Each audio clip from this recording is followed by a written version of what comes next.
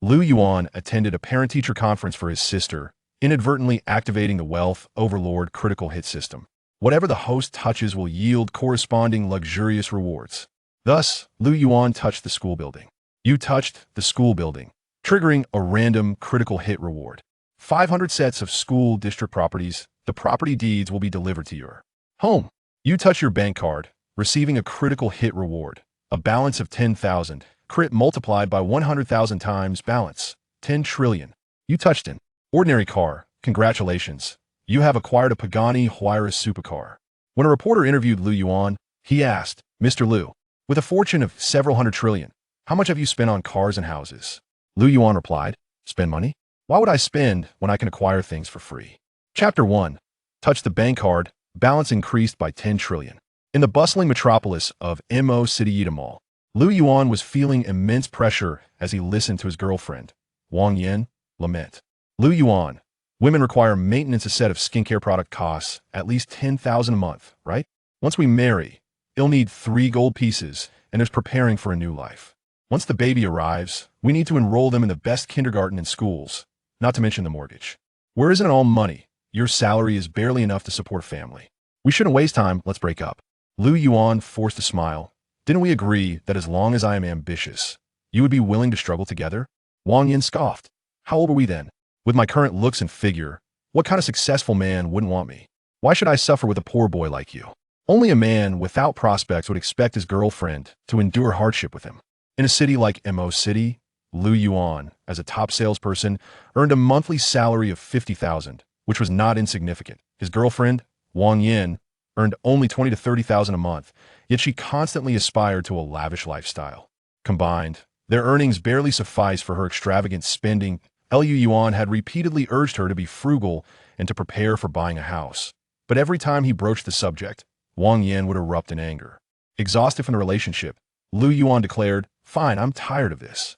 I don't want you anymore, let's break up. You are the one being dumped. With that, Lu Yuan rode away on his electric bike, leaving them all. Wang Yin was furious. What do you mean you're tired of this? What do you mean you don't want me? What do you mean of being dumped? Meanwhile, Lu Yuan had already cycled far away. His parents lived far from his sister's school, and it was he who was attending her parent-teacher conference. Ding!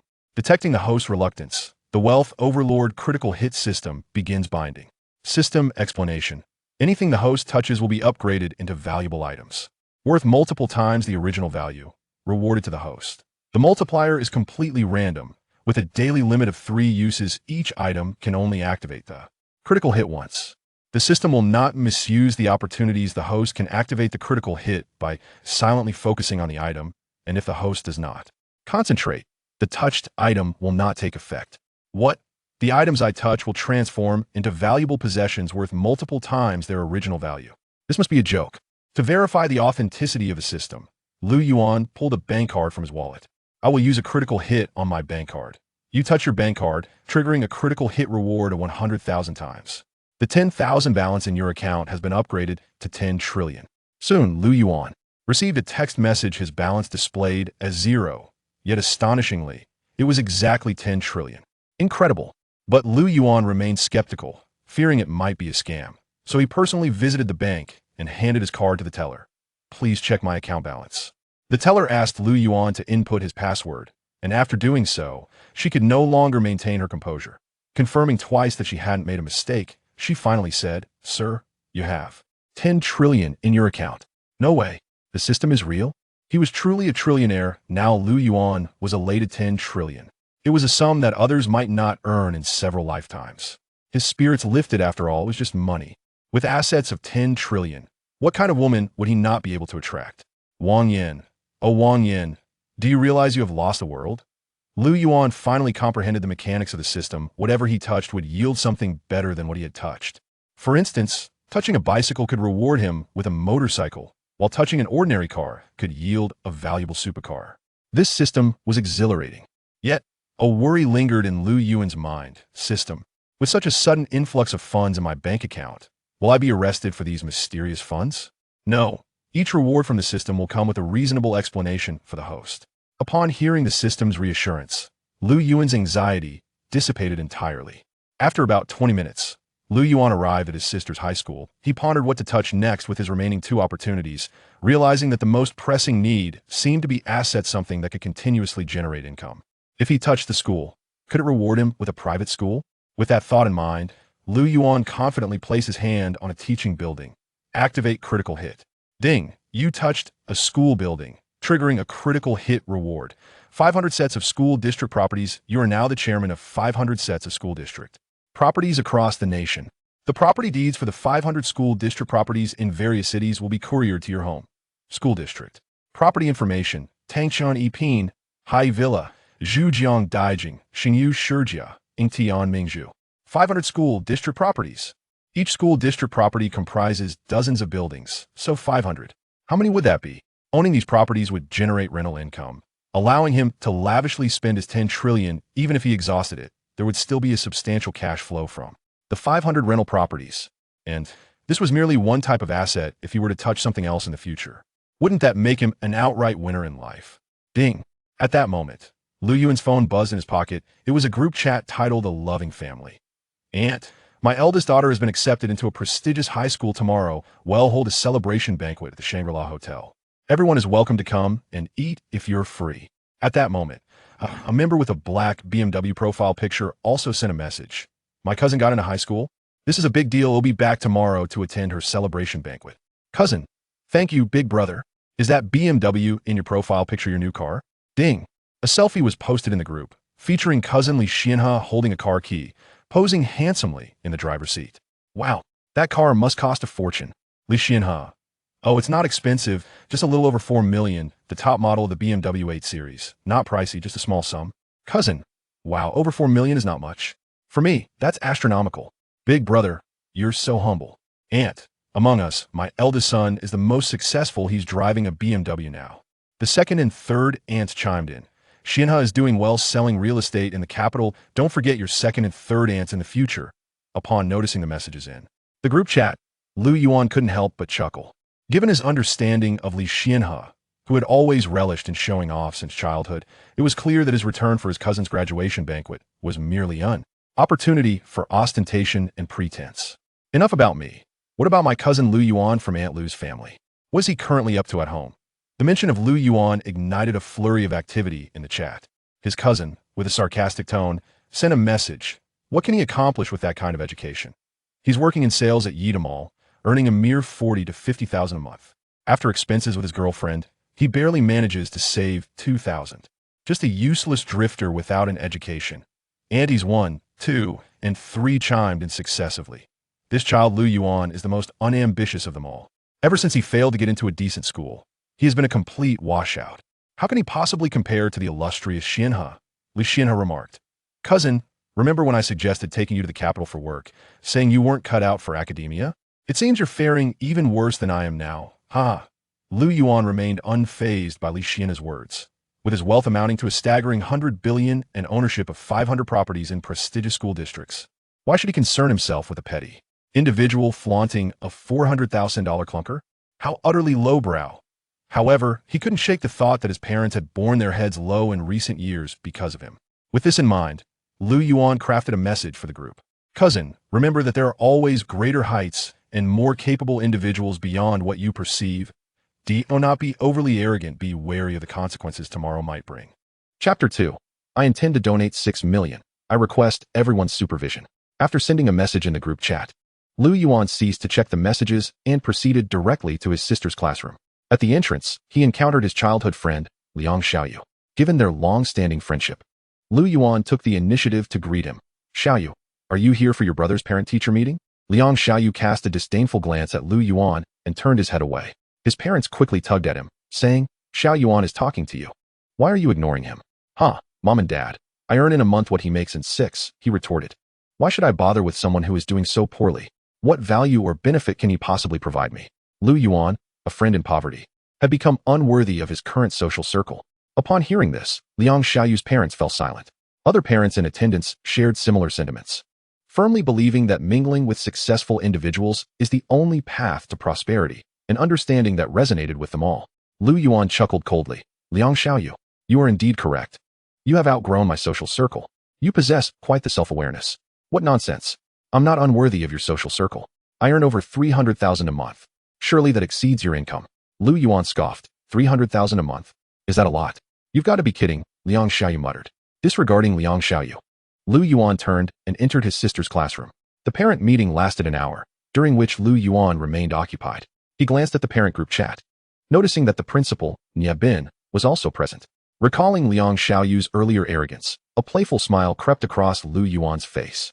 He clicked on Nye Bin's profile, set up a special transfer, and entered an amount before inputting his payment password. Group member Lu Yuan initiated a transfer to the principal, Nye Bin. The transfer amount, 200,000 yuan, with the note, donation to the school. The chat erupted in astonishment. My goodness, 200,000. Is Lu Shishir's brother really that extravagant? Lu Yuan, what do you do for a living? You seem so unassuming, yet you have the means to donate 200,000. However, one person did not join the chorus of praise. Yang Xiaoyu.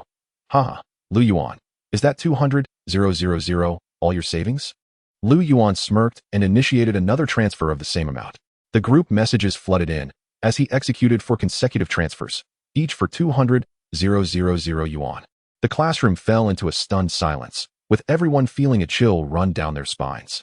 Typically, the group exchanges consisted of modest sums, rarely exceeding 30 or 50,000. Yet here was a millionaire donating 1 million in 5 transfers, a rarity indeed. Whispers of disbelief filled the air. Wow, has he really donated 1 million? Turns out Lu Yuan is the hidden tycoon amongst us. Mr. Lu, are you still in need of a girlfriend? How about I introduce my daughter to you? Mr. Lu, do you still need accessories for your legs? Liang Xiaoyu, watching from the screen, wore an expression of disbelief. No, it can't be. This is impossible. For so long, he had taken pride in his own accomplishments, but in this moment, all his arrogance was trampled underfoot by Lu Yuan. Reflecting on his earlier humiliation of Lu Yuan at the door, Liang Xiaoyu bitterly realized he had become the fool. At that moment, Lu Yuan initiated a final transfer of 200,000. He composed a message. The last 200,000, Principal Nye Bin. Today, I maxed out 6 bank cards at 200,000 each. I will return tomorrow to donate an additional 2 million. I plan to donate a total of 6 million to the school over 5 days. I hope all parents and teachers in this group can supervise me in fulfilling this donation. If I fail to complete it, I will privately send each person a red envelope of 10,000 yuan and share the screenshot in this group. Gasp.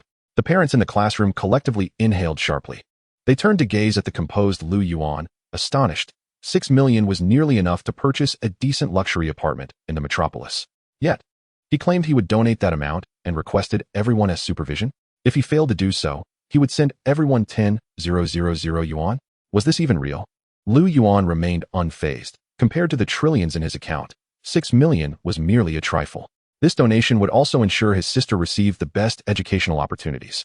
The chat erupted once more. A person capable of casually donating 6 million must be worth at least 60 million. Who is he looking down upon? Mr. Lu must have at least 10 million set aside for living expenses. His net worth must exceed 100 million. Principal Nye Bin, equally astonished, had never witnessed such a donation before. He quickly typed a response. Lu Yuan, what do you need me to do? Lu Yuan replied, you don't need to do anything. My sister, Lu Shishir, is in class 3 of the 2nd year. She is 16, so please look after her. I hope this money will be utilized to improve the school's educational conditions. Understood, Mr. Lu. I will ensure your sister is well taken care of. Many parents in attendance quickly voiced their support. Mr. Lu, I'll tell my kid not to bully your Shishir anymore. Me too. I'll make sure my daughter shares her snacks and toys with your sister. In a mere gesture, a man who casually donated 6 million was surrounded by the parents of his child's classmates, all eager for association. Who wouldn't want to befriend such a benefactor? Amidst the flattery, Lu Yuan remained indifferent. After 20 years of hardship, he had long since become accustomed to human nature. Such individuals merely follow whoever tosses them a bone. At that moment, Liang Xiaoyu approached Lu Yuan with a newfound enthusiasm. Lu Yuan, let us add each other on WeChat. We should keep in touch. A cold smile graced Lu Yuan's face. Liang Xiaoyu's audacity was remarkable. After blocking him, he now sought to reconnect?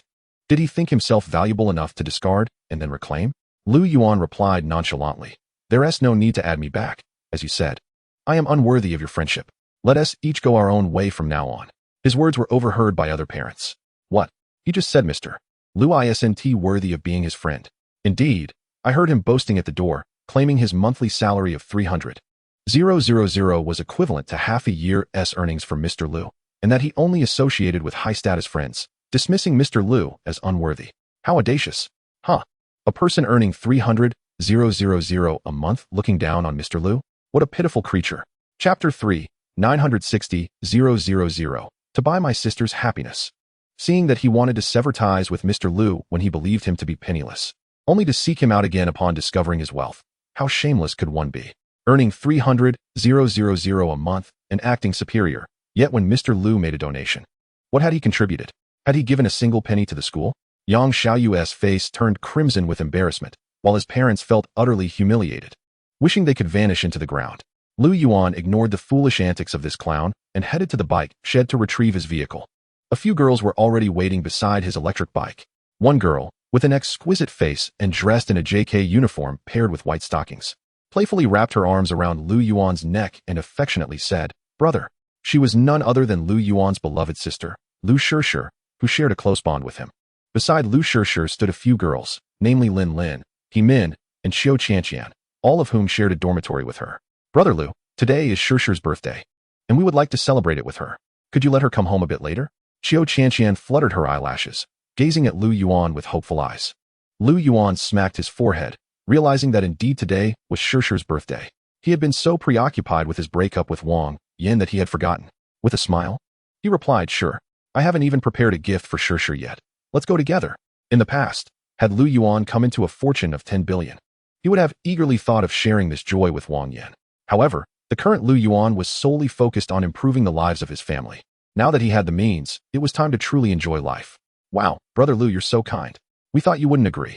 The group hailed a taxi and headed towards the largest financial street in the heart of the city. They entered a specialty store for skincare products. Xiao Qianqian, the wealthiest among the dormitory girls, selected a lipstick worth 500 yuan and handed it to Shishir, saying, "Shishir, happy birthday. Here is a lipstick for you." The other two girls, less affluent, gifted her a ring and a necklace, each priced under 1,000. At that moment, a girl of similar age to Lu Shishir approached with her brother. "Brother, I want that lipstick set for over 3,000. And I also want this Chanel perfume. It's only 4,000. As she browsed, she spotted Lu Shishir's group. "Lu Shishir, this is the largest financial street in the city. And you're only buying a lipstick worth 500? Your dorm mates sure have some nerve bringing you here." Lu Yuan observed his sister with curiosity. "Do you know her?" Lu Shishir nodded. "She is Su Bing, a classmate who has always been at odds with me." "What's there to flaunt about a few thousand yuan worth of skincare products?" murmured Shishir's friends discontentedly, although their voices were low.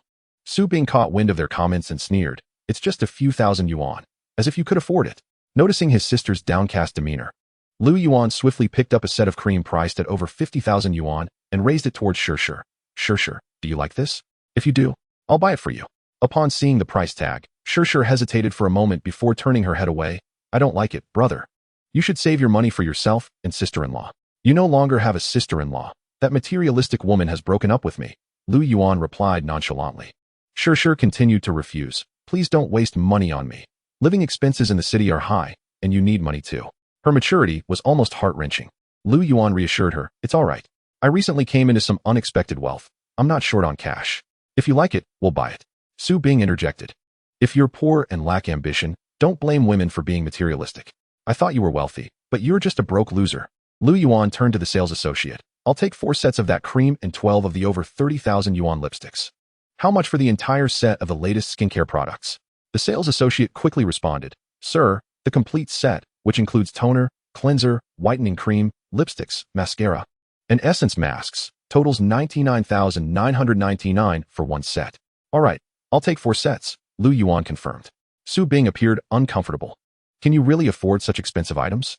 The sales associate, equally flabbergasted, asked. "Sir, that comes to a total of 960,000. Are you certain?" Lu Yuan calmly retrieved his bank card. "Bring me the POS machine. I'll pay by card."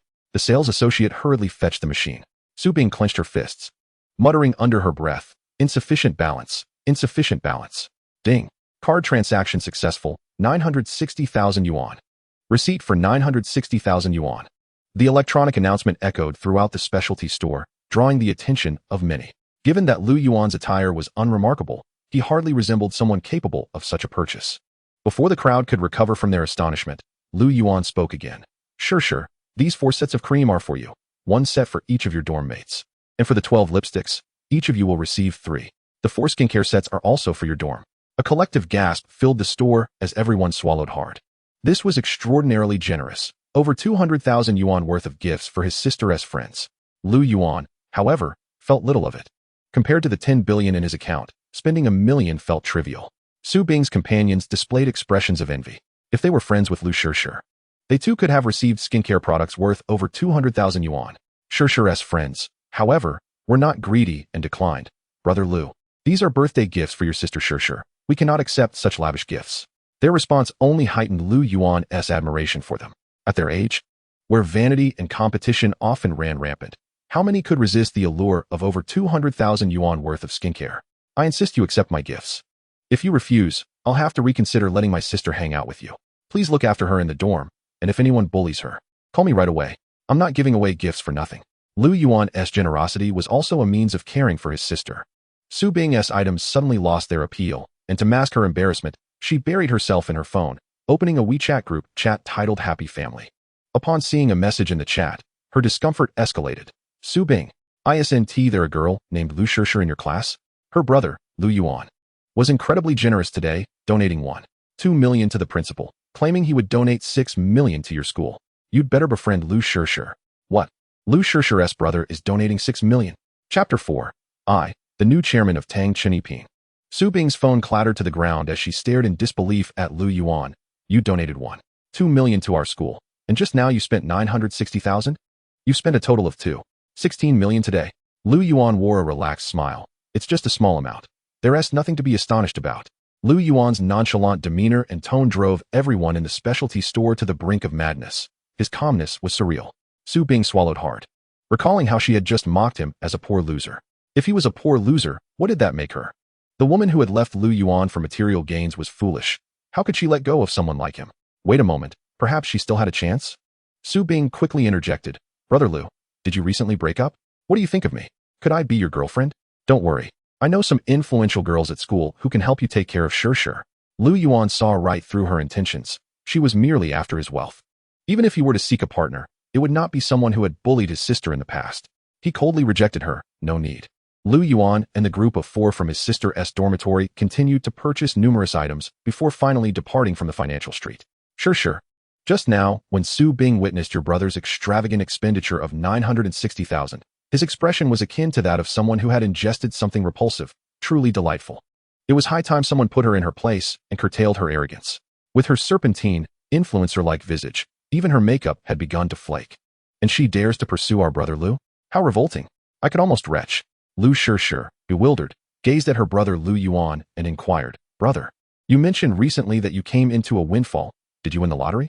No, Lu Yuan clarified. I stumbled upon an antique and sold it for a substantial sum.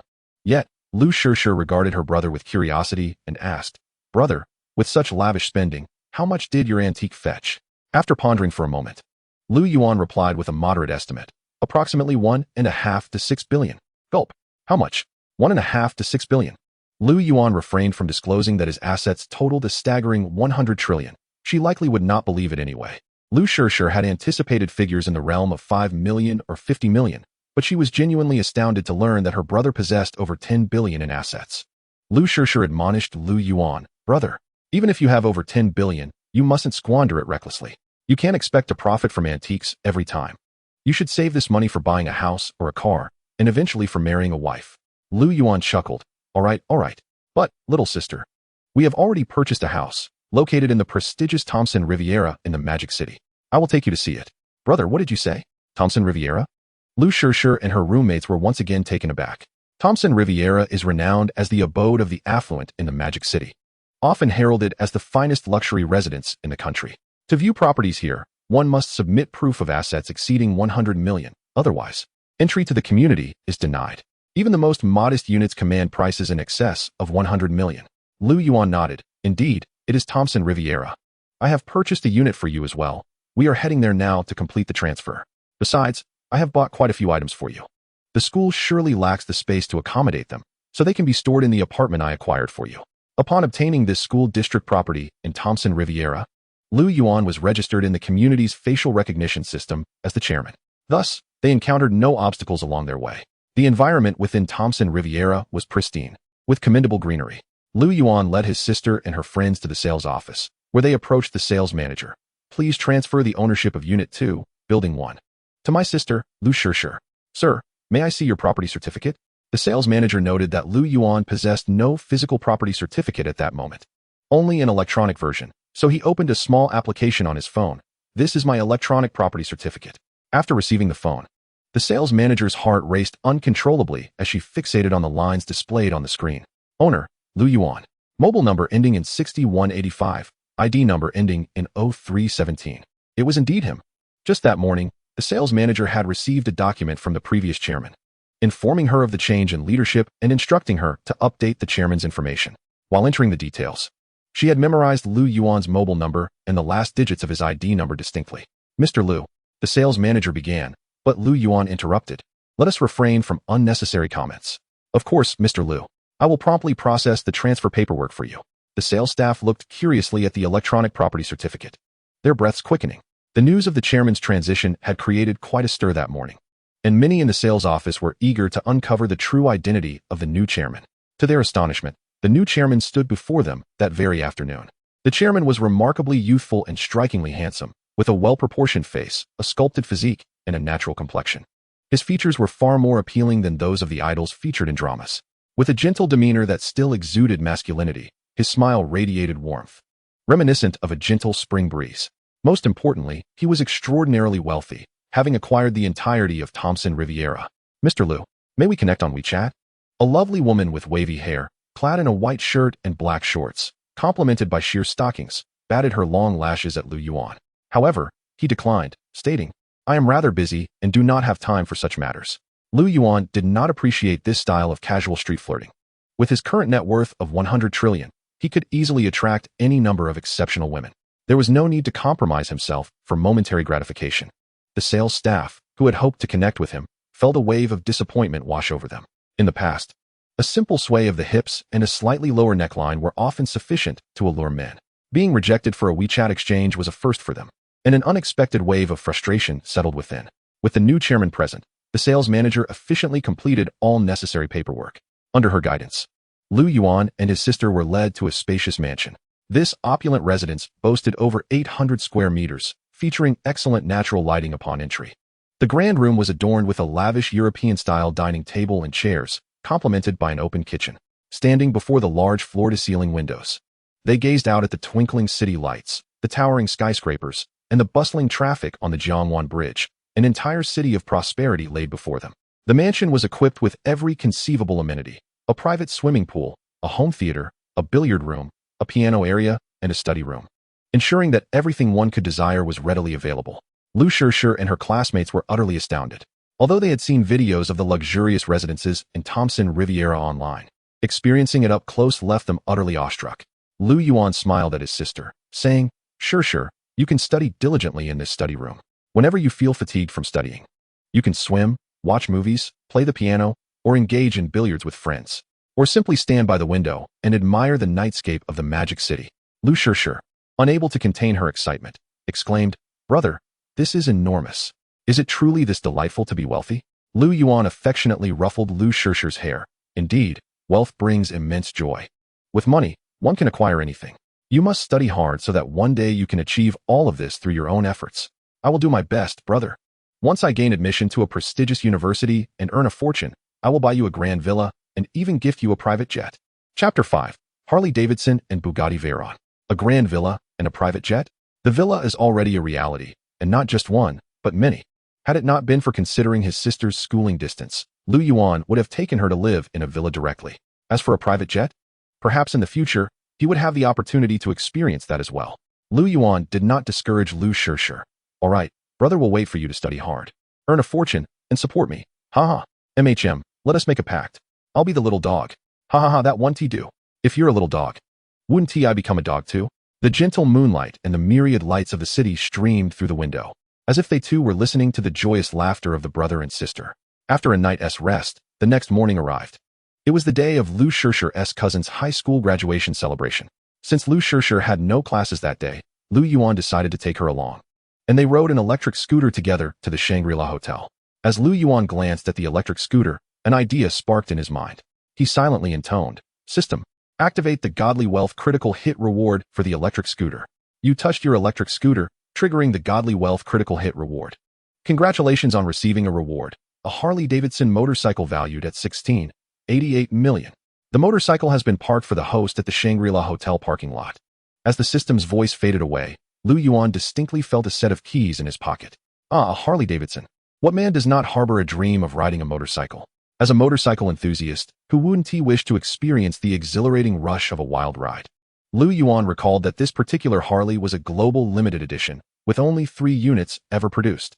Eager to behold this magnificent machine, he hastened the speed of his little electric scooter and finally arrived at the Shangri-La Hotel after more than 20 minutes.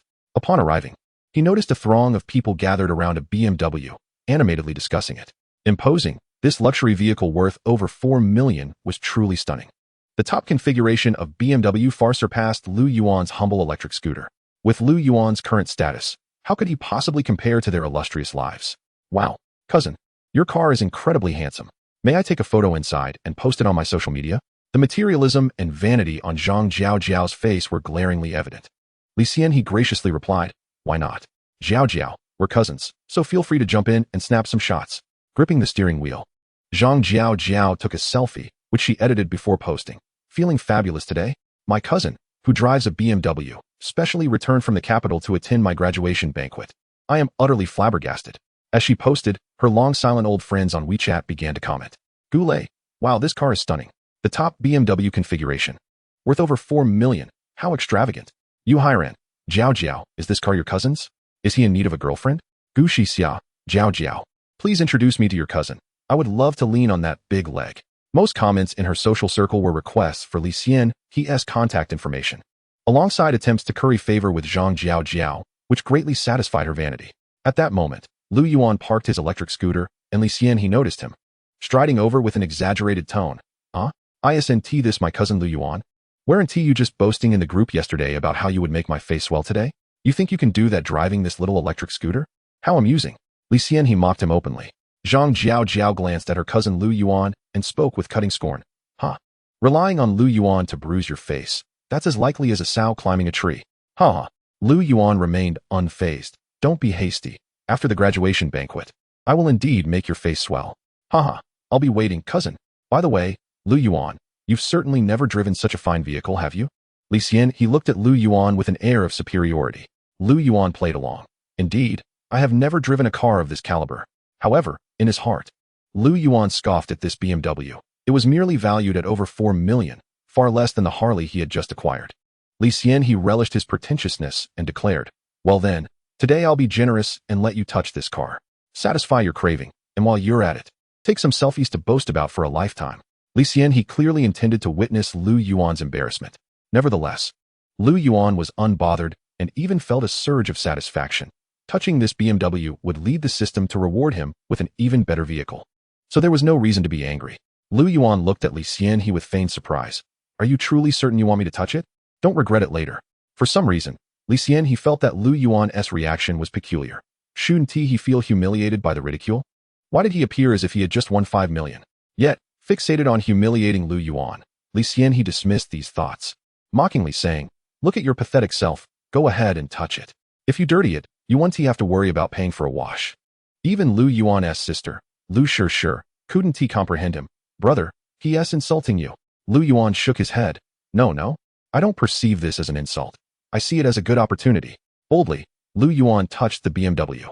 At that moment, Zhang Jiao grew displeased. "You're allowed to touch it, but why do you? Have you never seen a fine car before? You criticize your cousin in the family group, yet you're shameless enough to touch his car? Lu Yuan, how do you have the audacity?" A chorus of relatives echoed their disapproval of Lu Yuan. "Exactly. You're failing in life. Yet you don't realize you should be grateful to cling to Xian he's coattails," still mocking him in the group. "Now you dare to touch his car?" The difference between those who received an education and those who did not was stark. "Whether my face is big or not is none of your business. I didn't touch your cars. Just because he's impressive doesn't mean you are too. Why are you all so riled up?" Lu Yuan refused to indulge his cousin, who had never called him brother. Zhang Jiao was left speechless, stammering. You, the relatives exclaimed. "What the hell?" While Lu Yuan touched the car, he activated his system's millionaire reward ability. "You have touched a BMW. triggering a millionaire critical reward. The BMW has been upgraded, and the host has received a Bugatti Veyron, fully documented, parked at the Shangri-La Hotel parking lot. The car keys have been placed in the host's pocket. Lu Yuan patted his pocket, and indeed, he felt another set of keys, resembling that of a car model. Finally, it was in his grasp. This was worth it. Merely enduring a few clowns barking to acquire a fully paid Bugatti Veyron. What could be more exhilarating? At that moment, Li Xian he approached eagerly. Cousin, how does it feel to drive? Nice, right? Feel. Quite dreadful. This piece of junk is rather uncomfortable. Lu Yuan replied with disdain. Chapter 6. Dare to provoke Lu Yuan? Have you considered how you wish to perish? After receiving the system's millionaire rewards, Lu Yuan had no intention of indulging Li Xian he's pretentiousness. Li Xian he's expression darkened instantly. You just touched it with such joy, and now you call it junk? Zhang Jiao interjected with derision. Fool.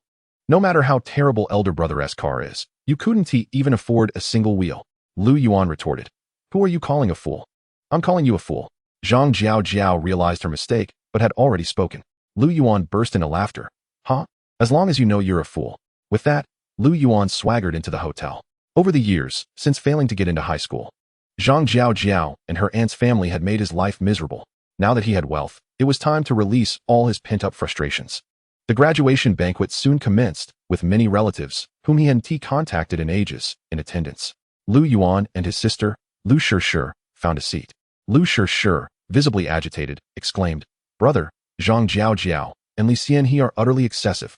I really want to bring the shopping receipt you bought me for my birthday yesterday and smack them in the face. Lu Yuan peeled a large shrimp for his sister. Indifferent. No worries, it's fine if you don't have it. The more proud Zhang Jiao is now, the more uncomfortable I'll make her later. With assets of 10 trillion, a motorcycle worth over 10 million, and a Bugatti Veyron worth over 50 million, along with 500 sets of school district housing, Lu Yuan had countless ways to crush Zhang Jiao and her family. As the elderly aunt took the stage, her voice trembled with excitement. My eldest daughter has achieved great success, gaining admission to high school. All my years of supporting her education have not been in vain. I hope my dear girl studies diligently in high school, enters a prestigious university, and pursues her graduate studies, soaring ever higher. Indeed, what a wonderful sentiment from seventh sister. We also wish my niece a fruitful high school journey, hoping she excels in her college entrance examinations. The crowd erupted in applause, and Zhang Jiao's face radiated with pride. She cast a challenging glance at Lu Yuan, then seized the microphone. Thank you, aunts, for your heartfelt blessings.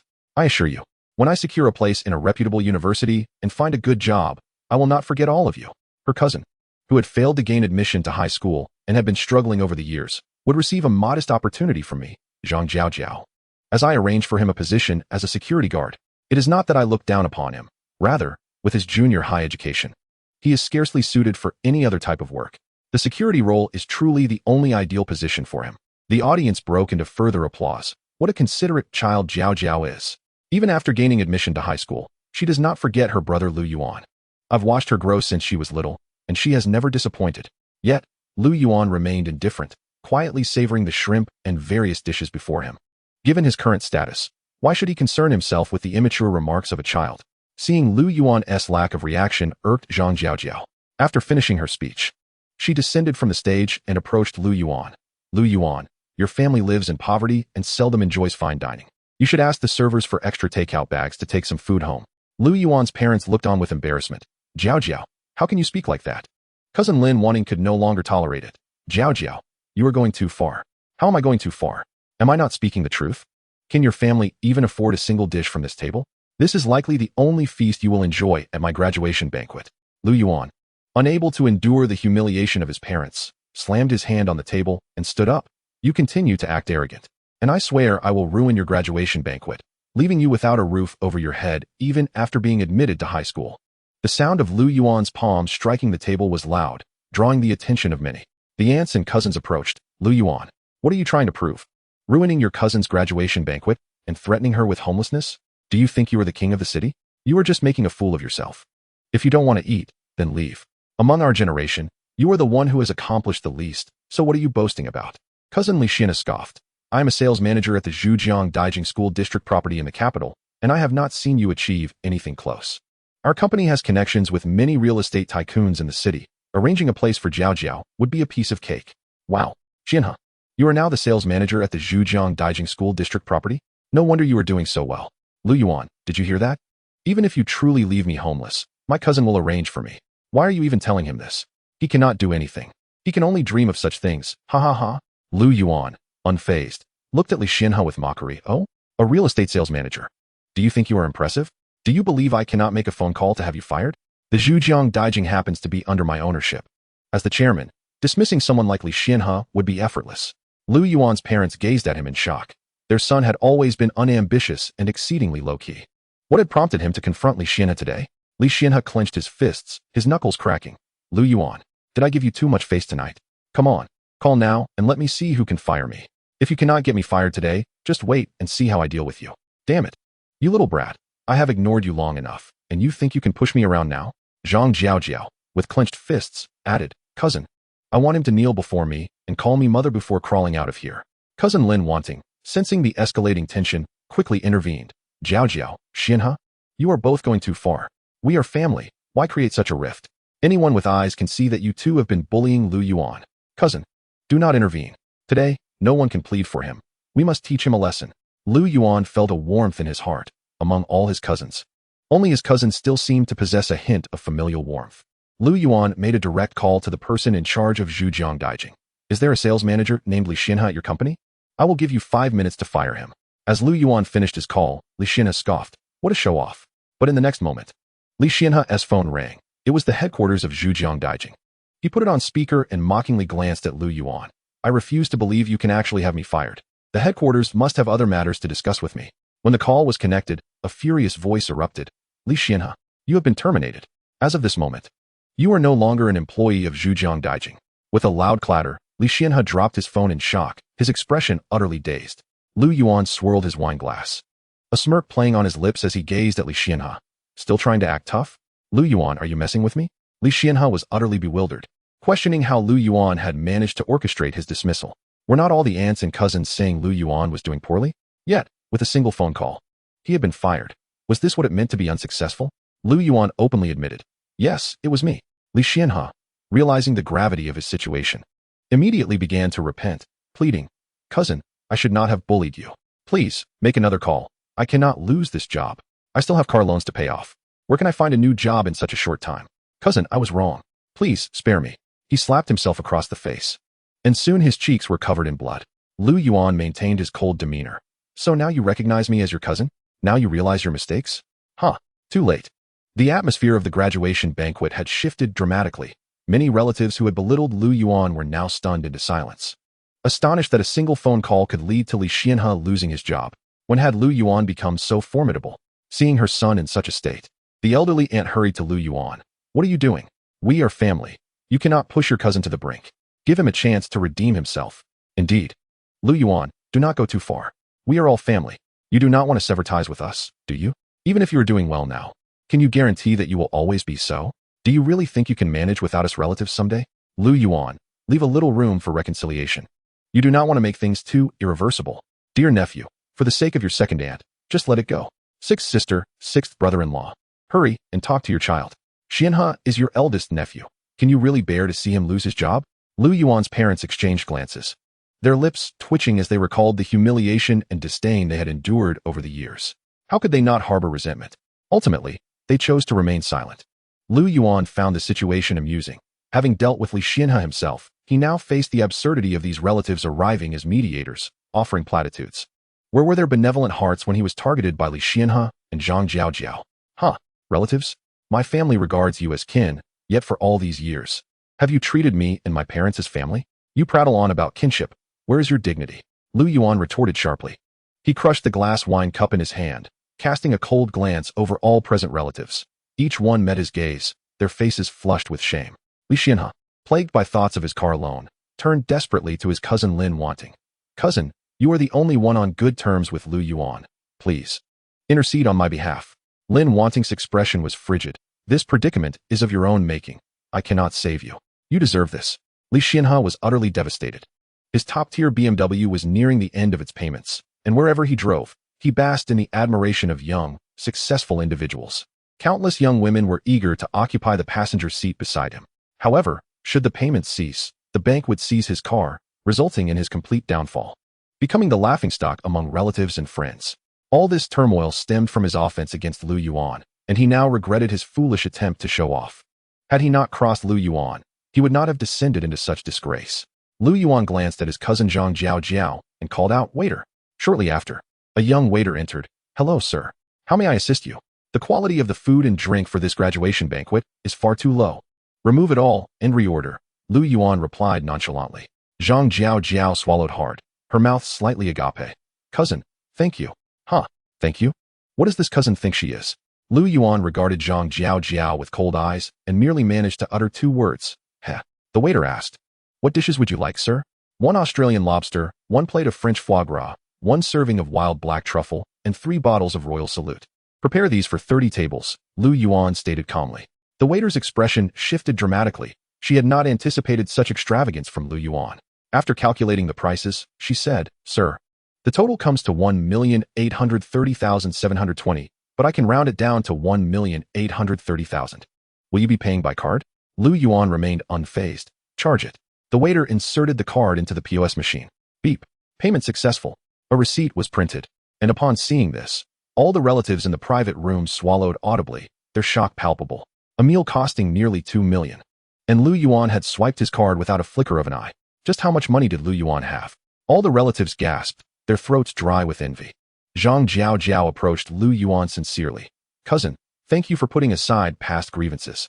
The relatives began to reconsider their views of Lu Yuan. Look at Lu Yuan. He is indeed successful now, spending 2 million on a meal. This is enough to buy half of Li Xian's BMW. I've watched Lu Yuan grow up. Always knew he was destined for greatness. 180,000. What could each dish possibly cost? Must be exorbitant. I've only seen Australian lobsters consumed by influencers in short videos. I hear one costs 8,800. And that French foie gras, over 10,000 for a piece. Stop talking. I'm getting hungry. Today, I get to indulge thanks to my nephew Lu Yuan. A group of relatives rubbed their hands together, eagerly awaiting the dishes. Zhang Jiao, unable to contain herself, swallowed with anticipation. She had never tasted such delicacies before. Lu Yuan's younger sister, Lu Shishir, looked at him quizzically. "Brother, why are you spending so much to treat them? They humiliated you. Do you have money to burn?" "You'll understand shortly," Lu Yuan replied with a playful smile. Before long, the dishes began to arrive. The enormous red Australian lobster was the first to grace the table, followed by black truffles and French foie gras, their enticing aromas making everyone's stomachs grumble uncontrollably. Externally composed, Lu Yuan felt a rush of satisfaction. The sight was a feast for the eyes, and he hoped his parents and Shishir would enjoy plenty. The less discerning relatives began to comment. "Such a large lobster. Just looking at it fills me up. Look at this foie gras. A delicacy worth 10,000 apiece. How exquisite." Everyone picked up their chopsticks, ready to indulge, but just as they were about to take their first bite, Lu Yuan's voice interrupted. "Those who mocked me earlier, do you now dare to consume the food I've paid for? How shameless. Are you all so eager to eat? Have you never had anything good in your lives?" As Lu Yuan's words resonated, his gaze fell upon Zhang Jiao. All the relatives turned crimson, none daring to continue eating. They wished they could vanish, utterly humiliated by Lu Yuan's scorn. His aunt cleared her throat. "Nephew, we meant no malice. Those words were merely to motivate you. Why are you so ungrateful? You ordered 30 tables. Your family of 4 cannot possibly consume all this." Lu Yuan stroked his chin, pondering her words. "You may have a point. It does seem excessive." His aunt wore a disingenuous smile, feigning concern. "How about we help you with it? I've never had such fine food in my life. Dear nephew, could you ask the waiter for some takeout bags?" Lu Yuan's face broke into a cold smile. "No need for your assistance. The 30 tables of food are meant for the dogs, not for you." He turned to the waiter. "Bring your boss and all the staff here. If we cannot eat it, let them enjoy it. Also, discard the graduation banner and replace it with Happy Birthday, Miss Lu Shishir. Then, please ask these people to leave the private room and not disturb my family's meal." Lu Yuan's expression was icy. The waiter quickly relayed the message to the company group and the staff, knowing about the rift between Lu Yuan and Zhang Jiao. Removed the graduation banner, even cutting it into shreds and stomping on it before finally discarding it in the trash. Zhang Jiao was furious, her fists clenched, trembling with anger as she glared at Lu Yuan. "From the moment you ordered, you aimed to humiliate us, didn't you?" Lu Yuan picked up a piece of foie gras, meeting her gaze coldly. "Indeed, I did say I would ruin your graduation banquet." Zhang Jiao, seething with rage, finally exploded. "Who cares to eat your food? We can simply arrange another room. What's so impressive about a few petty coins?" Other relatives chimed in. "Exactly. If you don't want to eat, Then let that frightening Australian lobster be yours. We won't touch it. Cousin Lin Wanting's family prepared to leave as well. Lu Yuan glanced at Lin Wanting and extended an invitation. Cousin, your family need not leave. Please stay and dine with us. Lin Wanting's family remained behind, while those who departed were filled with envy and jealousy, longing desperately for their own families to stay. As the room grew quieter with their exit, her cousin Lu Shishir gave a thumbs up to Lu Yuan, exclaiming, Brother, you truly are remarkable. Just when they were about to indulge, you humiliated them and made them uncomfortable. That was quite the move. They must be seething with anger. Lu Yuan playfully pinched the little girl's cheek, feigning annoyance. You little rascal. Do you know how to speak? This is called returning the favor in kind. Lu Yuan's parents, watching him with curious eyes, expressed their concerns. Yuan, you haven't been up to any mischief, have you? How did you come by such wealth? Mom and Dad, worry not. All my money is earned legitimately. Otherwise, how could I have the authority to dismiss Li Xianhe with just a phone call? With their worries alleviated, the family began to feast. The restaurant owner and staff, basking in Lu Yuan's generosity, also relished the sumptuous meal. Lu Shishir expertly peeled a piece of shrimp and offered it to Lu Yuan. Brother, open wide. I'll feed you shrimp. Lu Yuan eagerly devoured the Australian lobster, savoring its delightful texture, succulent, tender, and exquisite. He reciprocated by offering some black truffle to Lu Shishir. Shishir, you must try this. Upon tasting the black truffle, her eyes sparkled. Wow, brother, this is delicious. Lu Yuan affectionately ruffled her hair. If it's this good, I'll treat you every day? Absolutely not. I cannot squander your money, brother. Their parents, too, devoured the food with gusto, unaccustomed to such delicacies. Lu Yuan's father raised a glass of royal salute and remarked, Ah, the feeling of wealth is splendid. One can indulge in anything. Meanwhile, the mood in the adjoining room where Zhang Jiaojiao and her companions gathered was far from celebratory. Although they had reserved another table, the joyous laughter and delectable dishes from next door left them with a sense of dissatisfaction. Zhang Jiaojiao fumed, blaming Lu Yuan for ruining her graduation banquet. Lu Yuan, you may occupy a high floor in the Pearl River Empire, but mark my words. I, Zhang Jiaojiao, will one day ascend to the bed of the chairman of Pearl River Empire and have you dismissed. I shall reclaim the humiliation I suffered today 100-fold. Yet, her ambitions were destined to remain unfulfilled, for Lu Yuan was indeed the chairman behind Pearl River Empire and the true owner of 500 prestigious school district properties. After the sumptuous feast, Lu Yuan intended to head to the parking lot, planning to take his family somewhere to unwind. Upon arriving, he spotted a stunning blue heavy motorcycle. Undoubtedly his extravagant reward, a Harley-Davidson. A crowd had gathered around the bike. As no man could resist its allure, they paused to take photos and videos, admiring it from every angle. Among the crowd, Lu Yuan unexpectedly spotted his ex-girlfriend Wang Yan, who appeared to be live-streaming beside the motorcycle. Wang Yan, who worked in sales at Yida Mall and occasionally live-streamed luxury dining experiences and car showcases, held a microphone with enthusiasm, addressing her online audience. Do you know what this magnificent machine behind me is? Correct, it is a Harley-Davidson, the dream motorcycle of every young man. Its entirety is handcrafted, adorned with 360 diamonds, and some parts are constructed from 24-karat gold. The fuel tank features 2 transparent compartments housing luxury watches and rings. This motorcycle was priced over $12 million a few years ago, and now it's worth no less than $16 million. The viewers gasped in astonishment. What? This motorcycle costs over $10 million? Is this the toy of the wealthy? How magnificent! When will I ever ride something like that? I could wake up smiling from such a dream. Lu Yuan, filled with anticipation, quickened his pace towards the motorcycle. However, Wang Yan's livestream crew hurriedly blocked his path, demanding, What do you want? If you wish to see the bike, stand back. Can you afford to pay for any damages? With a determined shove, Lu Yuan brushed past the obstruction, pulling out a set of keys from his pocket and inserting them into the ignition. The roar of the Harley's engine filled the air, and the headlights flickered to life. He glanced coolly at the person who dared to impede him, retorting, I intend to ride home. You expect me to stand back? The individual, gazing up at Lu Yuan atop the motorcycle, lowered their head in embarrassment. You are the owner? Lu Yuan nodded. Indeed, I am the owner. Should I damage this Harley, would I need to compensate? The onlooker, now drenched in cold sweat, stammered, And no, you wouldn't. It was absurd. Lu Yuan was the owner, and even if he chose to destroy the motorcycle, it was his prerogative. The earlier act of blocking him now felt utterly foolish, and the individual wished they could slap themselves. As Zhang Jiaojiao, Li Xianhe, and others approached the parking lot, they overheard the price of the Harley-Davidson. Lu Yuan's relatives gasped in disbelief. Did she just say that motorcycle costs how much? Over 16 million. Good heavens, that is staggering. One motorcycle could equate to 4 of Xianhe's BMWs. The realization that Lu Yuan was the owner left them feeling foolish for their previous reactions, perhaps appearing as mere jesters in his eyes. Li Xianhe's face burned with embarrassment as he recalled his earlier remarks to Lu Yuan. Cousin, you've never driven such an impressive vehicle, have you? Indeed, Lu Yuan had never driven such a magnificent car. The sting of those words now rang painfully in his ears, revealing how trivial his own achievements seemed in the face of Lu Yuan's grandeur.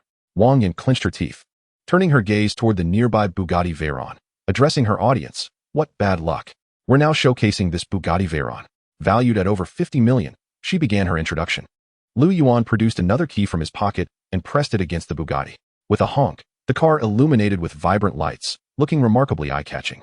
The gathered crowd was captivated by the allure and prestige of the Bugatti Veyron. Lu Yuan casually slid into the driver's seat with one hand tucked into his pocket, gripping the steering wheel with effortless ease. He cast a provocative smile at Wang Yan, proclaiming, "Apologies, but this Bugatti Veyron is also mine. It seems your plans are thwarted once again." What? The Bugatti Veyron belongs to Lu Yuan as well. The relatives of Lu Yuan could hardly contain their astonishment. This day had delivered an overwhelming series of shocks. A single phone call had cost Li Xianhe his position as sales manager at Zhujiang Emperor's residence, while a dinner bill of 1.83 million had been racked up by none other than Lu Yuan, the owner of a Bugatti Veyron worth over 16 million and another exceeding 50 million. When had he become so formidable? If Lu Yuan were to hold them accountable, they could scarcely fathom the repercussions. Whispers began to circulate among the crowd regarding Lu Yuan. Hiss. This young man dresses quite ordinarily. Yet he lives a life we wouldn't dare to dream of for the rest of our days. Truly, one must not judge a book by its cover. Do you really think everyone is like you, flaunting your wealth at every turn? Like some nouveau riche who wears their affluence on their sleeve? This single Bugatti Veyron and a Harley-Davidson could easily purchase a villa in the bustling metropolis. Even two such vehicles seem excessive to me. Huh? Is that your idea of sophistication? Those capable of acquiring such cars surely have a villa in the city. Lu Yuan's parents and sister, Lu Shishir, were taken aback, unable to believe that the cars they had only glimpsed in short videos were now right before their eyes, and were, in fact, their own. Lu Yuan's voice pulled them back to reality. Mom, Dad, Shishir, why are you still dawdling? Get in the car. Thus, Lu Yuan's parents and sister, still bewildered, climbed into the vehicle. Wang Yan, unwilling to accept this reality, glared at Lu Yuan and scoffed. Lu Yuan, is it amusing to rent these flashy toys just to win me back? Your actions only disgust me. One must be grounded in reality, not engage in such hypocritical self-promotion. Li Xianhe and Zhang Jiaojiao's expressions softened considerably. Zhang Jiaojiao ventured, Cousin, do you think Lu Yuan might have taken out a loan just to show off in front of us? Cousin, you might be onto something. As whispers of loans and rented cars spread among their relatives, they began to mock him. So you finished your show-off act, only to reveal it was financed. Spending 1.83 million on a meal and renting cars? With your meager salary, you'll never repay that. Lu Yuan swiftly retrieved 2 folders from the car, throwing them at his former girlfriend Wang Yan's face with force. Vixen, open them and see for yourself if these cars are rented. Oh, and you might claim the paperwork is forged. Feel free to call the dealership to verify. With that, Lu Yuan effectively severed Wang Yan's escape route. As she perused the documents, her expression froze, her mouth agape in disbelief. Harley-Davidson, owner, Lu Yuan, ID number, 2208. Bugatti Veyron, owner, Lu Yuan, ID number, 2208. Harley-Davidson purchase invoice, 17.5 million. Bugatti Veyron, 56 million. Payment method, full payment. Lu Yuan coldly surveyed Li Xianhe and the others, retorting, do you see clearly now? I purchased these 2 vehicles outright for over 70 million. If you think I took out a loan, come. Find me an institution in this city that would grant a 70 million loan based on my 100-plus square meter house. The relatives who had been so boisterous moments ago now resembled wilted eggplants, utterly deflated. No one had anticipated such an outcome. Li Xianhe and Zhang Jiaojiao felt a profound sense of defeat. That was over 70 million in cash, an unattainable height for them, even after a lifetime of hard work. Wang Yan's complexion shifted dramatically, her demeanor flipping completely. Darling, let's reconcile. Let us not part ways after all. What I said earlier was just in anger. You wouldn't take it to heart, would you? Lu Yuan pushed Wang Yan aside, his voice icy. It's not possible for us anymore. Wang Yan, filled with reluctance, even shed a few tears, appearing pitiful. Darling, must you be so heartless towards me? Lu Yuan replied coldly, I once offered you opportunities, but you failed to cherish them. Ha, woman, when you were down and out, you deserted me. Now that I stand in glory, who do you think you are? Chapter 10. The scorned one. Wang Yan felt a mix of regret and resentment. Lu Yuan's words stirred the other car owners in the parking lot. Such a successful and admirable man was once her boyfriend, yet she had dismissed him for being poor. Little did she know, she had lost the world. Indeed, where could one find a handsome and wealthy boyfriend like him? It was her great fortune that he had once been hers, yet she failed to appreciate it, casting him aside as if her intellect had been devoured by a dog. Brother, well said. Such women wish to gain without giving, abandoning someone with nothing in their lowest moments, but seeking them out when they shine. In the live stream, Wang Yin's reputation crumbled entirely. Haha. I always thought you were a pure streamer, but it turns out you're just a disgusting hypocrite. Unfollowed. Ugh, what a green tea type. I feel like vomiting my dinner. Unfollowed. Unfollowed. Unfollowed. Streamer, I've recorded this and reported it to the authorities. Prepare for your ban. Her millions of followers dwindled to mere thousands in just minutes. Wang Yin cried uncontrollably. I invested so much effort to build my fan base, and now it's all gone. All gone. The other car owners in the parking lot felt no sympathy for Wang Yin. Her downfall was of her own making. At this moment, Wang Yin was filled with regret, wishing she could slap herself for breaking up with Lu Yuan. Had she not ended things, she could have been seated in the passenger seat of the Bugatti Veyron, envied by countless women, basking in luxury. Given Lu Yuan's previous attitude, he would have undoubtedly spent his wealth on her as well. Yet all of this was squandered by her own cleverness. Lu Yuan chose not to engage with her further, pressing the accelerator as the engine roared to life. Preparing to depart, his cousin, Lin Wanting, approached, calling out to him. Cousin, I have something to discuss with you. Lin Wanting fidgeted, her lips moving as she hesitated, unsure of how to begin. Lu Yuan smiled at her, saying, Cousin, just speak freely. We're family. I'll help if I can. Lin Wanting breathed a sigh of relief. I'm short on my tuition for next month.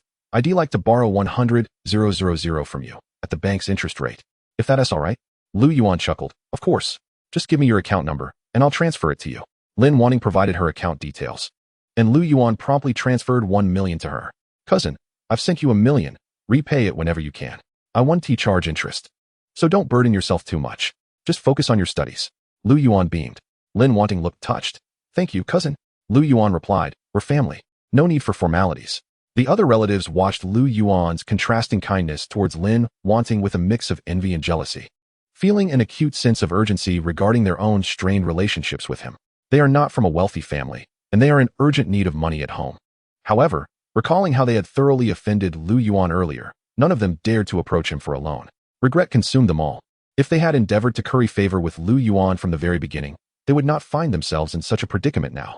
Lu Yuan, having lent money to his cousin, garnered a wave of goodwill in return. This young man with a Bugatti Veyron exuded such admirable character. It was no wonder he was affluent. When his cousin borrowed 100,000, he generously lent her 1 million without demanding any interest. What a magnanimous soul.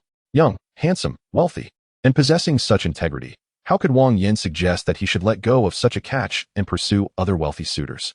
Was she blind? Ladies, isn't this perfect? The young man is single, a true gem. Why not seize the opportunity? The murmurs of the onlookers made Wang Yin increasingly uncomfortable, and she was engulfed in pain and torment. It turned out that the greatest loss from her breakup with Lu Yuan was hers alone. She felt as though she had truly lost an entire world. Filled with regret and unwillingness, she thought that if given another chance, she would never have broken up with Lu Yuan. Alas, regret is a luxury that this world does not provide, and she could only silently endure it all. The onlookers observed the regret etched on her face and couldn't help but comment, if we had known it would come to this, why did we act as we did? In the car, Lu Yuan's parents witnessed this unfolding drama. His mother, brimming with indignation, said, It's all right, Yuan. I'll have Aunt Wang introduce a few more prospects for you later. Now that we're doing well, since Wang Yin looks down on you, I want to let her step foot in our home. Mom, I'm not in a hurry. Lu Yuan felt that it was better to let things develop naturally rather than rushing. Brother, what do you mean you're not in a hurry? How old are you? If you think there are no suitable matches and blind dates, I can pick a few girls from my school for you. Lu Yuan immediately broke into a cold sweat. No way. Your school is filled with high school students. I have no desire to step into that trap. You can wait for them to grow up a bit. Lu Yuan's parents turned red-faced, casting reproachful glances at him. What have you been teaching your sister? Sure. Don't follow your brother's example. He's leading you astray. Lu Yuan felt wronged and wanted to cry. How is her early maturity my fault? At that moment, a stunning woman with flowing hair, clad in a white dress, approached the car with enthusiasm. Hey, handsome, can we exchange WeChat? Would love to get to know you. Following her, another beauty in a short skirt and black stockings joined in. I'd like to add your WeChat too. Within moments, Lu Yuan found himself surrounded by 7 or 8 girls, each with varying hair lengths and appearances, some sweet-faced and others with voluptuous figures. He chuckled to himself, realizing that if it weren't for the aura of owning a Bugatti Veyron, none of these girls would even consider approaching him. Sure teased playfully, "Hurry, brother. You have so many princesses to choose from. Pick a sister-in-law for me. Shut up, you little brat, or I'll give you a good thrashing. Would you dare hit me?" Lu Yuan affectionately glanced at Sure, "I wouldn't dream of it. You win." With a lackluster expression, Lu Yuan turned to the beautiful girls outside the window. "I'm not interested in you, so there's no need to get acquainted. Wait, don't be so aloof. Handsome, just give us a chance to know you." Lu Yuan simply rolled up the window. The group of women stomped their feet in frustration. "It's just a bit of money. He acts like he's above us. Who knows how many young girls he is secretly entertaining." The male car owners in the parking lot couldn't bear to watch any longer. "Are you all out of your minds? Just because you want to add someone on WeChat doesn't mean they have to comply. If they choose not to, you shouldn't slander them. Have you never encountered wealthy people before?" A gaggle of common folks seemed to think themselves quite the prize. Chapter 11. Oh no, over 90 billion in savings exposed. After leaving the Shangri-La, Lu Yuan headed to the headquarters of the Haishang Wellness Spa, hoping to help his parents unwind. This establishment combined dining, tea ceremonies, hot springs, massages, and sauna experiences, sprawling over more than 5,000 square meters, making it the largest wellness club in the city. Upon witnessing the grandeur of the place, Lu Yuan's parents were initially reluctant to enter. In the end, Lu Yuan had to practically drag them inside. "Mom, Dad, you've worked hard over the years. I've earned good money now, and it's time to treat you both. Enjoy yourselves. You're just wasting money," his mother remarked, eyeing the opulence of the place. "This looks expensive. We want to come to such places again." Lu Yuan sighed. "All right." The family of four strolled inside, chatting and admiring the decor and service. Although they feigned disdain, Lu Yuan's parents couldn't help but keenly observe the staff, having never encountered such luxury in their lives. Every step revealed picturesque scenes, blending elegance with sophistication. At that moment, laughter echoed from behind the family of four. "Mom and Dad, shall we indulge in the diamond membership room like last time?" A middle-aged man's face lit up with ecstasy. "Yes. Ever since our last visit, I've been telling your mother how I long to experience that level of service again. It was simply transcendent." As this family approached Lu Yuan's, the man halted, recognizing Lu Yuan's father. "Old Lu? Old classmate, what are you doing here?" Lu Yuan's father beamed with pride as he looked at Lu Yuan. "My son, Lu Yuan, insisted on treating us. Just how much does this kid earn in a month? I said we shouldn't come, but he dragged me in here, wasting money." After saying this, Lu Yuan's father introduced Lu Yuan, "Xiao Yuan. This is my old classmate Lu Lei. You can call him Uncle Lu." Lu Yuan politely responded, "Hello, Uncle Lu." The middle-aged man scrutinized Lu Yuan from head to toe. "Where do you work, young man?" "At Yida Mall, selling jewelry," Lu Yuan replied courteously. "Sales, huh? The earnings can't be substantial. How do you bring your father to such a place?" Lu Lei's expression revealed disdain and mockery. Lu Yuan felt utterly speechless. "What is wrong with bringing my dad here?" Lu Yuan's father frowned. "Old Lu, what's south wrong with this place?" Lu Lei's son, Lu Dongfeng, let out a scoff, reveling in his perceived superiority. "Uncle Lu, take a good look at the scale of this establishment. Is it anything like those shabby bathhouses you usually visit? In those places, you'd be lucky to scrape together 300, and 1,200 would be enough. Do you know what this place is? The Haishang Wellness Spa headquarters, the most elite wellness institution in the country. A night here costs no less than 30 to 50,000. Can you afford that with your income level? Your son is just bringing you here to embarrass you." Lu Dongfeng mocked. Upon hearing this, Lu Yuan's father panicked. "Xiao Yuan, should we just go home? We can wash up at home." Seeing his father's distress, Lu Yuan felt irritated and reassured him, "Dad, don't listen to his scare tactics. I spent quite a bit at Shangri-La today. I'm not worried about this little amount." Lu Yuan's parents felt considerably relieved. After all, their son had spent 183,000 on a meal. Surely he wouldn't mind this small expense.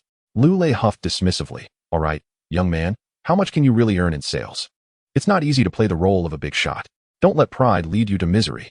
Since my son Dongfeng is a diamond member here, why not let your family enjoy a little luxury at my son's expense tonight?" Lu Lei's tone suggested he was doing Lu Yuan's family a favor. "Uncle Lu, you've probably never experienced anything like this, have you? Since my father has spoken today, I shall treat you. Come and broaden your horizons." Lu Dongfeng harmonized with his father. He patted Lu Yuan on the shoulder and earnestly advised, "Lu Yuan, you must strive to excel, so that one day you can bring your parents to enjoy the privileges of this exclusive members area, rather than relying on others to foot the bill when you bring them here next time." Lu Yuan scoffed. "Isn't it just a VIP membership? Who do you look down upon? I shall procure one right away." He hastened to the bar and inquired, "What are the requirements to obtain the highest level membership?" "Sir, the pinnacle of our membership is the Supreme VIP, which necessitates a deposit of 6 million on the membership card, and your personal net worth must exceed 50 million. Upon hearing this, Lu Dongfeng mocked, "With your meager salary, it's futile to even ask about this. Even if you were to inquire, you wouldn't be able to afford it. Not only you, but even our boss cannot afford the Supreme VIP." Lu Yuan shot a cold glance at Lu Dongfeng. "How do you know I can't afford it?" "Haha, the top salesperson at Yida Mall earns only 50,000 a month. If you own a house, you must be repaying a mortgage each month, right? If not, you surely have rent to pay. We both know the cost of living in this city. After paying for housing or rent, and perhaps dating, how much can you possibly save? Even given 2 or 3 decades, you would struggle to accumulate a net worth of 50 million. If you manage to get that card today, I, Lu Dongfeng, will kneel and call you dad." Lu Yuan smirked. "Then you should wait to call me dad." In a defiant gesture, Lu Yuan pulled out his bank card and tossed it to the bar. "I'll take 4 Supreme VIP cards, 1 for each member of my family. Just check the balance on my card to ascertain my worth." The bar staff, trained to treat all patrons equally in such an upscale establishment, retrieved the POS machine and inserted the card. Lu Dongfeng, eager to ridicule Lu Yuan further, was silenced by the electronic notification that interrupted his thoughts. For Supreme membership cards, successfully activated. Transaction amount, 24 million. Payment received, 24 million. The staff then guided Lu Yuan to log into his online banking account, and upon seeing the astonishing balance, her jaw dropped in astonishment. With admiration, she gazed at Lu Yuan, realizing that his parents were dressed modestly, indicating that Lu Yuan was not a wealthy heir, but had built his fortune from scratch. The balance displayed was over 90 trillion. If one were to consider his recent bank transactions, spending 5 million a day, he was likely on the brink of accumulating 100 trillion. In this city, who among the wealthy heirs could be so extraordinarily affluent? With 4 Supreme membership cards in hand, Lu Yuan patted Lu Dongfeng on the shoulder. "Dongfeng, strive hard, perhaps in a few years, you can afford to secure a Supreme membership for each of your parents instead of sharing a single diamond membership and embarrassing yourself here. I have secured these Supreme membership cards, and since I have 4, shouldn't you fulfill your promise and kneel to call me dad?" Lu Yuan regarded Lu Dongfeng with a cold stare. Chapter 12. Lu Yuan, please don't cancel my membership. Lu Dongfeng's parents were mortified, wishing for a hole to swallow them whole. After all, how could they boast about sharing a single diamond membership when compared to Lu Yuan's direct acquisition of Supreme memberships? Lu Yuan effortlessly obtained 4, while Lu Dongfeng's modest achievements paled in comparison. Lu Lei, infuriated, kicked Lu Dongfeng sharply. "Stop trying to imitate others. You're just a pathetic loser." Lu Dongfeng, speechless, lamented, "How was I to know he was so wealthy?" Lu Yuan pressed, "Stop deflecting, call me dad." Lu Dongfeng clenched his fists, his expression darkening. "Lu Yuan, dream on if you think I'll call you dad." The bar staff, pitying Lu Dongfeng, remarked, "You can choose not to call him, but your membership will be unilaterally revoked, and your deposit will not be refunded." Lu Yuan turned to Lu Dongfeng. "This diamond membership costs around 500,000, right? Will you opt for the 500,000 membership card, or will you call me dad? The choice is yours." Lu Dongfeng, suddenly cowed, dropped to his knees, murmuring, "Dad." Lu Yuan feigned placing his hand near his ear. "What did you say? I didn't hear you. Speak louder." Lu Dongfeng gritted his teeth. "Lu Yuan, don't push it. Push it? You think I'm being excessive? Well then, bar staff, it seems he has no sincerity. Please cancel his membership." Lu Yuan directed his gaze towards the bar, confident that with his fortune exceeding 90 trillion, the staff would side with him.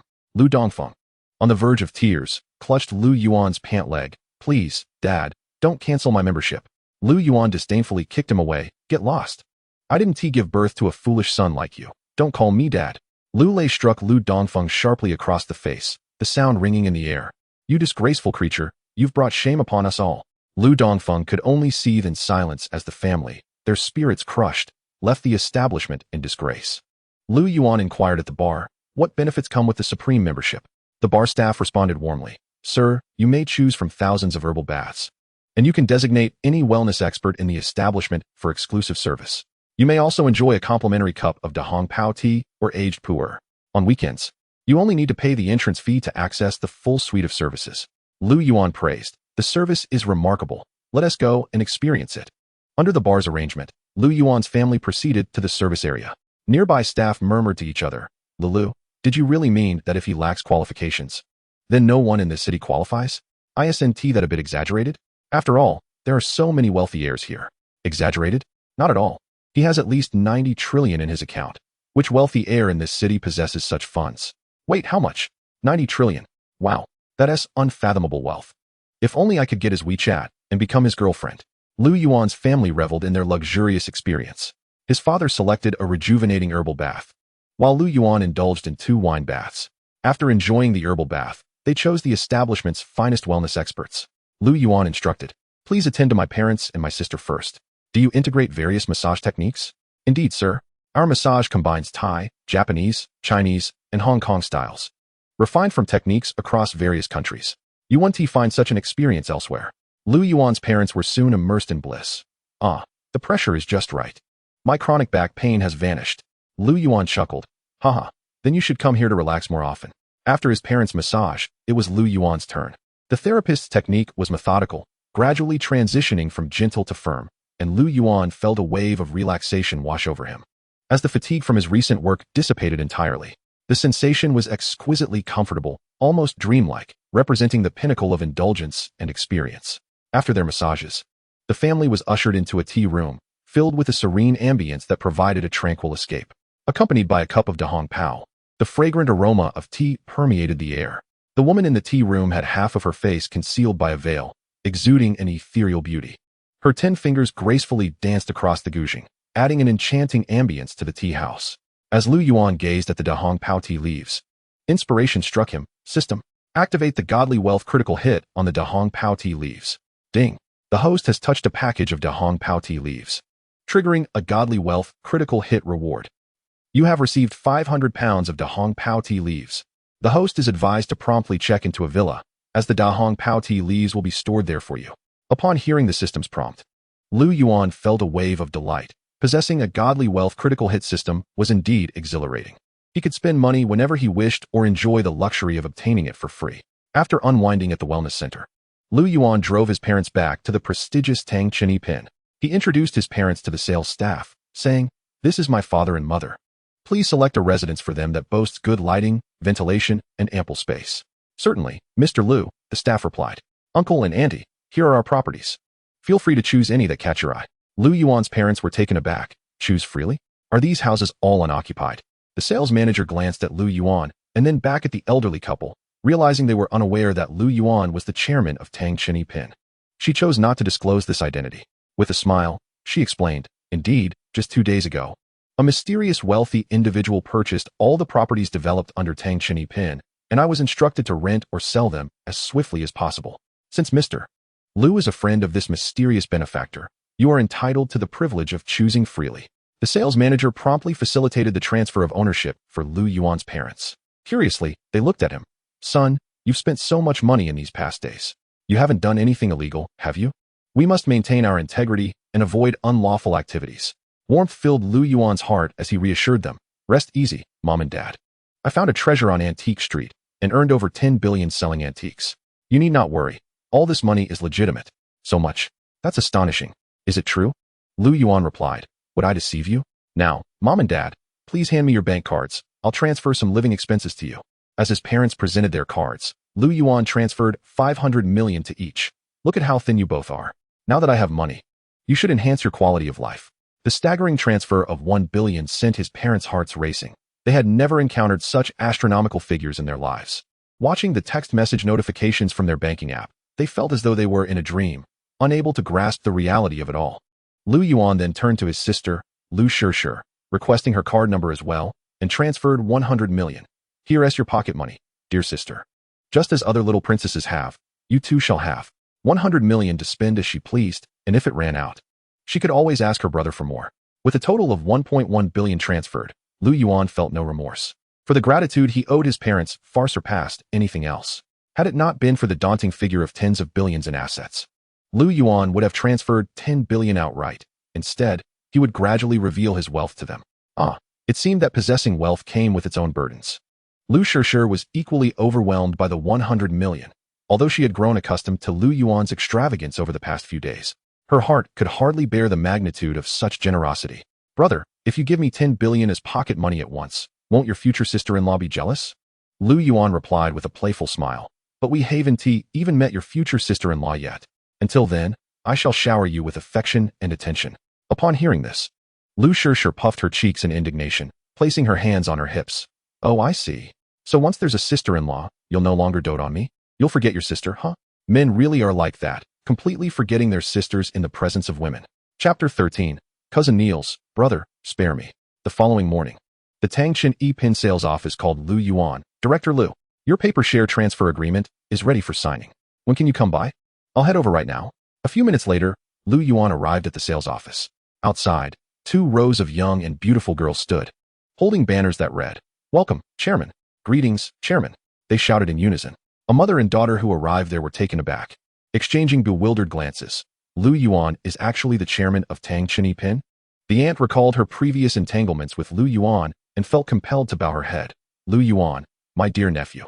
So you are the mysterious magnate who acquired Tangchen E-Pin? How fortuitous. This is indeed convenient. Nephew, since your cousin has been accepted into high school, and it's south quite close to Tangchen E-Pin, perhaps you could kindly assist us by renting us a unit at a discounted rate? The aunt, previously arrogant, now spoke in a humble tone. Lu Yuan was equally surprised. He hadn't expected to encounter this bothersome mother-daughter duo here. Zhang Jiaojiao's home was at least 4 to 5 hours away from her high school, while living in Tangchen E-Pin would allow her to walk to school in just 10 minutes, making it extremely convenient. Sitting in the office chair, Lu Yuan wore an expression of cold indifference. Tangchen E-Pin has no surplus houses to rent out to you. You should look elsewhere. The truth was, Tangchen E-Pin was not lacking in housing. Lu Yuan simply did not wish to rent to them. Over the years, the aunt's family had sent expired food under the guise of pity or offered spoiled fruits that even dogs would refuse, all while demanding exorbitant loans from Lu Yuan's parents, often at rates higher than those of banks. Whenever Lu Yuan faced difficulties, they exaggeratedly mocked him, claiming he was a delinquent and ridiculing him at every opportunity. Did this mother-daughter pair truly think they could rent a house from him? Huh, not a chance. The aunt's face fell, and she forced a smile. Lu Yuan, I've checked. Only 3 units are occupied, the rest are all vacant. Lu Yuan, arms crossed, replied coldly. I am aware. I simply do not wish to rent to you. Why must you hold such a grudge, child? Your aunt apologizes. Isn't that enough? Lu Yuan sneered. Your family has bullied mine for so long, and you think a casual apology will grant you the privilege to rent a house from me? Aunt, do you truly believe you are being naive? Mom, don't be so spineless. Why should you apologize to a worthless junior? What is he even worth? The school district houses are not exclusive to Tangchen E-Pin. We can rent elsewhere. Zhang Jiaojiao interjected, unwilling to allow her mother to apologize. She had always been the pride of her peers, a favored daughter. While Lu Yuan was merely seen as a failure, a subject of ridicule, she could not allow her mother to bow to someone she deemed beneath her. Regardless of Lu Yuan being the chairman of Tangchen E-Pin, she believed her achievements, including entering a prestigious university and eventually becoming a teacher, would far exceed anything he could accomplish. The aunt, upon hearing this, slapped her thigh in realization. Indeed, the coveted properties within the academic districts are not limited to merely the illustrious. There are myriad other locales worth exploring. Who would yearn to reside in your dilapidated? I wouldn't accept it even if it were offered to me for free. Lu Yuan found the situation somewhat amusing and remarked to the two. Feel free to do as you wish. Just don't return to beseech me later. Beseech you? Dream on, you average man. Zhang Jiaojiao retorted sharply. The mother and daughter, incensed, turned away. Lu Yuan said nothing further and casually opened a group chat named M City Academic District Housing Group. He composed a message. Shortly, a mother and daughter duo will seek to rent a property from you. The girl's name is Zhang Jiaojiao, aged 15, standing at 165 meters tall, recently admitted to high school. Her mother is Zhao Fengxia, with the mobile number ending in 2761. Do not rent to them, or prepare to face my wrath. The members of the group, all managers of properties within the academic district, quickly acknowledged the new chairman's directive. Jinxiu Shuefu Community, received. Hanlin Shuefu Community, received. Shuxiang Mindi Community, received. Under Lu Yuan's orchestration, the rental prospects for Zhang Jiaojiao and her mother became increasingly challenging. The sales manager from a particular community stated, I'm sorry, madam, but our buildings are for sale only, not for rent. We have no available units in Shuxiang Mindi. You might want to explore other options. After numerous failed attempts at securing a rental, the pair finally managed to sign a lease with a property. During the contract signing, the aunt inscribed her name, Zhao Fengxia, along with her phone number. With a triumphant air, Zhang Jiaojiao called Lu Yuan to boast, fool. We secured a rental without your. I'll send you a photo of the contract via WeChat shortly. Aren't you feeling a bit envious? However, upon seeing the name and phone number, the real estate agent abruptly tore the lease to shreds, declaring, apologies. This property cannot be rented to you. What? Not available for rent? But we just signed the contract. On what grounds can you refuse us now? Both the aunt and Zhang Jiaojiao were utterly perplexed. The agent's tone was icy as he explained, "This is the chairman's directive. Anyone who rents to you will lose their job. What is the chairman's surname?" Zhang Jiaojiao bit her lip, unwilling to concede. "Lu. The chairman? Lu? Could it be Lu Yuan? Isn't he the chairman of? How has he become the chairman of this community as well?" Recalling the hour-long ordeal of unsuccessful rental attempts, the mother and daughter exchanged glances, each voicing the unspoken question, "Is it possible that all these communities belong to Lu Yuan? Mom, what should we do? Am I going to be homeless? I've inquired at school. The dormitory is still under reconstruction and won't be ready for months. Please help me." The aunt sighed, alas. "You must go back and plead with your cousin Lu Yuan. Be humble in his presence, or you may find yourself repeating the year." Defeated, they made their way to Lu Yuan's office. The aunt fell to her knees, begging, "Dear nephew, please spare your cousin and allow her to rent a room. She cannot be deprived of her education. Whether she has an education is of no concern to me." "How ridiculous!" Lu Yuan snapped back. "Furthermore, who would want to live in my shabby? I've heard someone say they wouldn't even accept it for free." The aunt was left speechless, and Zhang Jiaojiao dropped to her knees, weeping, "Brother, I was wrong. Please forgive me. I cannot be without an education. I will do anything for you." Lu Yuan recalled the humiliating encounters he had endured at the hands of Zhang Jiaojiao over the years, his resentment boiling over. "It's merely high school. If you cannot find a place to live, then go to another city and retake the entrance exam. Why cling to this high school if you cannot secure housing?" Zhang Jiaojiao, feeling aggrieved, replied, "Brother, retaking the exam means waiting another 3 years. How many more 3-year spans do I have left in my life? I've been foolish with my words. If you wish to vent your frustrations, then strike me or berate me." Zhang Jiaojiao genuinely grasped the gravity of the situation. She remembered Lu Yuan's earlier warning that he possessed the power to ensure she would have no place to stay, even if she passed the entrance exam. The sales staff began to mock. "You were just boasting about your prowess, yet it seems you lack any leverage with our chairman. You were so confident earlier. Where has that bravado gone? You were calling our chairman a fool, and now you can't even find a place to live after being accepted to high school. If he is a fool, what does that make you?" Other parents hoping to rent properties chimed in. "If we had a connection like that, we'd be doing our utmost to curry favor with Chairman Lu to secure a more affordable rental. Yet you two have managed to offend him. Truly, you are a pair of fools." The aunt and Zhang Jiaojiao were overcome with shame, their faces burning with embarrassment. They had never fathomed Lu Yuan had risen to such heights, an existence they could only look up to. Through tears, Zhang Jiaojiao asked, "Brother, what must I do for you to forgive me?" Chapter 14. Tonight, young Master Lu will pick up the tab. Lu Yuan scoffed. "Kneel in the sales hall all day and repent in front of the wall. Only then will I contemplate forgiving you both. I'll come by in the evening to check the surveillance. If I find you two have absconded, you can return from whence you came." Upon hearing this, Zhang Jiaojiao turned pale, but, recalling that not kneeling meant no education, she gritted her teeth. "Fine, I'll kneel." With a thud, she knelt before the wall, like a penitent sinner, her mother following suit. As Lu Yuan prepared to leave, a familiar voice called from outside, "Are there any apartments available in? I'd like to rent one." Lu Yuan instantly recognized the elderly man with a head of white hair. "Principal Niebin, you wish to rent in?" "Indeed. My granddaughter has been accepted into college, and the university is quite near, so I came to take a look." Lu Yuan smiled. "In that case, don't bother renting. I happen to be the chairman of. I'll simply gift you a unit." "What? Lu Yuan is actually the chairman of? No wonder he could generously donate 6 million. "Mr. Lu, that is quite inappropriate. I should pay you rent as per the agreement." Lu Yuan explained, "The property is not given for free. I require you to look after my sister at school and ensure she is not bullied or subjected to any unfair treatment. Take care of my sister, sure, and you may reside there for as long as you wish." Hearing that Lu Yuan was offering a unit for free, his cousin and aunt felt a mix of envy and jealousy. Had they not offended him, they wouldn't be kneeling here in penance. Principal Niebin promptly assured Lu Yuan, "Rest assured, Mr. Lu, as long as I am at the school, no one will dare lay a finger on your sister." Lu Yuan instructed the sales manager, "I have other matters to attend to. Please facilitate the transfer of a unit to him." "Understood, Chairman Lu." As Lu Yuan departed from the sales office, he drove his Bugatti Veyron towards the largest supercar club in the city, where numerous wealthy second-generation car owners congregated. His goal was to forge connections among them. As mere wealth was insufficient, he needed to broaden his network. In the prestigious supercar club, a female receptionist elucidated the requirements to Lu Yuan.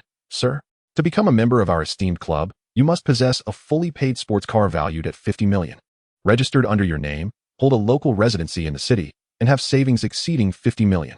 In response, Lu Yuan confidently placed the key to his Bugatti Veyron and the purchase contract upon the display counter, simultaneously revealing his bank balance. "Is this sufficient?" he inquired. "Indeed," exclaimed the receptionist, her astonishment evident as she gazed at him in awe. Lu Yuan then drove his Bugatti Veyron into the club, where a plethora of luxurious vehicles were already parked, including McLarens, Ferraris, and Lamborghinis, as well as the striking Apollo and Tinsa Emozione. After parking, a group of individuals, all of similar age, approached him. "Hey there, you seem somewhat unfamiliar. Are you a new member?" one of them remarked. Lu Yuan recognized them as young Master Tsong, young Master Qin, and the renowned racer, Brother Jing, individuals rarely seen by the average person. He nodded and replied, "Yes, hello, I am Lu Yuan, the new member." Young Master Tsong extended his hand, saying, "Let us shake hands and make acquaintances." After shaking hands with each of them, Lu Yuan experienced a surge of energy upon shaking hands with Brother Jing. The host and the racer shook hands, triggering a successful critical hit. "Congratulations. The host has acquired the legendary racer skill." Following the system's notification, a torrent of information flooded Lu Yuan's mind, encompassing intricate racing techniques. With these newfound skills, he would stand a formidable chance against professional racers. "Come with us. Let's grab some food and drinks over there," young Master Qin suggested. Lu Yuan followed them into an upscale room filled with approximately 400 individuals seated in booths. Young Master Tsong addressed the crowd. "Everyone, please quiet down. Allow me to introduce our brother Lu Yuan, our club's new member. Mr. Lu, welcome to the Supercar Club." The crowd of handsome men and beautiful women collectively greeted him. After finding a seat, the waitstaff began serving an array of delicacies. Seated next to Lu Yuan, young Master Qin kindly warned, "The wine here is 1982 Lafite. The cigars are Cuban, and the dishes include bird's nest soup and Buddha jumps over the wall. All expenses are on you, so be mindful of your spending." Lu Yuan glanced at everyone and smiled. "Since this is my first time meeting all of you, I'd like to make friends. Tonight, feel free to indulge. Lu Yuan, will cover the entire bill." Young Master Tsong frowned. "Brother, don't be pretentious. Look at how many people are here, around 500 car owners. The total cost could easily amount to half your fortune. What family do you come from to afford such a gesture?"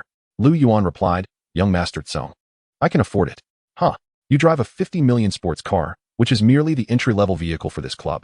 I drive a better car, and I wouldn't dare claim I could cover everyone's expenses. Do you have more pocket money than me? Who is your father? What family do you belong to?" Young Master Tsong scoffed, his admiration for Lu Yuan dissipating. Other wealthy heirs and daughters chimed in. "We've never heard of a wealthy individual named Lu in our city." Seeing their disbelief, Lu Yuan suggested, "Just Google my name, and you'll see if I can afford it." Upon hearing this, everyone quickly pulled out their phones and searched for Lu Yuan's name. As the results appeared, their expressions shifted dramatically, turning pale as they stared at the screen in disbelief. The Baidu encyclopedia read, "Lu Yuan, 24 years old, current chairman of Tangshan Yiping, chairman of Shenhua No. 1, chairman of Xingyu family." My goodness, my goodness, my goodness. The crowd erupted in excitement, with young Master Tsong looking at Lu Yuan in sheer admiration. "Wow, brother, you're incredibly impressive. Just days ago, there was news about a mysterious tycoon acquiring 500 school district properties, and they only mentioned Tangshan Yiping. We were all speculating who it could be, and it turns out to be you. Brother, compared to you, I'm just a junior." Young Master Qin added, "Not just you, young Master Tsong, even I, in front of Brother Lu, am merely a junior." Chapter 15, Wealth Exposed, the Rich Second-Generation Kneel. Lu Yuan coughed. "Ahem, let us keep it low-key." Young Master Tsong gave him a thumbs up. "Brother Lu, you are truly remarkable. While we rely on our fathers, you worked hard from the age of 15, developed numerous scientific patents, invested in foreign enterprises, and ultimately acquired 500 school district properties. Starting from scratch is truly impressive." Lu Yuan scratched his nose, bewildered by the claims. When did he invent scientific patents? When did he invest in foreign enterprises? Ding. This is a reasonable explanation provided by the system regarding the host's wealth. Please do not panic. Hearing this, Lu Yuan finally relaxed. As someone opened a bottle of 1982 Lafite, and another opened a box of cigars, the waiter approached Lu Yuan, stating, "Sir, the Lafite is 71,000 per bottle, and the Cuban cigars are 30,000 per box. Including the food, your total consumption amounts to 51 million. Lu Yuan skillfully retrieved his bank card and handed it to the waiter. "Please charge it." Beep. Transaction successful. Charged 51 million yuan in total. The sound of the transaction echoed throughout the reception hall, leaving all the affluent individuals in shock. They had never witnessed someone spend 50 million in a single gathering. Young Master Tsong and young Master Qin exhibited astonishment. Brother Lu is generous. He said he'd cover the entire bill, and he truly did. Such a promise is worth 1,000 gold. He is a real man. I toast to you. I also raise a glass to Brother Liu. Young Master Qin gulped down his drink, gradually regaining composure. Brother Liu, if you need anything, just let me know. Young Master Tsong added, you can count on me. Brother Liu, from now on, you are a distinguished guest in my family. Liu Yuan relished the sensation. This was the allure of wealth. When one possesses sufficient riches, even those who were once untouchable would seek to curry favor. He clasped his hands together. Then I shall trouble you all more in the future. Brother Liu, what are you saying? We're all brothers here. Don't mention trouble. After Liu Yuan generously spent 50 million. Even though his vehicle was merely an entry-level car for the club, no one dared to underestimate him any longer. Everyone sought to engage with Liu Yuan, including those wealthy young women who previously looked down on him, now drawn closer, for it was men like Liu Yuan, who rose from humble beginnings, that they truly admired. Young Master Qin and young Master Tsong found themselves in a rather unfortunate position, with not a single woman approaching them. Unable to contain himself, young Master Tsong turned to Brother Jing. Uncle Jing, let us take your car for a spin. I need to redeem myself from our last race. Brother Jing regarded young Master Tsong. Is there really a need for a rematch? You are still my subordinate. Huh. You Haven T raced against me today. How can you be sure I 1T beat you this time? After much insistence from young Master Tsong, Brother Jing ultimately agreed to take a lap together. A group of individuals arrived at the racing track of the sports car club. After 5 consecutive rounds, the young Master Tsong found himself defeated. For how could a mere amateur like him possibly outpace the seasoned professional racer, Brother Jing? Luo Gu, would you like to race a few laps with Uncle Jing?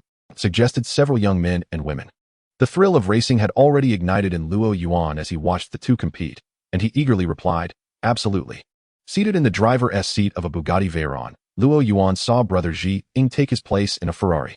3, 2, 1, go. With a thunderous roar, the engines of both supercars erupted simultaneously, transforming into 2 streaks of light that shot forward. They navigated through a series of obstacles and soon approached a curve. Drawing upon the racing techniques stored in his mind, Luo Yuan deftly turned the steering wheel. Under his skilled control, the Bugatti Veyron executed a flawless drift, entering the bend with precision and launching forth like a rocket. After the Bugatti had surged ahead for several hundred meters, Brother Ji Ying finally reached the curve. A cold sweat dripped from his palms as his previously relaxed demeanor shifted to one of intense concentration. How can he be this formidable? He gasped, incredulously realizing that he had indeed been overtaken during the crucial turn. You can't be serious, right? Brother Ji Ying, a professional racer, has just been surpassed here? The astonishment was palpable among Song Xiao and Qin Xiao, who watched in disbelief. The competitive spirit within Brother Ji Ying was ignited, and he soon maneuvered through a narrow portion of the track with a challenging angle, casting the Bugatti Veyron far behind. Luo Yuan was slightly taken aback. Indeed, Brother Ji Ying was remarkable. Most racers would have found it nearly impossible to overtake after falling behind by a minute, especially under such unfavorable conditions. Yet, Luo Yuan remained undeterred and executed another maneuver, recalling the racing techniques in his mind. With Luo Yuan at the helm, the Bugatti's tires screeched as the engine roared, launching the car into the air, soaring past Brother Ji Ying's vehicle. As the Bugatti landed, it executed a rapid 180-degree turn, seamlessly entering the next curve and accelerating wildly, akin to a runaway stallion. The transition from launch to turn was executed without a moment's pause, leaving onlookers astounded. Many affluent second-generation racers began to speculate, to achieve such a rapid turn immediately after landing, one must calculate the appropriate speed beforehand and determine how long to engage the clutch, while also steering at just the right moment. Could it be that Luo Gu was once a professional racer? Wow, Luo Gu is incredibly impressive. Not only has he risen from humble beginnings, but he is also skilled at racing. I'm already feeling a desire to marry him. Back off, back off. Luo Yuan is my husband. Do you really think he'd notice you? Brother Ji Ying employed every ounce of skill he possessed, striving to even the score. Yet, every time he approached Luo Yuan's Bugatti Veyron, it would swiftly leave him behind once more. Ultimately, Luo Yuan crossed the finish line triumphantly, while Brother Ji Ying arrived a good 3 minutes later. Removing his racing helmet, Luo Yuan turned to Brother Ji Ying with a smile. Uncle Ji Ying, you've lost. Brother Ji Ying helplessly took off his helmet, his expression tinged with bitterness. Though I am reluctant to admit it, I must confess that you are exceptionally talented. You don't belong here. You ought to be on the F1 circuit.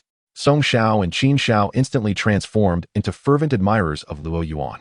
Luo Gu, you're incredible. You're the only one here who has managed to defeat Uncle Ji Ying. How about we become your disciples? 1 million for a lesson. And we only need an hour of your time. Teach us how to race, please. Chapter 16. Who dares to touch my Luo Gu? Step forward and let us see. Luo Yuan chuckled at the absurdity. There's no need for that.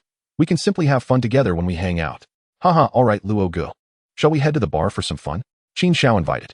With little else to occupy his time, Luo Yuan readily agreed. A little over 10 minutes later, they arrived at the local bar, the Shining Dynasty, and booked a luxurious private room. Song Xiao turned to the staff and said, "Bring in a few attractive girls. This is my Luo Gu. Make sure to arrange for 2 lovely ones." Song Xiao cast a suggestive glance at Luo Yuan, as if implying that he should enjoy himself tonight. Luo Yuan had little interest in such distractions and promptly declined. "No need to go to such lengths, Song Xiao. I'm not interested in the women here." "Oh, I see. So, Luo Gu prefers serious women. I'll introduce a few to you later, haha. By the way, my cousin is single. Should I send you her WeChat contact?" "My cousin is also single, Luo Gu. Take a look." "No need. Let us just drink." As the group of affluent second-generation individuals dispersed, some took to the dance floor while others began singing. Luo Yuan felt he had consumed a bit too much alcohol and decided to head to the restroom. However, as he approached, he overheard a commotion filled with angry voices. "Damn it, you bitch. Are you refusing to show my brother who some respect? It's your fortune that my brother who has taken a liking to you. You better be obedient and accompany him to a hotel. Or I'll gather a group of men to ruin you and post the photos online, destroying your life. Do you believe me?" Luo Yuan clenched his fists and peered into the private room. He saw a girl being yanked by her hair and slapped by a man. The girl looked somewhat familiar. "Brother, please let me go." Upon hearing her voice, Luo Yuan murmured, "It's her. No wonder she looks familiar." The girl was Wang Meiqi, a classmate from elementary school and middle school, with whom he had shared a deep bond for 9 years. She often helped him with his studies. And despite his family's financial struggles forcing him to work, she had always brought him food, caring for both his well-being and dignity. More mocking laughter erupted from the room. "Let you go? Sure, if you strip down and walk around the bar naked, we'll let you off the hook, haha." Standing outside the door, memories of their past flooded Luo Yuan's mind, igniting a blaze of fury within him. He seized a beer bottle from a neighboring table and stormed in. With a fierce swing, he smashed the bottle over the bald man's head. Pain radiated through the man's skull as a rush of cold air filled his head, blood streaming from the wound. A group of thugs quickly surrounded Luo Yuan, and a tattooed man with a bare torso approached. "You're causing trouble in my territory, brat. Which gang do you belong to?" "Brother who? Regardless of who he's with, you have to take him down. Otherwise, you'll lose face with Tianyi. And how will he maintain his reputation in the underworld of Magic City?" Brother who remained composed. In the underground world of Magic City, 2 major factions existed, Tianyi in the south and Yanyi in the north. If Luo Yuan were affiliated with Yanyi, this matter would have to be dropped. If not, well then, without wasting words, Luo Yuan launched a kick directly at Brother who's groin, causing him to double over in pain, his face paling. "Ah, you dare to kick me? Damn it, get him. He's not leaving this room today." Lu Yuan seized Wang Meiqi's hand and dashed out, sprinting back to the private room previously booked by Song Xiao and his friends. The group was reveling in high spirits. Upon seeing Lu Yuan's return, they greeted him. "Lu Gu, you're back." Sweaty and flustered, Lu Yuan cast a quick glance at the door and implored, "Song Xiao, Qin Xiao, I need your assistance with a matter. I, Lu Yuan, owe you a favor." "A matter?" The others hesitated, recalling Lu Yuan's stature. Surely, a person of his caliber wouldn't be entangled in trivialities? They weighed the pros and cons, failing to respond immediately. Suddenly, the door to the private room was kicked open with a resounding bang. Brother who stormed in, flanked by a group of his followers, and, upon surveying the room, viciously pointed at Lu Yuan, exclaiming, "This little brat stays. The rest of you get the hell out." The earlier doubts and concerns of Song Xiao and the others evaporated. So, it was this individual who had offended Lu Gu. Truly, he was seeking trouble where none existed. Wang Meiqi bit her lip, ultimately making a difficult decision. "Brother who, this incident arose because of me. It has nothing to do with him. Let him go, and I will accompany you." Lu Yuan was taken aback, not expecting her to make such a sacrifice. How could he stand idly by while she fell into the jaws of danger? He wrapped his arms around her, declaring, "As long as I am here today, no one will lay a finger on you. Lu Yuan, there are so many of them. How can you possibly contend with them? This group is ruthless. You could get killed." At that moment, her concern for her own safety warmed Lu Yuan's heart and solidified his determination to rescue her that very night. Song Xiao stood abruptly, hefting a box of liquor and hurling it, cursing, "Damn it. Just a few of you dared to offend my Lu Gu?" He turned to Lu Yuan. "Is that the issue? Today, we'll settle it for you." One of the wealthy second-generation youths yelled towards the main hall. "Is anyone willing to stand against Lu Gu?" Swish, swish, swish. People in various corners of the bar stood up, numbering at least 500, effectively blocking the private room. The wealthy youths glared fiercely at Brother Hu and his crew. One of them, smoking a cigarette, taunted, "Who dares to touch my Lu Gu? Step forward and let me see who the hell has the gall." Brother Hu, upon seeing the throng, was drenched in cold sweat. He nervously glanced at Lu Yuan. "Do you dare let me fetch Tianyi?" Lu Yuan hesitated, looking towards the group of wealthy youths. "Song Xiao, Qin Xiao, is Tianyi really that formidable?" "Uft. Lu Gu formidable, my foot. In front of us, he is nothing but a dog. You can go ahead and summon Tianyi." By this time, the music in the bar's dance hall had already ceased, influenced by the commotion. When everyone heard that Tianyi was nothing, their expressions turned peculiar. Yang Tianba, the underground king of Magic City, known as Tianyi, had recently washed his hands of the underworld, but once upon a time, he had emerged from a sea of blood, his status unshakable. To dare insult Tianyi in his own territory? These young men had likely not considered the gravity of their words. Upon hearing that Tianyi was not impressive, Lu Yuan shouted towards the entrance. "Clear a path for him. Let him fetch Tianyi." The wealthy youths blocking the door parted to create a passage. Brother Hu stepped out, finding a safe spot, and turned back with a fierce declaration, "You all wait for me." With Brother Hu gone, Lu Yuan finally had the chance to regard Wang Meiqi. Her hair cascaded over her shoulders, her delicate features framed by glasses, her physique accentuated by fitted jeans and long legs, curvaceous and alluring. Yet at this moment, tears glistened in her eyes, and her face bore the marks of pain. Gently, Lu Yuan caressed her injured cheek, asking with genuine concern, "Old classmate, does it still hurt?"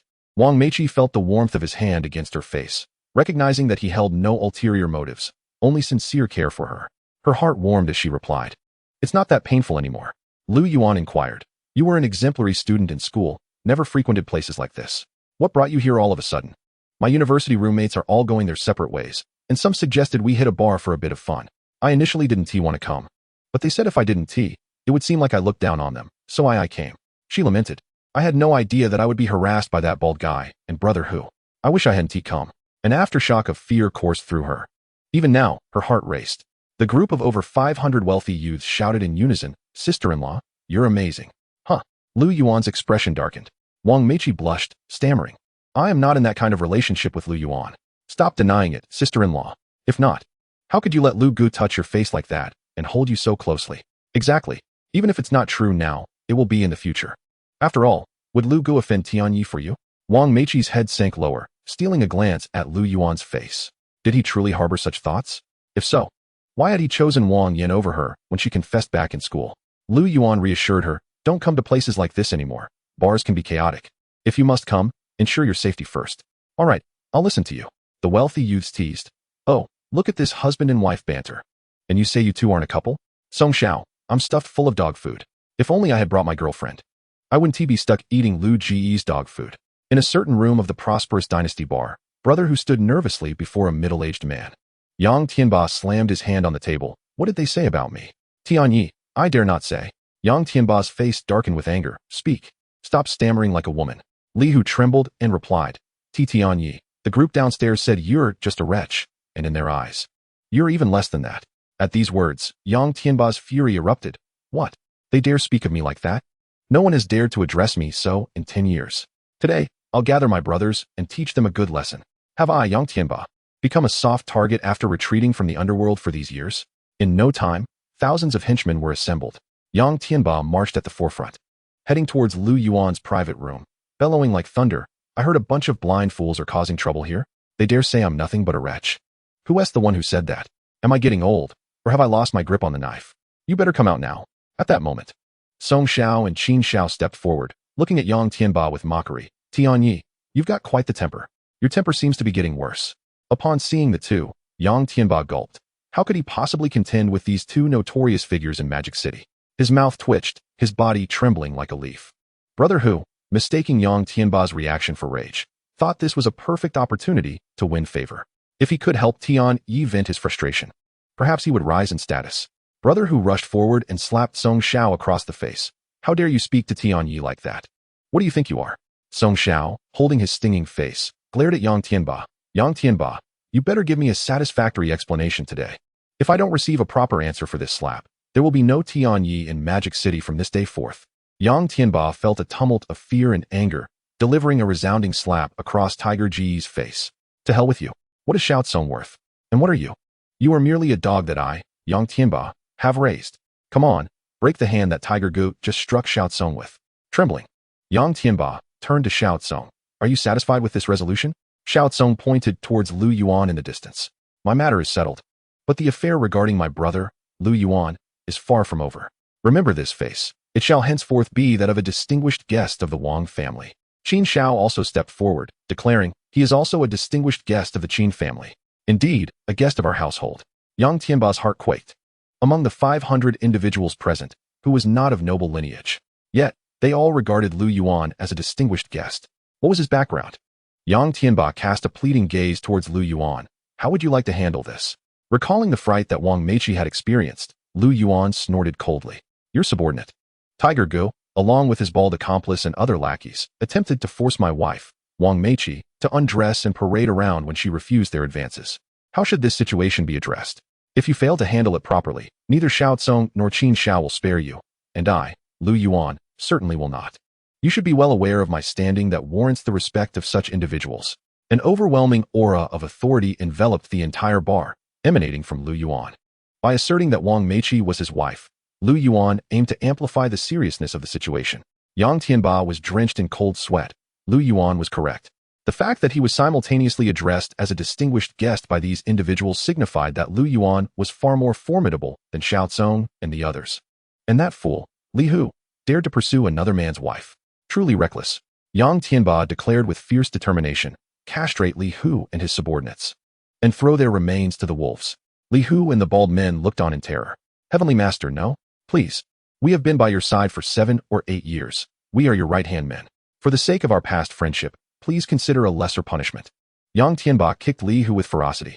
What qualifications do you have to negotiate with me? Chapter 18, and is not human. Jiao Jiao, kneel before your brother. Li Hu was dragged away by a throng, his pitiful cries echoing through the air. From Lu Yuan's vantage point, he could see a large pool of blood on the ground. Mr. Lu, do you see that your anger has subsided a little? Yang Tianba asked, his face a mask of anxiety. Lu Yuan nodded. Indeed, I am quite satisfied. Wang Meiqi looked at Lu Yuan in astonishment. Was this still the same Lu Yuan she had known years ago? A wave of concern washed over her. Wang Meiqi expressed her worries. Lu Yuan, how have you walked down this irreversible path? In this line of work, you must have committed your share of crimes. You should turn yourself in sooner rather than later. Stay away from these unscrupulous individuals. Lu Yuan was bewildered. How have I ventured onto an irreversible path? You deem them unscrupulous? Xiao Tsong adjusted his glasses, awkwardly interjecting, sister-in-law. Allow me to introduce myself. I am the young master of the Wang family from Yida Group, known as Xiao Tsong in the Magic City. I am Qin Shao from the Qin family. Simply search for Qin, Fanon Baidu. Sister-in-law, we are respectable individuals, merely enjoying some leisure at the bar. Upon hearing this, Wang Meiqi felt a wave of relief wash over her, astonished by the caliber of individuals Lu Yuan had befriended. Lu Yuan smiled. Rest assured, old classmate. I have never engaged in any unlawful activities. I am a law-abiding citizen. Where do you reside? Allow me to escort you home. Wang Meiqi shook her head. I currently have no place to stay. I am set to teach at a high school in the Magic City. I plan to stay in the school dormitory, but it is fully occupied. I intend to find a hotel for the night and search for housing near the school tomorrow. Upon hearing this, Lu Yuan inquired, which high school? International Bilingual. International Bilingual? Lu Yuan recalled that this school was situated near Tang Chenyi Pin. He extended an invitation. If you lack accommodation, why not stay at my place? I should have an available apartment for rent. All right. Upon returning to Tangchun, the sales office was still illuminated. To curry favor with the new chairman, the sales manager had remained after hours, keeping a watchful eye on Zhang Jiao Jiao and her mother, who were still kneeling despite the late hour. Chairman, I have been here the entire time, and they complained of sore knees and wished to stand for a moment. I told them that if they dared to stand, they would have to wait for your return. Hence, they remained obediently kneeling. Lu Yuan nodded, expressing concern. Well done. You have worked hard. I shall give you a raise tomorrow. Zhang Jiao Jiao, filled with grievance, pleaded, brother, I have been kneeling here all day. Could you perhaps rent us an apartment? Lu Yuan looked down at the mother and daughter, coldly inquiring, have you learned your lesson? Yes, I have learned my lesson. She sobbed, brother, please forgive me. I shall never dare to repeat my mistakes. Lu Yuan replied nonchalantly, very well, you may stand. Aunt felt a wave of relief. Thank you, dear nephew. Zhang Jiao Jiao exclaimed, thank you, cousin. Lu Yuan lectured, your academic qualifications are of little importance. No matter how high your education, you must first learn to be a decent person. If you cannot conduct yourself properly, what significance is there in attending prestigious high schools and universities? Your family may indulge you, but society will not. When you recklessly cause trouble, it is not only you who suffers. Your mother bears the burden too.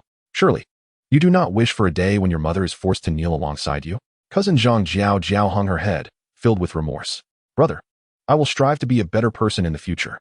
At that moment, Aunt whispered, Dear nephew, how much is it per year?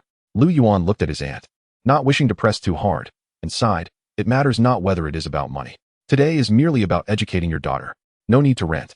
Let us have our manager transfer ownership of an apartment to you. Live peacefully. Jiao, focus on your studies and aim for a good university. If I learn that you have issues with your conduct, I am afraid I shall have to reclaim this apartment. Lu Yuan spoke with a benevolent expression. Both Zhang Jiao and Aunt were astonished, staring at Lu Yuan in disbelief. You mean, you want to charge rent? You are gifting us an apartment? Lu Yuan beamed. Indeed, I am gifting you an apartment. Upon hearing this, Aunt burst into tears, striking her face in remorse. Lu Yuan, for all these years, I have wronged your family. I am not human. I am not worthy. I apologize. Jiao, kneel before your brother. Aunt commanded, glaring at Zhang Jiao. With a thud, she dropped to her knees, this act devoid of resentment, willingly expressing her heartfelt apology, tears streaming down her face. Brother, I am sorry. I shall repay your kindness in kind. Thank you for your guidance, which has opened my eyes to my errors. They had humiliated Lu Yuan at every turn. Had they been in his position, would they have spared themselves? Was kneeling for a day excessive? Perhaps they would have done far worse. Yet, Lu Yuan chose to offer them a home. Who possessed the vision of Lu Yuan? In that moment, they were completely moved and repentant. Lu Yuan pulled her up. Enough. Let bygones be bygones. We shall not dwell on the past. We are family from now on. By the way, let us keep my connection to the chairman of Tangshun a secret from my parents for now. They have heart conditions, and I fear the shock might be too much for them, Lu Yuan advised earnestly. The sales manager sincerely responded, Director Lu, your generosity knows no bounds. Despite the humiliation they subjected you to, you still provide them with housing. You are truly a person deserving of respect. Lu Yuan smiled and remarked, In this world, there exists no eternal enmity. One must possess a certain vision. He then gestured to his classmate, Wang Meiqi, and added, Please arrange an apartment for her as well. Charging a modest rent of 1,000 per month. Lu Yuan's reduced rate was primarily a gesture of goodwill, considering their past friendship. Upon hearing this, Wang Meiqi quickly refused. No, Lu Yuan, that is far too low. A rental price of 1,000 for a Tangshan Epine residence is akin to giving it away. Lu Yuan gently replied. You have always stood by me, defending me time and again. Were it not for your discomfort, I wouldn't wish to charge you a single cent. After all, is our friendship not worth at least a home? His words once again stirred feelings of guilt in Zhang Jiao and her aunt. What a profound and principled person he is. They reflected on how they had previously wronged him, feeling utterly ashamed. The sales manager awkwardly interjected, Chairman, there has been a surge of parents seeking to rent homes due to the school season, and we only have one apartment left, which we could offer to your classmate or your cousin's family. Lu Yuan frowned. Is that so? Then please rent my current apartment to my classmate. I will seek housing elsewhere. Wang Meiqi tugged at Lu Yuan. No, I can co-rent with you. We can live together. Huh. Aren't you concerned that I might not be the paragon of virtue? Chapter 19. The National Shares of Yida Mall. Wang Meiqi's cheeks flushed slightly as she whispered. I'm not worried. I trust your character. Lu Yuan did not press further, leading Wang Meiqi back to his residence, saying, You can take the master bedroom. The following day, Lu Yuan returned to work at Yida Mall as usual. As he pulled open the mall's doors, he silently activated a system reward. Host touched the doors of Yida Mall, triggering a wealthy patron reward. Reward, 100 shares of all Yida malls nationwide. Oh, it seems this system reward has unwittingly appropriated assets from its own family's estate. Yet, one cannot blame oneself. It is the system granting rewards, not Lu Yuan's doing. Lu Yuan clocked in as usual, taking his place at his desk. No sooner had he settled in than a rotund, greasy middle-aged man approached him with an unfriendly demeanor. Lu Yuan, you still remember how to come to work, I see. Do you have any idea how much loss you've caused the company during your absence? The middle-aged man scolded loudly. Lu Yuan rubbed his nose, displeased, and replied, Manager, my cousin had her graduation party. I recall asking for leave from you. The greasy man paused, then bellowed, When did you ask me for leave? Did you even inform me? Did anyone see Lu Yuan request leave? I didn't see it. Neither did I. Lu Yuan chuckled as he realized the reality of the workplace.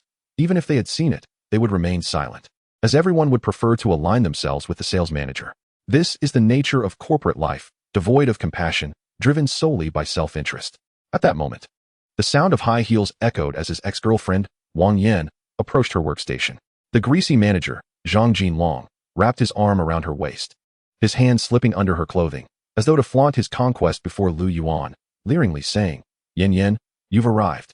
In the past, Wang Yin would have welcomed such attention, but after witnessing Lu Yuan's newfound grandeur, she now found Zhang Jinlong's advances distasteful.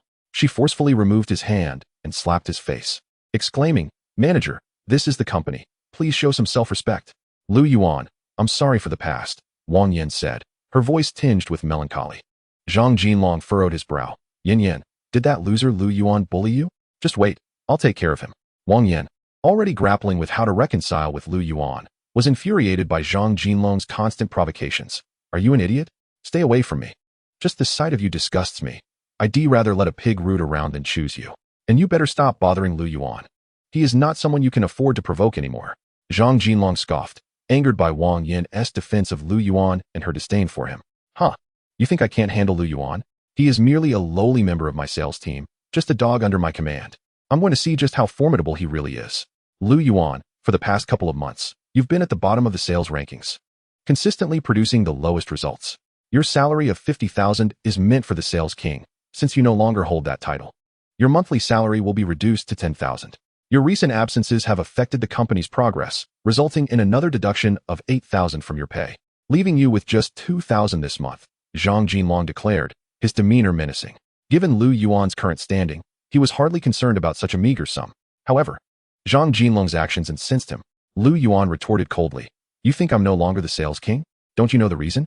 Every time I was on the verge of closing a deal, you diverted me to other tasks, handing my prospects to those female sales representatives.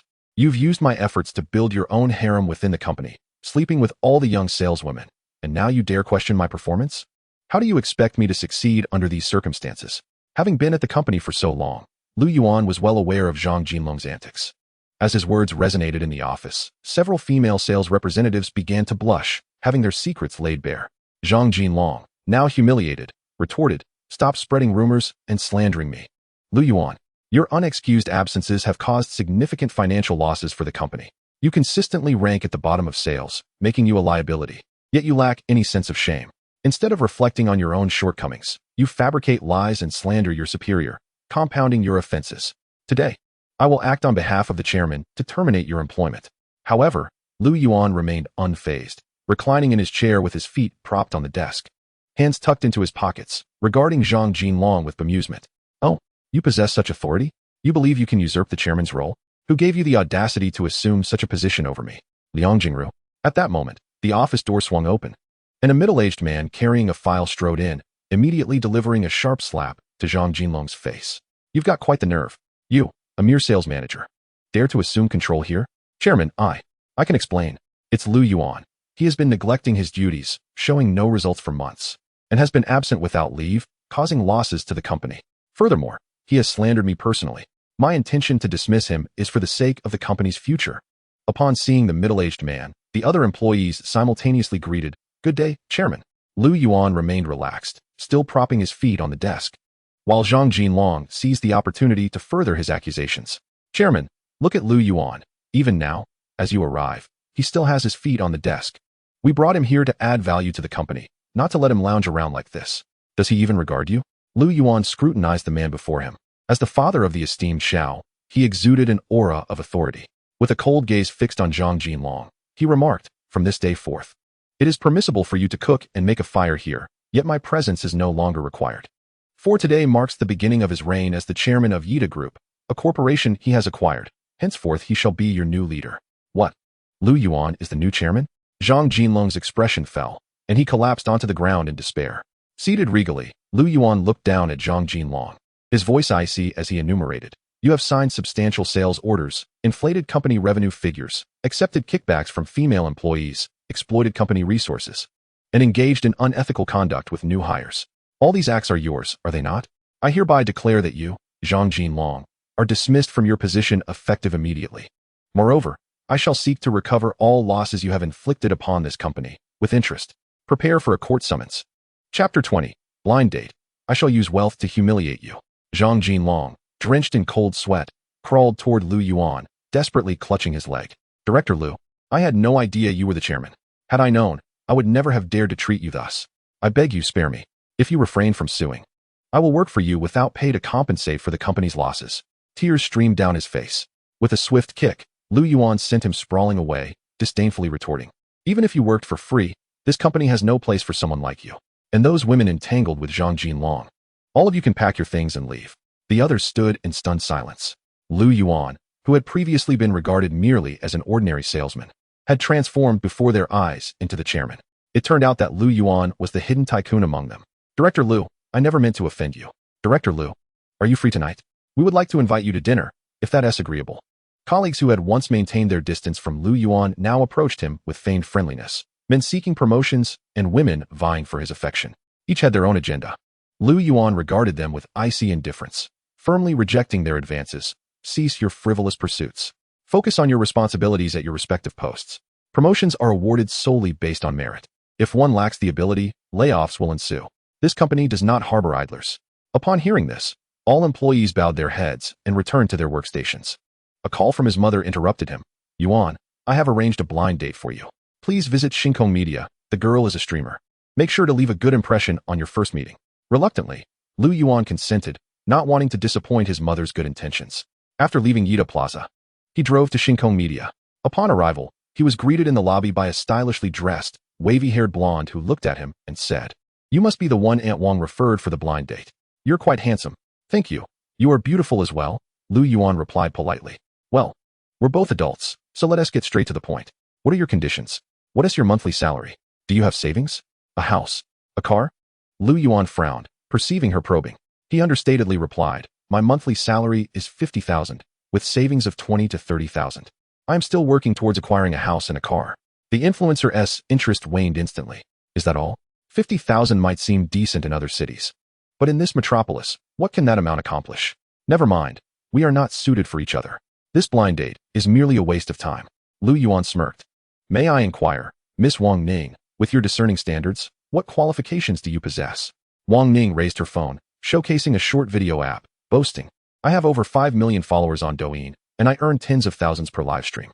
Given my status, do you believe you are worthy of me? The other female streamers in the media company joined in mockery. With such a meager salary, you aspire to woo a top influencer? It's laughable.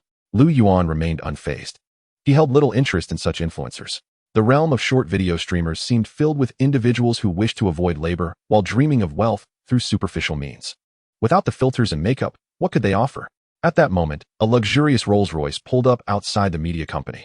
A well-dressed young man wearing sunglasses stepped out, striding directly to Wang Ning and presenting her with a bouquet of flowers. Ninger, will you be my girlfriend? With a shy demeanor, Wang Ning accepted the flowers. Leaning into the man's embrace. Mr. Park, I accept. What brings you here today? Aren't you busy filming a new K-drama? I've postponed everything. Your presence is far more important to me. Lu Yuan recognized the young man as a rising star from the entertainment industry, Park In-young, known for playing youthful heartthrobs in popular dramas. At that moment, Lu Yuan's phone buzzed with several messages. Director Lu, the rent for the school district properties has come in. Much of it in cash. When will you be home for delivery? Mr. Lu, the contracts for the nationwide school district real estate have been finalized. We are ready to arrange delivery. Are you home? Mr. Lu, the shares for Yida Group have been allocated. Are you at home for delivery? Lu Yuan responded uniformly. Please deliver everything to Shinkong Media. Noticing Lu Yuan lingering, Wang Ning became irritated. What are you still doing here? Haven't I made myself clear? We are not compatible. Leave now. I would rather cry in a BMW than laugh on a bicycle with you. You, a mere nobody, should focus on your work and not attempt to pursue women. You couldn't afford to support me. One of my skincare products costs 5,000. Lu Yuan ignored her, stepping out of the Shinkong Media lobby and returning to the driver's seat of his Bugatti Veyron. This scene was coincidentally witnessed by Wang Ning and her companions. Wang Ning scoffed. With a monthly salary of just over 50,000, renting such a nice car to save face is quite pathetic. Do you think I would regard you any higher because you rented a car? Lu Yuan, utterly exasperated, shot back. Indeed, I sold my house to rent this car. How ignorant. Who is ignorant? Did you not just claim your salary is 50,000? Can you afford this car? Lu Yuan countered. I merely stated that I believe a woman like you is unworthy of me, deliberately downplaying my circumstances.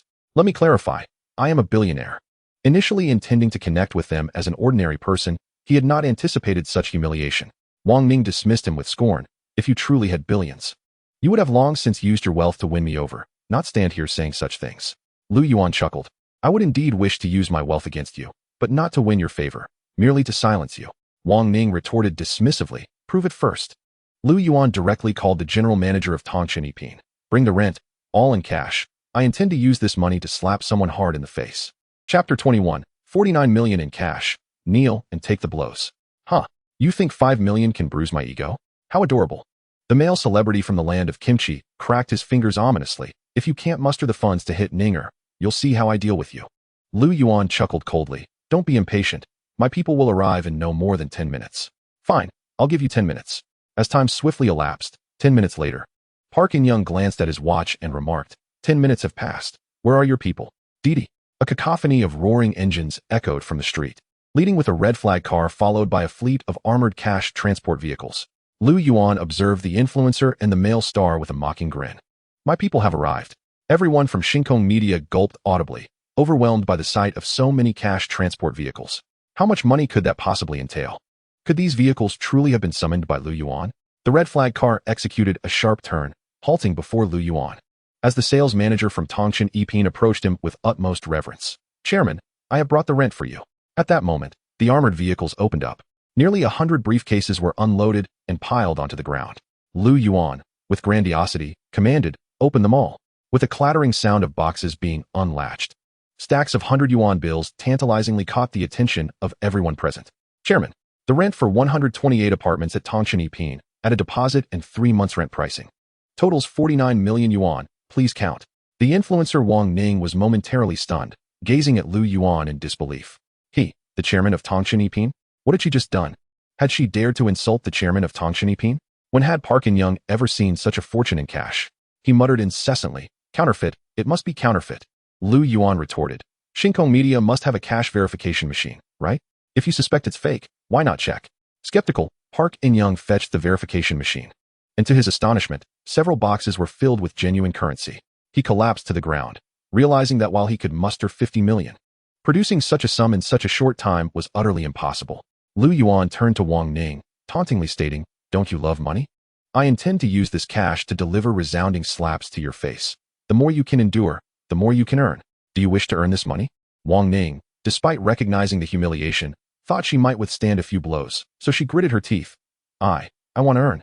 Lu Yuan, hands in his pockets, commanded. Then kneel and take the hits. With a thud, Wang Ning knelt on the ground. Lu Yuan picked up 5 stacks of cash, totaling 500,000, and forcefully slapped it against her face, causing her tears to spill forth, with her cheeks swelling and blood trickling from the corner of her mouth. Lu Yuan swiftly picked up another 500,000 and struck her other cheek, leaving Wang Ning's nose crooked and her countenance utterly disfigured. Lu Yuan continued, delivering blows amounting to 1 million, and Wang Ning could no longer bear the pain, her mouth twitching uncontrollably. Her face had been ruined by this 2 million in cash. At that moment, the owner of Shinkong Media stepped forward, casting a disdainful glance at Wang Ning. Wang Ning, looking this hideous, you are no longer welcome to stream for the guild. Your account will be handed over to other influencers, and you are hereby unilaterally dismissed from my company. No, please. Lu Yuan, with his hands in his pockets, gazed down at Wang Ning from a superior position. You wretched creature, take this 2 million. It should be enough to undergo facial reconstruction. Take the money and seek treatment. Hearing this, Wang Ning quickly pulled out her phone to check her reflection, gasping in horror. Almost frightened to death by her own visage, Wang Ning was utterly dumbfounded, filled with regret. Had she not made things difficult for Lu Yuan from the start, she might have been seated in the passenger seat of a Bugatti Veyron, becoming the chairman of Tongchen Yiping's wife, instead of descending to this pitiful state. Now, she had lost her job, and that 2 million would not be for her to spend, but rather thrown into the hospital for treatment. Lu Yuan had calculated everything when he decided to use cash to slap her face. Lu Yuan turned his gaze toward Park In-young. Do you wish to kneel and take the blows? Park In-young, fists clenched, replied with discontent. Do you dare to touch me? I am a foreign friend. If you dare to lay a hand on me, I will expose you online, showing the world how uncouth people from your country can be. Lu Yuan merely smiled faintly. Touch you? You overestimate yourself. I won't touch you, but I will ensure you become a pariah in our country from now on. Haha. You are merely a minor chairman of Tongchen Yiping, and though you may possess some wealth, your influence is limited. I am a rising star in your country. Half of the populace are my fans. Can you really touch me? Park In-young boasted confidently. Rin-young, we support you. A mere chairman of Tongchen Yiping thinks he is so impressive. It's truly laughable. Everyone, turn on the live stream and rally support for Rin-young. Let his fans unite to combat this ignorant fool and hasten the bankruptcy of Tongchen. Lu Yuan looked coldly at these naive, immature fans, expressing his irritation. Who told you I am just the chairman of Tongchen? A throng of influencers chimed in. Do you have other identities? Impossible. How could you at such a young age? If you do, it must be through your father. We have never heard of any entrepreneur in Magic City with the surname Lu. Lu Yuan, composed and exuding a powerful aura, declared, insignificant ants may live off their fathers, but I rely solely on myself. Baidu is a wonderful tool. If you don't know me, it's fine. Just move your little fingers and search for my name, Lu Yuan, and you will discover a whole new world. Lu Yuan looked upon these individuals with a striking confidence. Low profile? I can be low-key at times. But when these foolish imbeciles provoke me, should I remain meek? Wealth demands a grand display. I shall embody this arrogant demeanor. Those present began to doubt their understanding and initiated searches on Baidu. However, the news articles that popped up left everyone with frozen expressions, collectively gasping in shock. This is utterly terrifying, isn't it? Baidu Baiki, Lu Yuan, 24 years old, entered the workforce at 15, boasting an impressive resume, the only self-made young tycoon in the country, holding numerous patents and amassing considerable wealth. He is the chairman of 500 educational properties, including Tongchen, scattered across Magic City, the imperial capital, and Guangxing, and has acquired 100 of the National Yida Group, replacing Chairman Jianlin to become the new chairman. How can there be someone so formidable? Chapter 22. A star from the land of kimchi? A dog should roll back to where it came from. As the crowd trembled in astonishment, another 100 luxury cars approached. The chairman of Shinkong Media was drenched in cold sweat, wondering which influential figures were gracing his humble abode this time. The doors of the luxury vehicles swung open, and several individuals stepped forward toward Lu Yuan. Director Lu, here are the share transfer agreements for educational properties in the imperial capital. I am the representative from the educational properties in the region. Please sign. Director Lu, here is the share transfer agreement for the educational properties in Shenzhen. Please sign. Lu Yuan affixed his signature to a substantial stack of contracts before speaking, return, and issue a statement. If anyone in the entertainment industry has any dirt on the South Korean star Park In-young or wishes to terminate their contract, I will personally provide him with a school district residence exceeding 300 square meters, convertible into a villa. Understood, Director Lu. With Lu Yuan's deliberate orchestration, announcements regarding school district properties swiftly ascended to trending topics. The news circulated across Weibo, browsers, and short videos, igniting a considerable uproar. With substantial financial incentives, valiant souls soon emerged, and a plethora of scandals surrounding Park In-young began to surface from various entertainment moguls. Today, Park In-young was destined for downfall. We, the paparazzi of the Starry City, have uncovered that Park In-young is implicated in the abduction of minors, engaging in illicit relations. I hereby file a formal complaint against Park In-young for dining and dashing, and upon my refusal to pay, he brutally assaulted me, resulting in a disability classification. Attached are my medical records and surveillance footage from that day. Park In-young's green card in Hua country has long expired, yet he stubbornly refuses to leave. His private life is exceedingly chaotic, filled with solicitation, exploitation of new stars, and entanglements with multiple partners. As the revelations continued to unfold, Park In-young's complexion grew increasingly pale, cold sweat beading on his brow, his body trembling uncontrollably. It was over, everything was lost. The reputation he had painstakingly built in Hua country was obliterated today, all orchestrated by Lu Yuan. Those who had previously mocked Lu Yuan now wore expressions of dread, fearing he might turn his wrath upon them. Even the most ardent fans of Park In-young dared not speak in his defense. Online commentators, initially eager to voice their opinions, fell silent upon witnessing the immense power wielded by Lu Yuan, each unwilling to attract his ire. Park In-young's phone rang incessantly. Park In-young, you have been unilaterally terminated by the Fashion Youth Group. Park In-young, Windwalker Entertainment has also unilaterally terminated your contract. Jiangdong Pharmaceuticals will be suing you for damages caused by your personal reputation and private life affecting our business. Prepare for court. Park In-young's hands trembled, palms slick with sweat. His face a mask of despair. No, please, don't. With his hands in his pockets, Lu Yuan regarded Park In-young with a mocking smile. It seems you are in quite the predicament. A South Korean star? A top-tier drama sensation? Do you really think you're that impressive? I do not care which country you hail from or how esteemed you are in your circles. But do not flaunt your arrogance in my Hua country, especially not before me. Lu Yuan, return to your South Korea. You are not welcome here. Outside Starry Media, a throng of onlookers had gathered, voicing their support for Lu Yuan. Director Lu is formidable. I've long grown weary of these foreign celebrities imposing their will in our nation. They should leave. Others chimed in. They profit from our country while professing love for it, yet never contribute a dime when our nation is in distress. They come here to exploit our resources. We do not welcome them. At that moment, several police cars arrived at the entrance of Starry Media. A swarm of uniformed officers disembarked, swiftly apprehending Park and-young. You are under arrest for solicitation, sexual harassment of minors, intentional injury, illegal detention, and breach of corporate confidentiality. We are now taking you into custody. The cold, unyielding handcuffs clamped down on Park and-young's wrists. Lu Yuan departed in his Bugatti Veyron, indifferent to the ensuing events. Whether dealing with the matchmaker or Park and-young, to Lu Yuan, it was merely a matter of crushing two insignificant ants. He could not embody the magnanimity of others. The adage, if a dog bites you, do you bite back, seemed trivial to him. In contrast, Lu Yuan adhered to the belief that, as a first-time participant in this world, why should he yield? Why should he display generosity? If someone provokes, they deserve to be crushed underfoot. In the urban area, at the high school attended by Lu Yuan's sister, the door to Lu Shishir's dormitory was abruptly pushed open by a group of raucous girls, led by Su Bing. Pointing at Lu Shishir, Su Bing complained to a girl with red hair, Sister Xia.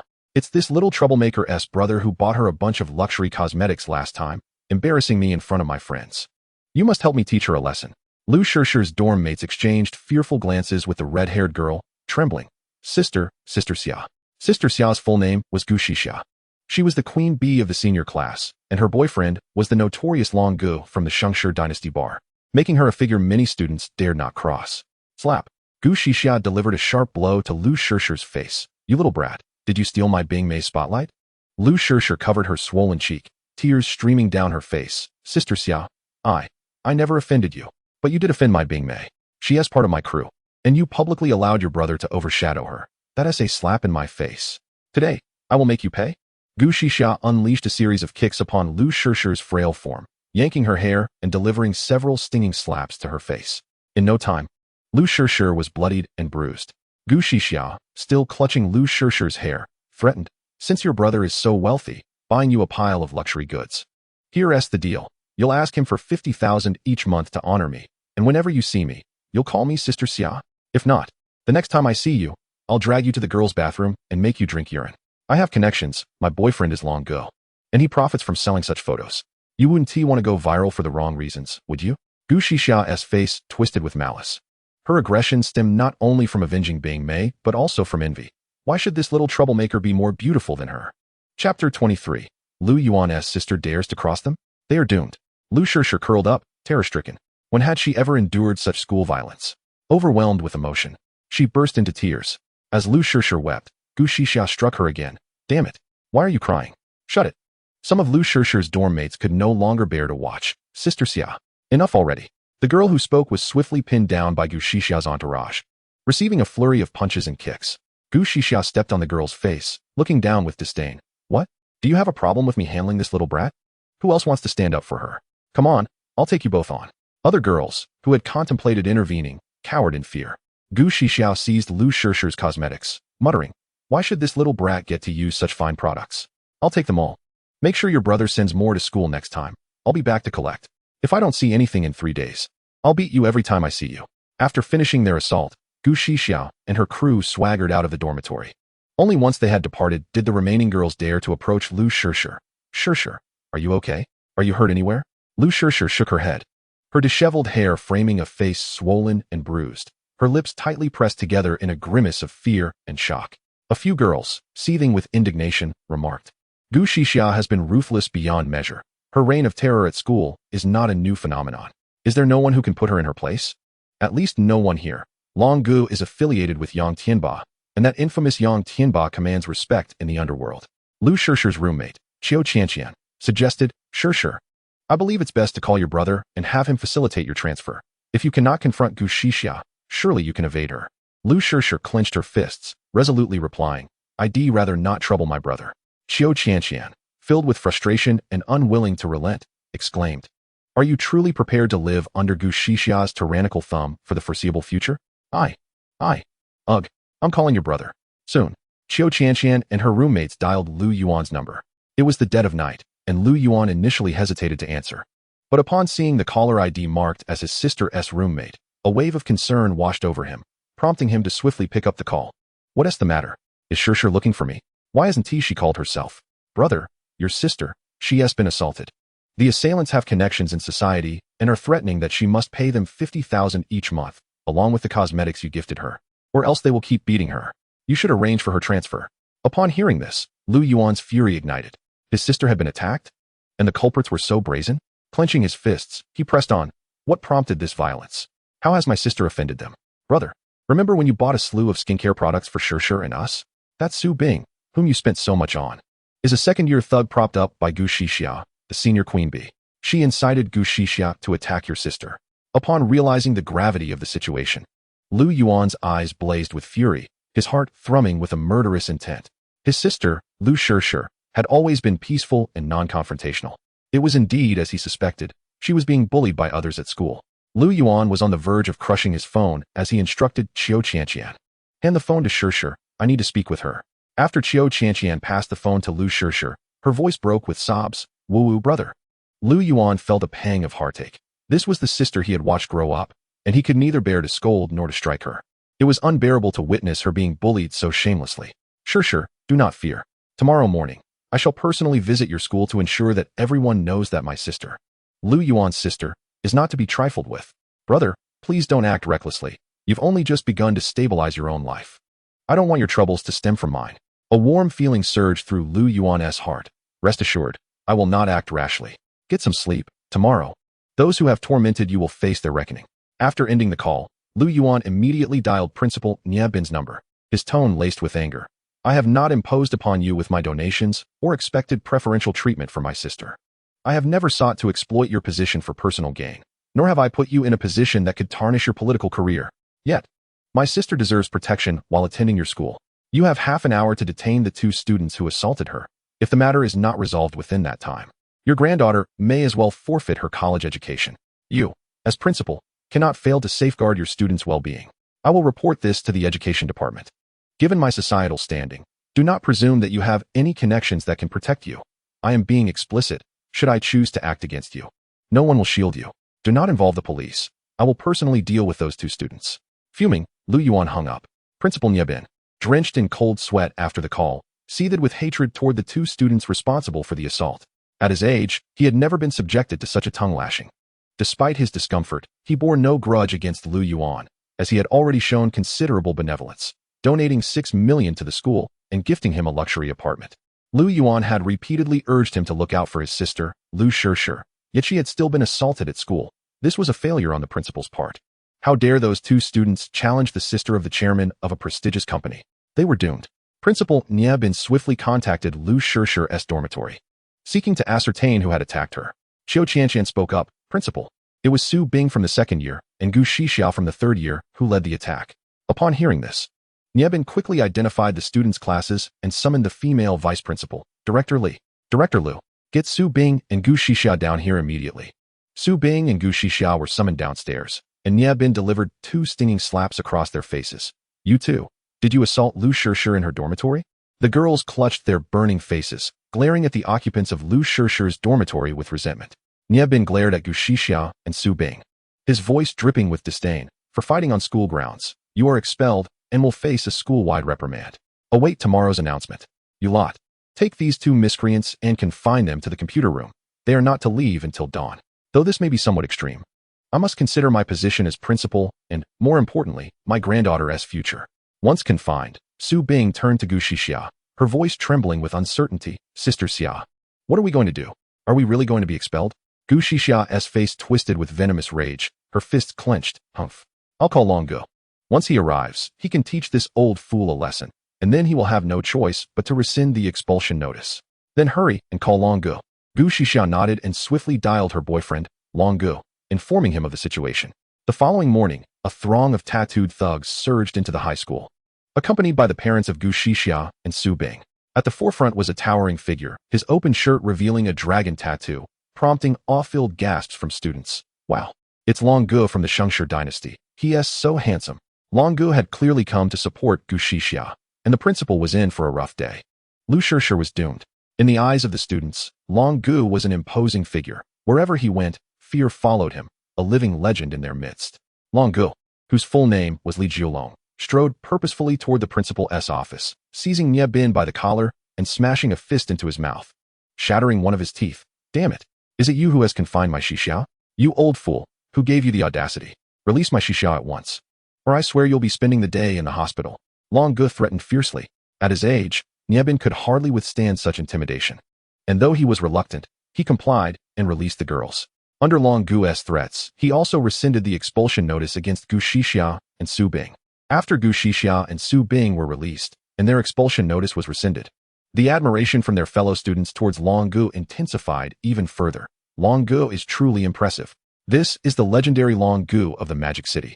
Even the principal cannot contend with him, a true exemplar among the elite of the city. Who would dare to provoke Sister Xia in the future?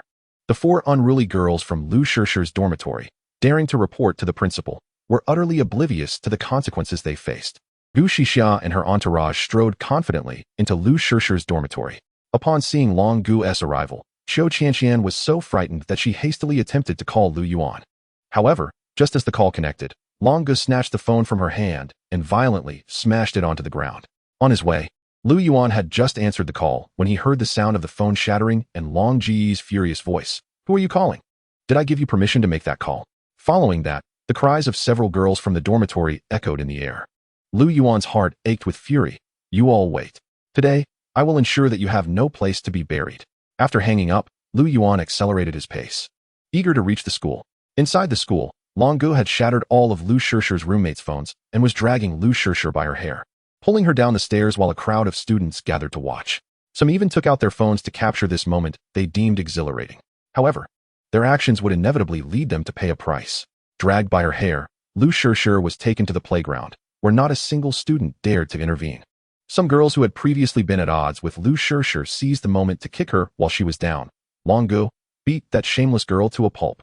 Let us see if she dares to report again.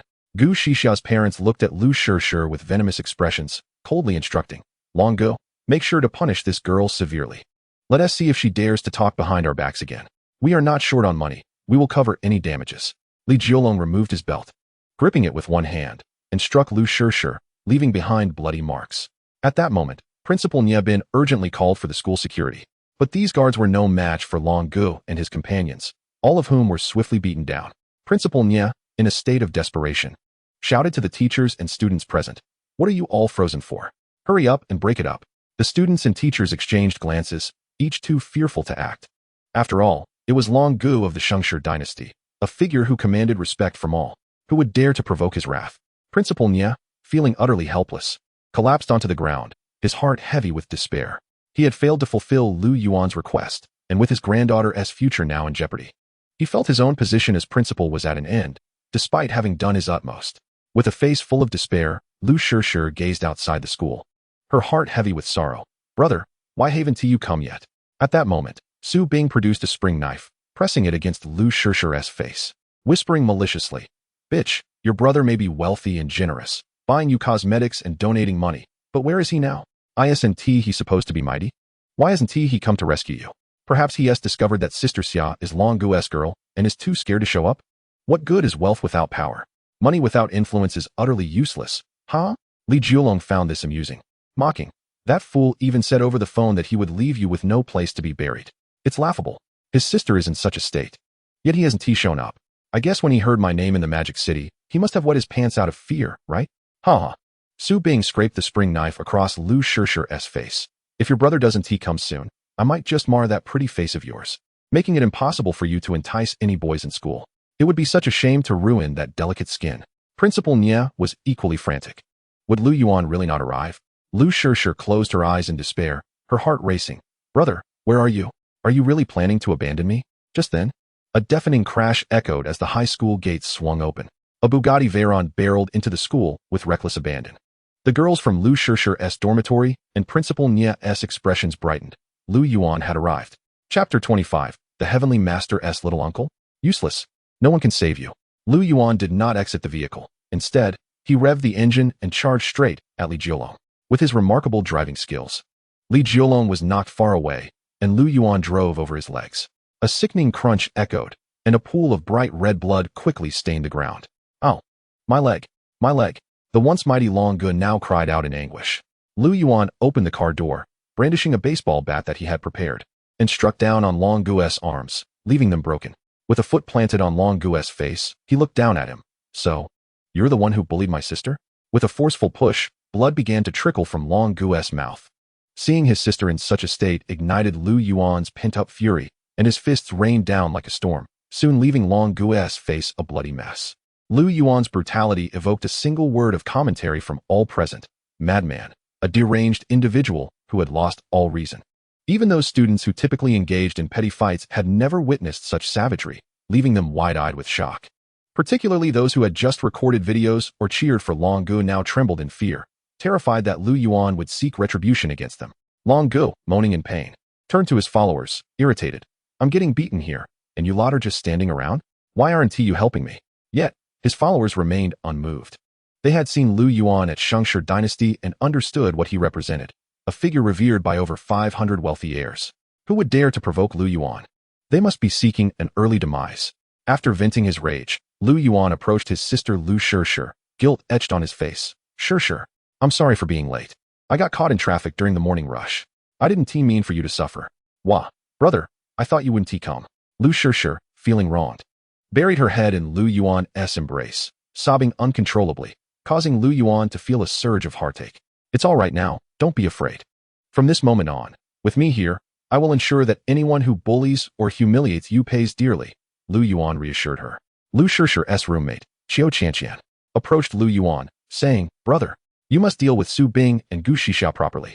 They went too far, demanding protection money from Shishi, and if she didn't comply, they threatened to drag her to the restroom for humiliation. Just now, Su Bing even threatened to ruin her looks. Brother, if you can, make sure they pay for what they've done, or this incident will leave Shishi with a lifelong shadow.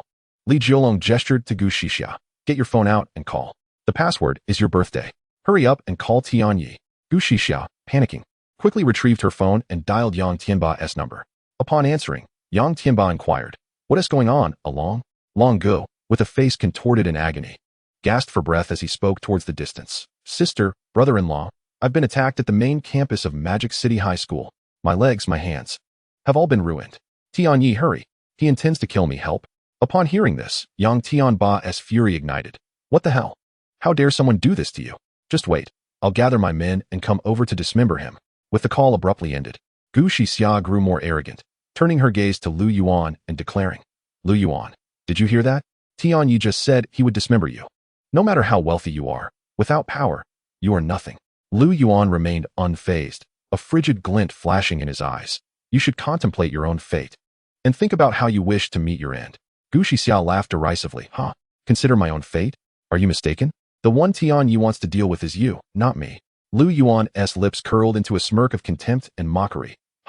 Even with 100 lives, Tianyi wouldn't dare to show off in front of me. Su Bing couldn't help but scoff. You think you're someone special? In Tianyi's eyes, you're merely a pathetic fool. Do you understand? He could crush you with a single finger. As the banter unfolded, a Rolls-Royce trailed by numerous Mercedes pulled up, from which emerged an elderly man, his face radiant and leaning on a dragon-headed cane. It was none other than Tianyi, Yang Tianba. With a cigarette in one hand and the dragon-headed cane in the other, he strode confidently, accompanied by hundreds of followers from the fleet of Mercedes. After inquiring for directions, he located the spot where Li Jiolong had been assaulted. Upon Yang Tianba's arrival, the high school students once again gazed at him in awe. He was an even more formidable figure than Long Gu. Seeing Yang Tianba, Li Jiolong exclaimed in delight, brother-in-law, brother-in-law. Upon witnessing Li Jiolong's battered and pitiful state, Yang Tianba's wrath was instantly ignited. Which scoundrel dared to lay a hand on my brother-in-law? Li Jiolong pointed at Lu Yuan. Brother-in-law. It was him. I want him to become a cripple. No, 100 times worse than me, to truly quench my thirst for vengeance. Yang Tianba turned to unleash a torrent of curses, but upon seeing Lu Yuan's face, the words lodged in his throat, cold sweat breaking out on his brow.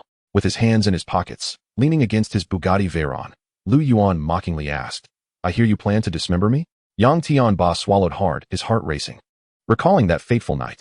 Heaven, remember this face. He is a friend of my esteemed young master, and a distinguished guest of the Wang family. He is also a guest of the Qin family. In light of the respect shown to Lu Yuan by over 500 young masters that day, he was not foolish enough to offend him. With a mere snap of Lu Yuan's fingers, he could reduce him to ashes. Trembling, Yang Tianba stammered. I didn't. Lu, Master Lu, you must have misunderstood. I had no idea my brother-in-law had offended you. Had I known he had crossed you, I wouldn't have dared to stand up for him. Lu Yuan coldly snorted. I still have a few little brats to deal with. One of whom is your brother-in-law's girlfriend. Will you interfere? And no, I wouldn't dare. I wouldn't see a thing. Chapter 26. No one can atone for her sins. The entire family shall face the consequences. Li Jiolong looked at Tian Yi in confusion. Brother-in-law, weren't you here to help me? You can't do this. Yang Tianba swung his dragon-headed cane fiercely at Li Jiolong, cursing, brother-in-law, don't call me that. If you do, I'll divorce your sister. You want to die? Don't drag me down with you. Yang Tianba exploded in fury. All the students were bewildered. Tian Yi actually referred to Lu Yuan as Master Lu. Moreover, his demeanor suggested a hint of fear towards Lu Yuan. My heavens, who is Lu Yuan? That even Tian Yi dares not act recklessly in his presence? Lu Yuan turned to one student. Go summon the leaders from every grade in your school and tell them Tian Yi wants to see them. The student glanced at Tian Yi, who nodded, and promptly ascended the stairs to call the others down. Today, Lu Yuan intended to make an example of those who bullied his sister, Lu Shishir, so that her classmates would think twice before mistreating her again. Before long, a multitude of boys and girls gathered on the playground. Lu Yuan swung his baseball bat, cracking it against Su Bing and Gu Shixia's legs. The sound of bones snapping echoing in the air as they crumpled to the ground in despair.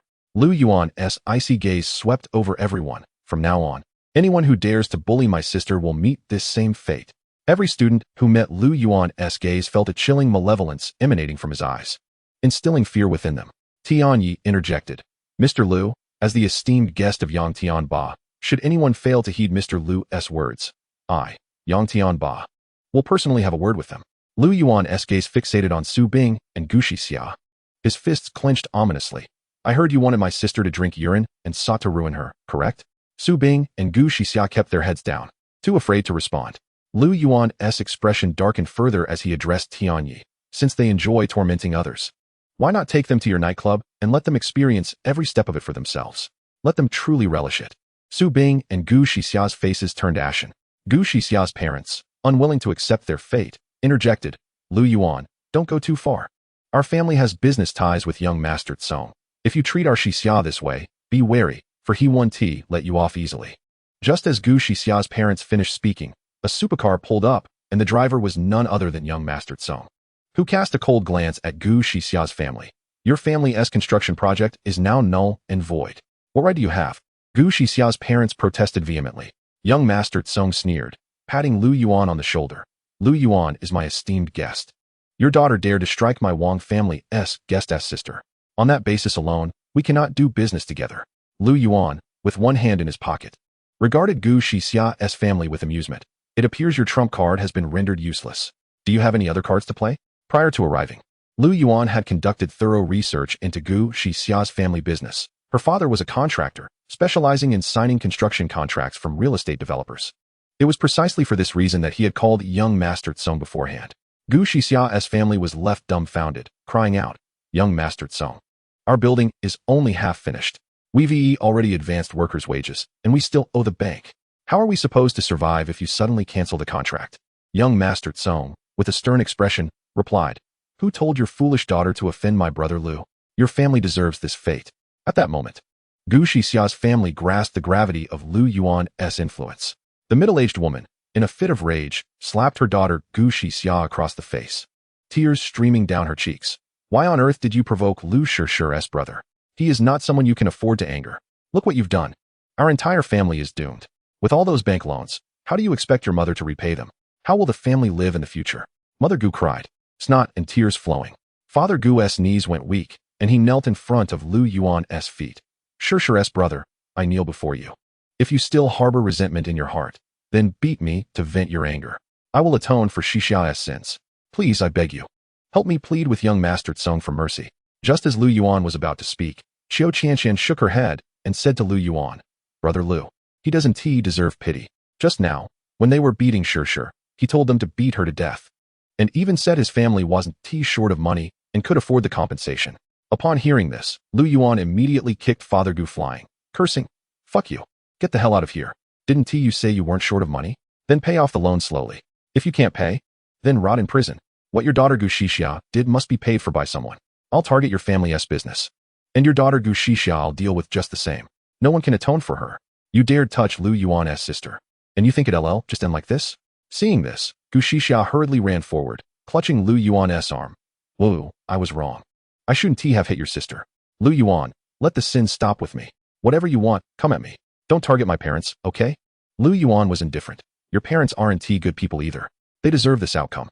If I didn't know your parents ordered them to beat my sister to death, perhaps I'd consider sparing them. But now that I know, sorry, Lu Yuan won't give them the slightest way out. Gu Shixia's parents' faces turned ashen and lifeless, their eyes hollow with despair, yet at the same time filled with endless resentment and anger toward their daughter Gu Shixia. Originally, with the help of young Master Tsong South real estate projects, the three-person family could have thrived in the magic capital, living better than most. But because of Gu Shixia's one foolish thought, the family fell into ruin. Lu Yuan then turned his head towards Su Bing. Su Bing, right? You're the one who fucking called Gu Shixia to come beat my sister? Lu Yuan grabbed a belt from Li Jiolong's hand and whipped it fiercely across Su Bing's face, instantly covering her face in blood. Su Bing only felt waves of burning pain, her face going numb from the blows. She tried to cover her face with her hands, but the price of doing so was her hands being swollen from the strikes as well. After beating Su Bing, Lu Yuan suddenly said, I remember your family's in the loan business, right? Remembering how young Master Tsong had dealt with Gu Shixia's family earlier, Su Bing was instantly terrified, staring blankly at Lu Yuan. What are you going to do? Nothing much. You hit my sister. So I'll cut off your family's livelihood. Lu Yuan's face was full of ruthless menace. He turned to Yang Tianba at the side. Lord Tian, you know what to do, right? Chapter 27. Who gave my sister a way to live? You deserve this. When Su Bing's family heard this, they were instantly petrified and begged for mercy. Lord Tian, no, please, don't cut off our family's livelihood. Slap, slap. Two loud slaps landed across Su Bing's parents' faces, almost deafening them on the spot. Yang Tianba was seething with anger. Fuck you. Causing such a huge mess. Your family's loan business is finished. You offended Lord Lu. I'll give you 3 options. 1. Turn yourselves in and confess all the campus loans and fruit loans you've issued over the years. 2. I'll personally send you in. Or the third option. We will choose the third option. The third option. As long as we don't have to go to jail, we'll do anything. Su Bing's parents begged bitterly. A vicious glint flashed in Yang Tianba's eyes. The third option is death. I'll throw you into the great river to feed the sharks. The ferocious, murderous intent on Yang Tianba's face made everyone present feel a sudden urge to soil themselves. Su Bing's parents collapsed on the ground in terror. Lu Yuan looked at them playfully. Do you still want to choose the third option now? Su Bing's parents shook their heads like rattles. No, no, no. We want to choose the third option. They knelt on the ground, banging their heads until they bled, begging, Lord Lu, please, spare our family. Our livelihood depends on loans. As long as you don't touch our business, we'll serve you as cattle and horses, as your slaves if need be. Cutting off a man's livelihood is like killing his parents. Please, grant us a way to live, Lord Lu. As long as you spare our business. Do whatever you want with Su Bing. We want to interfere. Hearing her parents' wolf-like words, Su Bing couldn't believe her ears. She seriously suspected she had been picked up from a trash heap. Lu Yuan sneered, his tone turning icy and furious. Hee. When my sister was being beaten, she cried to the heavens with no answer, cried to the earth with no response. Who the fuck gave my sister a way to live? If she didn't have me as her brother, even if she was beaten to death, no one would care. If a child isn't taught, it's the father's fault. Since you didn't teach your daughter, then pay for her sins.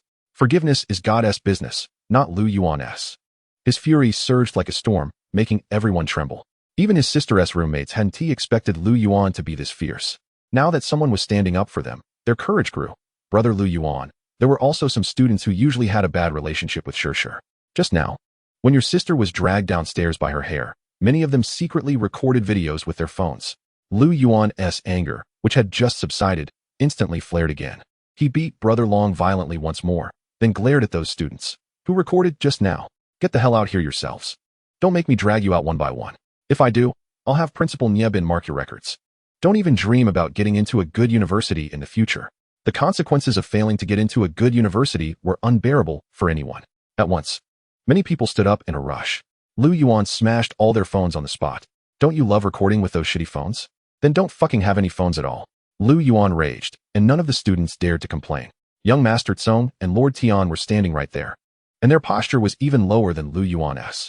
If they couldn't be provoked, how could Lu Yuan, an even scarier figure, be? They could only swallow this loss silently. Even though many of them had just bought the latest Fruit Phone Plus, who dared ask Lu Yuan for compensation? Compared to getting punished by Lord Tian, what was a broken phone? After all this, Lu Yuan looked at Yang Tianba and instructed, "That's enough. Nothing more to do here. Take Gu Shixia and Su Bing back to your bar. Make sure you fulfill their wish completely, not missing a single step. Rest assured." "Lord Lu, I won't miss a single step, hee." Of course Su Bing and Gu Shixia knew exactly what Lu Yuan meant. At that moment, their faces turned deathly pale, and they soiled themselves in fear. The stench spread across the playground, forcing many students to cover their noses. Gu Shixia broke down on the spot. She didn't want to endure such humiliation, but it was no longer up to her. Gu Shixia was finished. Students she had bullied in the past rushed forward, yanking her hair and beating her viciously. "So, Gu Shixia, you've got your day too?" At this moment, Gu Shixia's hair was a mess, her face swollen and bloody, one arm broken, wretched like a dog trampled underfoot. Those school bullies who used to waste their days at number 1 middle school all realized Gu Shixia's era was over. No one at No. 1 middle school admired people like Brother Long anymore. They had a new idol, Lu Yuan, the man who could cover the skies with one hand and summon the winds and rains in the magic capital. Compared to the likes of Lu Yuan, the likes of Song Xiao and Qin Xiao are insignificant. And what do Long Gu and Tian Yi amount to? Lu Yuan took in the expressions on all the students' faces and admonished them, "From now on, do not take individuals like Long Gu as your role models. Focus on your studies. Only by excelling academically and gaining admission to esteemed universities can you aspire to reach the heights I have attained today. School is a sanctuary for learning and nurturing intellect, not a battleground for violence. Times have changed. While brawling may seem appealing now, it will ultimately lead to legal repercussions. I do not wish to see you remain in this state when I return." Under Lu Yuan's guidance, the students hung their heads in shame, feeling motivated to devote themselves to their studies and to watch fewer films glorifying delinquency. Lu Yuan concluded with a stern warning, "Should anyone dare to harm my sister, Lu Shixia, I assure you they will not see the sun rise again. If you wish to experience the current plight of Gu Shixia and Su Bing, go ahead and test me." Upon hearing Lu Yuan's warning, a senior student boldly stepped forward. "From now on, no one will bully your sister. Starting today, she is as much our sister as she is yours. We will ensure her safety, and no one will dare lay a finger on her." Lu Yuan cast a glance at the ailing Li Jiulong, a cold smile playing on his lips, and turned to Yang Tianba. "What are your plans for your brother-in-law, Long Gu?" The atmosphere among the faculty and students became tense. Had Lu Yuan not already dealt with Long Gu? Would he not cease his vendetta? Chapter 28. Lu Yuan's fury. No one escapes unscathed. Li Jiulong was thoroughly terrified. Had he known Lu Shixia's brother was this formidable, he would never have acted so recklessly. Yang Tianba immediately declared, "Lu Yi, I will cast him into the ranks of beggars, forcing him to survive on alms alone, denying him any source of legitimate income or employment. Should he attempt to find work, I will ensure he is promptly dismissed, and I will keep a watchful eye on his begging grounds, preventing him from leaving the city. The only funds he will receive will be enough for a single meal each day." Gasps resonated through the crowd. This was a fate worse than death. Subjecting someone to such suffering was incredibly ruthless. Lu Yuan nodded in approval. "That is an excellent idea. For striking my sister, he shall endure a lifetime of hunger." Lu Yuan glanced at his sister's injuries with concern, then turned angrily to Nie Bin. "What is happening here? Could you not have summoned the students and teachers to intervene?" Nie Bin, looking aggrieved, replied, "Lu, I called out, but nobody listened." Lu Yuan, furious, retorted, "That is your responsibility. I have donated 6 million. What have you done with it? Please do not tell me you merely hired a few university professors and acquired some equipment without improving the student security system. If you cannot manage this, what are you even doing?" Nie Bin lowered his head in shame. I apologize, Lu Dong. It is my failure." This scene left all the teachers and students at the main campus feeling embarrassed. Having spent so much time in the school, they had always regarded the principal as the ultimate authority. Yet now, Principal Nie Bin was being chastised like a child, leaving everyone astonished. As Lu Yuan's anger subsided somewhat, he addressed Nie Bin, "Do not let this happen again. If it does, you will retire immediately. Thank you, Lu Dong, for your magnanimity. I assure you that I will allocate every penny wisely," Nie Bin promised.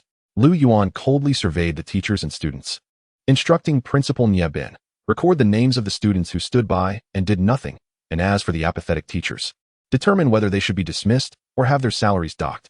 Unable to command the teachers, Nie Bin, already brimming with frustration, took decisive action. "You are all dismissed from Modu No. 1 High School. You will not be employed by any campus in Modu from this day forth." The previously indifferent teachers now regretted their inaction. Had they known Lu Shixia's brother was this powerful, they would have seized the opportunity to showcase their worth. However, some opportunities, once lost, are gone forever. Yang Tianba addressed Nie Bin. Lu Yi is a distinguished guest of our Shengshi dynasty, and with his sister attending school here. Should any trouble arise, simply call me, Yang Tianba. He handed Nie Bin a business card, which provided him with a sense of security. With Tian Ye's backing and a bit of investment to enhance the security system, no one would dare cause trouble within the school again. Lu Yuan glanced at the injured roommates of his sister, as well as Principal Nie Bin, and sighed with resignation. Song Xiao? Tian Yi. I will need to borrow your vehicle. My car cannot accommodate everyone. Please take my sister's roommates and Principal Nie to the hospital. I will cover the medical expenses. Regardless of the circumstances, these individuals had endured harm in their efforts to help his sister, and Lu Yuan felt a sense of moral obligation. Song Xiao patted Lu Yuan on the shoulder. Lu Gu, you are being too formal. Sure is your sister, and she is also my sister. Her friends were bullied while protecting her, so I should help share the burden of medical expenses. Yang Tianba readily added. Then I will cover Principal Nie's medical costs. Lu Yuan glanced at Qiu Qianqian and said, thanks to your timely warning, you did exceptionally well. Was your phone broken by that Li Jiulong? I will buy you a new one and treat you to a nice meal to express my gratitude. Brother, as Shirshi's close friend and roommate, this is what I ought to do. Let's discuss the rest later. You should hurry and take your sister to the hospital. Lu Yuan nodded and took his sister, Lu Shirshir, to the nearest hospital. After securing an appointment with a specialist, Lu Yuan led his sister inside. Doctor, please take good care of my sister. Lu Yuan? Upon seeing the white coat, Lu Yuan was taken aback and blurted out, Lu Dongfeng? Lu Dongfeng appraised Lu Shirshir, a smirk of vindictiveness creeping onto his lips. Lu Yuan, I am rather busy at the moment, with several surgeries lined up. Aren't you a supreme member of the Haishang Hui Health Club? Perhaps you should take your sister there for a proper checkup. Lu Dongfeng taunted, clearly enjoying the moment. Lu Yuan clenched his fists, furious. My sister has injuries. What nonsense are you spouting about a health club? When I scheduled this appointment with you, it indicated you had no surgeries to perform. Can you treat her or not? He added ominously. If you can heal her, I will ensure you reap the rewards. If you cannot, then I am afraid I will have to take matters into my own hands. Lu Dongfeng slammed his phone down on the table, visibly irritated. Lu Yuan, make it clear. You are the one asking for my help, not the other way around. If you want my assistance, you must adopt the proper attitude of a supplicant. Kneel down. Proclaim that Lu Dongfeng is your beloved father, and allow me to record a video. Only then will I treat your sister. Since being humiliated last time, when Lu Yuan obtained a Supreme card, Lu Dongfeng had harbored a deep-seated grudge and was determined to make Lu Yuan utter those words. Lu Dongfeng prioritized his pride above all else. Lu Yuan's expression darkened significantly. Lu Dongfeng mockingly remarked, oh dear, your face looks as elongated as a donkey's. Is there nothing you can do about it? Aren't you wealthy? Aren't you a supreme member of a health club? What good is your meager fortune? Having a bit of money is hardly impressive. Lu Yuan, in this society, wealth alone won't suffice. One must also possess connections across all walks of life. You might recall that had you not put me in an awkward position last time, I would have treated your sister's ailment. Lu Yuan, disinterested in further banter with Lu Dongfeng, noticed the medical license resting on Lu's desk. If he were to touch the medical license, would the godly rich system reward him with medical skills? Without hesitation, Lu Yuan activated his godly rich critical strike ability. Ding. The host has utilized the godly rich critical strike on the medical license. You have touched a medical license. Acquiring full shares of the Chinese and Western Medicine Headquarters Association. Chapter 29, No Rescue? Let us revoke that medical license. Oh. The president of the Chinese and Western Medicine Headquarters Association? This is not what Lu Yuan desired. Where are the medical skills? System explanation. The host can revoke both Chinese and Western medical licenses and can arrange for the best Chinese and Western doctors to provide medical attention promptly. Additionally, hospitals nationwide will supply you with annual revenue from their business operations. Representatives from the Chinese and Western Medicine Association will contact you. Please ensure your phone remains on throughout the day. The ability to arrange for the finest Chinese and Western doctors? This reward seems quite favorable. The annual revenue from hospitals should amount to a considerable sum. If I cannot spend it all, I can always donate the excess. At that moment, Lu Dongfeng's voice pierced through Lu Yuan's thoughts. Lu Yuan, have you made your decision? Will you call me dad or not? Lu Yuan retorted sharply, dream on. His phone vibrated in his pocket. Upon checking, he saw an unfamiliar number calling. Lu Yuan answered. Mr. Lu, hello. I am the representative of the Chinese Medicine Association. Are you in Magic City tomorrow? If so, I will book a flight to deliver the share transfer agreement to you. Lu Yuan replied yes. However, my sister is in critical condition. There is a surgeon named Lu Dongfeng at the Magic City People's Hospital who refuses to treat her, spending his time playing games on his phone. I wish to revoke his medical license. Can you facilitate that? The representative of the Chinese Medicine Association, upon hearing this, was enraged. What nonsense is this? A doctor refusing to save a patient? Playing games during work hours? Mr. Liu, wait a moment. After I hang up, I will revoke his medical license. Please don't hang up just yet. I am in the surgery department of the Magic City People's Hospital. Quickly arrange for a qualified doctor to come. My sister cannot wait, Lu Yuan urged. Right away. After the call ended, Lu Dongfeng clutched his belly and laughed. Huh? You think you can revoke my medical license? How audacious you are. Lu Yuan, you are merely a salesman. Stop pretending. Lu Yuan coldly chuckled, gazing pityingly at him. Who told you I am merely a salesman? Do not forget that health club requires assets exceeding 50 million to open a membership. How could a mere salesman possess such wealth? Lu Dongfeng dismissed him contemptuously, fuming, huh? Lu Yuan, while my father plays mahjong with yours. Your father claimed you sold antiques for over 300 million. Yet you squandered it on 3 properties in Tangchen Yipin and spent 24 million on 3 Supreme memberships. After buying the houses and memberships, what do you have left? Lu Yuan furrowed his brow. He had told his parents he sold antiques for over 1 billion. How had it become merely 300 million?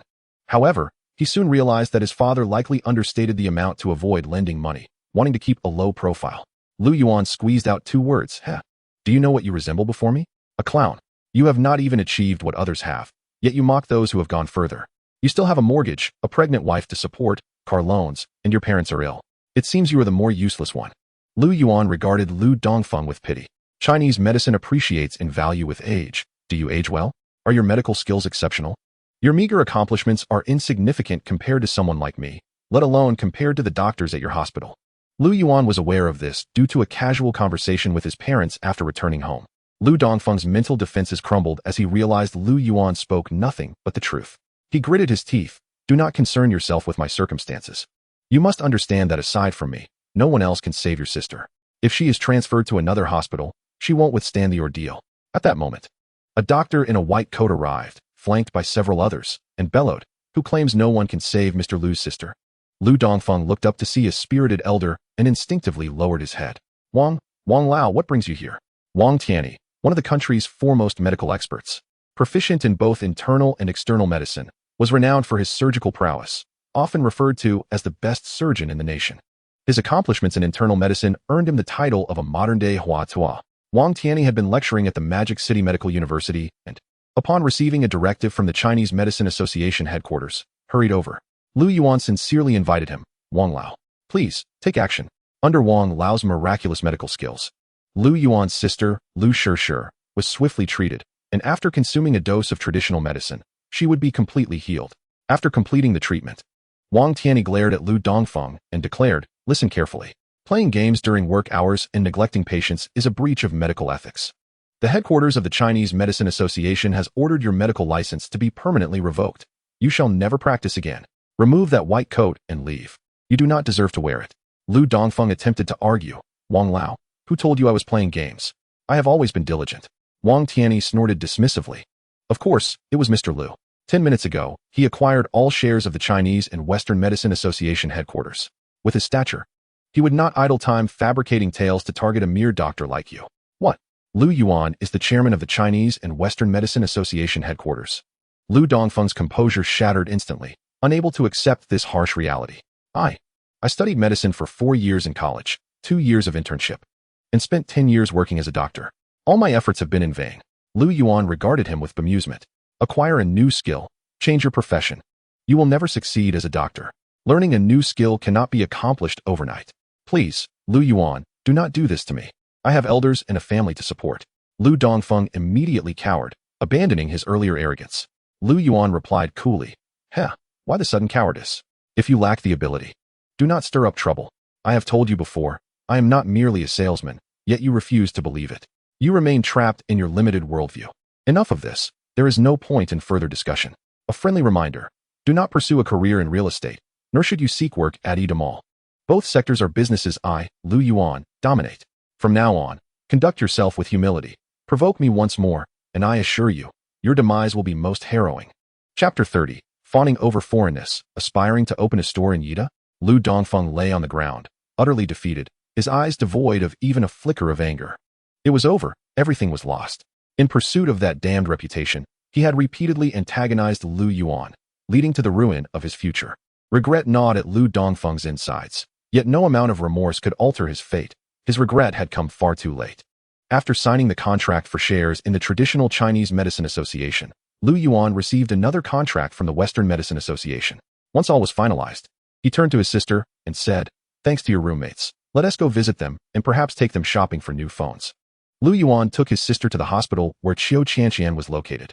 Thanks to Song Xiao's arrangements, they all found themselves in a VIP ward, their injuries well bandaged. Upon seeing Lu Yuan, Song Xiao greeted him. "Brother Lu, you're here. I have something to attend to, so I'll take my leave. Please head back first. I appreciate your help this time. How are you feeling? Still in pain?" Lu Yuan inquired as he approached the bedside. Qiu Qianqian shook her head and replied, "Brother Lu, it doesn't hurt anymore." "That is good to hear. Come, let us pick out some phones." The eyes of his sister's roommates turned to Lu Yuan, asking, "Brother Lu, how much can we spend on the phones?" "Any amount is fine," Lu Yuan responded nonchalantly. With his current company assets and bank savings, purchasing a large phone manufacturing plant would pose no challenge. He was certainly not short of funds. One of his sister's roommates hesitantly spoke. I would like to choose an Apple phone. Is that okay, brother?" An Apple phone. Lu Yuan held no particular fondness for American brands. Yet since it was his sister's friend's preference, he acquiesced. "All right, feel free to choose." His sister's roommate expressed surprise, thinking Lu Yuan might refuse. After all, a decent Apple phone could cost between 7,000 to 8,000, or even tens of thousands. The salesperson at the Apple display glanced at Lu Yuan and the others, noting their attire did not suggest wealth. While munching on seeds and slurping spicy snail noodles, she spoke in a disdainful tone, "Young lady, if you're not buying, don't touch. If you do, you'll have to purchase it." Just as her hand approached the phone, the roommate recoiled in trepidation at the comment. Lu Yuan had brought his sister's friends to buy phones to lift their spirits, not to incite anger. The salesperson's words ignited his fury. "What do you mean by that? Are you attempting to engage in coercive selling?" "Coercive selling? Hardly. Look at how you're dressed. You appear impoverished. If people like you touch the phones, wealthier customers want them. Can the phones even be resold?" Lu Yuan found the situation amusing. "Is this outfit not a leading domestic brand? Are you unable to recognize it? You dare to call me poor?" The hefty saleswoman scoffed. "What is a domestic brand worth? You can't even afford foreign goods, you impoverished wretch." Lu Yuan was left speechless. Indeed, some individuals were short-sighted. Their own socks could be worth more than many foreign luxury brands. His entire outfit could likely fund the purchase of a foreign luxury goods factory. And yet he was branded as poor. How utterly ridiculous. A cold smile crept across Lu Yuan's face. "Why then, do you fawn over foreign products? What is the purpose of opening a phone store in Yida? Why not go abroad? What is the matter? Can't you secure a foreign green card? Does the world not want you? Born in Huagua, how dare you disparage our own products?" Lu Yuan's eyes turned icy. The commotion attracted the attention of several other shop owners, who regarded the saleswoman with scornful and derisive gazes. The saleswoman felt increasingly uncomfortable under their scrutiny. "What business is it of yours where I open my store? Are you buying a phone or not? If not, don't block my business." Lu Yuan's sneer deepened. "You think you can offend me and continue to do business here?" Without further ado, Lu Yuan seized an Apple phone from the display and hurled it to the ground with force, followed by a second and a third. "Feel free to touch them. Even smash them. I'll cover the costs," Lu Yuan declared to his sister's friend. "Brother, is that really okay?" Of course. With her participation, they shattered over 50 Apple phones. The saleswoman, witnessing the destruction, reacted as if her mother had been murdered. She screamed at Lu Yuan, "How dare you smash my phones? Each worth over 10,000. You owe me 500,000. Someone help me. Look at these young people bullying a woman like me and destroying my phones. Is there no law? Record this and post it online. He should be arrested." The saleswoman pounded the ground, crying and throwing a tantrum. Lu Yuan transferred all the money from one bank card to another, leaving only 500,000. He swiped the card at the POS machine. 500,000 exactly. To Lu Yuan, this amount was trivial. Venting his anger was worth the expenditure. After the transaction, Lu Yuan squinted at the Apple phone saleswoman. "All right. I've compensated you 500,000. Now how about you pay me the rent for your store for the next 5 years? You munching on seeds and slurping noodles severely disrupts the shopping experience for my guests. You owe me a fine. The 5-year rent amounts to 2,500,000. And the fine is 1 million. You can choose not to pay. If you refuse, vacate this place immediately. Yida Mall will no longer lease to you." Lu Yuan's tone was chilling. The saleswoman, unwilling to accept, retorted, "On what basis can you force me out of here?" At that moment, a voice echoed, leaving the store owner utterly dumbfounded. "Because I am Lu Yuan, the chairman of Yida Mall. Chairman Lu Yuan."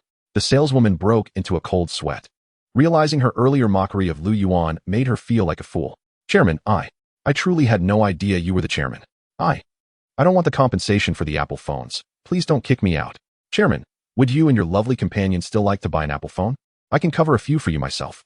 Lu Yuan outright refused. Too late. You either pay the rent or leave Yida Mall. There is no third option. Chapter 31. If you don't spend 30 million in a month, don't call me brother. The saleswoman collapsed onto the floor, her eyes vacant and hollow. She pitifully began to pack up her shop, leaving Yida Mall in utter despair. The other merchants in Yida Mall offered no sympathy. It was merely a case of the saleswoman reaping what she had sown. She deserved it. Fawning over foreignness has led her to this fate. It is right to drive her out of here.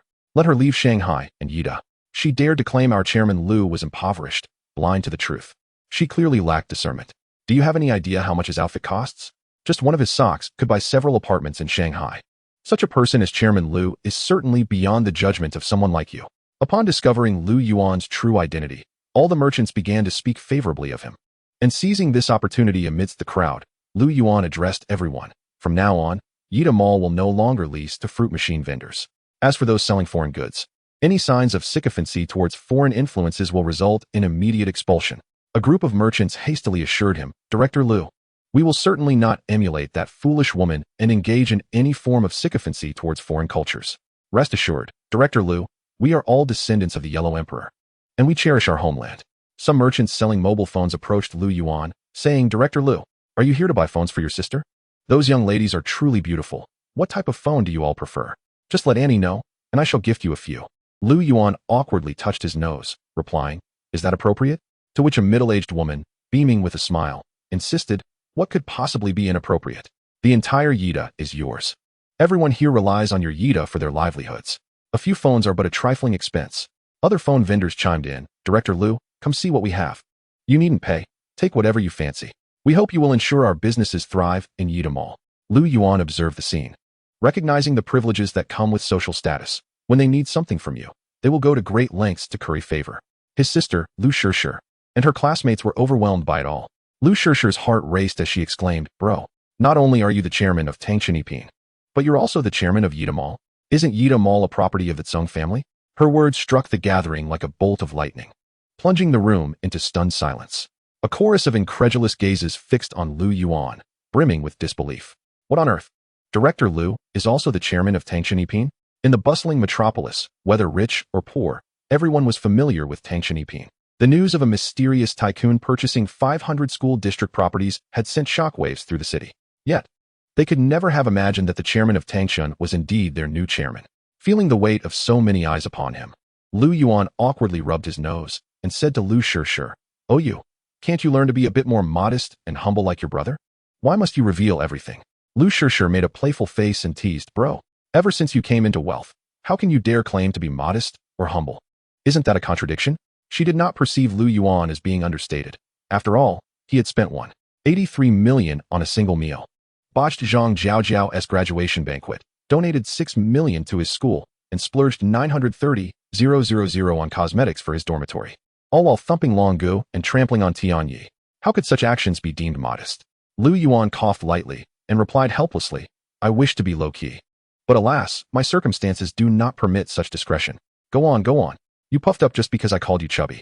Upon learning of Lu Yuan's identity, the merchants seized the opportunity to ingratiate themselves even further. Director Lu, should you and your sister wish to purchase snacks, clothes, or even computers in the future, just come to Yida Mall and take what you need, no charge. Many in the crowd began stuffing items into Lu Shishir's bag. Lu Yuan, aware of their ulterior motives, did not hold back. All right, I won't let my sister take your things for free. From now on, the annual rent will be halved for those opening shops in Yida Mall, and each of you will enjoy a medical card limit of 500,000 per year. Lu Yuan had no real concept of rent or medical cards. With his affiliations to the Chinese and Western Medicine Association, Yida Mall, and 500 school district properties, he had already achieved financial freedom. The reduced rent was merely a drop in the bucket. Grateful exclamations filled the air as the merchants thanked him profusely. Lu Shishir gazed at the vast mall, feeling somewhat unreal. Bro, can we really take whatever we want from Yida in the future? This is simply splendid. Lu Yuan playfully scratched her nose and replied, I've given you $1 billion in pocket money, and you live in Tangshan. Look at how unambitious you are. Bro, transitioning from poverty to wealth, I'm still not accustomed to it. I'm afraid if I spend it all, I won't have any left. So it's comforting to keep it in the bank. You spend money so extravagantly every day. How will you ever afford to marry me off? I'm just trying to save up for you. Lu Shishir pouted adorably. Lu Yuan chuckled inwardly, realizing that his total assets were nearing tens of trillions. Not only could he spend in this lifetime, but even in the next and the one after that, he would never exhaust his wealth. Sure. Money is not meant to be hoarded. It is to be spent. The more you spend, the more you have. I must seriously reprimand you for this mindset. You are now the sister of a tycoon and must carry yourself as such. I hereby set a challenge for you. Spend 1 million a day, 30 million in a month. If you can't manage it, you are not to call me brother. Lu Yuan said, his expression stern. If Lu Yuan did not say this, his sister would likely continue to hesitate in spending. He was not worried about her being too extravagant. After all, what was there to fear? If the money ran out, he could always go out and touch something. Nothing could be gained without effort. What nonsense is this? Not calling you brother unless I spend 30 million a month? Is that even reasonable? Many young male and female merchants joined in the banter. Director Lu, are you in need of a sister? I can easily spend 30 million a month. Director Lu, do you need a brother? I can spend 300 million a month. Lu Shishir clasped her hands together, breaking out in a cold sweat, looking distressed. Bro, I will do my best. Lu Yuan turned to her roommate, Qiu Qianqian. Qianqian, I assign you a task as well. Keep an eye on my sister's spending. Ensure she spends a little more each month, if she can't finish. You can help her out. Bro, that. Chapter 32, threatening me? You truly do not know your limits. Ultimately, Lu Yuan selected a mobile phone store and chose 5 Huawei Porsche models, each priced at around 20,000. You girls generally enjoy playing claw machines, right? How about grabbing a few dolls? Lu Shishir had experienced quite a shock these days, and Lu Yuan merely wished to alleviate her psychological burden. Lu Shishir curiously inquired, Bro, don't you have anything else to do? Anything else? Lu Yuan shook his head, expressing to his sister, aside from lounging at home counting money. I seem to have no other obligations. After all, whether it was Yida Mall, the school district properties, or the Chinese and Western Medicine Association, all were being managed by others, allowing Lu Yuan to be a hands-off proprietor, with no need to worry about company affairs. His life was left with nothing but counting money and enjoying life. How infuriating, being outsmarted by you again. The group strolled towards the claw machine area. They purchased over 1,500 yuan in arcade tokens, but Lu Shishir and her friends, with somewhat glum expressions, managed to snag only 2 dolls worth a mere 100 yuan. Beside the claw machine, several young and attractive women stood, clad in form-fitting black silk dresses and sleeveless attire, their long hair cascading down their shoulders, surrounding a man. Behind them stood a tripod for live streaming. Family, we got it. Tonight, we spent only 300 yuan and caught 3. Those in the live stream. Does anyone want the host to catch some for you? If you need, come up and take a spot on the leaderboard. A group of exquisitely crafted influencers surrounded the male streamer. Xiaofeng, you are incredible. Xiaofeng, I desire that limited edition custom doll inside. Can you help me win it? She asked, her voice laced with eagerness. What's in it for me if I manage to snag it? He replied, raising an eyebrow. As long as you can help me get it, you can have whatever you want from me. Xiaofeng, a master claw machine streamer, had garnered an immense following online due to his exceptional skills. The girls surrounding him were his local fans. Seizing the moment, he called out to his audience. Hey everyone, did you hear that? This lovely lady said if she wins, I can have my way with her. Anyone interested in me bringing her home? Let us see some arrows flying in the chat. If 10 arrows appear, I'll start playing. The girls, including Lu Shishir, gazed at Xiaofeng with a mixture of hope and disappointment. He had already captured numerous prizes that night, while their own results were rather disheartening. Noticing Lu Shishir, Xiaofeng's expression brightened. She was a gem, the kind he particularly fancied. Approaching her with a mischievous grin, he said, Hey there. Can we add each other on WeChat? If you do, I'll help you win 5 times. Lu Shishir took a few steps back. Not interested. Come on. Let us get to know each other. Just add me on WeChat. I promise I won't bite. Don't be so heartless. Xiaofeng stepped closer, his persistence evident. Feeling a wave of nausea, Lu Shishir cast a pleading glance at her brother, Lu Yuan. Brother. Lu Yuan shoved Xiaofeng back. Can't you understand plain language? My sister is not interested in knowing you, so scram. Due to his previous relationship with Wang Yan, Lu Yuan had encountered numerous streamers, including Xiaofeng, who often exploited female fans under the guise of claw machine games. He had even harassed Wang Yan, who maintained a dubious relationship with him, claiming they were merely friends. The resentment between them had long been established. Lu Yuan had no intention of tolerating someone like Xiaofeng bothering his sister. Angered, Xiaofeng retorted, You worthless piece of trash. You think you can push me around just because you're her brother? I have millions of fans. You'd better show me some respect. Do you want me to record you and make you famous for all the wrong reasons? Lu Yuan narrowed his eyes. Are you threatening me? Xiaofeng met his gaze defiantly. If that is how you want to interpret it, so be it. Lu Shishir tugged on her brother's arm. Brother, let it go. Let us just leave. Lu Yuan brushed her hand away, admonishing her, you are no longer just an ordinary person's sister. You are the sister of a top-tier wealthy individual. It's time you exhibited the demeanor that comes with it. You can't keep retreating whenever trouble arises. The more you shy away, the more they will think you're easy to bully. Our family's circumstances permit you to stand your ground. He glared at her, frustrated that she always preferred to avoid confrontation, even when bullied. Lu Shishir lowered her head, feeling dejected. I understand. Lu Yuan turned back to Xiaofeng. The last person who tried to threaten me, Wang Yan, has already faced the consequences. Do you wish to follow in her footsteps? At that moment, the chat in Xiaofeng's livestream exploded with activity. I thought this guy looked familiar. Turns out it's him. Is he really that impressive? Absolutely. He bought a Harley-Davidson and a Bugatti Veyron outright. Those two cars combined cost over 70 million. These influencers with millions of followers were on an entirely different level than him. It was about time someone put Xiaofeng in his place. Xiaofeng scoffed at Lu Yuan's words. What are you pretending for? You're just a loser with a monthly salary of 50,000 at a mall. Are you implying that Wang Yan's downfall was your doing? Xiaofeng's fans began to sweat nervously, collectively thinking that this streamer was out of his mind to speak to Lu Yuan in such a manner. A cold smirk crept across Lu Yuan's lips. Indeed, Wang Yan's decline was orchestrated by me. If you doubt it, simply Google my name, Lu Yuan, and check the comments in your livestream. Unconvinced, Xiaofeng rushed to check the comments, only to turn pale at what he saw.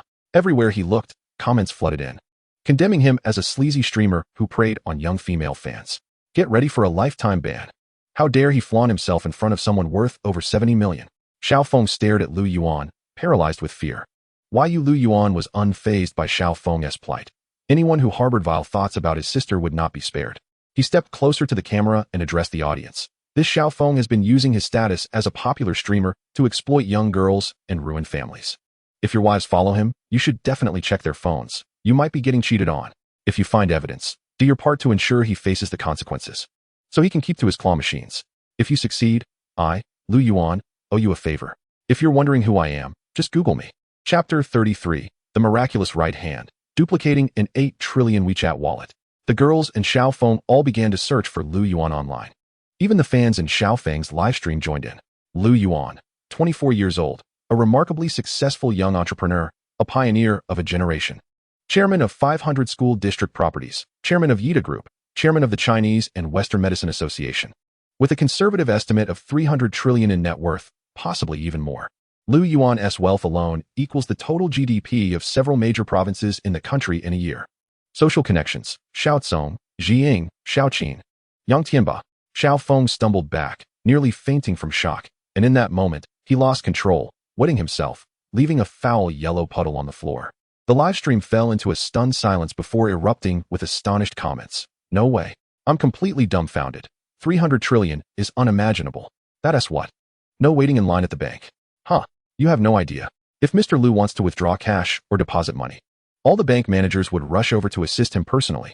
If he wanted to withdraw all his money, the entire traffic system in the city would likely collapse.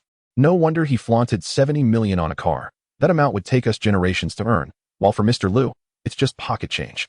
70 million in pocket change? My heart might just give out from the shock. This streamer is finished. To dare threaten Mr. Lu with his influence, he could easily ensure Xiaofeng's permanent disappearance. Many fans began checking their wives' phones, and the comments section erupted once more. Damn, I just checked my wife's phone, and there's a 10-minute video of her with him. My wife's phone has flirty chats with him too. Is that 10-minute video for sale? I'd love to borrow it.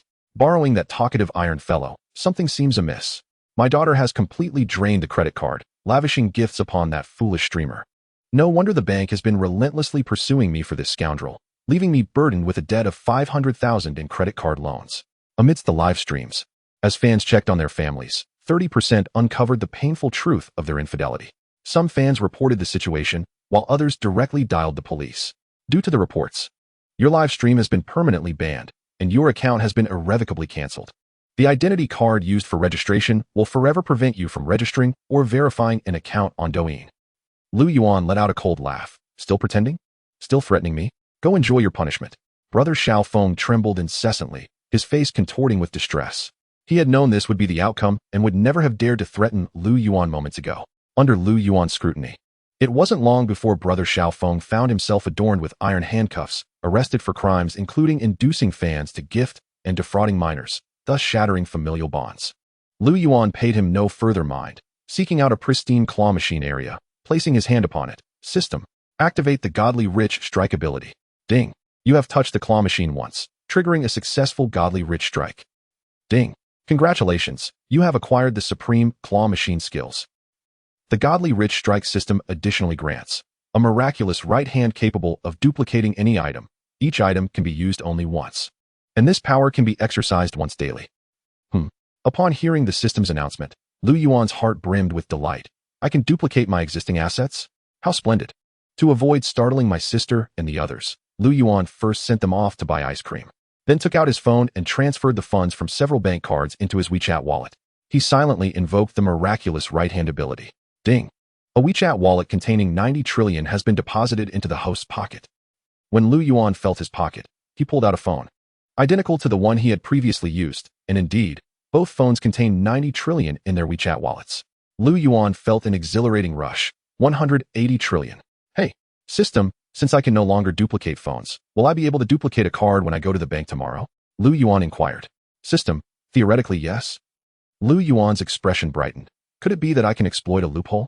As long as I obtain a new card tomorrow and transfer the 180 trillion into it, I could replicate a bank card containing the same amount. Then, the day after tomorrow, I could purchase a valuable antique or artwork and utilize my duplication ability to acquire 2 genuine pieces. What a clever plan. Although Lu Yuan currently lacked for nothing, possessing a staggering 100 trillion in liquid assets and numerous companies, in this materialistic world, more money is always welcome. Who would ever complain of having too little? At that moment, Lu Shishir and the others returned with ice cream. Earlier, Lu Shishir had failed to grab anything, wearing a dejected expression, which tugged at Lu Yuan's heartstrings. Now that he possessed godly claw machine skills, he resolved to lift his sister's spirits. Lu Yuan purchased 50 yuan in tokens and tossed them into the claw machine. With deft control of the steel claw, he successfully grasped a large teddy bear, which would cost at least 200 to 300 if purchased. Lu Yuan, however, secured it with just a single token. He handed the white bear to Lu Shishir. Shishir, tonight, cuddle it to sleep. The weather has turned cold, and it'll keep you warm. Lu Shishir and her roommates gazed at Lu Yuan with admiration and curiosity. Brother, how did you manage to win on the first try? Lu Yuan replied nonchalantly with a smile. Perhaps the heavens favor me for my good looks. Such a narcissist. Lu Yuan continued to insert tokens and grab more toys. Oh, who wanted this penguin just now? Lu Yuan looked back at his sister's dorm mates. Qiu Qianqian stepped forward. Brother Lu, I want it. From that point on, to the astonishment of everyone, Lu Yuan seemed to have activated a cheat. Every attempt guaranteed success, and soon the claw machine was completely emptied.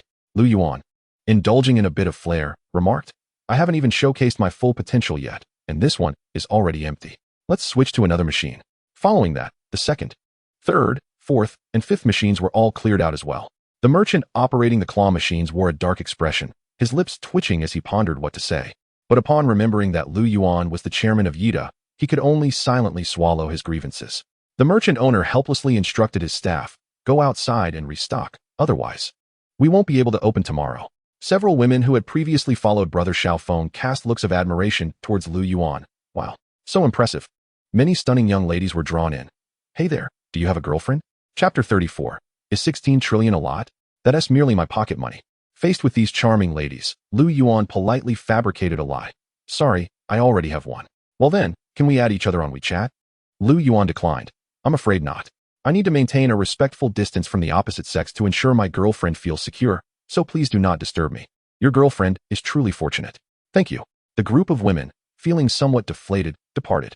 Lu Shishir's curiosity ignited. Brother, when did you get a girlfriend? Lu Yuan scratched his nose, feeling a bit awkward. I didn't. I was just lying to them. His sister Lu Shishir looked at him incredulously. Brother, every time a girl approaches you, you turn them away. When will you ever find someone? What are you looking for in a partner? Lu Yuan pondered for a moment and replied earnestly. Someone who is not materialistic, does not judge by wealth, is not swayed by appearances, and does not view relationships as mere transactions. Someone to endure hardships and joys with me. I wish to avoid any insincerity in this bond. Couples are like birds of a feather, yet often part ways in times of trouble. To evade such a fate, Lu Yuan must be discerning when choosing a partner. After their playful antics, they returned to their residence at Tangchini Pin. Upon entering the room, a delightful aroma wafted through the air. The dining table was set with perfectly cooked steak, a plate of crab, and some pastries, accompanied by 2 glasses of red wine. Roommate Wang Meiqi smiled at Lu Yuan. You're back. The food has cooled. I'll warm it up. Lu Yuan, slightly taken aback. You didn't eat while waiting for me? Yes. Wang Meiqi nodded. A warm current surged through Lu Yuan's heart as he replied. You don't have to go to such trouble. I know. But since your rent is only 1,000 a month, it's like I'm letting you stay for free. I should do something in return, Wang Meiqi explained. Lu Yuan pulled her back down into her seat. Don't heat it up. It's too tiring. Next time, if I come home late, I'll let you eat first. I'll let you taste my cooking later. After they finished their meal, they each returned to their rooms. Later that night, as Lu Yuan lay in bed playing on his phone, he received a WeChat message from his father, Xiao Yuan. The day after tomorrow is your grandfather's birthday. He comes from a prominent family, so prepare a decent gift. Don't let others outshine you tomorrow. A few kind words may please him. And perhaps he'll entrust you with part of the family business. Dad, I am not lacking in wealth. My grandfather's modest company generates merely over 10 billion in annual profits, which pales in comparison to my current valuation of hundreds of trillions. How could Lu Yuan possibly find interest in such a trivial enterprise? Furthermore, my grandfather initially opposed the union between my father and mother, yet my father resolutely pursued his love, resulting in my birth. This act of defiance offended my grandfather's sense of authority, leading him to expel my family from his home. Preferring to watch my father toil as a laborer rather than offer any assistance, all in an effort to assert his dominance over his other children. Over the years, we have dutifully attended his birthday celebrations, maintaining familial ties, yet each year he has met us with disdain. Were it not for my father, I would have preferred to forego these gatherings altogether. You, my child, have only sold antiques for a mere few billion. Can you truly sustain such an amount indefinitely? Although your grandfather's company yields only a few billion annually, that is a lifetime of assets, nothing compared to your petty sum. Lu Yuan retorted with indifference. All right. You have a point. After hanging up the phone, he scoffed inwardly. Grandfather? He is merely a figurehead of familial ties. Had he chosen to grant my parents even a modest position, my family would not have endured poverty for over a decade. Given my grandfather's passion for antiques, I resolved to visit the antique street the following day in search of a suitable gift for him. Early the next morning, I arrived at the Pepper Bank. Could you assist me in opening an account? I addressed the counter. The bank clerk politely inquired, Sir, are you interested in a credit card or a savings card? What is your requirement? After a moment's contemplation, I replied, Please provide me with a card that has no daily spending limit. The current restriction of transferring only 200,000 daily is quite bothersome. Previously, other banks had offered to upgrade my card. However, I deemed their scale too small. Should I require substantial funds, their systems might falter under my demands. Therefore, only Pepper Bank possessed the requisite liquidity. Additionally, I wished to consolidate my finances onto a single card for the convenience of utilizing my daily replication ability. The clerk could not suppress a laugh and, with an apologetic tone, remarked, I'm afraid, sir, if you only possess a few million or tens of millions, you cannot obtain a card with unlimited transfer capabilities. I retrieved my phone and displayed my WeChat wallet balance to the clerk. This reflects my usual spending money. I also have a company. Can I acquire your unlimited spending card? The female clerk, upon seeing the balance, pointed incredulously at the screen, realizing that this was indeed a genuine WeChat wallet interface, not a fabricated image. What's the matter? I queried. Is it not feasible? No, sir, it's not that. It's just that your WeChat balance is astonishing. I have never witnessed such a sum. Please allow me a moment to compose myself. Her heart raced, and after consuming several calming pills, she endeavored to regain her composure. Perplexed by her reaction, I stated, It's merely a small amount. You need not react so dramatically. Small amount. 16 trillion is a trifling sum? How can you speak so lightly of it? The clerk, clearly flustered, responded, 16 trillion, and you dare label it as small? Indeed. Properties like the prestigious Tangshuan Yiping School District houses are merely one of my 500 developments nationwide. I hold complete ownership of the Yida shopping mall and even manage a traditional and Western medicine association. 16 trillion is merely a fraction of those companies' annual profits. Hence it is indeed insignificant. I replied nonchalantly. The other patrons in the bank turned their gazes toward me, astonished. The clerk gasped, What did you say? You own Tangshuan Yiping, Yida shopping mall, and the traditional and Western medicine association. I readily affirmed, Yes. You may verify my credentials online. Several individuals began to search for information about me, and upon discovering my illustrious background, people from various sectors flocked toward me. Sir, I am the chairman of Zhongyuan Steel. May I get acquainted with you? Sir, would you like to invest in stocks? I operate a securities firm. However, I remained uninterested in their advances and pressed the clerk. So, can you facilitate the unlimited card? The clerk promptly replied, Yes, of course. Please be patient while I contact the bank president to personally assist you. Chapter 35. As a trillionaire, I relish imperial treatment. At that moment, the president of Pepper Bank, Ma Yaoqing, was entangled with a woman. Yet the sudden vibration of his phone in his pocket interrupted their intimacy. He answered, "Li, what is the matter?" "President, a billionaire with a net worth of hundreds of trillions wishes to open an unlimited transfer card with us and intends to deposit 16 trillion. Can you return to the bank?" Upon hearing this, Ma Yaoqing's demeanor shifted instantly, incredulity flooding his voice. "How much did you say?" "Several hundred trillion. You may search for Lu Yuan online." Ma Yaoqing swallowed hard, quickly donned his attire, and spoke into the phone. "Please entertain this esteemed guest. I'm on my way back." The prospect of a 16 trillion deposit, or a net worth of hundreds of trillions, left him unable to remain composed. Acquiring such a deposit would significantly bolster the bank's overall strength. After about 10 minutes of waiting, a luxurious Hongqi car arrived, and Ma Yaoqing entered with an exuberant demeanor. Addressing the clerk, "Which gentleman is opening the account?" Upon being directed to me, Ma Yaoqing was again struck by astonishment. Such a young billionaire? He hesitated momentarily. "Li, are you sure?" "Yes, President, I am certain. You may ask Mr. Lu to show you his phone. He has a staggering 16 trillion in his WeChat wallet." As Li finished speaking, I deliberately opened my WeChat wallet in front of Ma Yaoqing, the multitude of digits nearly causing him to collapse on the spot. Once he regained his composure, he immediately lowered his stance, bowing deeply as he invited, "Mr. Lu, please, right this way. We have a special green channel for you." Amidst the envious gazes of those around me, I stepped into the green channel of Pepper Bank. This exclusive path had never before been opened since the bank's inception. Ma Yaoqing gestured to several bank clerks, instructing, "Come along, prepare tea for Mr. Lu, and have some refreshments ready. Also, send those two lovely ladies to provide him with a shoulder and leg massage shortly." After these directives, Ma Yaoqing hurried to catch up with me. "Mr. Lu, please wait for me."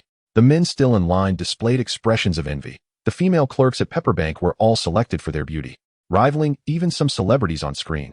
Who wouldn't wish to indulge in such luxury? Yet, with their modest means, they scarcely regarded them. In the bank's lobby, customers began to murmur, "Oh, this billionaire lifestyle is simply exquisite.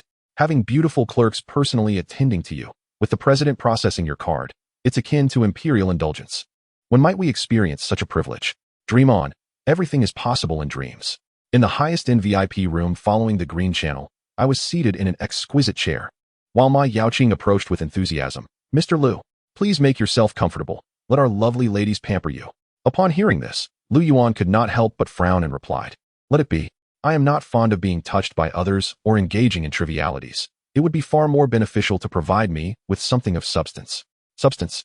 Ma Yaoqing pondered for a moment before responding. "Director Lu, how about I present you with a Flower Pepper Emperor card? With this card, you shall enjoy a lifetime of interest-free loans amounting to trillions, applicable at all enterprises under the Flower Pepper Group. And you will also benefit from a 10% discount on all purchases. What do you think?" Lu Yuan nodded. "Sounds good. I'll take that." After the card was issued, Lu Yuan exited the bank with a relaxed demeanor, finally liberated from the troubles of transfer limits.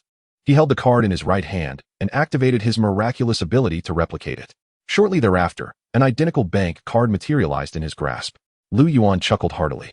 "With this, I now have 36 trillion in pocket money."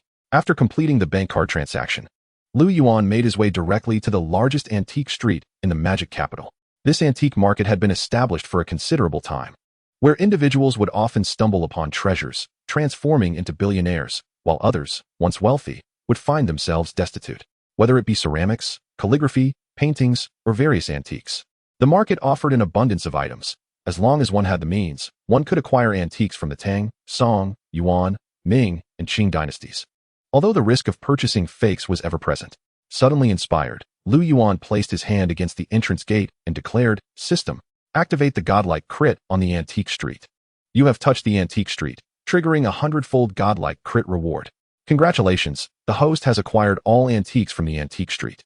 The counterfeit items have been automatically transformed into genuine articles by the system. All antiques within the antique street will henceforth be classified as fakes. The antiques have been stored in Villa Number 1 on the outskirts of the city. Even Lu Yuan could not remain composed. The system was exceedingly ruthless. Every item deemed an antique was valued at no less than several hundred thousand, with some reaching the tens of millions. If one were to consider the total value of all merchants combined in the antique street, it would easily amount to several hundred thousand or even millions of collectibles. If they were all sold, he could very well find himself on the list of the world's wealthiest individuals. With the system's godlike crit reward in hand, Lu Yuan made his way back home, chuckling to himself. What was the point of browsing a street filled with fakes? He proceeded directly to the suburban villa district, gaining access to the villa with a facial recognition scan. Master, welcome home. A petite and charming young lady, clad in a maid's outfit, greeted him. Lu Yuan furrowed his brow. Who are you? The girl introduced herself. My name is Xiaoyan. Your personal maid assigned to take care of your daily needs and the cleanliness of the villa. Lu Yuan nodded, offering no further comment, as he stepped inside the villa. The villa was situated in a prime location and was quite expansive, featuring a coconut grove, an outdoor golf course, and a private island complete with a yacht. There were also 4 or 5 helipads available for landing aircraft. As Lu Yuan walked into his room, he marveled at the opulent decor, which surpassed even that of foreign royal estates, boasting a wine cellar, a private study, a movie room, a karaoke room, and a swimming pool. Ding! You have entered the suburban villa. All antiques from the antique street have been stored in the underground garage. Please check promptly. Ding! You have entered a suburban villa. The 500 pounds of Dahong Pao tea leaves you touched earlier have been stored in the tea room. Upon hearing the system's notifications, Lu Yuan quickened his pace to the underground garage, only to be taken aback upon arrival. This was no mere garage, with over 200 parking spaces. It could easily host a car exhibition. As someone with obsessive-compulsive tendencies, he rubbed his temples in frustration. Alas, I have too few cars. I must make several trips to the dealership to acquire more and fill this garage to capacity. He picked up a collection of antiques and was drawn to a painting that caught his eye, prompting him to inquire of the system. System, what is this painting? System, it is the genuine artwork 8 Immortals Crossing the Sea. Chapter 36, A Birthday Banquet Gift. The 8 Immortals Crossing the Sea valued at 1 billion. The genuine 8 Immortals Crossing the Sea? Lu Yuan took out his phone and searched on Baidu, discovering that this piece could be valued at no less than 10 billion in today's market. Such a gift would perfectly convey sincerity and prestige. Time swiftly passed, and the day of Lu Yuan's grandfather's birthday banquet arrived. The entrance to the Lu family residence in the magic capital was filled with luxury vehicles, as prominent figures from various sectors had taken time out of their busy schedules to attend the celebration. At that moment, a flamboyant Maserati pulled up beside Lu Yuan's family, and a slightly plump woman with green hair stepped out. She was Lu Yuan's cousin, Lu Bingbing. Cousin, please help me park the car and bring the items from the trunk inside. Lu Bingbing tossed her car keys into Lu Yuan's hands. Lu Yuan retorted, You have hands and feet. Why should I serve you? At that juncture, Lu Bingbing's mother interjected, displeased, and directed her gaze toward Lu Yuan's parents. Is this how you raise your children? He clearly lacks manners. What an embarrassment. Other relatives chimed in. Lu Yuan, your cousin is asking for your help. Consider it a privilege. Are you not aware of your family's financial struggles? If you can't be helpful, it's no wonder your family remains impoverished. Indeed, you display such a lack of discernment, destined for a lifetime of poverty. Cousin Lu Bingbing flaunted her purse, boasting, Cousin, I am now the woman of Director Yang from Yida Mall. I have money to spare, so you should treat me well. I won't hesitate to tip you. Oh, the director's woman? Is she trying to flaunt her subordinate exposition? Lu Yuan found it amusing internally, but maintained a calm facade. Ha!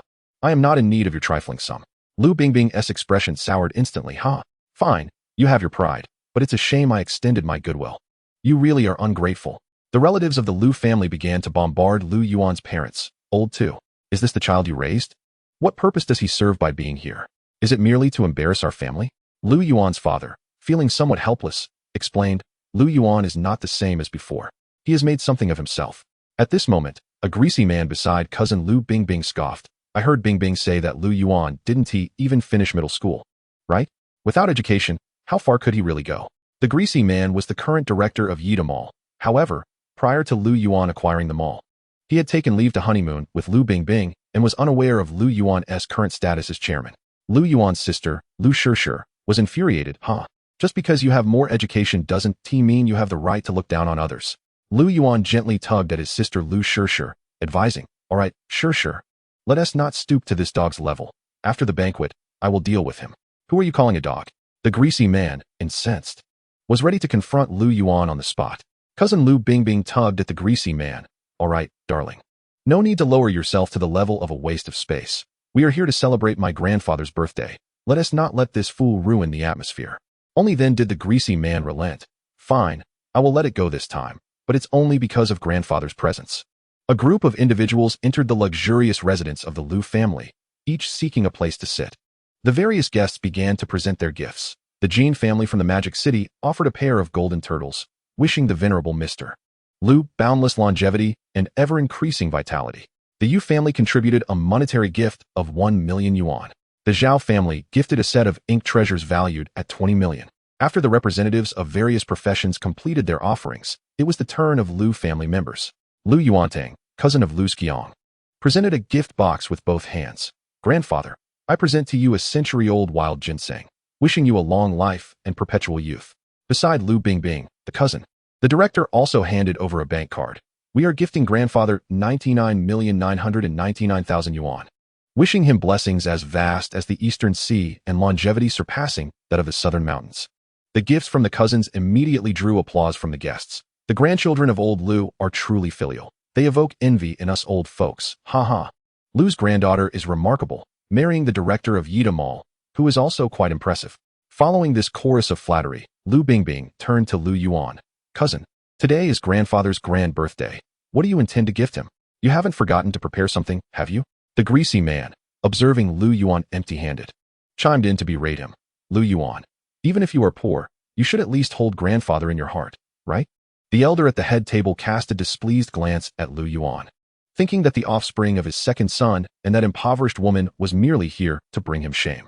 Were it not for the fear of losing face, he would have wanted to dismiss Lu Yuan and his family outright. Lu Yuan calmly retrieved the 8 immortals crossing the sea painting he had prepared in advance, slowly unfurling it. As the painting spread open, an aroma of ink and the distinctive scent of aged paper wafted through the air, transporting everyone back to an ancient scholarly garden. Each stroke of the painting was vivid and lifelike. Lu Yuan coldly snorted. Who said I didn't prepare a gift? Many esteemed guests in attendance, recognized for their discernment, gasped in astonishment. Is that the 8 immortals crossing the sea painting? Curious murmurs filled the room. Is it valuable? Indeed, it is precious, one knowledgeable guest explained.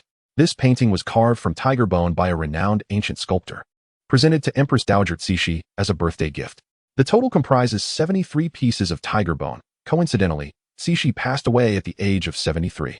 It possesses prophetic qualities, making it, in contemporary terms, a priceless treasure. Hearing this, the elder of the Lu family swallowed hard, his eyes fixed on the painting, eager to possess it. Lu Bingbing frowned at Lu Yuan. With your monthly salary of 50,000, how could you afford such an expensive item? Just as Lu Yuan was about to respond, the greasy director scoffed. Bingbing, he must have bought a fake to deceive grandfather. He doesn't take him seriously at all. The greasy man seized the 8 immortals crossing the sea painting, ripped it in half, and tossed it to the ground. How dare you deceive grandfather? He won't accept such rubbish. After silently witnessing the greasy man's antics, Lu Yuan calmly replied, You've torn my painting. You've just invited trouble upon yourself. Chapter 37. A disturbance at the birthday banquet. The formidable Lu Yuan. It's just a worthless painting. I can tear it if I want. What can you do about it? The greasy director, Yang, appeared unfazed, completely oblivious to the gravity of his actions. Lu Yuan retorted coldly, You owe me for the painting.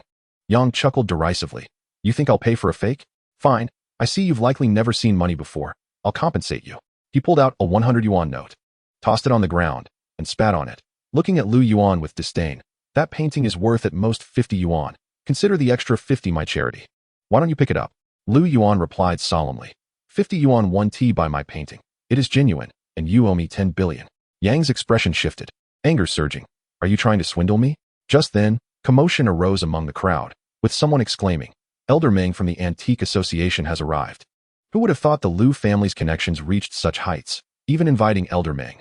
Following the gaze of the crowd, Lu Yuan saw an elderly man, rosy-cheeked and adorned in a traditional robe, striding confidently toward them. Upon reaching the 8 immortals crossing the sea painting, Elder Meng's expression grew serious, his breath quickening. He picked up the torn painting from the ground, his anger boiling over as he surveyed the surroundings. Who tore this painting in half? Who did this? Yang approached with a smile. Elder Meng. I did. You did? Do you have any idea how much this painting is worth? Elder Meng's fury was palpable, his eyes burning with indignation, as if he wished to tear Yang apart right then and there. Yang, still unaware of the severity of the situation, chuckled. Elder Meng. It's just a common, worn-out fake, right? Elder Meng snapped. Who told you it was fake? This is the genuine 8 immortals crossing the sea painting, worth 10 billion. Yang's forehead broke out in cold sweat, his prior bravado evaporating as he stammered. Meng, it can't be. I Meng Huixing have appraised countless treasures in my life, and have never erred. Are you questioning my judgment? Elder Meng's words struck a chord with everyone present. He was indeed an expert with a discerning eye. The crowd gasped in shock. What? The painting is real? No wonder it exuded such an ancient charm. Now, Yang had landed himself in serious trouble. 10 billion. Even if he worked for another 30 years, he could never repay that. It was unexpected that the grandson least favored by old Lu had presented the most valuable gift at the banquet, demonstrating Lu Yuan's filial piety with an offering worth 10 billion, a treasure of immeasurable value. Lu Yuan approached Yang. His voice icy. Since Elder Meng has declared the painting genuine, don't you think it's time for you to compensate me the 10 billion? Elder Meng, overhearing, also expressed his displeasure toward Yang. What? This painting isn't yours? You've torn someone else's work apart without a thought? Didn't your family teach you any manners? Yang's face fell, wanting to retort, but considering Elder Meng's significant standing in elite circles, he could only hang his head in silence. Elder Meng turned to Lu Yuan, saying, Young brother, that's an undervalue. 10 billion was the price years ago now. Conservatively speaking, it should be at least 30 billion. Recently, it was just recognized as one of the top 10 lost national treasures. Old Lu's lips twitched, a surge of murderous intent rising within him. This was a painting worth 30 billion, equivalent to 3 years of profits for his enterprise. Lu Yuan thanked Elder Meng. Thank you for the reminder. He withdrew a bank card from his pocket and handed it to Yang, urging, Did you hear that? My painting is now valued at 30 billion. I'll give you 5 minutes to transfer the money. Otherwise, you will face the consequences. Yang, earning around 50 million annually and living a high-consumption lifestyle, realized he could never produce 30 billion. His face turned dark. My phone is dead. I can't transfer. At that moment, Lu Shishir pulled out a white power bank from her backpack and offered it to Yang. No worries, uncle. I brought a power bank. Yang broke into a cold sweat, wishing he could tear apart this little girl, and could only grit his teeth. The charging cable doesn't match your Android phone. I have an iPhone. Just then, a guest stood up. You have an iPhone 12, right? My phone is also an iPhone 12. I have the charging cable. With a radiant smile, Lu Yuan gazed at Director Yang and declared, Well, now that we have a power bank and a charging cable, what further excuses do you seek? Just a friendly reminder, 3 minutes have already elapsed. You have 2 minutes remaining. If you fail to turn it around in 2 minutes, be prepared to witness how I will deal with you. Seeing this unfold, Lu Bingbing, Lu Yuan's cousin, could no longer bear it and stepped forward to defend Director Yang. Lu Yuan, what are you doing? He is your brother-in-law. We are all family. Is it truly necessary for you to confront him so aggressively over a mere painting? What holds greater significance, 10 billion or our familial bond? Upon hearing her words, Lu Yuan abruptly seized a chair and hurled it at a nearby Maserati, shattering its window and denting the door. Lu Bingbing was instantly infuriated. Lu Yuan, do you have any idea how much that car is worth? Irritated by Lu Bingbing's scorn, Lu Yuan swiftly delivered a resounding slap to her face. This slap is a response to your insolence. Furthermore, it is merely a supercar valued at 3 to 4 million. We are family, dear cousin. By your logic, should you really confront me over such a trifling sum? Are our familial ties worth less than a car? Wasn't that your own statement? Faced with her moral shaming, Lu Yuan retorted sharply. Lu Bingbing was momentarily taken aback. Her cousin had always been unassuming and passive. In the past, Lu Yuan would swallow his grievances silently, even enduring humiliation. This audacious side of him was a revelation for Lu Bingbing, leaving her momentarily speechless. The other relatives from the Lu family looked on in astonishment, perceiving Lu Yuan's behavior as madness. Their grandfather already held a poor opinion of Lu Yuan's family, and this uproar would surely jeopardize any inheritance. At that moment, Old Master Lu awkwardly interjected, Xiao Yuan, for the sake of our family, let it go. However, Lu Yuan retorted without yielding, You expect me to let this slide over something worth 30 billion?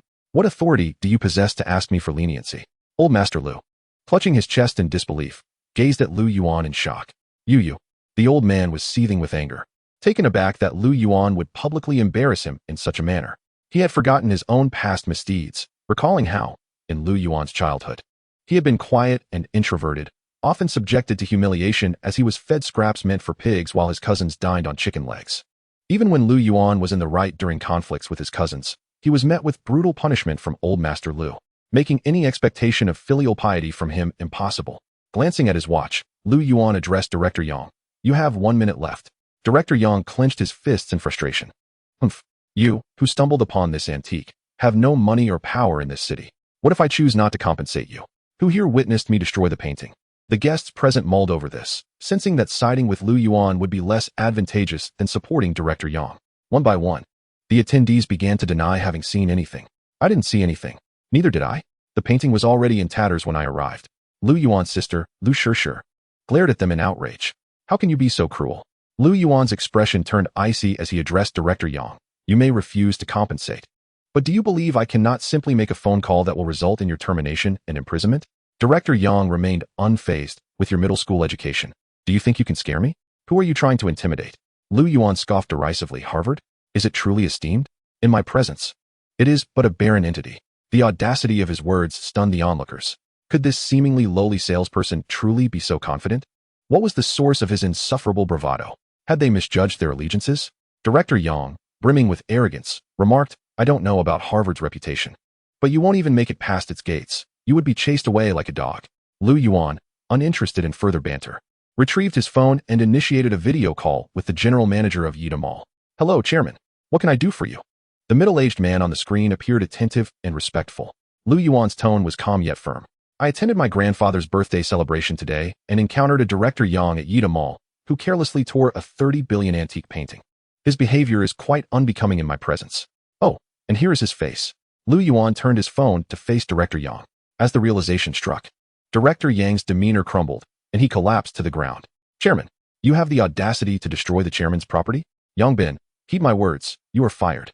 You will no longer hold the position of director at Yida Mall. Furthermore, an investigation into your embezzlement and misappropriation of company funds will be launched. Prepare for imprisonment. The guests were left in awe, realizing that this young man was the chairman of Yida Group. Reflecting on their earlier support for Director Yang, they felt foolish for neglecting to curry favor with the chairman while attempting to appease a petty director. Lu Yuan returned the phone to its original position and addressed the general manager. You may leave now. Tend to your duties. After ending the video call, Lu Yuan cast a meaningful glance at Director Yang. I will also pursue legal action against you. Do not entertain the notion of evading this debt. If you cannot pay, let your family take on the burden. They may work for me for free for a lifetime. If one salary is insufficient, I will take 2, 3, or even 5.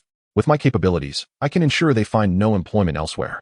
Any company that dares to hire them will face bankruptcy, leaving them homeless across the nation. Lu Yuan's words were not mere threats. With a net worth in the hundreds of millions, he held considerable power. Director Yang was in tears, filled with regret. One foolish act had jeopardized his entire family, and he envisioned a future where his wife and children struggled to find work, reliant solely on Lu Yuan's mercy. Overwhelmed with remorse, Director Yang fell to his knees, bowing his head. Chairman Lu, I apologize. It was my folly that provoked you. I acknowledge my mistakes. Please, spare my family. The onlookers had heard the general manager's words during the video call and began to side with Lu Yuan, criticizing and condemning Director Yang. He looks well dressed. Yet he's a corrupt beast, exploiting company resources and seeking out mistresses. Doesn't he fear disease? Good. He deserves this. A mere director attempting to act superior to the chairman? His future is ruined. Lu Yuan coldly regarded Director Yang. Very well. I can spare your family, but can you compensate me the 30 billion? Director Yang clenched his teeth, his heart bleeding as he proposed. Director Lu, if you spare me and my family, my annual salary is 50 million. Over 10 years, that amounts to 5 billion, which means I could repay you in 60 years. How about this? I will sign a 60-year labor agreement with you. What do you think? 60 years of servitude, you say? Lu Yuan pondered for a moment before responding. You would only settle your debt in 60 years. Let us add another 10 years of interest. Sign a 70-year contract of servitude, and I shall grant you mercy. With no alternative, Director Yang had no choice but to acquiesce. Lu Yuan added, the kickbacks you received from Yida Mall and the embezzled public funds must be returned in full, along with interest. Yes, Yang replied. Lu Yuan, considering Yang's questionable character, continued, should any similar incidents arise, I will assign someone to monitor your daily movements around the clock to prevent you from tarnishing Yida Mall's reputation. Director Yang's expression darkened. This was akin to keeping a dog. Yet, to avoid imprisonment and protect his family, he reluctantly agreed. Cousin Lu Bingbing, struggling to accept the reality, exclaimed, how could this happen? Why is this happening? Lu Yuan looked coldly at his cousin, stating, no matter how formidable he is not your capital for boasting. Only by being exceptional yourself can you earn the respect of others. Chapter 39. I will take responsibility for you. Lu Bingbing bowed her head in shame. Meanwhile, the birthday banquet continued. At this moment, Sister Lu Shirshir stood up and addressed their grandfather. Grandfather, today is your birthday, and I present you with a suite at the Tangshan Ipin. The guests stirred, although everyone present was affluent. The thought of residing in such luxury was daunting. Lu Jiqiang, astonished, inquired, Shirshir, you're only in high school this year. Where did you get the money to buy a suite at Tangshan Ipin? You're not resorting to some dubious means to earn it, are you? This sentiment echoed among the other members of the Lu family. They found it hard to fathom how Lu Shishir could afford such opulence at her young age without compromising her integrity. Lu Old Master's expression soured as he contemplated whether his granddaughter was involved in any disgraceful conduct. With a proud gaze directed at Lu Yuan, Lu Shishir declared, "My brother gifted it to me." The cousins exchanged envious glances, their hearts filled with longing, despite their shares in the family business. None could yet afford a residence at Tangshan. Who would have thought our cousin would rise above the rest? Truly, he is a remarkable descendant of the Lu family. Lu Yuan, you shall be our pride henceforth. The young men and women of the Lu family showered Lu Yuan with flattery. Lu Old Master furrowed his brow and turned to Lu Shishir. You've gifted Tangshan to grandfather, but where will you reside? With a nonchalant demeanor, Lu Shishir replied, I'll just buy another suite. My brother gives me a monthly allowance of 100 million. Many young guests at the birthday banquet chimed in. Young Master Lu, are you looking for siblings? I would love to be your sister. What a splendid brother, gifting a suite and a monthly allowance. I'm different from you all. Don't you want to be young Master Lu's sister? As for me, I want to be young Master Lu's girlfriend. Lu Yuan felt overwhelmed. He had always taught his sister to be modest, yet her recent actions had thrust him into the spotlight, becoming the center of attention. Admiring gazes fell upon Lu Yuan, with praises echoing. I've heard that young Master Lu doesn't rely on the family business, but has built his empire through hard work alone. Truly, he is a remarkable legend among the rich second generation. As the banquet concluded, they arrived at the parking lot. Lu Yuan retrieved his car keys and pressed the button, causing the door of his Bugatti Veyron to spring open. The Lu family climbed inside. Cousin Lu Bingbing, upon seeing the Bugatti, suddenly realized her own ignorance. She had been nothing more than a foolish jester all along. Cousin, Lu Yuan looked up at Lu Bingbing. Is something the matter, cousin? With her lips pressed tightly together, she sincerely said, Cousin, I'm sorry. Could you take me along to earn money? After some contemplation, Lu Yuan chose to decline. No, thank you. I'm not interested in the family business. You should seek opportunities elsewhere. Cousin Lu Bingbing lacked both skills and integrity. Apart from her good looks, what else could she offer? Lu Yuan would not employ such a liability in his businesses. Upon returning home, Lu Yuan's phone rang. The caller ID displayed Wang Meiqi. He answered, What is up, Meiqi? I've had too much to drink. Come pick me up from the Marriott Hotel. It was already past 11 at night. And with nothing pressing on his agenda, Lu Yuan drove his sports car towards the Marriott. After 20 minutes, he arrived at the hotel. Teacher Wang, let Teacher Tang drive you home. Your boyfriend is utterly unreliable. It's been over 20 minutes, and he still hasn't shown up. A rotund man nearby pretended to be a gentleman. Yes, Teacher Wang, allow me to take you home since I drove here. Wang Meiqi shot a cold glare at the man. During her internship, he had persistently harassed her. This time, he had taken advantage of the school's team-building event to intoxicate her. She was well aware of his sordid intentions. At that moment, Lu Yuan stepped out of the car, wrapping his arms around Wang Meiqi, glaring at the rotund man. I'm sorry. My girlfriend only rides in her boyfriend's car, not in another man's.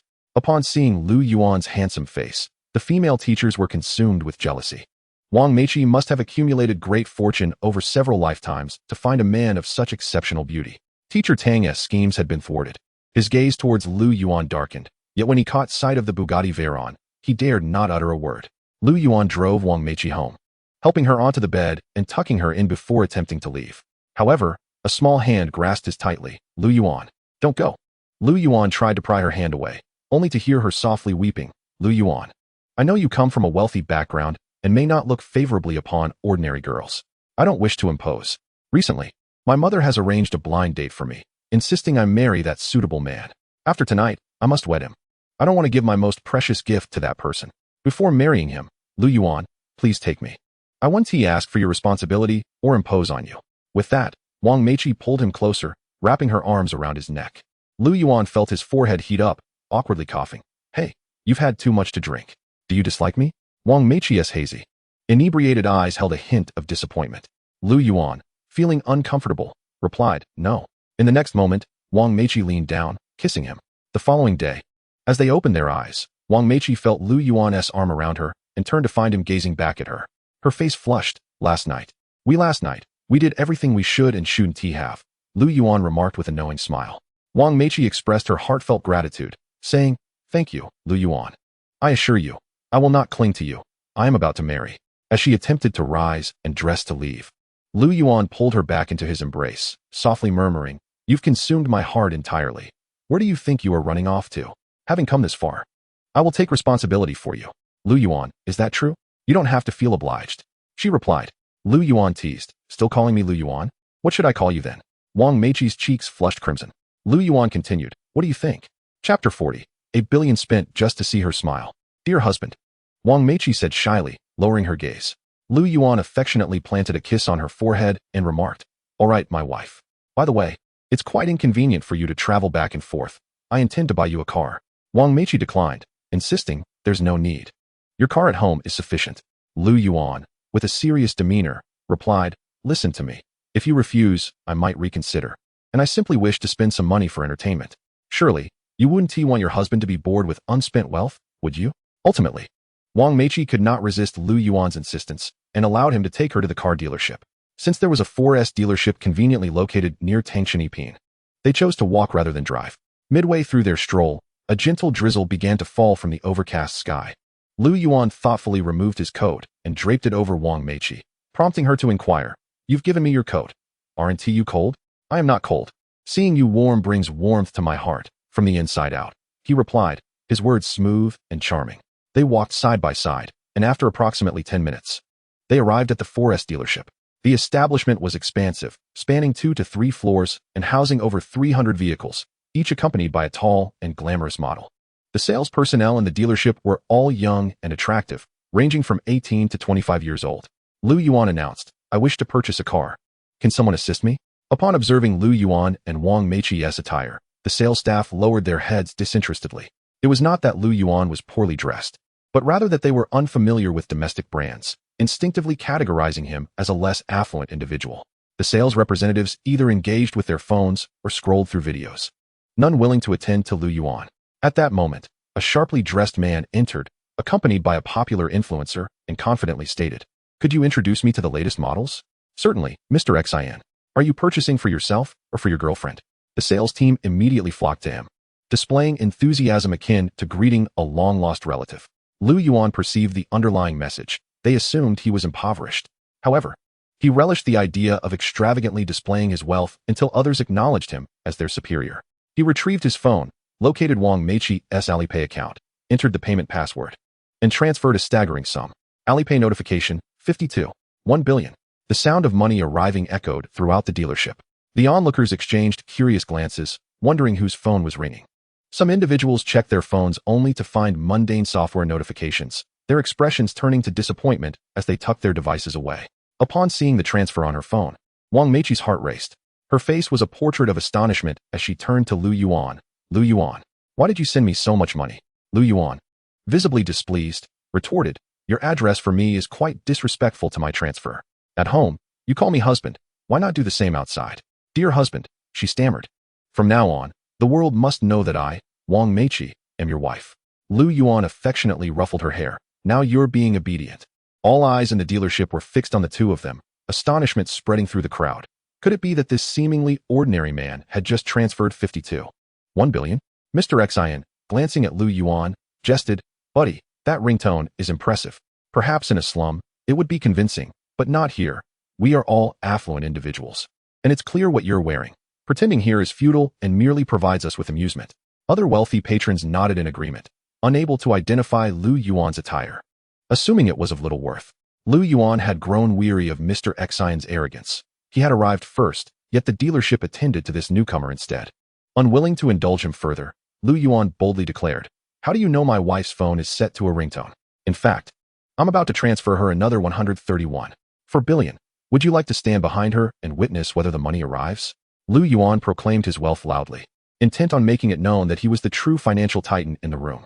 Mr. Xian, skeptical, did not believe Lu Yuan could genuinely transfer 131 billion. He huffed and positioned himself behind Wang Meiqi, fixated on her Alipay, while many others gathered around, eager to see. Lu Yuan skillfully initiated another transfer to Wang Meiqi's account. Alipay notification, 131 billion.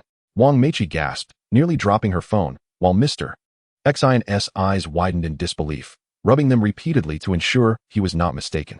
With a thud, Mr. Xian collapsed, overwhelmed by the shock. The surrounding crowd nearly succumbed to the same fate until the sound of his fall snapped them back to reality, prompting frantic efforts to revive him. After some commotion, Mr. Xian slowly regained consciousness, no longer looking at Lu Yuan with disdain. His expression was one of sheer astonishment as he repeatedly muttered, you are incredibly wealthy. Lu Yuan, With utmost sincerity, confessed to Wang Meiqi, today marks our first day together, the 52. 1,131. For billions symbolize my love for you, eternally unwavering. Wang Meiqi, blushing and nestling against Lu Yuan, softly murmured, "All right, from this day on, you shall be responsible for earning a living, while I shall maintain my beauty." The female sales staff and customers were all deeply moved. A staggering 183.5 billion spent solely for a declaration of love. And what made it even more enchanting was Lu Yuan's undeniable charm, the very type they fantasized about. "Oh, why are all the good men taken? My dear, one day, I too shall present you with 52. 1,131. For billion. Perhaps you should stick to your modest monthly salary of 70 to 80,000. Wait until your next life. How romantic. I envy that girl. How wonderful it would be to be in her place." The sales staff and models in the 4S dealership were left red-faced and filled with shame, realizing that the seemingly impoverished young man was, in fact, the wealthiest there. How laughable that they had just fawned over Mr. Xian, who paled in comparison. Lu Yuan led Wang Meiqi to a private seating area, reclining confidently and surveying the room. He declared with authority, "Remember this. In Shanghai and across the nation, no one possesses more wealth than I, Lu Yuan. The next time I visit, you shall all know how to treat me properly." Chapter 41. 500 Bugatti Veyrons, purchased. The sales staff at the car dealership were all smiles, saying, "Next time, Mr. Lu, we will prepare a selection of available vehicles for you to choose from. Should you find a car you fancy, we will personally deliver it to your doorstep or pick you up to collect it from the dealership, ensuring you receive the most prestigious service."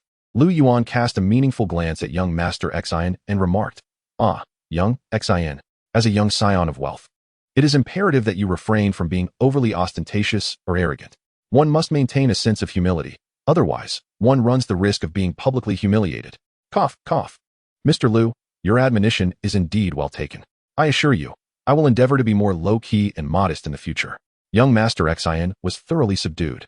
He possessed neither the financial prowess nor the capability to command a smile from a beauty with assets in the hundreds of billions. The onlookers in the 4S dealership felt a chill run down their spines. Did he just declare his affection in front of us after spending over 180 billion? And now he speaks of humility? Clearing his throat, Lu Yuan called out to the staff, "Now that you have witnessed my financial capacity, why have you not escorted my wife to view the vehicles? Can you not demonstrate a modicum of perceptiveness?" No one deemed Lu Yuan to be pretentious. After all, his wealth was sufficient to overshadow everyone present.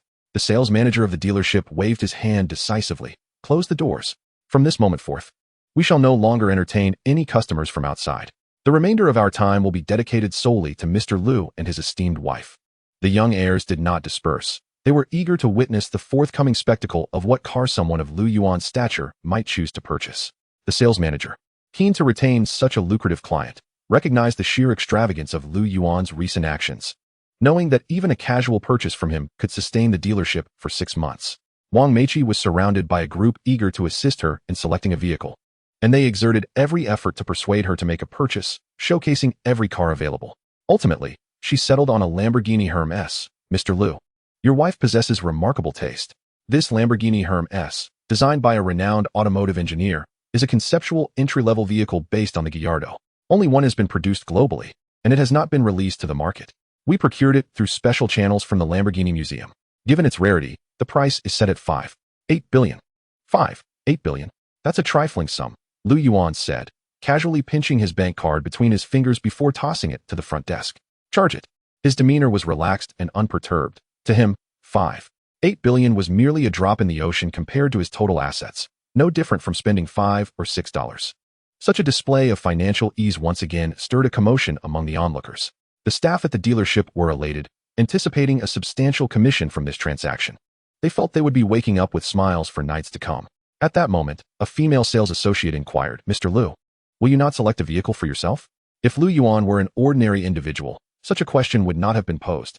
However, given that he had just transferred over 180 billion to his girlfriend, he was hardly an average person. After a moment's reflection, Lu Yuan replied, "For now, I have a vehicle. How about this? I would like to order 500 Bugatti Veyrons from your dealership." The rationale behind this was simple. The dealership had demonstrated exceptional service, even closing its doors to accommodate him and Wang Meiqi. Given this, he had no qualms about allowing them to profit further. The staff within the 4S dealership were left utterly speechless, stammering, "Mr. Lu, did you just say you want to order how many cars?" 500. Is there an issue?" Lu Yuan queried, perplexed. The sales manager could not help but ask, Mr. Liu, are you planning to establish a car rental company? Lu Yuan shook his head. No. My wife and I are not yet married. I intend to arrange our wedding shortly, and I happen to need 500 wedding cars. Hence my decision to purchase them altogether. Given that vehicles like the Bugatti Veyron are often utilized as lead cars in weddings. Lu Yuan's order for 500 implied he intended to use them as trailing vehicles. 500 Bugatti Veyrons as wedding cars. Was that not exceedingly extravagant? Wang Meiqi, feeling a twinge of concern over the expenditure, remarked, but after the wedding, where will we park all those cars? Even if I drove one every day for a year, I still wouldn't finish driving them all. Lu Yuan rubbed his temples and replied, no worries. I own several villas in the metropolis. The last time I visited one on the outskirts, I found over 200 parking spaces. Currently, I only possess 2 cars. My dear, I have a bit of an obsessive-compulsive disorder. I cannot stand it when things are not filled perfectly. This order for 500 Bugatti Veyrons was merely the beginning. In the future, I plan to fill every garage in my villas, so I won't have to deal with the inconvenience of traveling back and forth. Lu Yuan maintained a demeanor of calm nonchalance. Having said that, he once again produced his bank card to finalize the payment. Gulp. Everyone present could not help but swallow hard. Goodness, is he truly purchasing a fleet of cars simply due to his obsessive-compulsive tendencies? Please, could you act a bit more human? This was the unspoken sentiment of everyone in attendance. The young heirs, upon hearing this, suddenly felt they had stumbled upon an exhilarating idea. Indeed, Mr. Liu knows how to enjoy life. Why do we not think of that? I will return home and purchase a garage. I want to emulate Mr. Liu and fill my own garage to the brim. Little did Lu Yuan realize that his obsessive-compulsive behavior would ignite a fervor for car purchases among the young elite in the metropolis. Years later, the first question exchanged among the wealthy would be, is your garage full yet? However, such matters would be discussed at a later time. Numerous wealthy heirs from the metropolis, as well as those from other regions, approached Lu Yuan, offering their business cards. Mr. Liu, let's get acquainted. Should the opportunity arise, we would be delighted to host you and your wife for a meal. Lu Yuan graciously accepted their cards and replied, on the day of my wedding, I shall invite you all to celebrate with us. Rest assured, Mr. Liu, no matter how busy we may be that day, we will reschedule all our commitments to be there, to extend our blessings to you and your wife. As Lu Yuan and Wang Meiqi exited the 4S dealership, she received a phone call from home that visibly distressed her. What's the matter? Lu Yuan inquired with concern. My father just called. My blind date has arrived at our house, and he wants me to come over. Ah, blind date. Now that Wang Meiqi is my woman, I cannot allow anyone else to interfere, Lu Yuan declared. I will accompany you to your home to confront this blind date. Chapter 42, 20 Gene of Wui de Hong Pao, valued at 100 million. Wang Meiqi nodded. Perfect, I will also inform my family about our relationship. Rather than heading directly to Wang Meiqi's home, Lu Yuan made a brief detour to one of his suburban villas to collect some de Hong Pao tea to present as a gift to his future father-in-law. Approximately 20 minutes later, the couple arrived at an old residential complex. Wang Meiqi explained to Lu Yuan, this building has seen better days. It is inhabited solely by low-income families. This area is often referred to as a low-income housing block. Residents cannot rent or sell their units.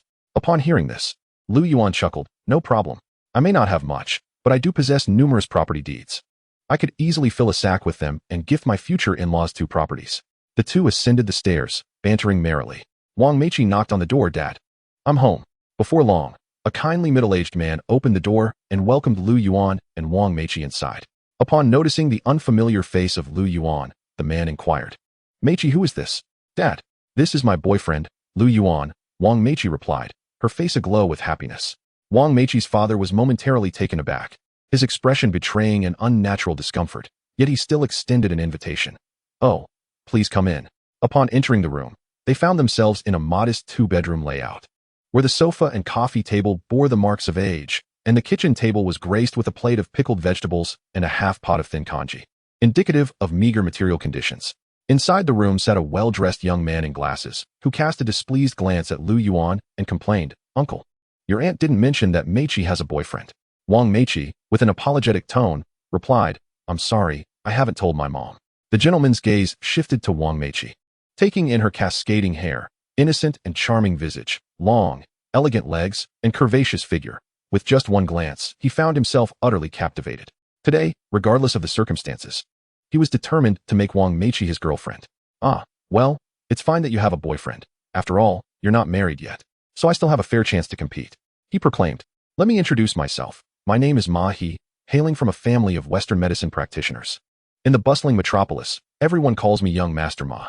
Mahi extended his hand in a rather presumptuous manner, hoping to shake hands with Wang Meiqi. However, Lu Yuan seized Mahi's hand firmly and introduced himself.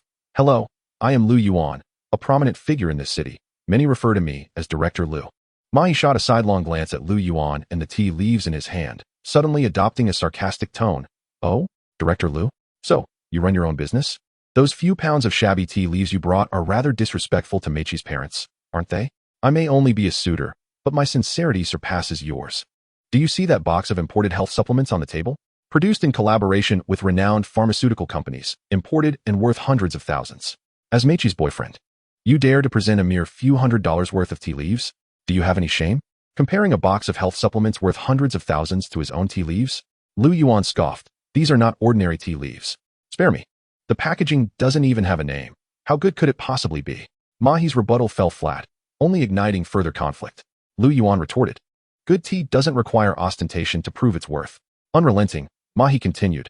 It's probably some no-name brand. I happen to have a friend in the tea business who is a connoisseur. Let me video call him to verify its authenticity. Seeing the atmosphere turn tense, Wang Meiqi's father interjected. Oh, let's not escalate this.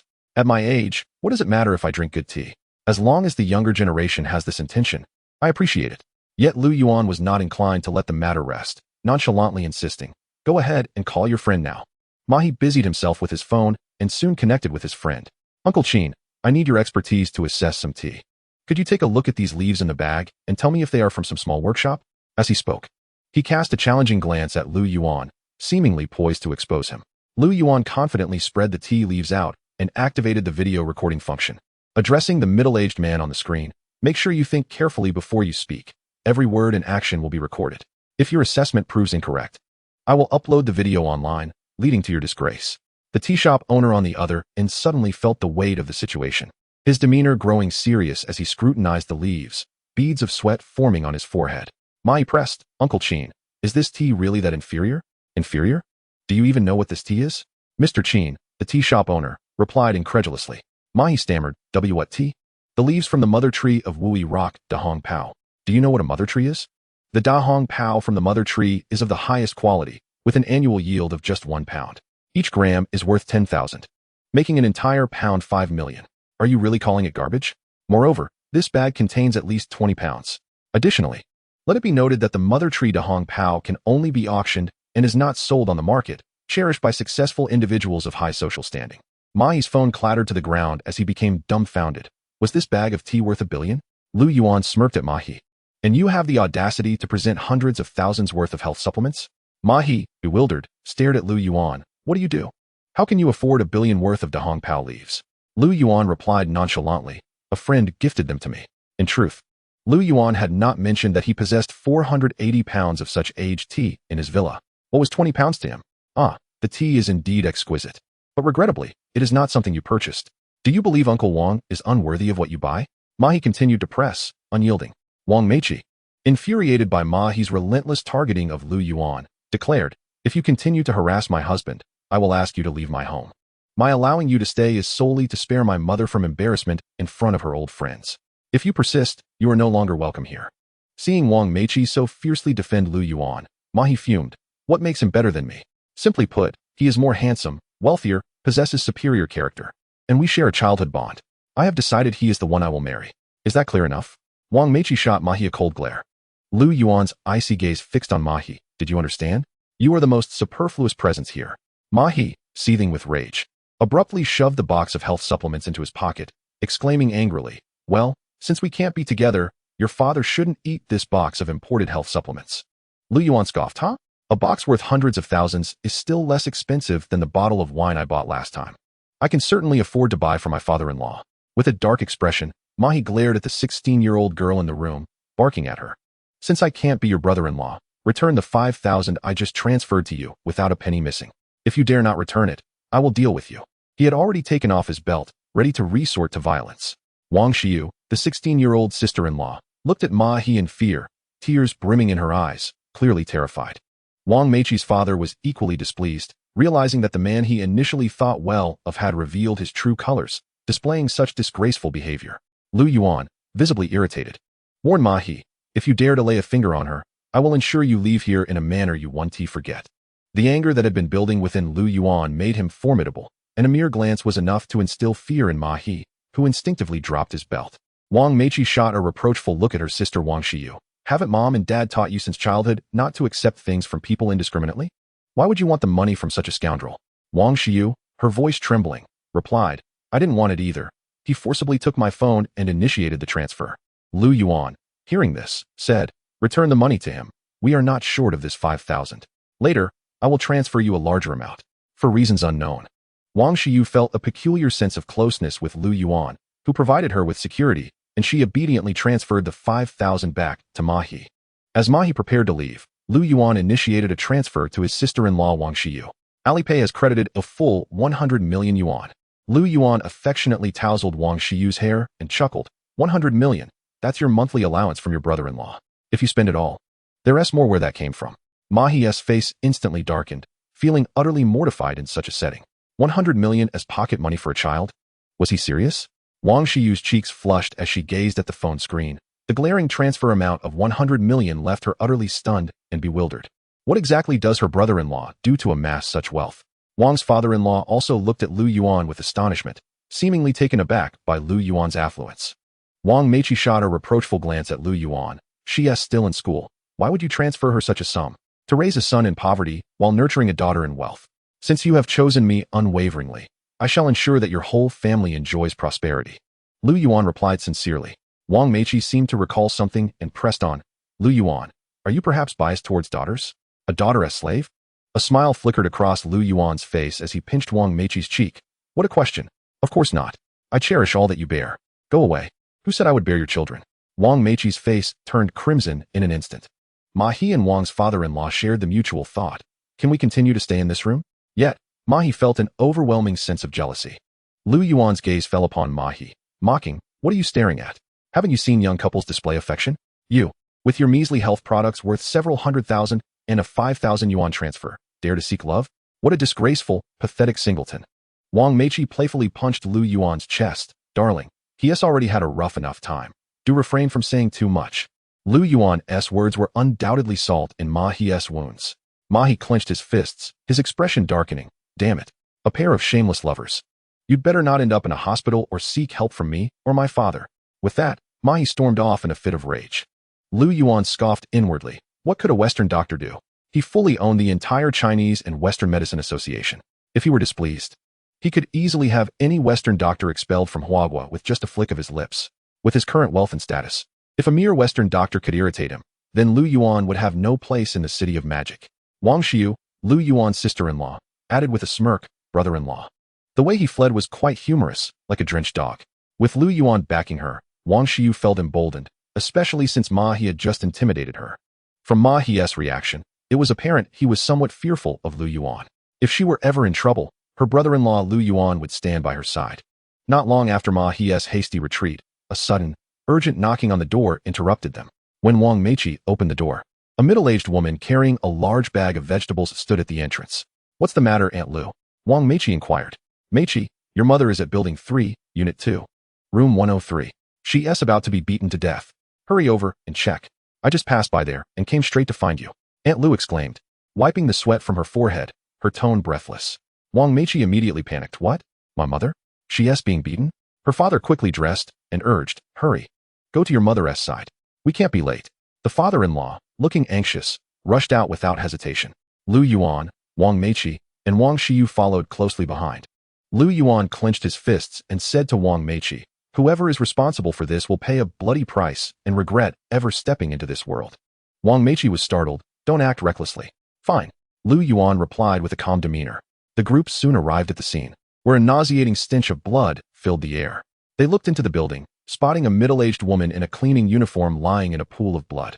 An elderly woman with gray hair was mercilessly striking the middle-aged woman with an iron cane, shouting, let us see if you dare to leave cleaning tools in the hallway again. Wang Meiqi rushed to the middle-aged woman. Mom, are you okay? The woman's face twitched. I feel a bit unwell. Wang Meiqi glared at the elderly woman. You're so old. What gives you the right to hit someone? Who told her to be so reckless and pick up the cleaning tools again? My husband is very old and suffers from a cerebral thrombosis. What if he gets hurt? Hitting her is too lenient, the elderly woman retorted aggressively.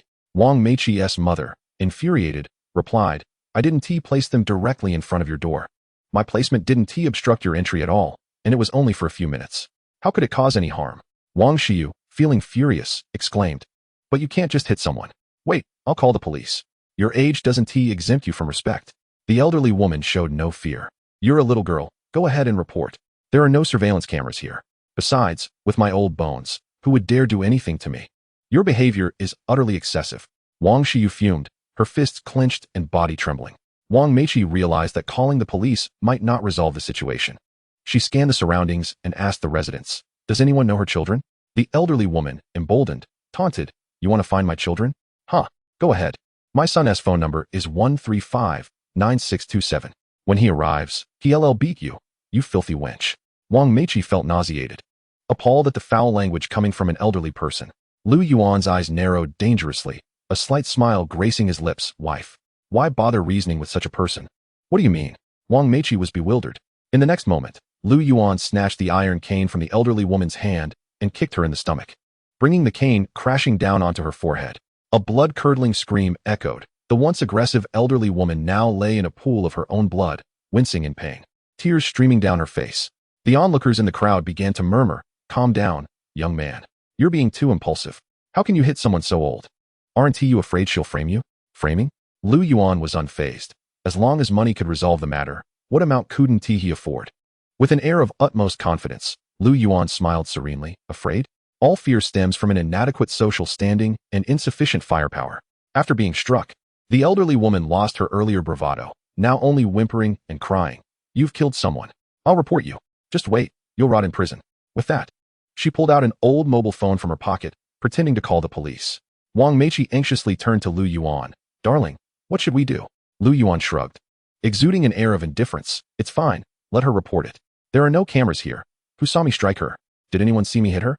No one. No one saw. I only saw this elderly woman assaulting the cleaner, and she lost her balance and fell down the stairs. Yes, she fell. The elderly woman had initially bullied the cleaner. Lu Yuan was somewhat taken aback. He had not anticipated that this old woman would be so poorly regarded in the neighborhood, with not a single soul willing to assist her. The individuals speaking had long harbored a pin-up rage. Not only had the elderly woman stolen their belongings in the dead of night, but she had also dumped excrement into their vegetable gardens and spread malicious gossip about them, brazenly stirring discord. Seeing that none of the onlookers were coming to her aid, the old woman became infuriated and pressed the dial button on her phone. You all wait here. I'm calling my son.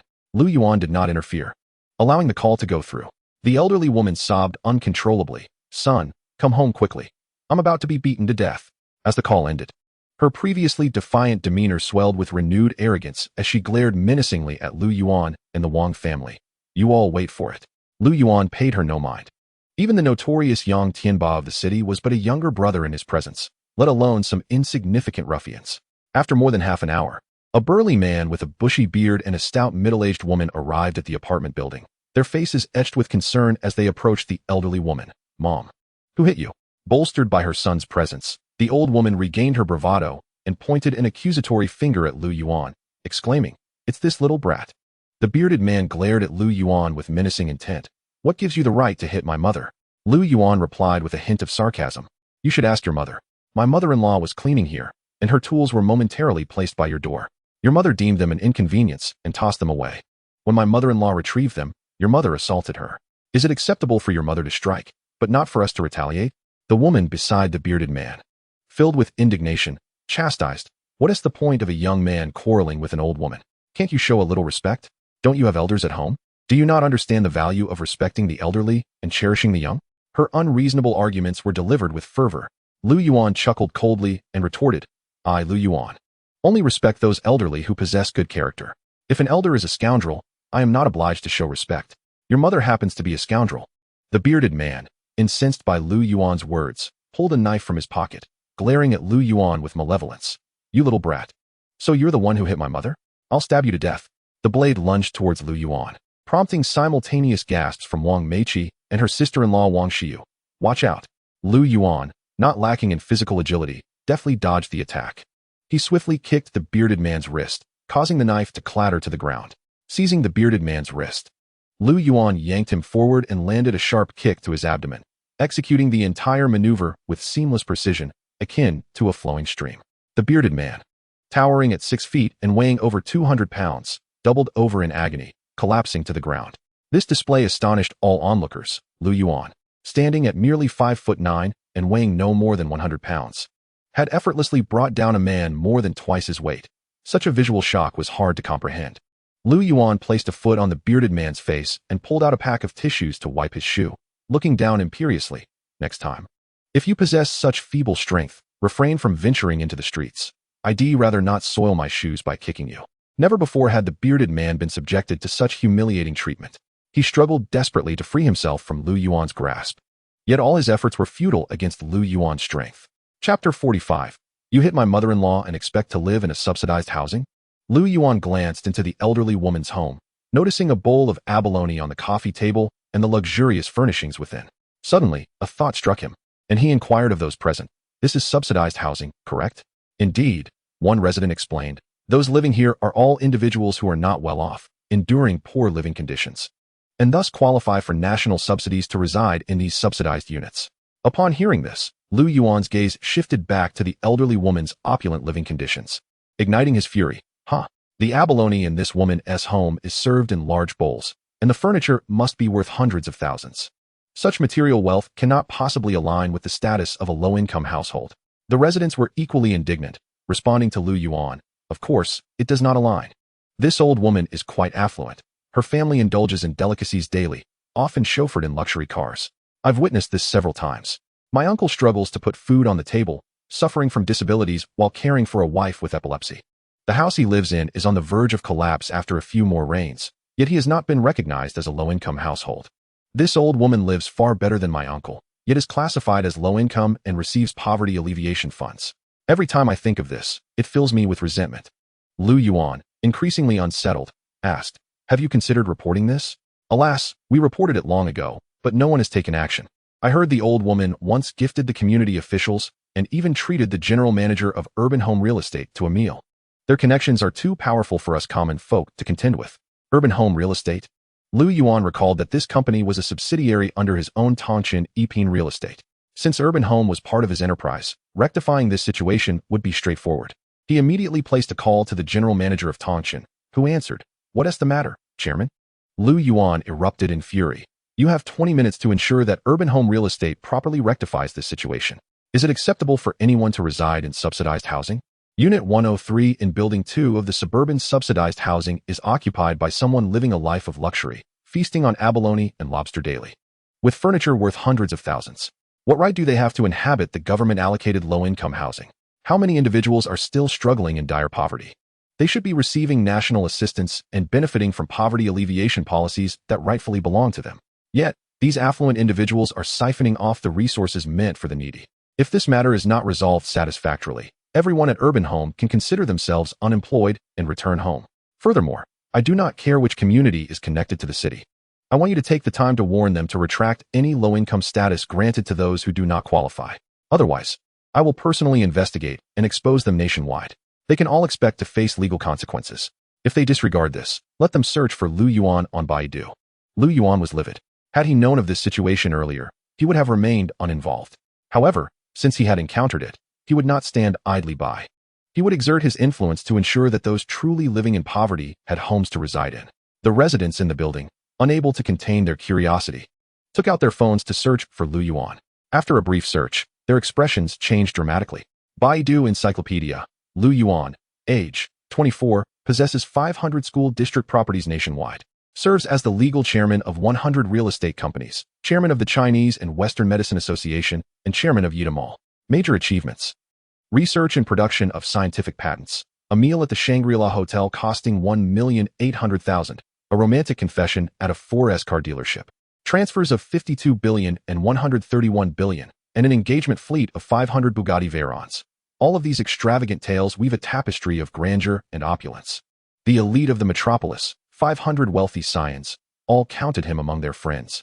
And he had once caused the internet sensations Wang Yin and Xiao Fengge to experience a downfall. A single utterance from him had led to the financial ruin of the Gu and Su families. Each narrative was imbued with fervor, leaving the community astounded. It turns out that director Liu possesses such a legendary past. No wonder he showed no hesitation in confronting that elderly woman. If I possessed but half of Director Lu's capabilities, I would not hesitate in the least. Director Lu's prior assertion resonated truthfully. Our fears stem from the fragility of our social standing, all derived from our insufficient prowess. The elderly woman had undoubtedly found herself on a precarious path, having offended no less than the formidable Director Lu. Her days of comfort were about to come to an end. In the eyes of many, there was an unmistakable reverence and awe directed towards Lu Yuan, who would not yearn to emulate such a wealthy, audacious youth, unburdened by the consequences of his actions. Under Lu Yuan's deft orchestration, the general manager of Tangchun Yipin promptly initiated action, inundating various real estate companies with calls. In no time, major property firms scrambled to identify the responsible community for the corresponding neighborhood, disseminating the news through layers of communication. Initially, some community members harbored a flicker of hope, thinking they might evade scrutiny, but after researching Lu Yuan's background on Baidu, they were left dumbfounded. How could they afford to offend such a titan? Should a billionaire with assets in the trillion range wish to retaliate against them, it would be a trivial endeavor, especially considering their own questionable integrity.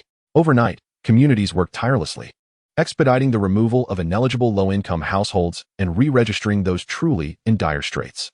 The impoverished residents of the metropolis, who had long suffered, regarded Lu Yuan as their savior. Had he not intervened, they would have continued to endure relentless hardship. The elderly woman's children were left in shock, murmuring, "Mother, it seems we have crossed paths with an untouchable giant. Our low-income housing may be at risk, and we could face prison time." Upon hearing this, the elderly woman's complexion drained of color, and she instantly capitulated, crawling before Lu Yuan, clutching at his trousers, and pleading tearfully, "Director Lu, I should not have acted disrespectfully in my old age, nor should I have struck your mother-in-law. Please spare me. I am but an old woman. I do not wish to face imprisonment. I implore you, let me take your mother-in-law for a medical checkup.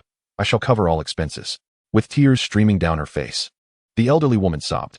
Lu Yuan scoffed, "Oh, so now you wish to abandon your bravado? It is too late. Since I have decided to intervene regarding the fraudulent claims against state subsidies, someone must serve as an example. Today, even if you bow your head before me, you shall still face incarceration." He promptly called the police, detailing the elderly woman's deceitful actions. Soon, sirens wailed outside the community as a police vehicle arrived at the apartment building, handcuffing the elderly woman and coldly announcing, "You are under suspicion of insurance fraud. Please accompany us to the station." As she was taken away, she cast a sorrowful glance back at her room, weeping bitterly. "Oh, my child, I regret this deeply. Had I not struck that cleaner, perhaps none of this would have transpired. Mother, regret is of no use now. Regardless of your sentence, I will visit you in prison." Her son replied, his own eyes brimming with tears. Chapter 46. Unable to seek medical attention, what use is Western medicine to me? Lu Yuan assessed his mother-in-law's injuries and suggested, "Let us take her to the hospital at once." The Wang family swiftly assisted her into the car, rushing towards the hospital. After more than half an hour, they arrived.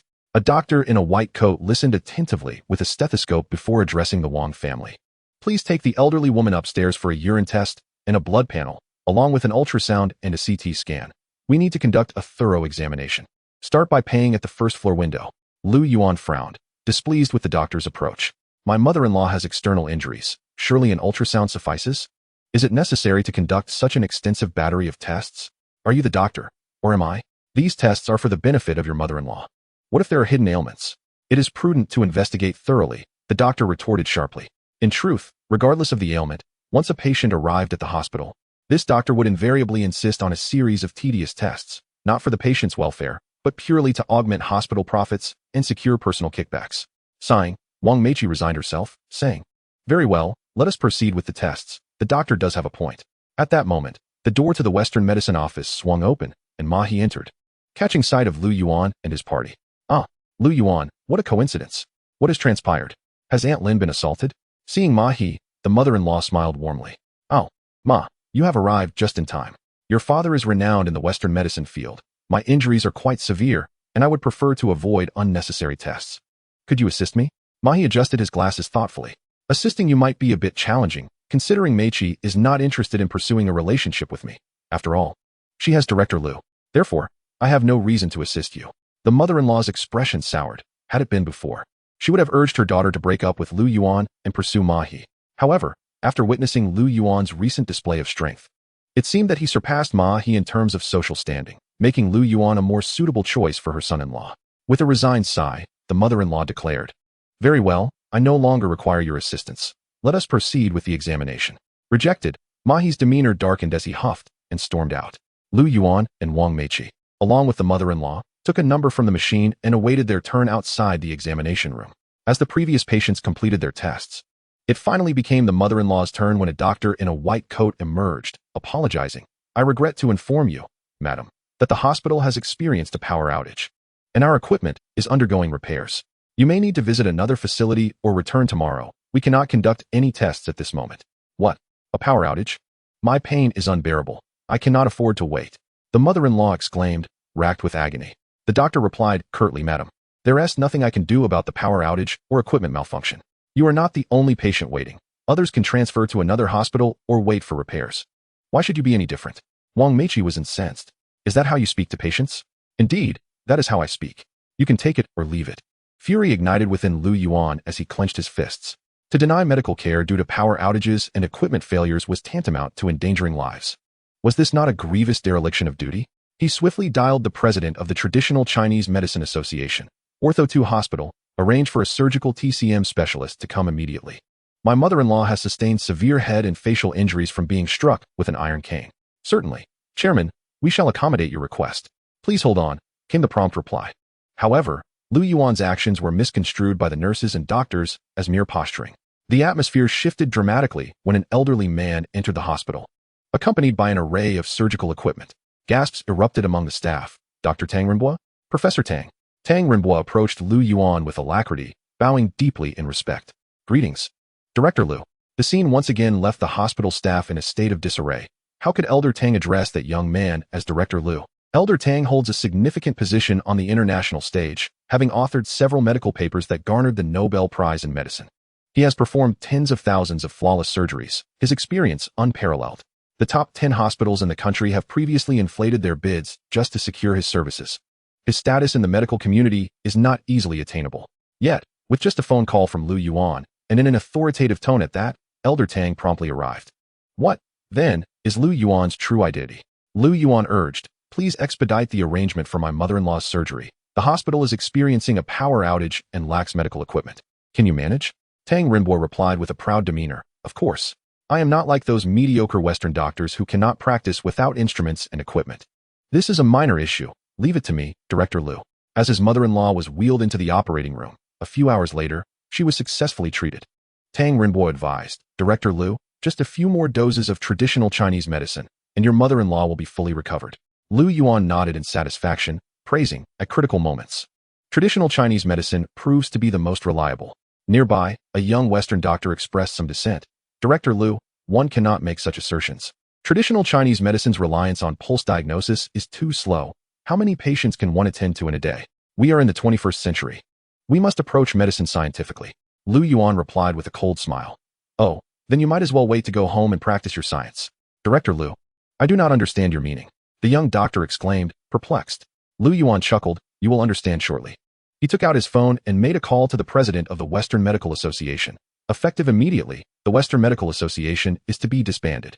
I want all Western doctors to return home. Our nation has no need for them. What? Director Lu, how can you say the association should be disbanded? With all these diagnostic devices, whether patients are ill or not, we can earn quite a bit from examinations.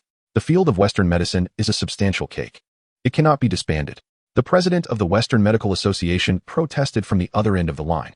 Lu Yuan, incensed, retorted, common people come to seek medical help hoping for swift solutions and treatments. And what of Western medicine? When the power goes out and equipment fails, they cannot treat patients. If someone is facing a terminal illness, should they just be sent home to wait? Moreover, contemporary practitioners of traditional Chinese medicine are also well-versed in Western medical symbols and know how to utilize medical equipment. If that is the case, what purpose do you Western doctors serve? Chapter 47. Lu Yuan's name reverberated across the nation. Furthermore, when did it become acceptable to charge patients for unnecessary examinations? Regardless of their actual need, I, Lu Yuan, will not profit from ill-gotten gains. I give you 1 day to take all Western doctors and leave wherever you came from. After Lu Yuan's outburst, he hung up the phone. Medical students who had chosen Western medicine for their career prospects turned pale, realizing their futures were grim. Prior to this, they might have dismissed Lu Yuan's words, but with Elder Tang's arrival at his behest, they now understood he could indeed carry out his threats. Lu Yuan patted Tang Rinbo on the shoulder. Elder Tang, thank you for your medical expertise. When you return to the Chinese Medicine Association, please tell the president that we need to recruit more capable traditional Chinese doctors from the community. Hospitals nationwide are in dire need of such skilled practitioners. Tang Renbois, elated, responded, wonderful. The long-neglected art of traditional Chinese medicine is set for revival. Director Liu, leave it to me. I will personally inspect the qualifications of these community doctors and ensure no charlatans infiltrate our hospitals. After the president of the Western Medical Association hung up, he immediately set to work, notifying hospitals across the country to cease the employment of Western doctors. In the orthopedic hospital where Lu Yuan worked, the once arrogant Western doctors shed their white coats, discarding them into garbage bins amidst tears. Oh, why did I choose Western medicine in college? Now I have no job. My 4 years of university have been for naught. Lamented one. Had I known, I would have pursued traditional Chinese medicine. Oh no. I have half a month left to pay my mortgage, and my monthly payment is 8,000. I will have to borrow money to survive this month. Among them was a doctor who had previously been rude to Wang Meiqi. Lu Yuan approached him and scoffed. Now, let us see you act all high and mighty. With their job security gone, the white coat-wearing doctor stammered, I. Other Western doctors in the hospital assumed that this individual had offended Lu Yuan, leading to their collective unemployment, and their anger boiled over. Damn. It's your fault for crossing the big boss. Now we're all out of work. Let us teach him a lesson. A group of Western doctors charged at the hapless white coat, their cries of anguish echoing, while a stream of foul language erupted. Lu Yuan observed the spectacle of cannibalism with a detached gaze.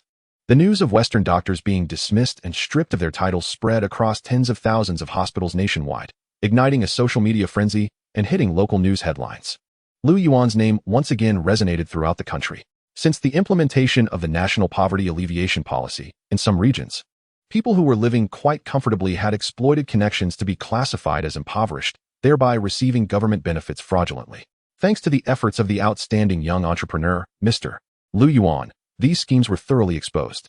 This issue garnered significant attention from the authorities, leading to the apprehension of those involved. Recently, Mr. Lu Yuan, chairman of the Chinese and Western Medicine Association, abolished Western medicine entirely, reinstating traditional Chinese medical systems, heralding a new spring for traditional medicine.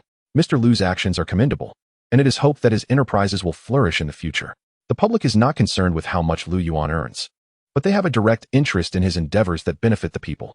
Lu Yuan's name became a sensation nationwide. In remote corners, elderly traditional Chinese doctors wept with joy. Traditional medicine has finally revived. Mr. Lu is a good man. Mr. Lu has restored our hope. From now on, any patient referred by Mr. Lu will not incur any charges. Without Mr. Lu, we would not know when we could reside in proper subsidized housing. He is indeed a great legendary hero.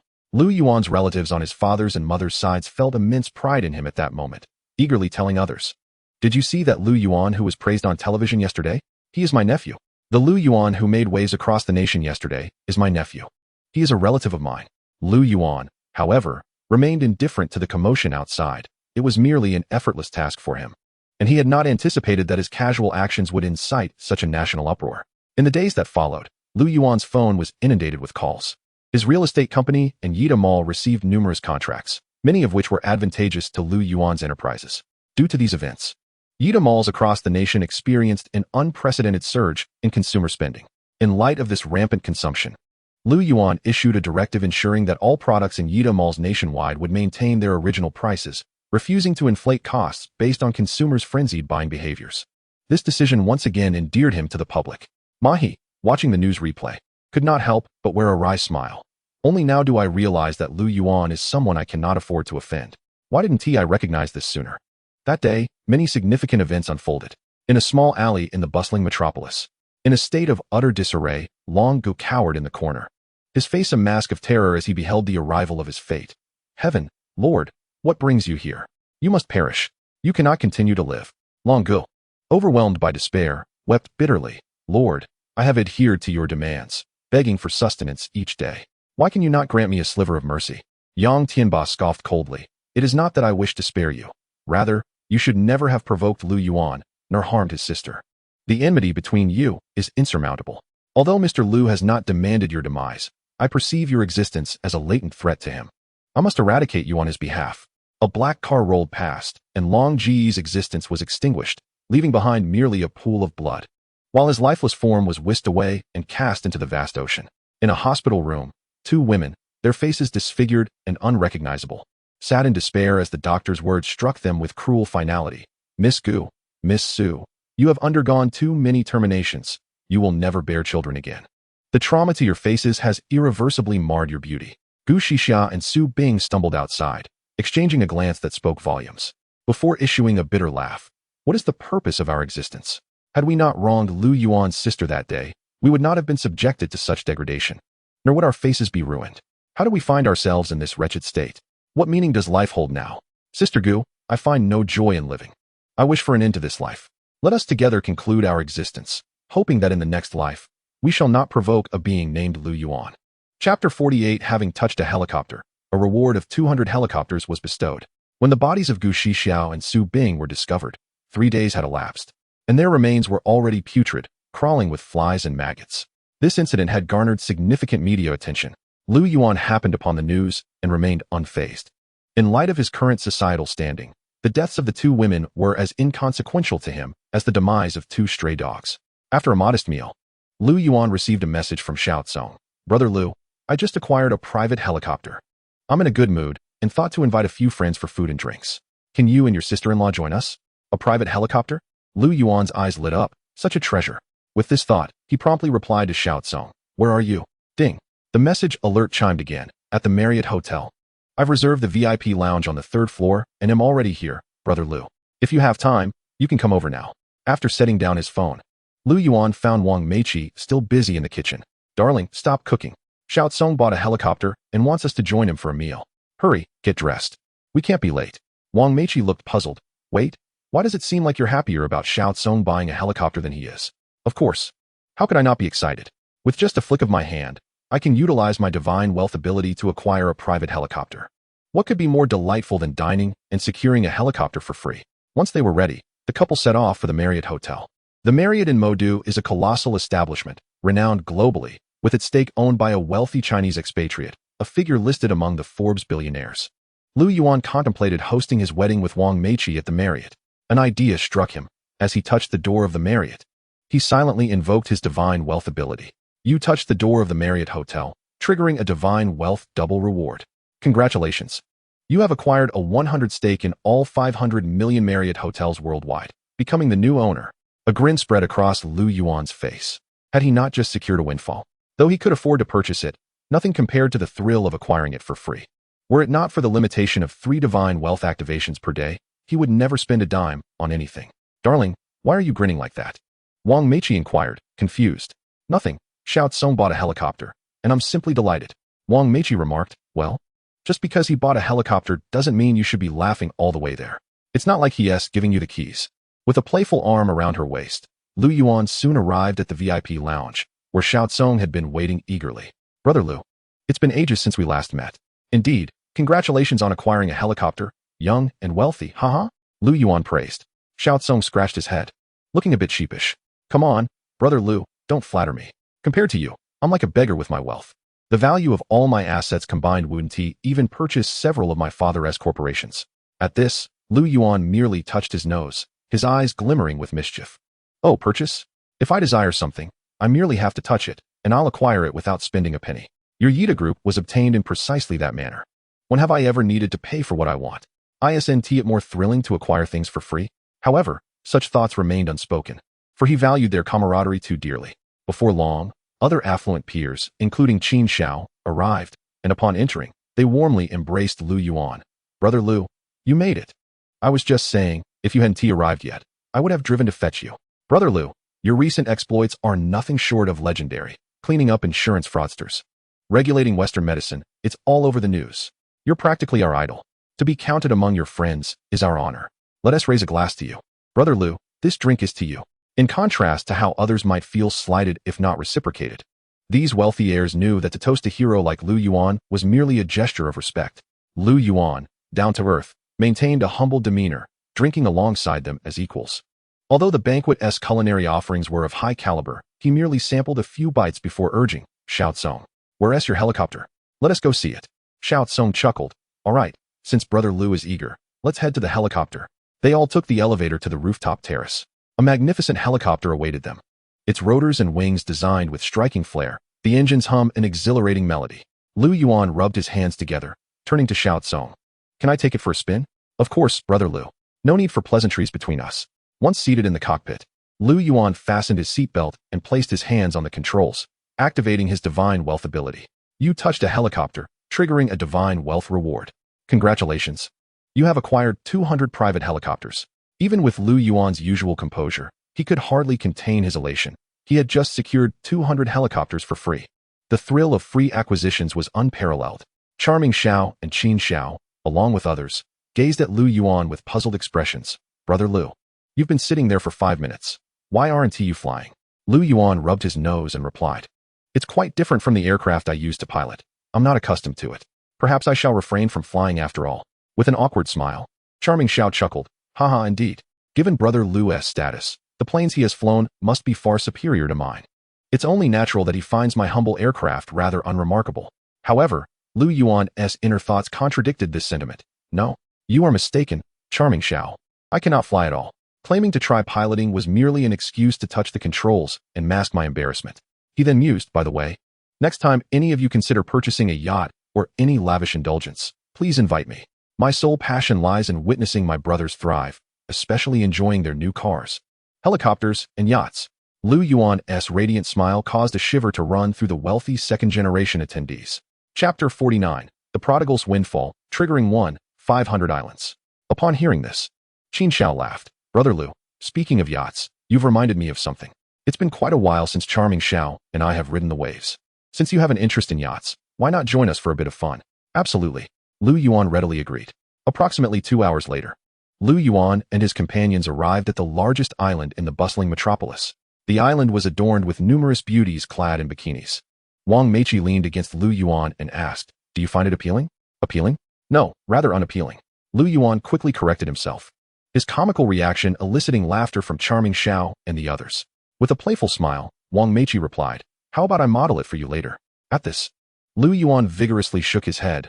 No, such attire is better suited for home. It's too perilous out here. Wang Meiqi huffed. How delightful you think. The island was brimming with recreational activities, exuding a strong commercial vibe, featuring cruise ships, yachts, and jet skis zipping across the waves. Lu Yuan was eager, especially since he had one last opportunity to unleash his prodigal prowess, which would allow him to acquire a significant asset. He planned to use this final chance just before their departure. The group mounted the jet skis, relishing the sensation of the ocean spray upon their faces, while seagulls soared above, filling the air with melodious cries. Wang Meiqi clung tightly to Lu Yuan's waist, her excitement manifesting in gleeful shrieks as her clothes became drenched. Lu Yuan felt a rush of exhilaration, realizing the joy of riding a jet ski with a companion. The thrill of proximity was undeniably delightful. After a day of merriment on the island, Lu Yuan eagerly rushed to open the door as they prepared to leave. He decisively activated his prodigal ability. Ding! You have touched the door of a commercial island, about to trigger a prodigal reward. Reward: 1,000 commercial islands and 500 private islands. The islands include assets, yachts, jet skis, and cruise ships will belong to you. You shall be the new owner of these islands. Wow, 1,500 islands? Not only commercial, but also for personal enjoyment? This is splendid. In the future, whenever I wish to admire a bikini or swimwear, I can simply take my wife Wang Meiqi to our private island, where we can engage in delightful and exhilarating activities. A private island guarantees no disturbances, even if I wish to relax with family. What a windfall.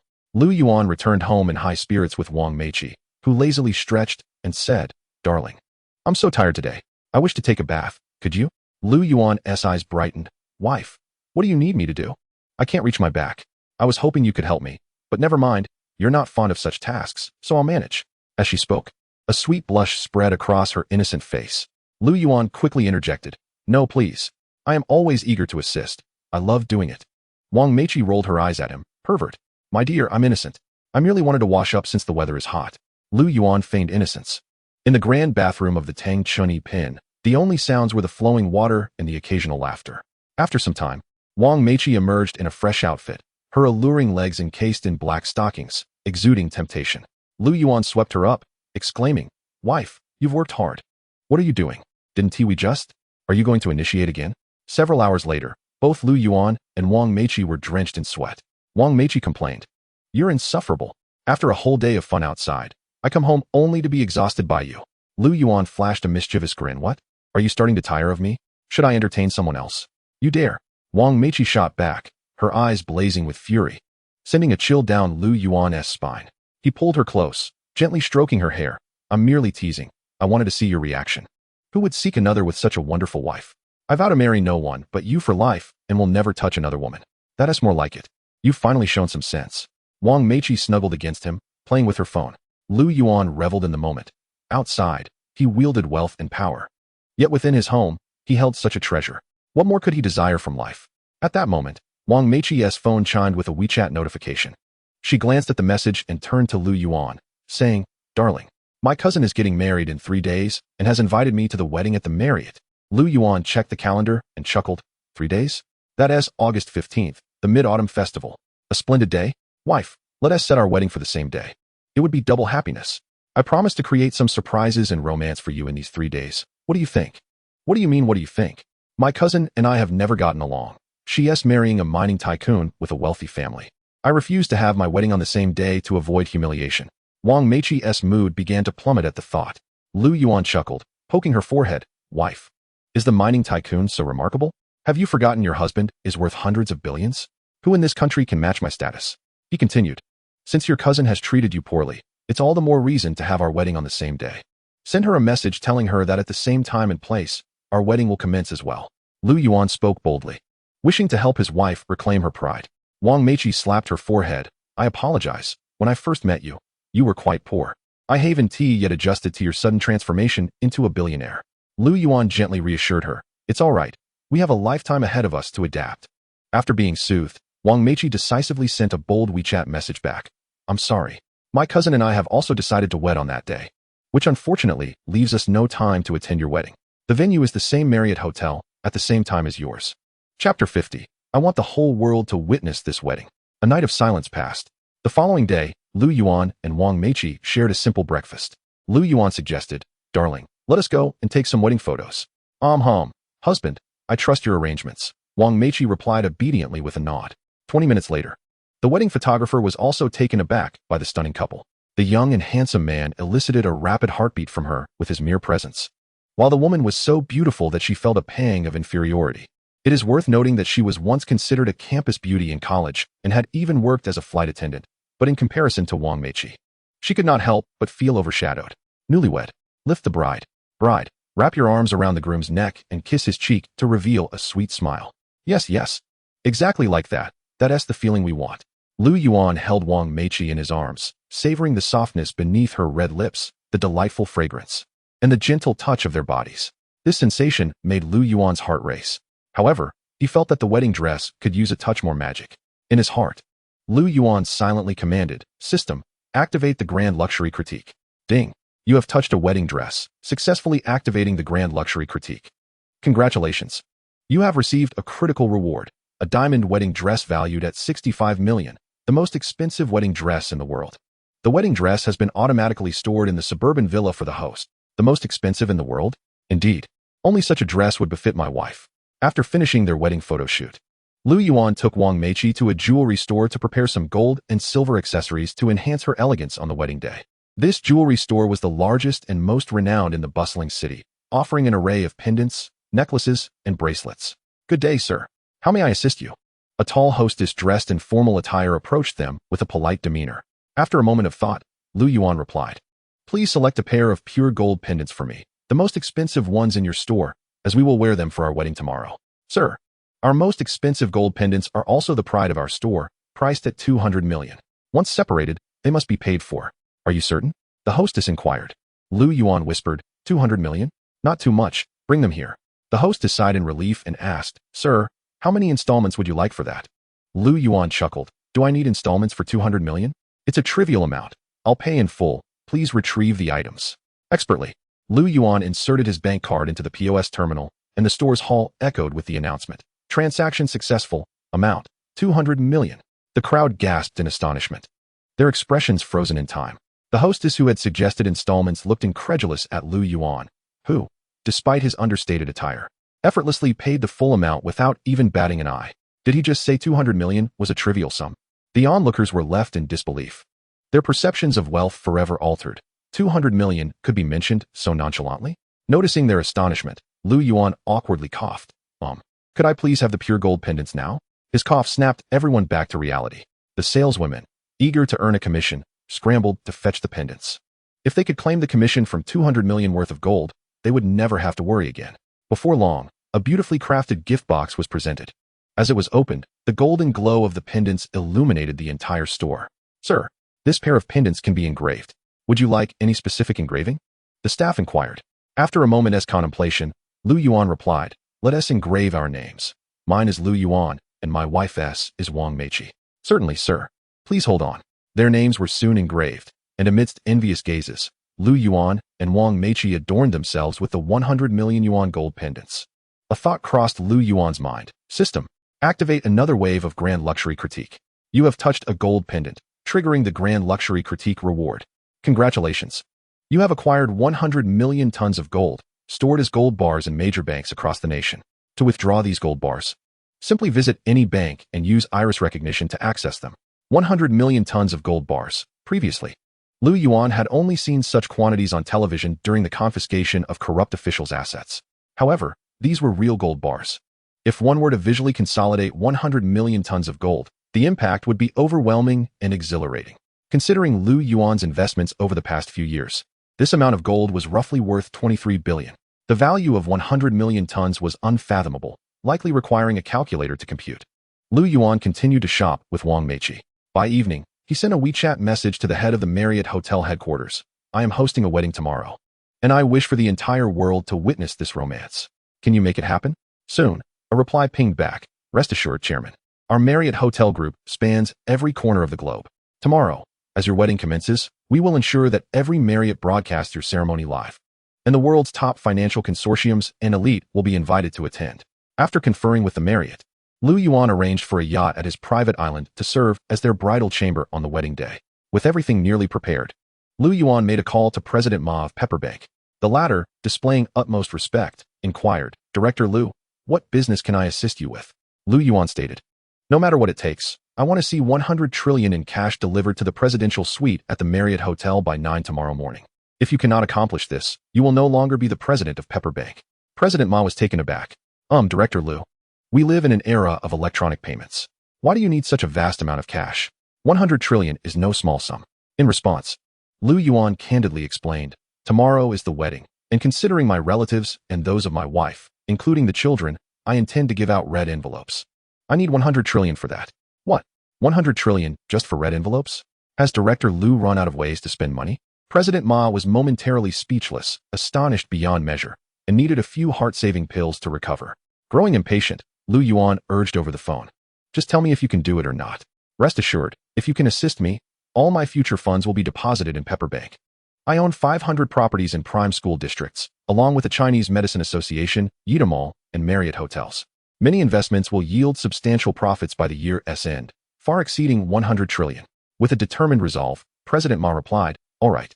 Since you, Director Lu, have said this, no matter how difficult it may be, I will ensure it is done.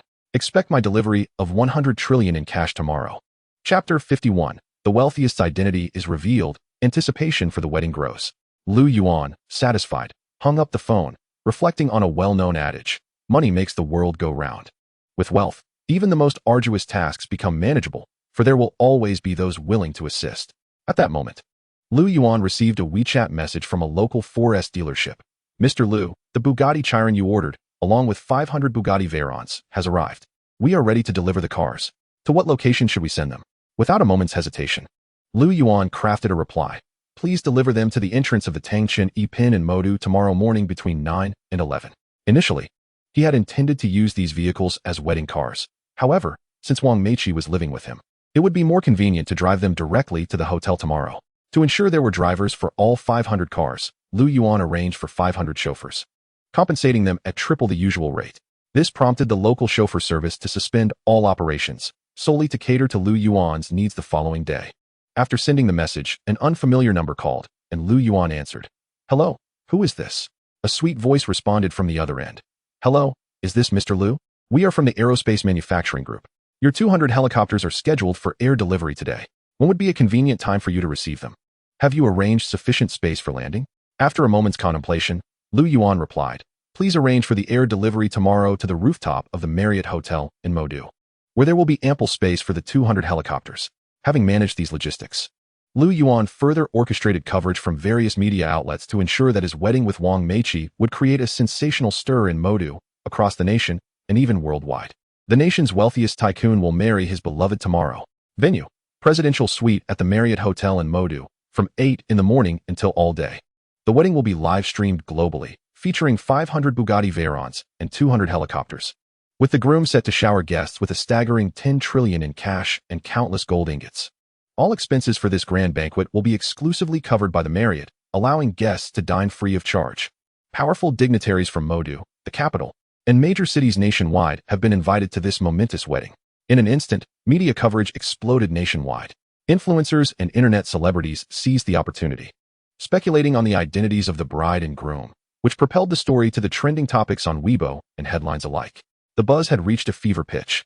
Local residents in Modu were abuzz with excitement, discussing the wedding during their leisure hours. A wedding at Marriott worldwide? And the banquet free of charge? Did the Marriott not fear bankruptcy? That was a global undertaking. And what of the 10 trillion cash giveaway? Was the groom serious? Who would genuinely part with such an astronomical sum for a cash shower? Only a fool would believe in 10 trillion in cash. Even if the groom truly possessed such wealth, the current banking system could not possibly assemble it in such a short time frame. Yet, the nation's wealthiest had already married and had children. Could there be a new contender for the title of the richest? Who could say? Tomorrow would reveal all, as the wedding would be live-streamed in Marriott locations worldwide. Wow. A global event with 500 Bugatti Veyrons and 200 helicopters. Such sincerity. When might I encounter a Prince Charming like that? How enviable is tomorrow's bride? Meanwhile, several characters were left with bittersweet smiles. Doctors Wang Tianyi and Tang Rimbo sat together, watching the news, having deduced the situation. Currently, only our chairman possesses such financial prowess. Seeing the momentum building, Lu Yuan also shared the news with his family and his mother's side. Tomorrow, at the presidential suite of the Marriott Hotel, everyone is invited to feast. This message, sent to both family groups, unequivocally confirmed that he was the groom of this grand wedding. Both families became agitated. His cousin Li Xianhe could not help but smile wryly, feeling a mix of emotions. Alas, he has become such a titan, and I foolishly offended him that day. His cousin Zhang Jiaojiao swallowed hard, wishing someone would prepare such a wedding for her. Meanwhile, Lu Yuan's male cousins expressed their aspirations in the group chat. When might I prepare a wedding like this for my beloved? To be like Lu Yuan would be a life well lived. Congratulations on your wedding, cousin. Best wishes, cousin. Lu Yuan's grandfather's family group was equally lively. Members shared multiple screenshots from Baidu Encyclopedia. Grandfather, having confirmed it, with my cousin Lu Yuan's assets, he undoubtedly qualifies as the nation's wealthiest. However, the billionaire rankings have yet to update. By next year, we shall likely see his name. Who would have thought his cousin was so formidable? Without relying on the family, he acquired Yida, the Marriott, and even the Chinese Medicine Association and numerous islands. We had underestimated his accomplishments. The Lu family of Modu, led by the old patriarch, beamed with pride. He is indeed my grandson, embodying my former grandeur. My years of guidance have not been in vain. He has achieved great heights. The family members coughed lightly, playfully exposing the old man's boast. Grandfather, Lu Yuan has only lived with you for a week, and you rarely spoke to him. The old man's face flushed red, awkwardly clearing his throat. You all know nothing. Without my guidance, could Lu Yuan have attained such success? Listen closely. As relatives of the nation's wealthiest, do not embarrass yourselves with gifts at the wedding tomorrow. Lu Yuan's family is now affluent. We must aspire to grow stronger under his influence. If he shares even a fraction of his fortune with us, we shall not have to worry for generations. Understood. We shall ensure you do not lose face, grandfather. Lu Bingbing pondered a pragmatic question. Grandfather, considering how we treated Lu Yuan in the past, does it still hold significance now? The old patriarch huffed. Of course it does. I am his grandfather. Blood is thicker than water. Ah, Bingbing, go fetch my most cherished Tang suits. For my eldest grandson's wedding, I must present myself appropriately. On his end, having informed all relatives, Lu Yuan sent a message to his friends Zhong Xiao and Qin Xiao. Tomorrow is the big day. You all come join me for a drink. The group of wealthy second-generation heirs suddenly became agitated. Wow, it truly is Lu Yuan. We should have seen this coming. Indeed, who else possesses such wealth? I can hardly wait for the wedding to commence. I share your excitement. Chapter 52. Acceptance of 500 Bugatti Veyrons at the wedding venue. The next morning, Lu Yuan received a call from the 4S dealership. Hello, Mr. Lu. The 500 Bugatti Veyrons you ordered are parked at the entrance of Tangchini Pin. Please come for inspection at your earliest convenience. After receiving the call, Lu Yuan wrapped his arm around Wang Meiqi's waist and descended to the ground floor. Including the lead wedding car, 500 Bugatti Veyrons stood out in their splendor, all with their butterfly doors wide open, each accompanied by a handsome man in a suit and sunglasses. The manager of the 4S dealership presented a document and handed it to Lu Yuan, saying, "Mr. Lu, please sign here." Lu Yuan skillfully affixed his signature, and together with Wang Meiqi, they settled into the luxurious Bugatti. The paparazzi from Tangshan, having caught wind of the event, were numerous, all broadcasting live, allowing netizens nationwide to witness the visage of Lu Yuan and Wang Meiqi. Wow, so young? Is this the protagonist of the day? Looking at him, he can't be more than 24. Similarly aged at 24. I've just graduated from university and am still job hunting. No wonder he is the richest person in the country. With 500 Bugatti Veyrons and 500 well-dressed gentlemen, this spectacle is beyond our comparison. Hey, isn't that Lu Yuan, my middle school classmate? What, Lu Yuan? The one who was recently featured on television? Yes, indeed. He built his fortune from scratch, acquiring Yida Mall and the Chinese Medicine Association, purchasing 500 school district properties. In such a short lifetime, he has already become a legend. The Bugatti Veyron has been realized, and surely, the 10 trillion cash and 200 helicopters are also within reach, right?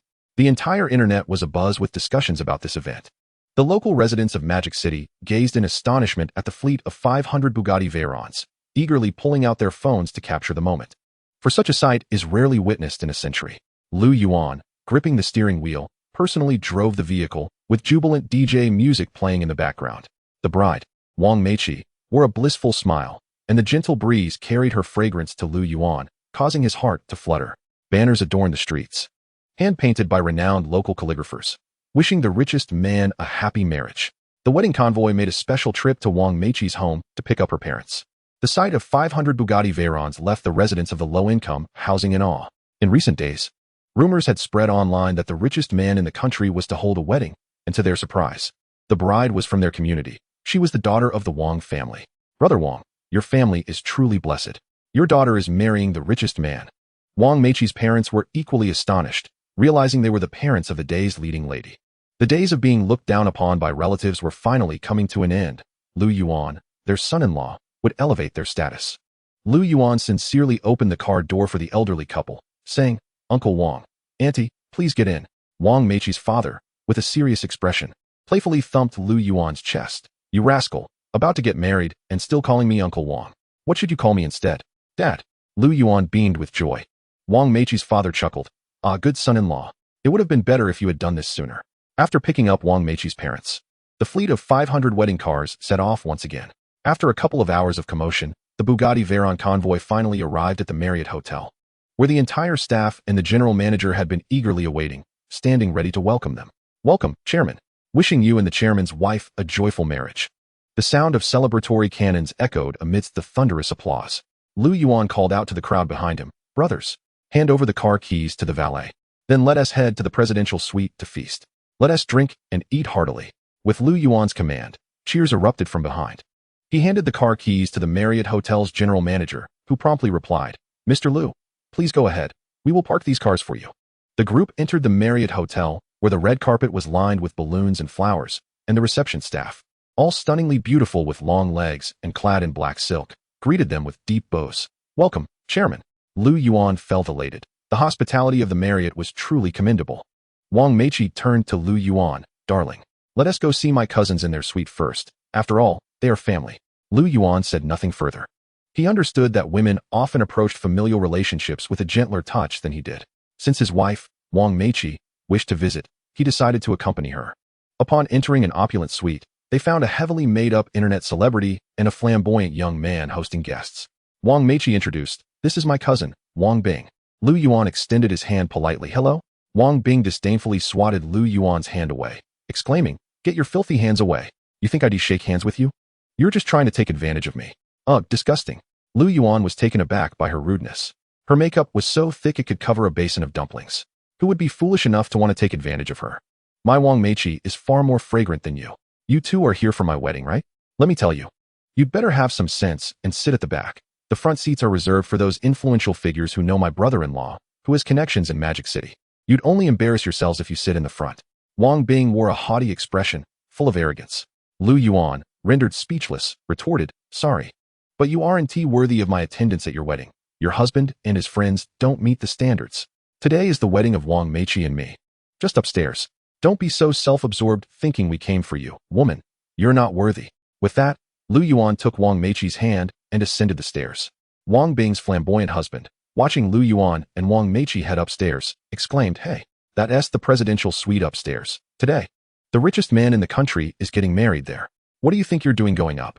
Lu Yuan smiled brightly at him, saying, "You might not believe it, but I am the richest man in the country, the star of the day." Wang Bing scoffed, "Huh? You're just talking nonsense. How could you possibly be the richest man? What could you possibly see in a woman like my cousin? Don't wealthy people usually prefer to marry within their own social class? With a family like hers, she is only worth 3,000 for a night. Just a plaything for some rich kid. How dare you impersonate the richest man? When the real one arrives, you better figure out how to save yourself." Wang Bing wore a fierce expression. Chapter 53. The elite gather, all to attend his wedding. Lu Yuan smiled coldly. "I don't know how I'll end, but I do know that soon, you will regret what you've just said to me." As Lu Yuan and Wang Meiqi arrived at the presidential suite, the dining table was exquisitely set, with top-tier flying Mutai liquor and the finest cigarettes, the lowest grade being the 95 Supreme. The table was adorned with a plethora of seafood, including bluefin tuna, abalone, and Boston lobsters. The grand hall was filled with approximately 3,000 to 5,000 tables, offering an expansive view. As Lu Yuan held Wang Meiqi's hand and entered, petals of pink and white fell from above, and a romantic symphony began to play. The piece was a duet of violin and piano, performed by a renowned pianist who was said to have studied at the Beethoven Music Academy abroad. Lu Yuan and Wang Meiqi exchanged glances. "Wife, let us head up." Outside the Marriott Hotel, a stream of luxury vehicles continued to arrive, all belonging to the prominent figures of Magic City, united by a singular purpose, to attend Lu Yuan's wedding. As Song Xiao removed his sunglasses, he hurriedly ascended the stairs. While passing by Wang Bing's wedding suite, Wang Bing's flamboyant husband, Xiao Kaiyong, grasped Song Xiao's hand excitedly, saying, "Song Xiao, I merely sent you an invitation. Little did I expect your actual presence. Please come in." Upon seeing Mr. Song, Wang Bing was filled with excitement and pride, exclaiming, "Wow, my dear husband, how extraordinary you are. To have someone as prominent as Mr. Song attend our wedding truly affirms that marrying you was the wisest decision I ever made." The relatives gathered in the bridal suite whispered amongst themselves, "Wang Bing's husband is impressive indeed, even acquainted with Mr. Kong. In our daily lives, we might not even get the chance to exchange a word with someone like him." Mr. Song furrowed his brow and glanced inside, retrieving 200 yuan bills from his wallet and tossing them to Xiao Kaiyong. "I apologize, but I am not here to celebrate your wedding. I am here for the wedding of a friend upstairs. Since I am here, I will contribute 200. I hope you do not find it insufficient." For someone like Xiao Kaiyong, a lesser scion, relying on Mr. Tsong's subordinates for sustenance, such a figure was not aligned with Mr. Tsong's social circle, and thus, that amount was all that could be expected. Xiao Kaiyong felt no embarrassment at all, cheerfully accepting the money and saying, "Ah, thank you, Mr. Tsong, this is quite generous." As the saying goes, it's the thought that counts. The guests below did not hold Xiao Kaiyong in disdain. Had they been hosting the wedding, Mr. Song might not have even considered giving them 200. Just as Mr. Song ascended the stairs, Mr. Qin arrived, embracing his girlfriend. Xiao Kaiyong warmly welcomed him. "Mr. Qin, how splendid to see you. Why did you not give me a heads up? I could have come down to greet you. Quickly, we have reserved a seat for you." Wang Bing chimed in. From afar, I sensed an air of nobility. "It must be the esteemed Mr. Qin. Thank you so much for attending our wedding amidst your busy schedule." Mr. Qin, scratching his nose, interrupted Wang Bing. "I am not here for your wedding. I am attending a friend's wedding upstairs. Perhaps you could host another table, and I shall certainly attend then." Mr. Qin's promise to attend was mere politeness. Given his family's business, he looked down upon the modest scale of the Qiao family's event. With that, Mr. Qin proceeded upstairs. The expressions of Wang Bing and Xiao Kaiyong darkened significantly. At that moment, a fierce-looking middle-aged man, flanked by a throng, made his entrance. The room erupted in gasps. "Look, it's Yang Tianba from the Shengshi dynasty, the heavenly lord of Magic City." Although Xiao Kaiyong could not attract Mr. Tsong or Mr. Qin, managing to invite the heavenly lord was still a matter of pride. "Quickly, Wang Bing, go invite the heavenly lord to take a seat. He has long-standing ties with my family, so he must be here for us," Xiao Kaiyong urged. Wang Bing hurriedly approached. "Heavenly lord, you are here for my wedding with Mr. Qiao, right? Please come in. We have yet to begin the banquet and have been waiting for you." Yang Tianba, irritated by Wang Bing's obstruction, retorted, "I am going upstairs to attend a wedding, and I have no time for you. A good dog does not block the way. Move aside." He shoved Wang Bing aside. Humiliated, Wang Bing scrambled to her feet and rushed forward, Heavenly Lord, I have done nothing to provoke you. Why must you insult me? Yang Tianba's expression darkened. Dare you teach me how to conduct myself? What do you think you are? Get lost. He seized Wang Bing by the hair and delivered 10 resounding slaps, leaving her bloodied and screaming in agony as she collapsed to the floor. Bitch! Do you still wish to question why I scold you? Yang Tianba's fury was palpable, causing Wang Bing to lose control of her bladder in fear. Trembling, she gazed into his terrifying eyes, stammering, Ti Tianba, I swear I won't do it again. Throughout this ordeal, Xiao Kaiyong dared not utter a word. Given the Qiao family standing, they could not afford to offend Yang Tianba. With a quivering voice, Xiao Kaiyong pleaded, Ti Tianba, if you find this woman displeasing, I will divorce her immediately. Please do not bring down your wrath upon my family. Yang Tianba clapped Xiao Kaiyong on the shoulder, a sardonic smile on his face. No need for that, but from this day forth, you'd better keep your tail between your legs. Yes, yes, Heavenly Lord, your teachings are wise. I, little Xiao, will surely be a humble dog from now on. Xiao Kaiyong grinned apologetically. Yang Tianba disregarded Xiao Kaiyong and continued upstairs with his entourage. The guests in the banquet hall gradually lost their desire to stay. It seemed Wang Bing's husband was utterly ineffectual, unable to retain even a respectable figure. They reasoned that it would be better to attend the wedding upstairs. Indeed, sitting here, witnessing the groom's humiliation, is far too disheartening. I cannot bear it any longer. One by one, the guests departed, leaving behind nothing but empty tables in the banquet hall. Wang Bing's parents were furious, cursing, damn it, don't leave. If you must go, at least pay your respects with the gift money first. Have I been giving you gifts all these years for nothing? Wang Bing glared at Xiao Kaiyong, seething with rage. Didn't you claim to be impressive? Mr. Tsong gave 200, that Mr. Qin didn't contribute a dime. And Yang Tianba even struck me. Is this what you call being impressive? How on earth did I marry such a worthless man? Chapter 54, 300 million gift money and a 6 million custom wedding dress. In the presidential suite, the voice of the MC echoed. Let us give a warm round of applause to welcome the groom, Mr. Lu Yuan, and the bride, Miss Wang Meiqi. The sounds from upstairs pierced Wang Bing's ears, revealing that the true stars of the day were indeed Lu Yuan and her cousin, Wang Meiqi. No, it cannot be. Even as the truth stood before her, Wang Bing refused to believe it, clutching her skirt and rushing upstairs to witness it for herself. However, as she reached the entrance, she was taken aback by the staggering amount of gifts.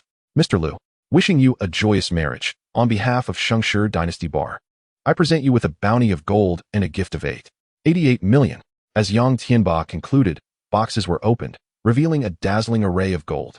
Before the crowd could recover from their shock, another voice rang out, from the young master of Yida Group, Mr. Tsong, a gift of 99 million, wishing brother Lu and sister-in-law a lifetime of happiness.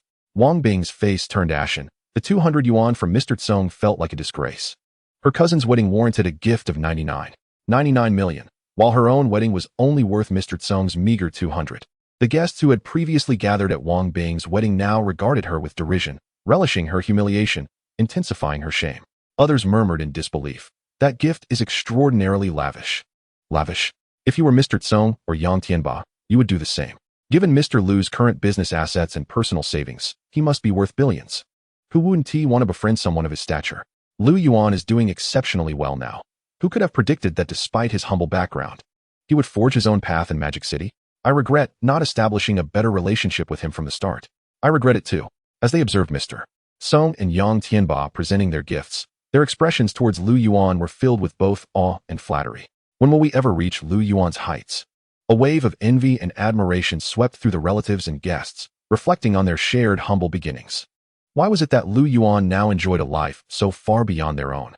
Following the exuberant declarations of Mr. Tsong and Mr. Yang, young Master Qin heartily exclaimed, Brother Lu, it is a day of great joy. My Qin family must not be remiss in our displays of grandeur. On behalf of the Qin family, I present a monetary gift of 300 million yuan, along with a luxurious standalone villa of 5,000 square meters on the Bund. The announcement of this staggering sum sent ripples of astonishment through the crowd. Surely, this was the most extravagant gift of the evening. Cheers erupted in the hall. Young Master Qin. Magnificent. Truly worthy of the illustrious son of Shanghai, whose generosity surpasses all others. Let us all raise a glass to young Master Qin. At that moment, a procession of leggy beauties entered the wedding hall, delicately carrying ornate boxes. The leader approached Mr. Lu, Director Lu. Here is the custom wedding gown and the jewelry for the bride. A radiant smile spread across Lu Yuan's face as he replied, Splendid. Thank you for your hard work. He eagerly opened the box to reveal an exquisitely crafted wedding gown, adorned with sparkling diamonds that exuded opulence. The other boxes were similarly unveiled, and the combined brilliance of the jewelry outshone the lights within the wedding hall. Kneeling on one knee, Lu Yuan held up the gown and addressed Wang Meiqi. "My bride, please don this attire." Blushing, she nodded shyly, her voice barely above a whisper. All right." After a brief interlude of 5 or 6 minutes, Wang Meiqi re-emerged, the regal and pure white gown enhancing her grace to an unparalleled degree. All the women present felt a pang of envy, while the male guests could scarcely tear their gazes away from her ethereal beauty. In that moment, every breath seemed to pause. Wang Meiqi, lacking confidence, glanced at Lu Yuan and asked, "Am I beautiful?" He replied earnestly, "You are stunning. So beautiful it feels like a dream." Others echoed his sentiments, some captivated by the gown itself. "I believe I have seen this gown at a fashion show. It is reputed to be the most expensive wedding dress in the world, valued at over 60 million. Look at the diamonds embedded in it. Totaling 150 carats, designed by 2 world-renowned masters of bridal fashion. I cannot believe director Lu managed to acquire such a masterpiece." The MC, seasoned and worldly, could not help but gulp in astonishment. Lu Yuan patted the MC's shoulder and urged, "Continue with the ceremony."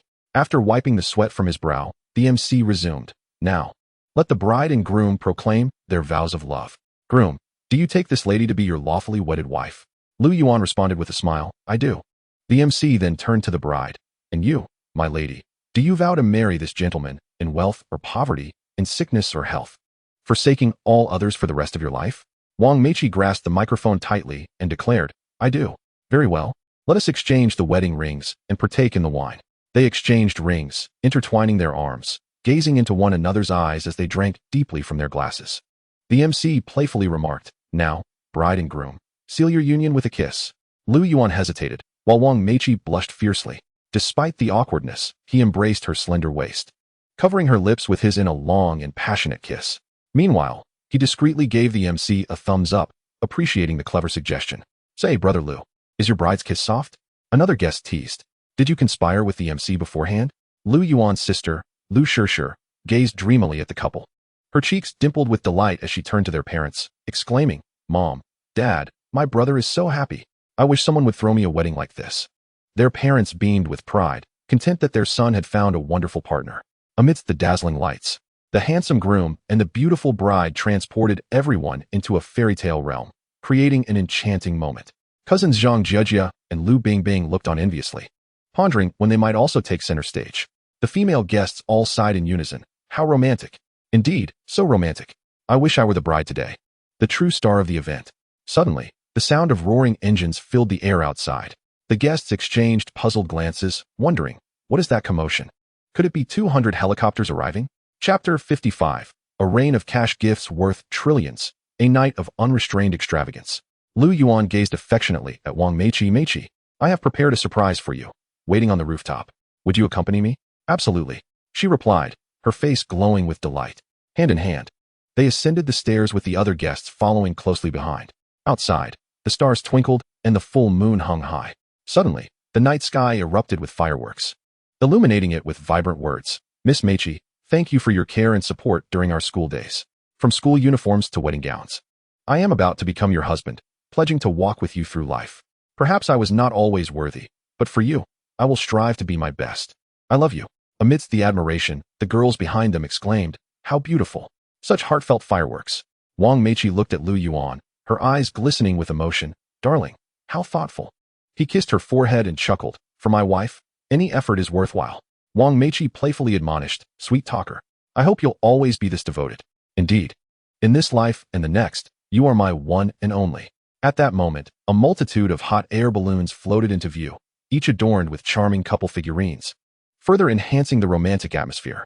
Boom, boom, boom. Helicopters circled above, gradually making their way to the rooftop. Guests pointed in awe, and to their surprise, there were indeed 200 helicopters. Cargo boxes were lowered, and as the pilots landed, the lead pilot called out, "Director Lu, your helicopter and the gold you requested have arrived." Lu Yuan smiled gratefully. "Thank you, gentlemen. Now let us open the boxes." With a wave of his hand, the boxes were opened, revealing gleaming gold bars within, casting a dazzling glow that momentarily blinded the onlookers. Turning to Wang Meiqi's parents, Lu Yuan declared, "Mom and Dad, this is my bride price for Meiqi, 600 pounds of gold, with more safely stored in the bank." The 200 helicopters cannot carry it all. I will have the rest delivered later. With the gold in addition to what lay in the bank, it amounted to nearly 100 million tons. If you find it excessive, he continued nonchalantly, you could build a cat house or a dog house at home, even a dog toilet if you wish. The crowd shuddered, gazing at Lu Yuan as if he were a monster. Could he truly be serious about using gold for such trivialities? Yet for Lu Yuan, it was of little consequence. His wealth was ample, and he was unperturbed by the idea of 100 million tons of gold. The crowd felt as though their hearts had sustained 1,000 blows. Indeed, one cannot compare oneself to another. At that moment, an array of armored cash transport vehicles lined the exterior of the Marriott Hotel, each flanked by 4 armed guards. Mr. Ma, accompanied by a group of individuals, hurriedly made his way to the rooftop, carrying a multitude of boxes. He approached Lu Yuan with brisk steps. Expressing his apologies, I sincerely apologize, Director Lu. The logistics of mobilizing 100 trillion in cash proved to be exceedingly challenging, and thus I arrived late. Lu Yuan, not overly concerned with the delay, replied, your timing is fortuitous, it is not too late. Have the brothers open the boxes. As the boxes were unlocked, the contents cascaded forth. A mountain of crisp 100 yuan bills swiftly accumulated. Previously, the concept of 100 trillion had only existed in theory, yet at this moment, it was palpable cash, the vivid red hue glimmering in the night, momentarily blinding all onlookers. The crowd found it difficult to move, as the stacks of vibrant currency buried their feet beneath. This scene was broadcast live to every Marriott hotel around the globe. Meanwhile, Lu Yuan's ex-girlfriend, Wang Yin, watched the live stream, feeling a wave of discomfort wash over her. Clenching her fists until her nails bit into her flesh, she lamented, why is that woman the bride? It should have been me. I was Lu Yuan's first love. Had we not parted ways, I could have worn that exquisite wedding dress worth over 60 million, traveled in a convoy of 500 Bugatti Veyrons, and adorned myself with hundreds of pounds of gold. Oh, I cannot bear it. I must reconcile with Lu Yuan. With meticulous care, Wang Yin prepared herself and rushed out of her home, hailing a cab to the Marriott Hotel. Her fists clenched tightly as she plotted her approach. All she needed was to shed a few tears and utter some heartfelt words, and Lu Yuan would surely relent. After all, it is said that a former lover's tears can lead to a current partner's defeat. The entire world buzzed with conversation about the wedding. This man is exceedingly romantic. 500 Bugatti Veyrons, 100 million in cash, hundreds of pounds of gold, 200 helicopters, hot air balloons, and a fireworks display. How I wish to marry him. Men from Huagua are far more romantic than those from our country. I long to go to Huagua, even if it means becoming his mistress. At that very moment, women across the globe found their hearts stirred. Within the grand hall of the Marriott Hotel in Modu, Lu Yuan proclaimed with grandiosity, each person may take 5 stacks of cash, totaling 1 million. Everyone shall share, so please do not rush. Form an orderly line. Yet, the throngs were not easily managed. This was free money after all, and chaos erupted. This stack is mine. No, that one is mine. Get away from me. Don't you dare steal. Some even resorted to fisticuffs over the matter. Lu Yuan, incensed, turned to Yang Tianba. Tian, I entrust you with maintaining order. You are adept at handling such situations. Yang Tianba, sensing Lu Yuan's reliance on him, immediately stepped forward and bellowed to his subordinates. Anyone who tries to snatch money without queuing will be dragged out and have their hands chopped off. Do not let their blood-stained director lose wedding. Several suited men seized the shoulders of the offenders, who immediately regretted their actions, realizing that losing their hands for a mere million was hardly worthwhile. No, please. We'll forfeit the money. Just spare us. We need our hands to earn. They pleaded. Yang Tianba scoffed. Spare you? My spit is worth more than you. Since I've promised Director Lu, I must follow through. If I spare you, how will I establish my reputation in Modu? Chapter 56. One must replenish their strength to engage in such activities. Lu Yuan's icy gaze swept over the assembly. Is there anyone else who finds their hands superfluous? They may continue to scramble. Yang Tianba's fierce demeanor cast a shadow over the crowd. Those who had previously contemplated rushing forward now trembled in fear, content to claim only their rightful share. After the wedding concluded, Lu Yuan and his wife, Wang Meiqi, returned home. Wang Meiqi gazed lovingly at Lu Yuan. Thank you. My dear husband. Lu Yuan playfully pinched her cheek. Thank me? My dear wife, there is no need. If you truly wish to show your gratitude, why not perform splendidly at home and aim to bear me 10 or 8 children? I adore little ones. Wang Meiqi's cheeks flushed crimson as she playfully thumped her fist against his chest. Oh, you are insufferable. There are so many people watching. Chong Xiao and Qin Xiao, suppressing their laughter, feigned seriousness. Ahem, we saw and heard nothing, sister-in-law. We shall take our leave. Drive safely, you too. As night fell, Lu Yuan gently removed Wang Meiqi's wedding gown, lowering his gaze to her. Are you ready, my love? Wang Meiqi let out a soft hum, slowly closing her eyes. Her expression one of surrender, whispering, "Tonight, take it easy on me." Lu Yuan leaned in for a kiss. In the dead of night, his sister Lu Shishir called. Her voice shy and timid. "Brother, could you and sister-in-law keep it down? I can't sleep. I have school tomorrow." Lu Yuan, embarrassed, stammered, "Ahem, we're almost done. Can you hold on a bit?" "Hold on. Then my allowance next month will double." Wang Meiqi interjected from the other end. Lu Yuan sighed in resignation. All right. I will double it. Just please stop interrupting me and your sister-in-law. Who cares about your wicked deeds? Enough already. I'm hanging up." The following day, the sun had risen high. Wang Meiqi nestled close to Lu Yuan's ear. "Wake up, darling." Lu Yuan slowly opened his weary eyes, gazing at her affectionately. "I feel a bit bloated and unwell." Wang Meiqi's face turned crimson as she replied softly. "Then, let me help you." Lu Yuan felt a wave of relief wash over him as Wang Meiqi blinked at him. "Husband, can you get up now?" Lu Yuan, dissatisfied, retorted, "Kiss me first." Wang Meiqi complied, leaving a lipstick mark on his cheek. Lu Yuan pointed to the other side of his face. "You've kissed this side. What about the other?" Wang Meiqi shot him an incredulous look, realizing how mischievous he could be, but constrained by her status as his wife, she obediently obliged. Lu Yuan wrapped his arms around Wang Meiqi, pulling her close for an impassioned French kiss. Moments later, he sighed contentedly, "My dear wife, you must wake me up like this every day. Enough of your charm. Get up already. It's past noon, and I'm hungry." Wang Meiqi insisted. Lu Yuan inhaled deeply, dressed, and descended from the bed, affectionately stating, "All right, I will go prepare breakfast." Wang Meiqi widened her eyes in discontent. "Oh, so you can cook? Yet you make me do it every day? Why do I always end up exhausted?" Lu Yuan, feeling bashful, replied, "Ahem, my dear wife, let me explain. I simply wish to savor your culinary skills. I do not want your talent to go unnoticed. Enough of your smooth talk. After all the exertion last night, I have no strength left. Hurry and cook, so we can eat and then have the energy for other activities," Wang Meiqi said shyly, lowering her gaze. As Lu Yuan's playful spirit surged, he chuckled, "Haha, which one is that? The one that does bad things."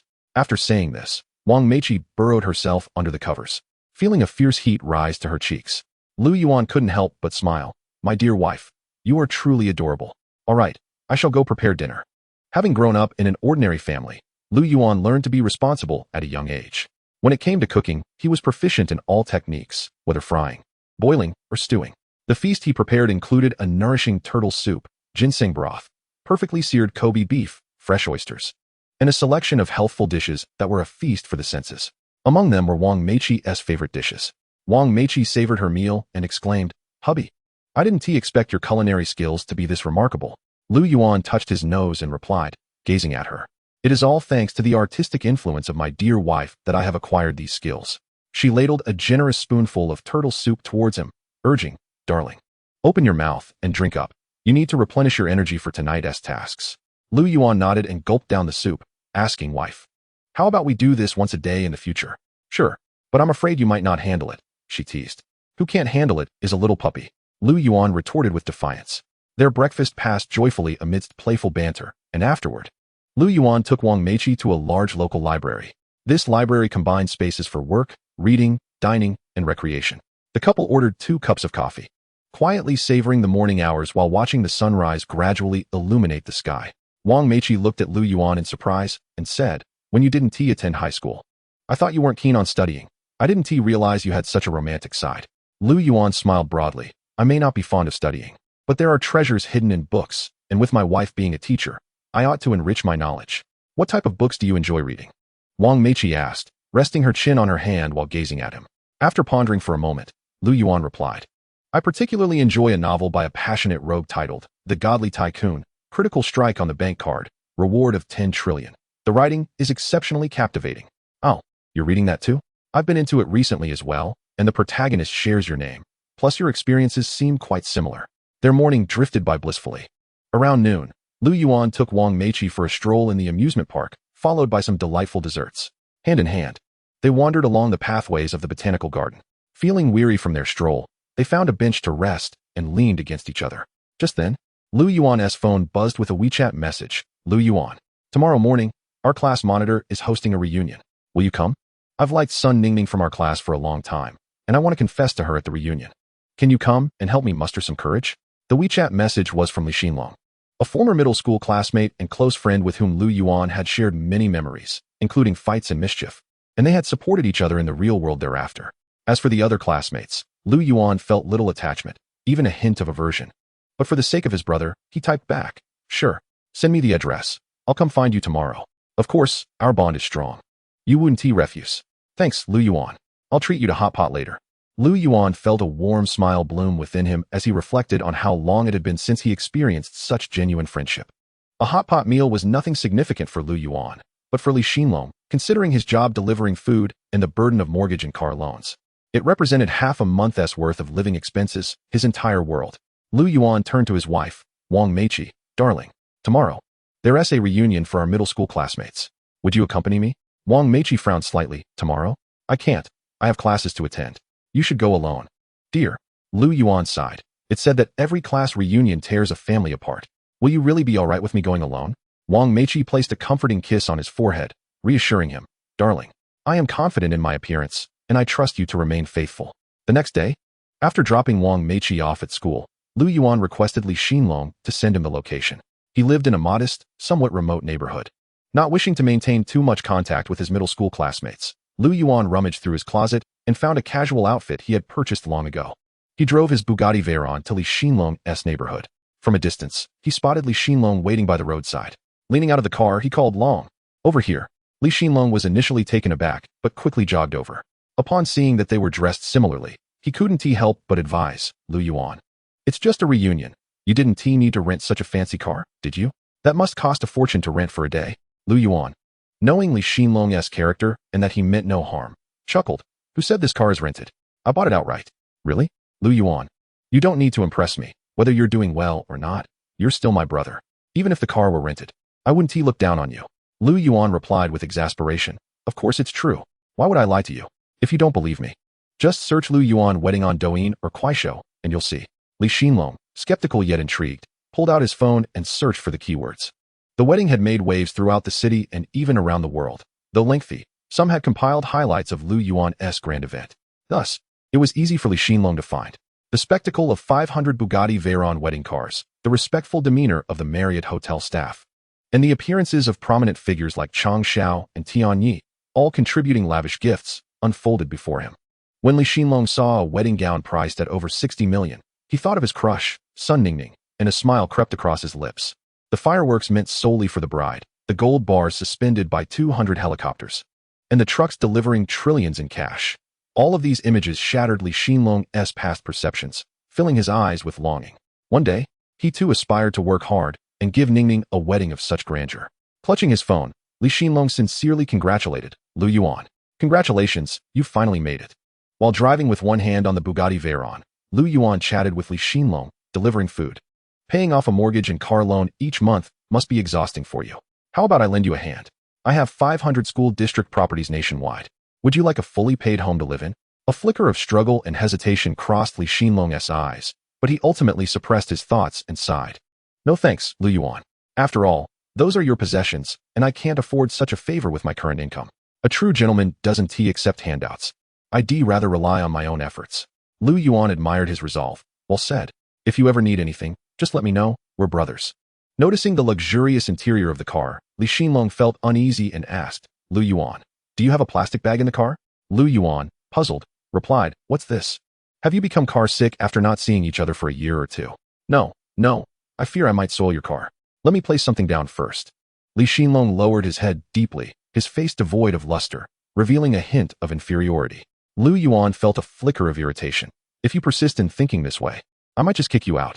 "What? Just because I've switched to a better car, does that mean we can't be friends anymore?" Li Xinlong was deeply touched. "Lu Yuan, thank you."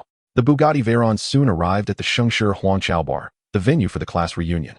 As soon as Lu Yuan's car pulled up, two men in suits promptly opened the car doors. Shielding the roof with their hands and bending slightly in a gesture of invitation, "Mr. Lu, welcome to Shengshi Huangqiao." Lu Yuan nodded and tossed the car keys to them, simultaneously requesting a payment code to transfer a sum of money. 2 million via WeChat. The suited man looked puzzled. "Mr. Lu, what is this for?" Lu Yuan flashed a suave smile. "Just a parking tip for you." "Thank you, Mr. Lu. Thank you." Lu Yuan and Li Xinlong made their way toward the private room. Before they could step inside, they overheard several female voices emanating from within. Hey, our classmate Lu Yuan, is he coming too? I think that fool Li Xinlong invited him. The mere thought of how Lu Yuan used to be so short and unattractive made them feel nauseous. I feel sick too. He even wrote me a love letter back then. I was one of the top 4 beauties in our class, and he had the audacity to write me a love letter.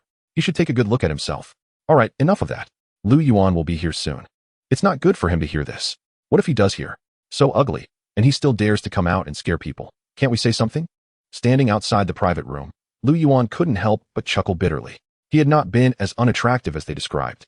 It was merely that juggling work and studies had left his skin tanned, and he hadn't had the money to pamper himself, particularly during his acne-prone years. However, that was of no consequence now. Lu Yuan was no longer the person he once was. With his current looks, he could simply beckon, and a throng of beautiful women would eagerly spin to be near him. Lu Yuan pushed open the door to the private room. The girls inside were momentarily taken aback. Li Xinlong, who is this handsome guy beside you? Chapter 58. The aloof goddesses have become my admirers. The several female classmates in the private room were stunningly beautiful, clad in alluring outfits, either cool denim shorts, crop tops, or short skirts paired with sheer tights. Even some flaunting long legs and stockings. Each one's attire was strikingly provocative.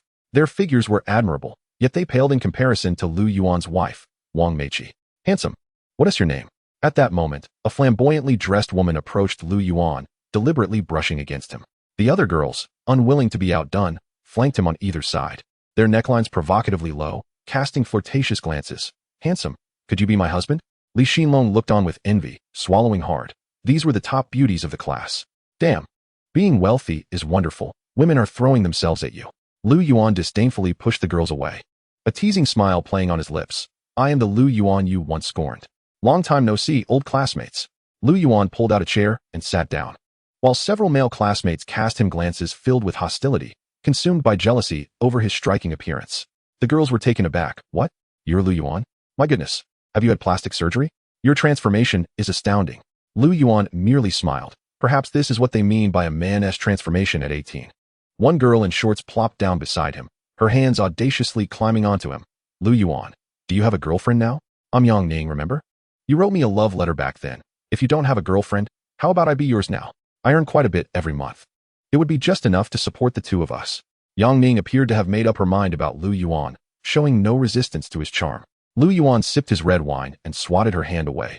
I'm sorry, but I have a wife. Moreover, I have more money than you can imagine. I don't require your support, so please conduct yourself with decorum. Yang Ning froze for a moment, a flicker of disappointment crossing her face. But she quickly regained her composure. Lu Yuan, it's all right if you have a wife. I can be your mistress. If you need anything, we can serve you together.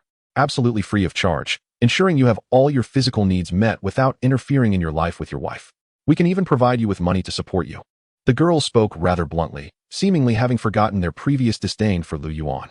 Now that he was a handsome man, any chance of being with him was a stroke of luck for them. They were even willing to offer themselves.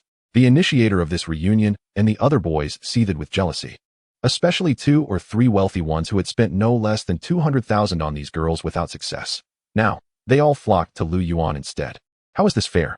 Just because Lu Yuan is handsome, does he get to act as he pleases? Lu Yuan felt a wave of nausea wash over him. These former beauties who had once acted aloof were now utterly defeated by his looks, proving to be nothing extraordinary. Gazing coldly at the girls, Lu Yuan's tone turned icily firm. I have only one woman, and that is my wife, Wang Meiqi. You need not waste your efforts. The boys could no longer contain themselves. What? You mean to say that our school's flower, Wang Meiqi, is now your wife? She would even consider you? She is a student at a prestigious university. Huh. With your education, Lu Yuan, how could you possibly be worthy of her? Lu Yuan touched his nose, finding the question somewhat amusing. Not worthy? They had already been intimate multiple times. Lu Yuan sighed softly and pulled out his phone, displaying his screensaver. I speak the truth. Look at my phone screen. It's a picture of her and me. Everyone turned to look at the phone. Who else could the beauty on the screen be, if not Wang Meiqi? A chorus of gulping sounds resonated, and the crowd collectively expressed their disbelief. You really married Wang Meiqi? Lu Yuan replied nonchalantly. Indeed. Alas, my Meiqi has been feeling nauseous lately, claiming that everything makes her sick. She's probably pregnant. Sigh. I can't indulge as I used to multiple times a day, lately. I've had to resort to self-pleasure. How frustrating. The sound of fists clenching and teeth gritting echoed around the table, as the boys felt an overwhelming urge to dismantle Lu Yuan. The women, too, lowered their heads. In comparison to others, they felt confident, but when compared to Wang Meiqi, they could only feel inferior and ashamed. No wonder Lu Yuan found them unappealing. The instigator of the reunion, Jia Zhen, gritted his teeth. Lu Yuan. That photo must be photoshopped. Young Master Jia, now that you mention it, I too believe it's photoshopped. Just look at how shabby he is dressed. Wang Meiqi is a student from Peking University. How could she possibly like him? What does he have besides good looks? I agree with Wang Meiqi's beauty and education. She should be with someone of nobility. Lu Yuan cast them a disdainful glance and replied coolly, you lot are merely sour grapes. It seems that unless I present concrete evidence, you won't believe that I married Wang Meiqi. Lu Yuan made a call to his wife, Wang Meiqi. The video call was quickly connected, and Lu Yuan, with a playful grin, said, Hey, darling, good morning. What are you up to? What about you, hubby? Wang Meiqi replied, I miss you, I want a kiss. Lu Yuan exclaimed, Go away, I'm in class right now, and there are still many students around. I'll make it up to you when I get home tonight, and you'll be pampered. Lu Yuan turned the phone screen towards his classmates and boisterously asked, Is there anyone here who thinks my phone wallpaper is fake? The group of boys gritted their teeth in frustration, wondering why Wang Meiqi was lucky enough to be Lu Yuan's wife. Despite their discontent, they felt powerless. Lu Yuan flipped the phone back to Wang Meiqi, who wore an annoyed expression. Lu Yuan, you're just showing off. You should warn me. Now I'm just blabbering. With a nonchalant demeanor, Lu Yuan replied, Having a beautiful wife is something to boast about. I can't be bothered to argue with you. Just drink a little less, don't overdo it. I'm waiting for you to come home and submit your homework. Lu Yuan saluted the screen. All right, dear wife. I promise to return home on time and diligently complete the assignments given by our teacher. After ending the call, Lu Yuan arrogantly glanced at his peers. Anything else you want to say? Just ask yourselves if you're envious or jealous. Do you hate me? Envy and jealousy are pointless. Wang Meiqi is mine now, so you might as well go to sleep. Chapter 59. Only Lu Yuan is worthy of $1 million drink. The boys felt exceedingly uncomfortable, sizing Lu Yuan up and sneering. What good is being handsome? He is still just a broke loser. Look at what he is wearing. Some cheap clothes from a thrift store. Does the total even exceed 300?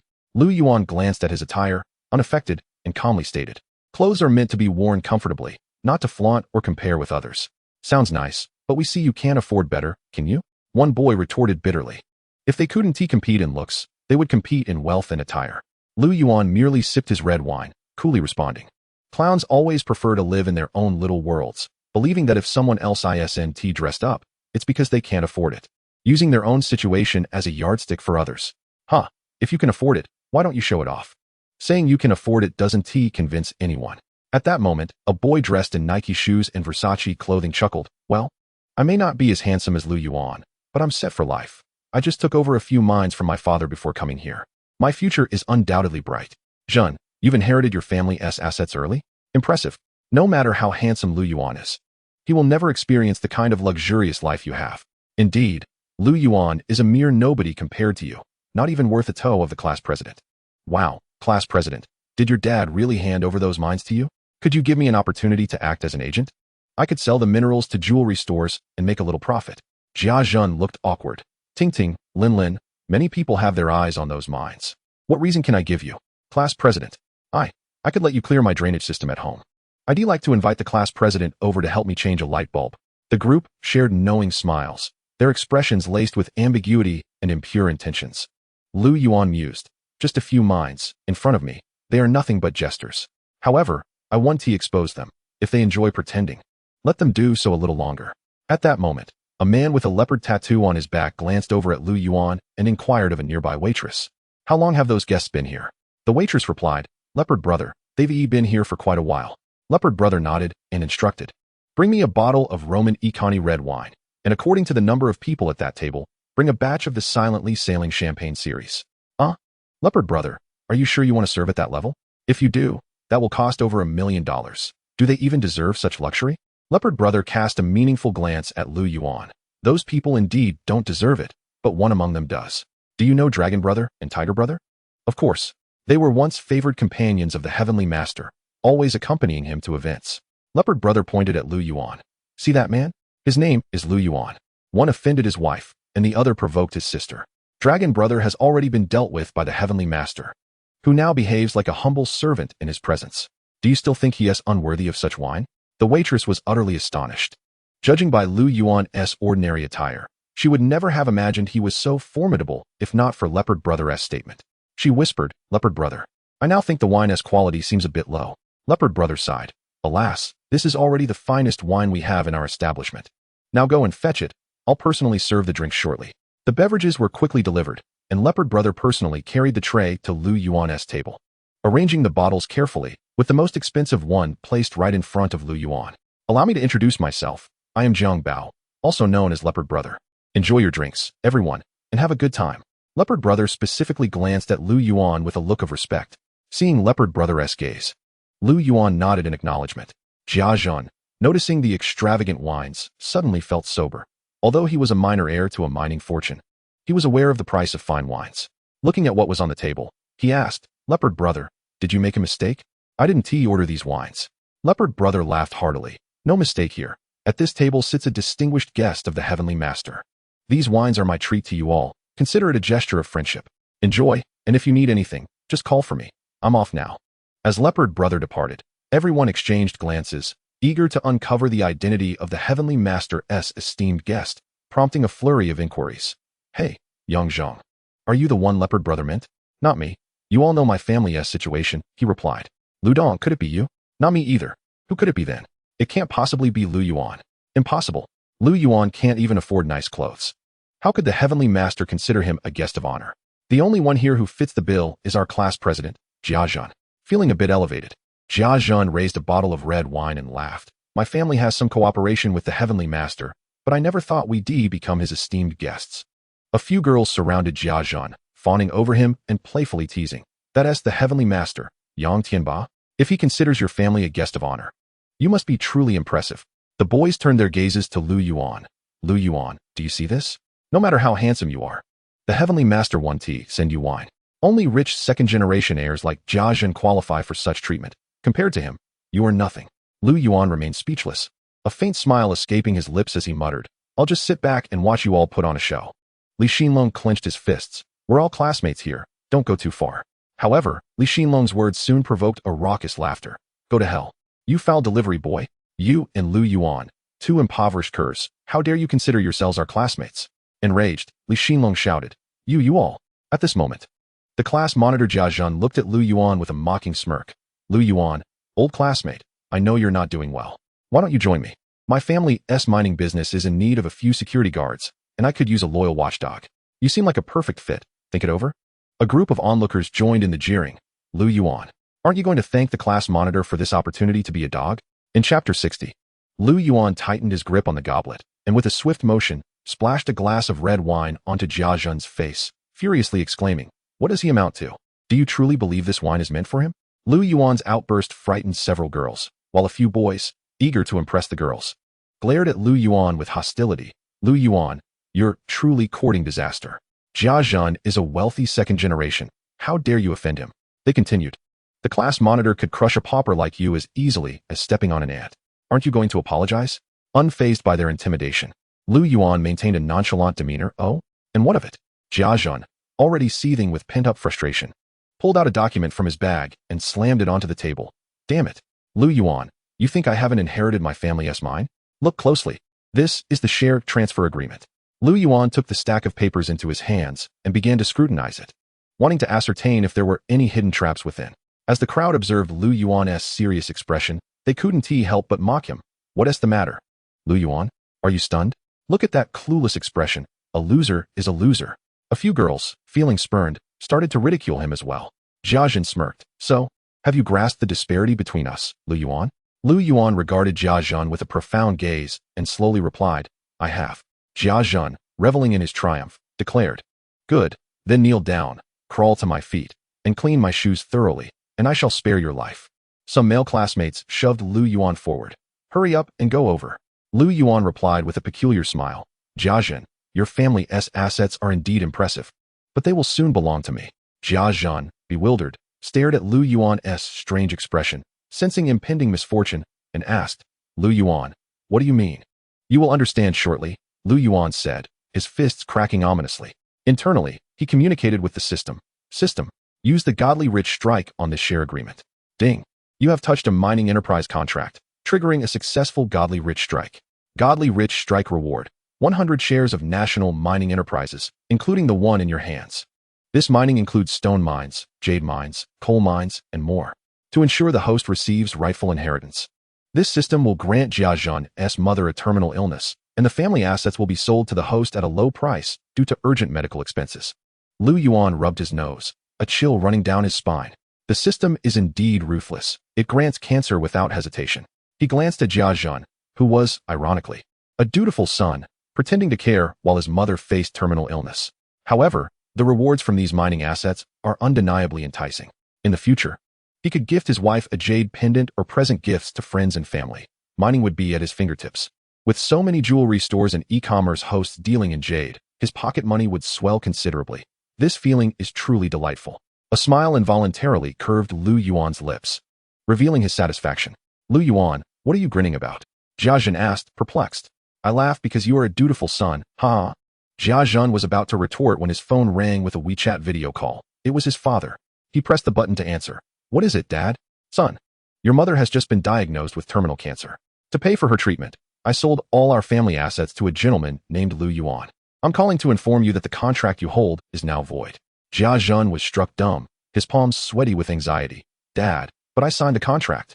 How could you sell to Lu Yuan without my consent? The voice from the video continued. Although you signed a contract, it lacks a seal and is therefore legally ineffective, rendering it mere scrap paper. Mere scrap paper. The four words crashed down on Jia Zhan like thunder. His fists clenched in frustration. Dad, why didn't you take a loan from the bank? Why sell the company? I tried, but the bank said Mr. Lu had instructed them not to lend to me. Jia Zhan, filled with resentment, exclaimed, why must it be sold to Lu Yuan? Why not to someone else? I asked around, but all the entrepreneurs in Modu said that Lu Yuan had warned them not to make any acquisitions. Otherwise, they would face bankruptcy. No one dared to buy except Lu Yuan. Jia Zhan fumed, cursing, damn it. Why did my mother have to fall ill at this moment? If only she had waited until the contract was sealed, it would have been mine. I'm done here. Jia Zhan angrily hung up the call. The contents of the video call were naturally heard by everyone present. Instantly, the expressions of all the classmates changed. The boys seized Jia Zhan, who looked bewildered. What are you doing? Get lost. You bankrupt pauper. This isn't a place for you. They turned to Lu Yuan. Come, brother Lu. Please take a seat here. Jia Zhan is a mere wretch. Compared to you, he doesn't even measure up to your little toe. Brother Lu, you must be tired. Let me massage your shoulders or thump your legs. Jia Zhan, infuriated, yelled, damn. You fickle-minded turncoats, you follow whoever offers bones, right? Lu Yuan, today they betray me.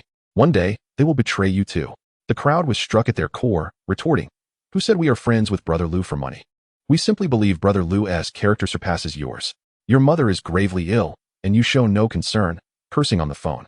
We refuse to associate with a son like you. Lu Yuan sipped his red wine, crossed his legs, and looked disdainfully at Jia Zhan. Jia Zhan, the tides have turned. When you were just showing off, did you ever think you would end up like this?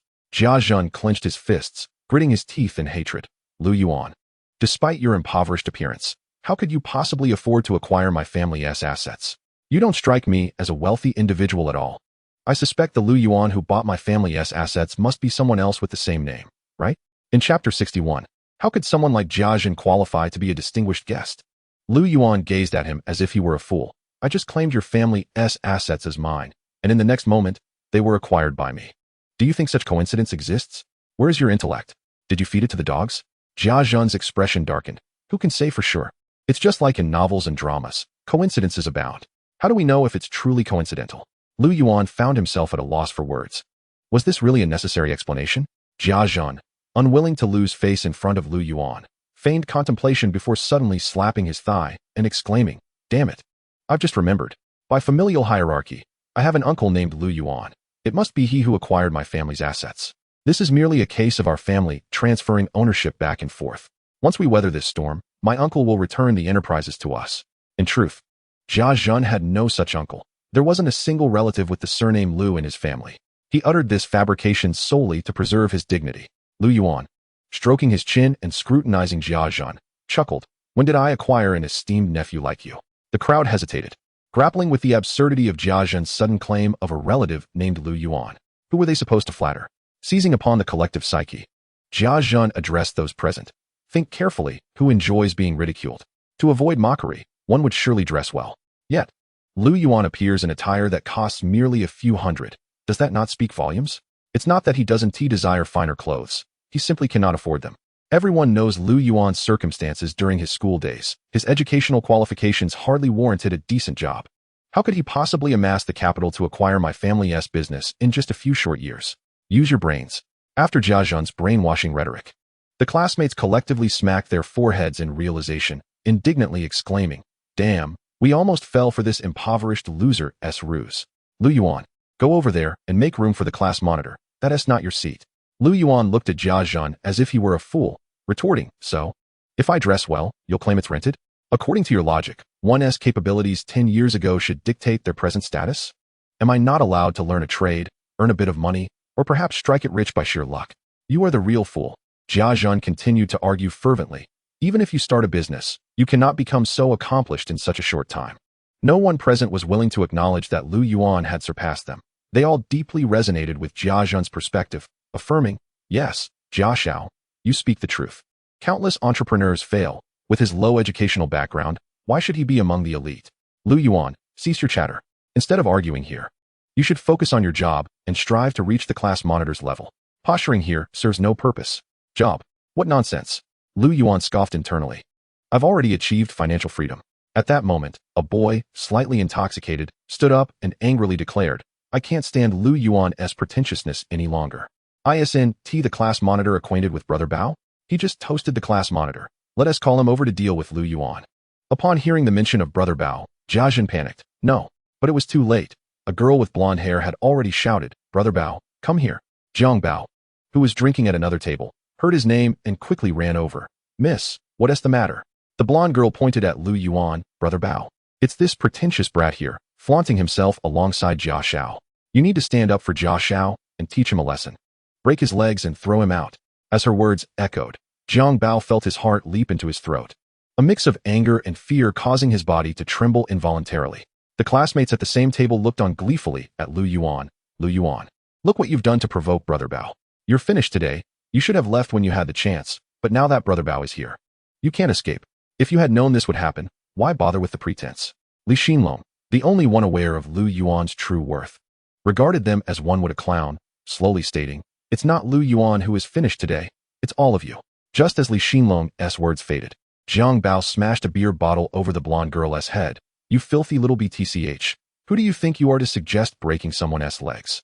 The girl, now bleeding profusely, looked up at Jiang Bao with tears in her eyes. "Brother Bao, why did you hit me? Isn't Jia Zhen your esteemed guest? Are you not afraid of Yang Tianba coming after you for disrespecting Jia Xiao?" Jiang Bao glanced at Jia Zhen and scoffed him. "Does he qualify as our esteemed guest?" A collective panic swept through the crowd, realizing the situation had spiraled out of control. Lu Yuan approached Jiang Bao, patting his shoulder. "Brother Bao, tell them who those drinks you brought earlier were for." Seeing Lu Yuan touch Jiang Bao's shoulder, the crowd turned pale. How dare he? They all began to plead. "Brother Bao, we don't know him. If you're going to deal with him, please don't involve us." However, the anticipated wrath from Jiang Bao did not materialize. Instead, he wore a courteous smile, even appearing respectful and eager to please. "Mr. Lu, those drinks were indeed for you. Only you deserve such fine offerings. I thought of them as your friends." Now it was evident that the good drinks had all been thanks to Lu Yuan. Those who had previously distanced themselves from him now regretted their actions, wishing they could slap themselves for their folly. The blonde girl's pants began to dampen, clearly scared out of her wits as she knelt before Lu Yuan. "Mr. Lu, please spare me. I'll do anything for you. I know I was wrong." Lu Yuan swiftly slapped her across the face. "Oh, you were wrong. Should I forgive someone who just threatened to break my leg simply because they uttered an apology tomorrow?" Other girls, now realizing the gravity of the situation, added, "Lu Yuan, we didn't mean it. We were just talking. If you spare us from Brother Bao, I can find dozens of young models from nightclubs to accompany you for a night." The boys present shivered at the thought. Could they handle that many girls? Lu Yuan ignored their pleas and turned to Jiang Bao. "About that girl who wanted to break my legs? You know what to do, right?" Chapter 62, A Brother as a Lackey? Lend him a hand. Jiang Bao beckoned to a few of his companions. "Bring this girl outside. I don't want to see her standing in Shanghai again." The blonde girl's face drained of color. "No, please, don't do this. I can't handle the pain of a broken leg. I had an appendectomy as a child, and it hurt terribly." Lu Yuan, infuriated, retorted with a laugh. "Oh, did you not feel any pain when you told Brother Bao to break my leg? If you can't handle it, then endure it. You brought this upon yourself." The boys in the room felt their hearts lodged in their throats, fidgeting in their seats. Lu Yuan cast a cold glance at them and turned to Jiang Bao. "Brother Bao, Take her out and give her a good thrashing. Don't go overboard, but make sure it hurts. Jiang Bao's eyes gleamed with mischief. Mr. Liu. I'm quite skilled at this. Don't worry, they'll be fine for a hospital checkup, but will feel the pain for sure. The girls trembled. Lu Yuan. About finding those models, would you consider it? If it's not feasible, we can accompany you ourselves. Lu Yuan was utterly disgusted and replied. Spend less time in nightclubs and more time watching short videos. Remember to search for Lu Yuan in Shanghai and then reconsider whether you're worthy of speaking to me. The female classmates hurriedly took out their phones to search.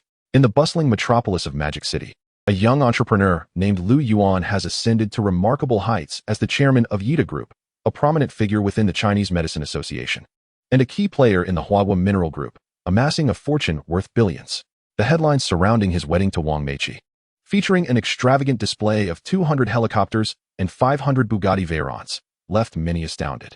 As they delved into the details, the onlookers found themselves dumbfounded by Lu Yuan's meteoric rise to prominence.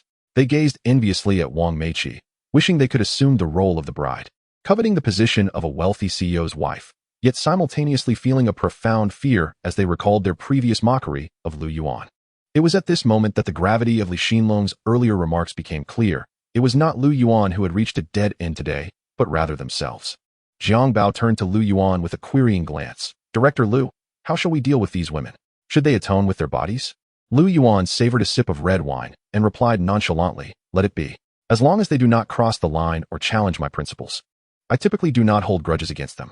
In response, Jiang Bao bellowed at the group of women. Director Lu is not like you. Why don't you hurry and leave? Next time I see you at Shengshi Huangqiao, I swear I'll deal with you personally. The group of female classmates exhaled in relief, grateful to Lu Yuan for his leniency. At that moment, Li Xinlong knelt before one of the girls, Ning Ning, and professed, Ning Ning, I have feelings for you. Would you be my girlfriend? Ning Ning looked at him with disdain and retorted, get lost. Who would want to be with a mere delivery boy? If you were Lu Yuan, I might have considered it. Fuming with rage, Li Xinlong clenched his fists and exclaimed, when you said you couldn't pay the rent, I transferred the money immediately. When you claimed you had no funds to go out with your friends, I covered for you time and again. When you were recovering from appendicitis, I took care of you. I confessed my feelings, yet you neither accepted nor rejected me. If you don't like me, why keep me hanging? What do you take me for? His anguish spilled forth, tears streaming down his face as he recalled his sacrifices, feeling an overwhelming sense of injustice. Ning Ning scoffed. Oh please, you brought this on yourself. Did I force you to do all that for me? You can't handle the pressure? You don't truly love me. Real love is selfless. If I don't like you and choose another man, you should wish me happiness. Rejecting you today has revealed your true colors, hasn't it? You're nothing but a scoundrel. Li Xinlong collapsed to the ground, utterly despondent, his eyes vacant and devoid of hope. As Lu Yuan watched his friend's plight, he felt compelled to intervene, addressing Jiang Bao, Brother Bao, arrange for a few decent women for my buddy here. Jiang Bao promptly summoned a few of the nightclub's female employees, instructing them to bring over the newcomers. Moments later, a group of fresh-faced and somewhat shy girls approached Lu Yuan and Li Xinlong. Lu Yuan turned to Li Xinlong and said, Dragon, there are plenty of fish in the sea. Why fixate on just one flower? Choose any of these girls you fancy and embark on a normal romantic relationship. Just remember to treat them well. If I find out you mistreated any of them, I won't let you off easily. He then addressed the girls. My friend here is a good man. If any of you choose to be with him, you will be regarded as my sister-in-law. Should anyone dare to wrong him, Lu Yuan, will have a word with her. As long as there is no betrayal, I will ensure you thrive in Magic City. Jiang Bao chimed in. Who dares to mistreat this brother? I'll be the first to intervene. The girls, having heard of Lu Yuan's exploits upon their arrival, found themselves drawn to him rather than Li Xinlong. Yet, recognizing their place, they eagerly approached Li Xinlong, exclaiming, Hey there, let us connect on WeChat. Don't cry. You still have us. At that moment, Ning Ning felt a twinge of regret. Lu Yuan had just assured that Li Xinlong would fare well moving forward. Reflecting on his words, she took the initiative to approach Li Xinlong. Darling, I think we could explore something together. Li Xinlong looked up, torn between indecision. Lu Yuan interjected. Now, consider your choice. Will it be these girls or Ning Ning? Think wisely. Don't leave yourself with lifelong regrets. Clenching his fists, Li Xinlong pushed Ning Ning away. Leave me alone. I'm exhausted. We are not meant to be. Lu Yuan and Jiang Bao erupted in applause, cheering. Well done. This is the essence of a man. If she doesn't value us, then we won't value her. Li Xinlong expressed his gratitude to Lu Yuan with a glance. Thank you, Lu Yuan. Lu Yuan smiled broadly. We are brothers. There's no need for thanks. He patted Li Xinlong on the shoulder and continued. If these girls aren't to your liking, feel free to seek someone else. If you pursue any girl and find yourself short on funds, come to me. I have more than enough to share. And I take pleasure in helping others. Ning Ning, filled with resentment and regret, called out to Li Xinlong, after all I've done for you, are you willing to walk away empty-handed? How about I spend a night with you? Lu Yuan, having seen through Ning Ning's intentions, coldly replied, don't think I don't know what you're scheming. You aim to trap him into a commitment, exploiting him to gain advantages from me, right? Chapter 63. The convertible supercar attracts attention. The dilemma of a rich man. Ning Ning's face flushed crimson as she was exposed. Jiang Bao exploded in anger. Get out. Reluctantly, Ning Ning departed from Shengshi Huangqiao, her heart filled with regret and longing, lamenting that even if she couldn't have Lu Yuan, being his sister-in-law would have sufficed. Alas, in this world, how many opportunities for regret can one find? As the female classmates exited, the unfortunate boys and the girl with blonde hair found themselves cornered in a secluded alleyway. The night echoed with cries akin to those of a slaughtered pig. If not for their disrespectful words towards Lu Yuan, they would not have endured such a beating. If given another chance, they would certainly refrain from belittling Lu Yuan again. Lu Yuan glanced at Li Xinlong and transferred a sum of money via his phone. 1 million yuan appeared in Li Xinlong's account. Stunned, he asked, Lu Yuan, why did you send me such a large amount? Lu Yuan comforted him with a pat on the back, given the current challenges in food delivery. With slow service leading to complaints and negative reviews, would you dare to run a red light? One complaint could ruin your day. You are my brother, and I want you to find a better job. This money is for you to learn a trade or start a small business. In this society, love also requires financial support. I, Lu Yuan, want my brothers to live with confidence. Though Lu Yuan had ample funds, he preferred not to give Li Xinlong too much at once, fearing it would lead to complacency. 1 million was the perfect amount. Li Xinlong, filled with gratitude, declared, Lu Yuan, I promise to use this million to create a better life for myself, turning it into 10 million or more to repay you. I will never forget your kindness. Lu Yuan did not dampen Li Xinlong's fervor. Instead, he merely smiled and said, keep it up, strive hard. If there's nothing else, I'll take my leave. At that moment, the patrons and staff of the Shengshi Huangqiao were engaged in various conversations. This Lu Yuan has visited Shengshi Huangqiao a few times, worth hundreds of billions, and he only gives away 1 million? What a way to brush off beggars. Damn it. That kid was just a delivery boy, earning 7 or 8,000 a month, and after paying the mortgage and car loan, how much could he possibly save? 1 million needs to be accounted for. It doesn't just come for free, does it? Is he morally obligated to hand over that sum? Such moral coercion. Director Lu is out there finding women for that kid and transferring money. A brother can only do so much. Yeah, that kid is really lucky to have met someone influential. Why can't I have someone like that to lend me a hand? How I envy him. Why hasn't anyone given me 1 million? Sigh. Lu Yuan paid no heed to these voices and had already exited the Shengshi Huangqiao bar. He settled into his Bugatti Veyron, gripping the steering wheel with one hand as the supercar roared to life, ready to hit the road. Outside the bar, a group of female classmates gazed at Lu Yuan driving his Bugatti with a mix of infatuation and envy, thinking that if they had captured his attention back in school, perhaps they would now be seated in the passenger seat. Simultaneously, they felt a pang of disappointment, for Lu Yuan only had eyes for his wife, Wang Meiqi. As Lu Yuan sped off in the Bugatti Veyron, he garnered numerous admiring glances along the way. While waiting at a red light, many drivers pulled out their phones to take pictures and record videos, sending them to their wives. Honey, look. While driving a taxi, I spotted a Bugatti Veyron, worth over 50 million. However, the taxi driver received a scolding. What does a 50 million car have to do with you? It's not yours. I want to buy one in the future. Every man needs a dream. The taxi driver was met with another retort from his wife. Oh? With your taxi job? Some BMW and Mercedes owners recorded videos to share with their social circles, instantly attracting a flurry of comments. Wow, is that a Bugatti Veyron? Incredible. Such cars are usually only seen on racetracks. How can this one be treated as a private vehicle? What a waste. Doesn't that driver look somewhat familiar? Funny you say that. I think I recognize him too. ISNT that Lu Yuan, who recently went viral on short videos. That wedding still lingers in my memory. My girlfriend even said if we don't have a wedding of that scale, she would break up with me. If it were anyone else, it would indeed be a waste. But for Lu Yuan, the Bugatti Veyron was merely a means of transportation. His family owned over 500 of such cars. Sigh. How enviable it is to live a life like his. Shouldn't I quickly get his WeChat to get acquainted? Missed this opportunity, and it may never come again. Many beautiful female car owners approached. Handsome, can we add each other on WeChat? My husband ISNT home tonight. Lu Yuan felt a wave of irritation. Wherever he went, a throng of women seemed to swarm him as if they had never seen a man before. What is the big deal? I'm just a bit handsome and a tad wealthy. Fortunately, this annoyance did not last long, as the traffic light turned green. with the DJ blaring in the background. Lu Yuan finally returned home. His wife, Wang Meiqi, rushed into his arms. "Why are you so late? I've reheated the food several times." Lu Yuan wrapped his arms around her waist, apologizing. "Sorry, darling. I made you wait. You didn't tea drink too much, did you?" "No, just a mouthful to rinse." Wang Meiqi seemed to recall something and asked, "Did those classmates of ours give you a hard time? They weren't too difficult with you, were they?" Lu Yuan chuckled. "Give me a hard time? Don't worry, dear. When have you seen your husband suffer? Anyone who tried to make things difficult for me has already been dealt with. If they're essay next, they will only meet a harsher fate." Wang Meiqi shot him a disapproving glance. "You're too ostentatious. It's better to be low-key in life and work. Don't offend too many people." Lu Yuan shrugged it off, calmly replying, "Why should I be low-key? Our family's financial strength and social standing allow me to be bold. Haven't you heard the saying?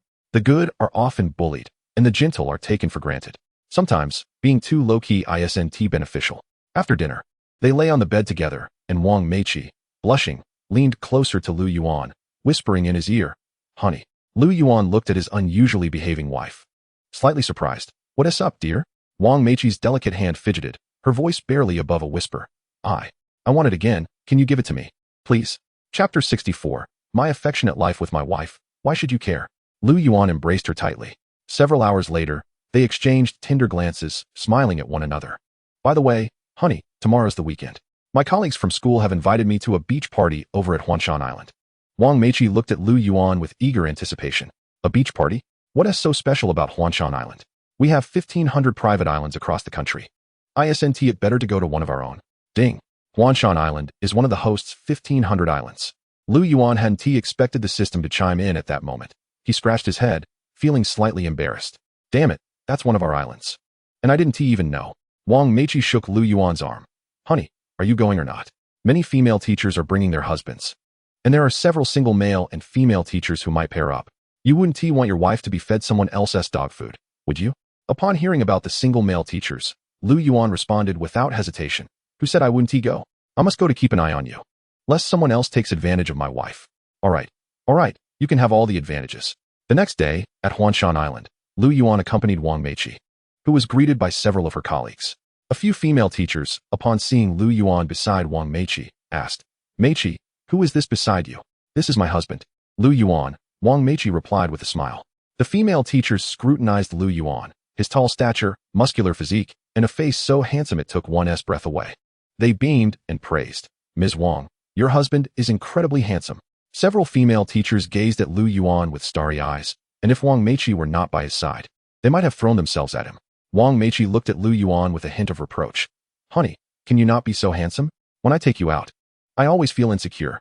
Lu Yuan feigned innocence. "Heaven bestowed upon me this handsome face. What can I do about it? Ugh, so vain." A bespectacled male teacher, dressed in a suit and looking refined, involuntarily twitched his face, a flicker of displeasure and gloom flashing in his eyes. He cleared his throat. "If you keep flirting, it'll be dark soon. What else can we do? Ms. Wang, how you and your husband get affectionate at home is your business. But could you consider the rest of us? We're all quite busy with classes. It's hard to get out for fun. So could you not waste our time?"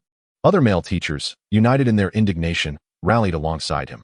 "Indeed, we are here to enjoy ourselves today, not to witness you, Teacher Wang, flaunting your affection in public. Remember, you are a teacher. Is this display of intimacy with another man appropriate in front of so many? How does this reflect on the school's decorum?" Wang Meiqi clenched her fists in frustration, exclaiming, "What's wrong with being a teacher? Are teachers not human? Do they not deserve to fall in love? We're at the beach, not in the classroom." Lu Yuan retorted sharply, "If you despise others for showing affection, then perhaps none of you should bring your wives to this beach party. They ought to go home immediately. Look at yourselves before criticizing others." The male teacher who had coughed, now visibly infuriated, pointed at Lu Yuan. You. Lu Yuan scoffed. "You possess a teaching certificate and consider yourself educated, yet you think it appropriate to point fingers at others? What a lack of decorum." He erupted in anger. "Let me ask you, can you stay? If not, I can ensure you're removed with just a word." In his own territory, enjoying a day out with his wife, why should Lu Yuan care about the opinions of that male teacher? If it weren't for Wang Meiqi's professional connections, he would have had him thrown out long ago. The female teachers held a favorable view of Lu Yuan and quickly intervened to diffuse the tension. "All right, Teacher Ma, what are you doing? We've all come here to enjoy our day off, not to bicker like enemies. Teacher Meiqi and all of us are colleagues. It's not wise to act so distant. I heard this island is great for fishing. Let us catch some fish and have a barbecue. The female teachers successfully broke the awkwardness, lightening the atmosphere. Teacher Ma shot a cold glance at Lu Yuan, muttering, "Humph. I'm only letting this slide because of the other teachers." Lu Yuan smirked dismissively. Teaching day in and day out has dulled your senses, hasn't it? Ever thought of keeping up with the news? Do you even know who the notable figures in the city are? Do you really think you match up to me? His presence was commanding, and even a mere glance sent shivers down their spines. Teacher Ma dared not meet Lu Yuan's gaze, muttering under his breath, "I heard from Wang Meiqi that you didn't even finish high school. Humph, someone with such little education lacks refinement." Lu Yuan chose not to engage further. After all, does a lofty degree equate to good character? Success in society hinges on one's interpersonal skills. Soon, the group gathered fishing gear and rods. Teacher Ma rented a yacht for everyone, casting a smug glance at Lu Yuan. "What a shame. Bringing your wife out, yet can't even afford the expenses." Lu Yuan looked at Teacher Ma as if he were foolish. "Do you really need to spend money at your own family's property?" He provocatively added, "Teacher Ma, you seem quite affluent. Do you have a lot of money?" Seeing Lu Yuan approach, Teacher Ma patted his bulging wallet proudly. "Of course. My monthly salary, plus class fees and gifts, adds up." Lu Yuan's smile was laden with meaning. "Oh, is that so? It seems teaching pays well. With your wealth, why rent such a small yacht? You're the richest here, so shouldn't you spend a little more?" Teacher Ma was incensed by Lu Yuan's words, his anger boiling over. "As if I couldn't afford a better yacht. Just wait. Do you know how much it costs to rent a yacht here? 100,000, right? I'll just go and rent a better one." Fuming, Teacher Ma stormed off to pay. Lu Yuan watched him, bemused, thinking, "No matter how much you spend, you're just funding my own business." Chapter 65, The Island Party, Catching the 5 Million Blood Red Dragon.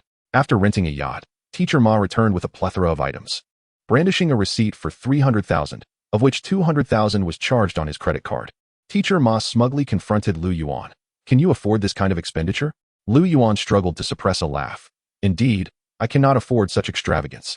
You must truly be wealthy, spending 300,000 like a tycoon. I can't compete with you, hats off. Knowing I'm impressive is good. Just be modest in my presence." Yet Lu Yuan internally scoffed. "What is impressive about flaunting wealth? You're living beyond your means, charging it all to your credit card. Have you considered how you'll repay it?" In pursuit of status, he was sacrificing practicality. Lu Yuan would never engage in such foolishness. The group settled on the yacht, casting lines and waiting patiently for a bite. After an hour or two, Wang Meiqi and the other female teachers had only caught a few fish, primarily due to their lack of skill and technique. Teacher Ma, however, was exceptionally gifted in this area. His bucket quickly filled with numerous catches. Lu Yuan had to admit, his fishing prowess was impressive, though his character left much to be desired. "Wow, Teacher Ma, you've caught so many fish. You're incredible at this. Can you teach us how to fish?" "Teacher Ma, you're so handsome. I want to learn too." The female teachers transformed into enamored fans, flocking to him. Teacher Ma, reveling in the attention, grabbed one teacher's hand, taking advantage. "You need to fish like this." Teacher Ma finally regained his confidence, turning to Lu Yuan with a smirk. "Lu Yuan, can you catch as many fish as I have?" Lu Yuan frowned. He had never learned to fish. However, considering his system, he felt no fear of Teacher Ma. Seeing Lu Yuan's silence, Teacher Ma assumed he was intimidated and leered at Wang Meiqi. "Teacher Meiqi, your husband can't fish. How about I teach you personally?" Wang Meiqi promptly refused. "No need. My husband said I shouldn't have physical contact with any man other than him." "Teacher Ma, you should teach someone else." Furious, Teacher Ma had initiated this party with the intent of winning over Wang Meiqi, never expecting her to be so resistant. As Lu Yuan held his fishing rod, he mentally chanted, "Activate the godlike crit on this fishing rod." Ding! You have touched an ordinary fishing rod, triggering a godlike crit. You have received a reward. SSS level noble fishing rod. The system recognizes that the host has a fishing rod but lacks skills. It has arranged for the host to acquire divine fishing techniques. A qualified tycoon must also possess practical life skills. Come on, host. It's time to show him your prowess. Hearing the system's prompts in his mind, Lu Yuan felt a wave of satisfaction. He appreciated this system that clearly laid everything out for him. The fishing rod in his hand gradually transformed, shimmering gold, both aesthetically pleasing and impressive. Its feel bringing him immense comfort. With the system's assistance, why should Lu Yuan fear anything? He swung the rod forcefully, observing Lu Yuan's simplistic and forceful motion. Teacher Ma mocked, "Lu Yuan, with a cast like that, you could never catch a fish." "What if I do?" Teacher Ma scoffed. "If you catch one, I'll call you Dad." Lu Yuan coldly replied, "Then just prepare to call me that." As Lu Yuan cast his fishing rod into the sea, not long after, ripples began to dance across the water's surface. Suddenly, he felt a weight in his hand. A fish had taken the bait. With a swift motion, Lu Yuan yanked the rod upwards, revealing a sharp-headed, agile yellow croaker that struggled vigorously. This fish was not small. Its dorsal fin bore serrated edges, and its body shimmered with a near-transparent hue. The male teachers present gazed in astonishment, murmuring, "This fish has a pointed head, a translucent color, and serrated dorsal fins. Could it be a wild yellow croaker?" The female teachers, puzzled, interjected, "Aren't yellow croakers readily available in the market?" The male teachers exchanged wry smiles, replying, "What you refer to are ordinary yellow croakers, which pale in comparison to the wild ones. Wild yellow croakers are exceedingly rare in our country, and their flesh is exceptionally firm and substantial. In contrast, farmed yellow croakers have a notably inferior texture, easily falling apart when cooked." To put it into perspective, before the liberation, the annual catch of these fish was around 5,000 tons. Nowadays, wild yellow croakers weighing over 2 kilograms are a rarity. In 2015, a fisherman caught an 80-kilogram specimen, selling it for over $4 million.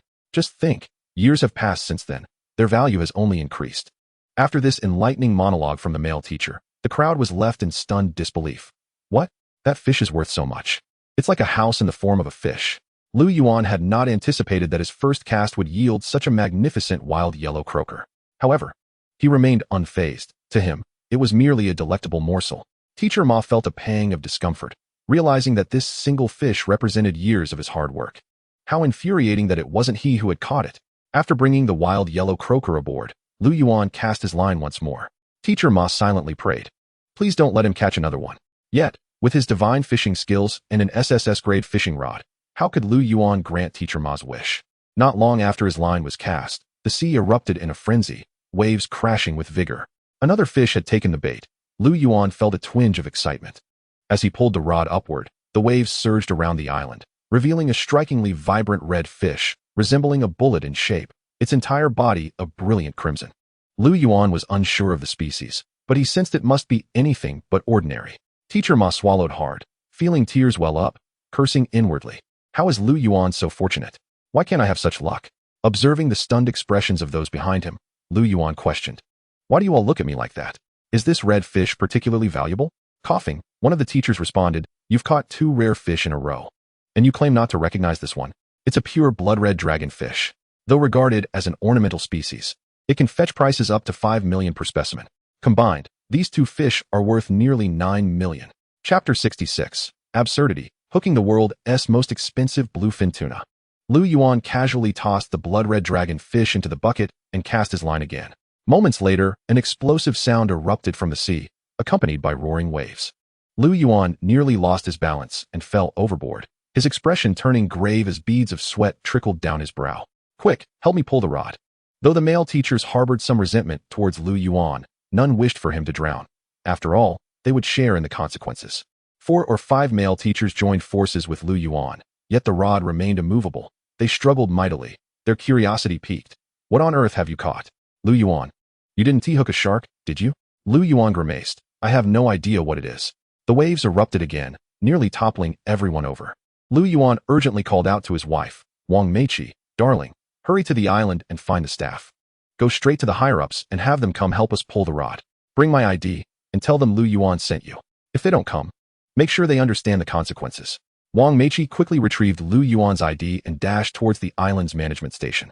In her haste, she collided with a woman in a trench coat, quickly apologizing, "I'm so sorry."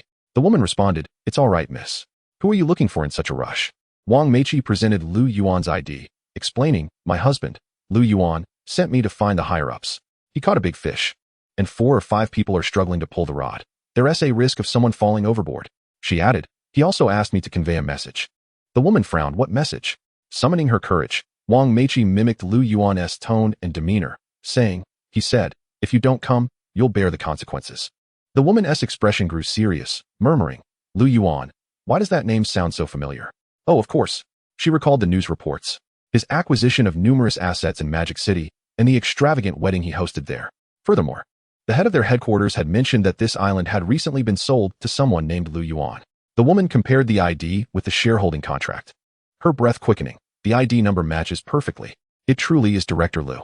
Could he be the youngest and most handsome successful entrepreneur, warning us of consequences if we do not act? Impressive, truly worthy of someone who could purchase 1,500 islands. 1,500 islands? Wang Meiqi gasped, her hand covering her mouth in shock. Are you implying this island belongs to my husband? She had known Lu Yuan was wealthy, but never had she imagined he could afford to buy an island, let alone 1,500. The thought left her utterly astounded. Then you must be the wife of our new chairman? Good day, madam. I'll bring people to assist you immediately. Meanwhile, all the female teachers present joined the effort to pull the rod, yet it remained stubbornly unyielding, leaving everyone perplexed. What on earth have you caught? Why is it so heavy? As Lu Yuan and the others struggled to maintain their grip, he glanced back anxiously. Why hasn't anyone arrived yet? Did my wife not go? A wave of despair washed over him. He pondered whether his considerable wealth and assets might ultimately lead to his demise, drowning because of a fish too large to handle. Fortunately, his worries were short-lived as Wang Meiqi and the woman in the trench coat, accompanied by over 500 people, rushed towards them. Clearing his throat awkwardly, Lu Yuan addressed Wang Meiqi. I admit this fish is heavy, but isn't bringing over 500 people a bit excessive? My dear? The woman in the trench coat knelt respectfully before him, declaring, I am Chen Kiki, the general manager of internal and external affairs for the island. Greetings, Chairman. You are the boss of Zhongshan Island Group, and your safety is of utmost importance. Even if it requires 1,000 people, I would ensure your safety. Chairman. Teacher Ma's emotions surged uncontrollably, his face flushed with disbelief. Lu Yuan? Is this your family's enterprise? Are you playing with me? My money, my money. With a mere monthly income of 20 to 30,000, have today spent 200,000, depleting all my savings. How am I to live from now on? Oh dear. The crowd was left speechless. With such scant earnings, what on earth did you spend for? Have you truly lost your mind? Everyone gazed at Teacher Ma with incredulity, silently vowing to keep their distance from him in the future. Lingering too long in his presence might adversely affect their intellect. Lu Yuan regarded the woman in the trench coat with a furrowed brow, incredulous that in this day and age, one would still seek an audience with the chairman. Where had she learned such behavior? Shouldn't you promptly send someone to assist me? Lu Yuan replied, exasperated. With the aid of a group of security guards. Yet another substantial catch was reeled in. Upon its emergence, the nearby fishermen widened their eyes in astonishment, rubbing their eyes in disbelief at the spectacle before them. Time stood still, with only the rhythmic beating of hearts and the roaring waves breaking the silence. This enormous fish measured 458 centimeters in length and weighed nearly 684 kilograms. Its size eliciting bewildered looks directed at the fishing rod in Lu Yuan's hands. What sort of rod is this? It didn't even snap? And how did Lu Yuan manage to hold on with such a massive fish? Is it even possible to catch this fish with a rod? Lu Yuan, staring at the colossal creature, rubbed his forehead, feeling a whirlwind of emotions. This is utterly absurd. System, come forth and explain this to me. Ding. Any marine creature, regardless of size or weight, can be caught with an SSS-grade fishing rod. The host will find it challenging, but the system guarantees the host will not fail. The exclusive rights of this explanation belong to the Supreme Wealthy Crit System. Please rest assured, host, that with the SSS-grade fishing rod, all marine life can be caught. What else could Lu Yuan say other than to marvel at the system's prowess? Do you even realize what you've caught? The crowd inquired. Lu Yuan scratched his nose, perplexed. What fish have I caught? It's a bluefin tuna, the most expensive fish in the world. Do you have any idea how much it can sell for? Chapter 67. Lu Yuan, the ultimate winner in life. Lu Yuan, having lived an ordinary life, had never really inquired about such matters and found himself curiously asking, how much? One of the companions, with an excited tone, responded, the bluefin tuna is the finest quality of tuna, a precious delicacy across nations. Due to its exquisite flavor, it is on the brink of extinction. This fish weighs approximately 684 kilograms, equating to around 1,368 pounds, which means it could fetch at least 13,680,000 yuan. What? That expensive? So, the two fish Lu Yuan just caught together amount to over 22 million yuan from fishing alone. It turns out Lu Yuan is an ultimate fishing deity. Lu Yuan was momentarily taken aback.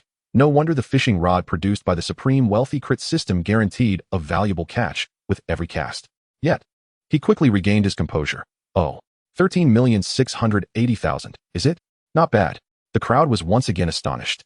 A fish worth 13,680,000, and you respond with merely an oh and not bad? Lu Yuan's reaction seemed far too subdued. In truth, it wasn't he that Lu Yuan was indifferent.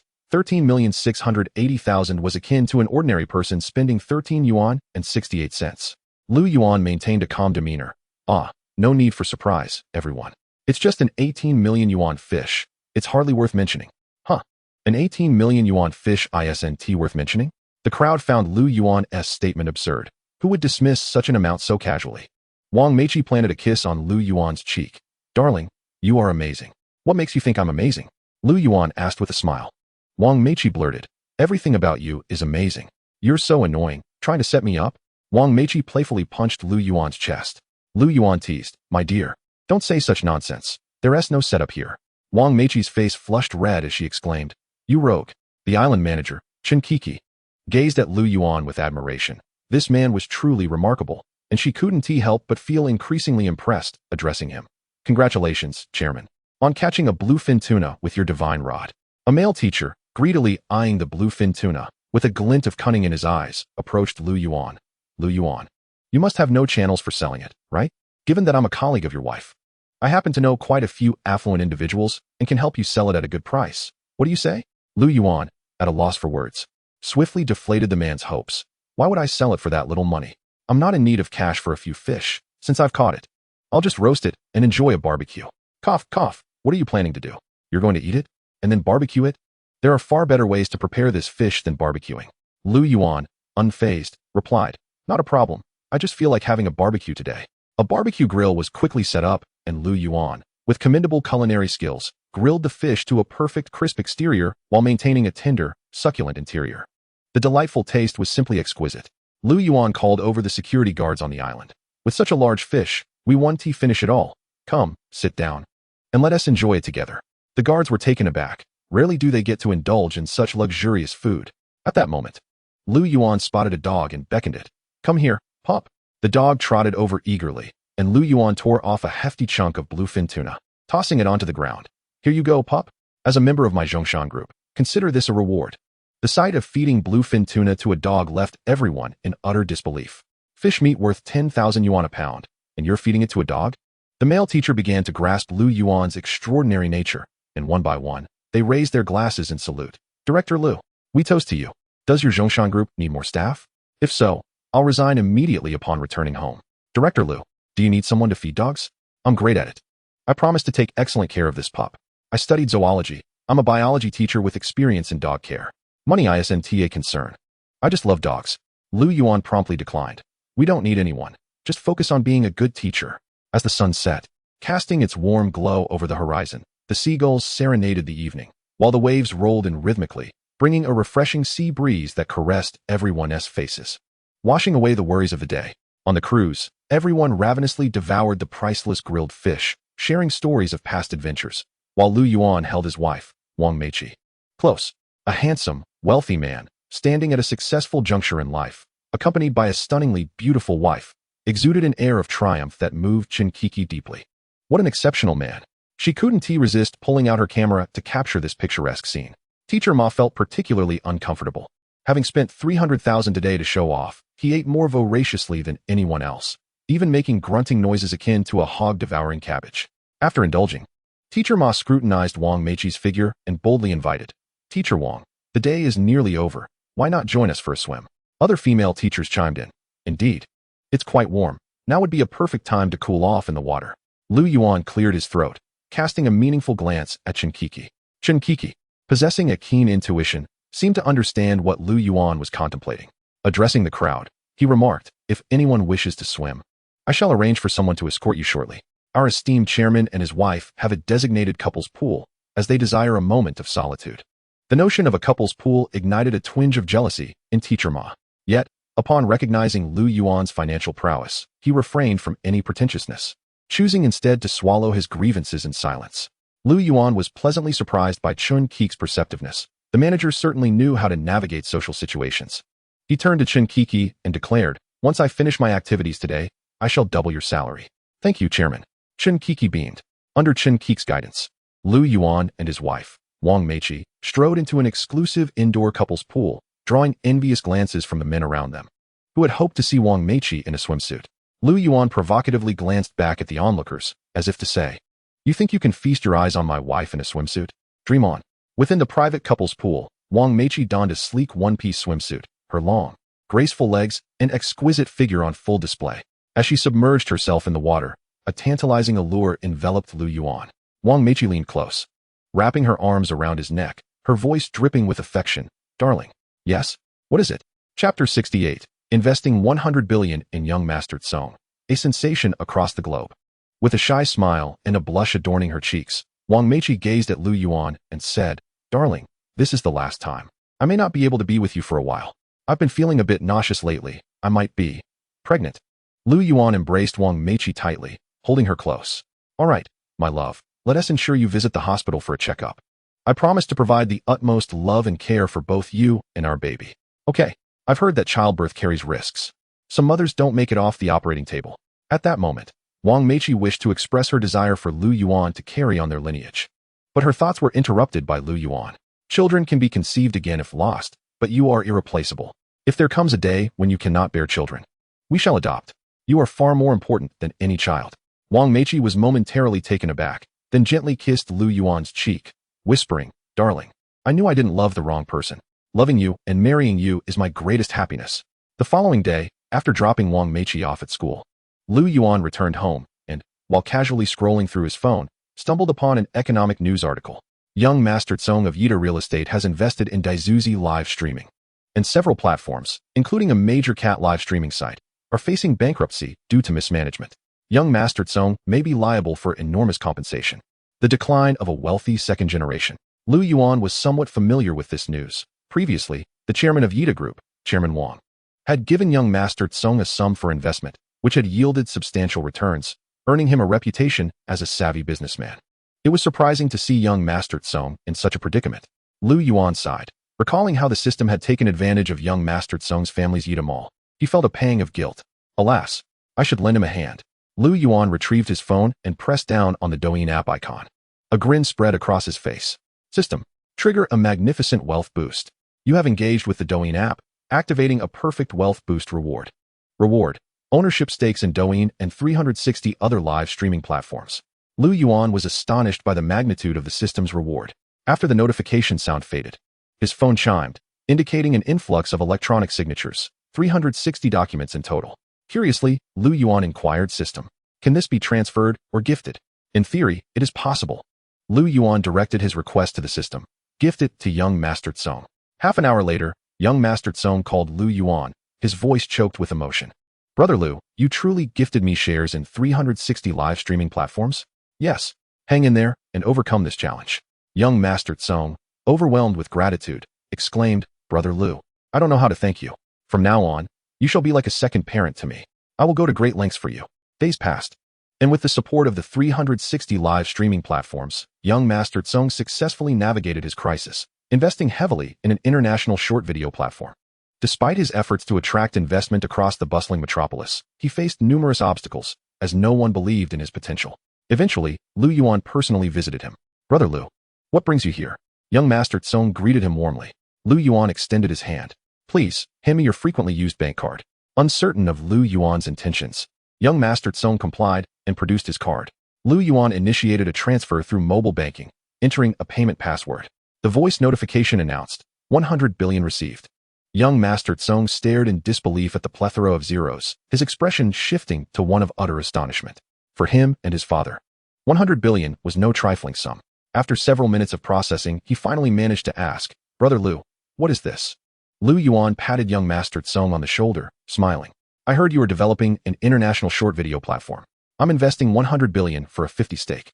You manage it, and we'll share the profits."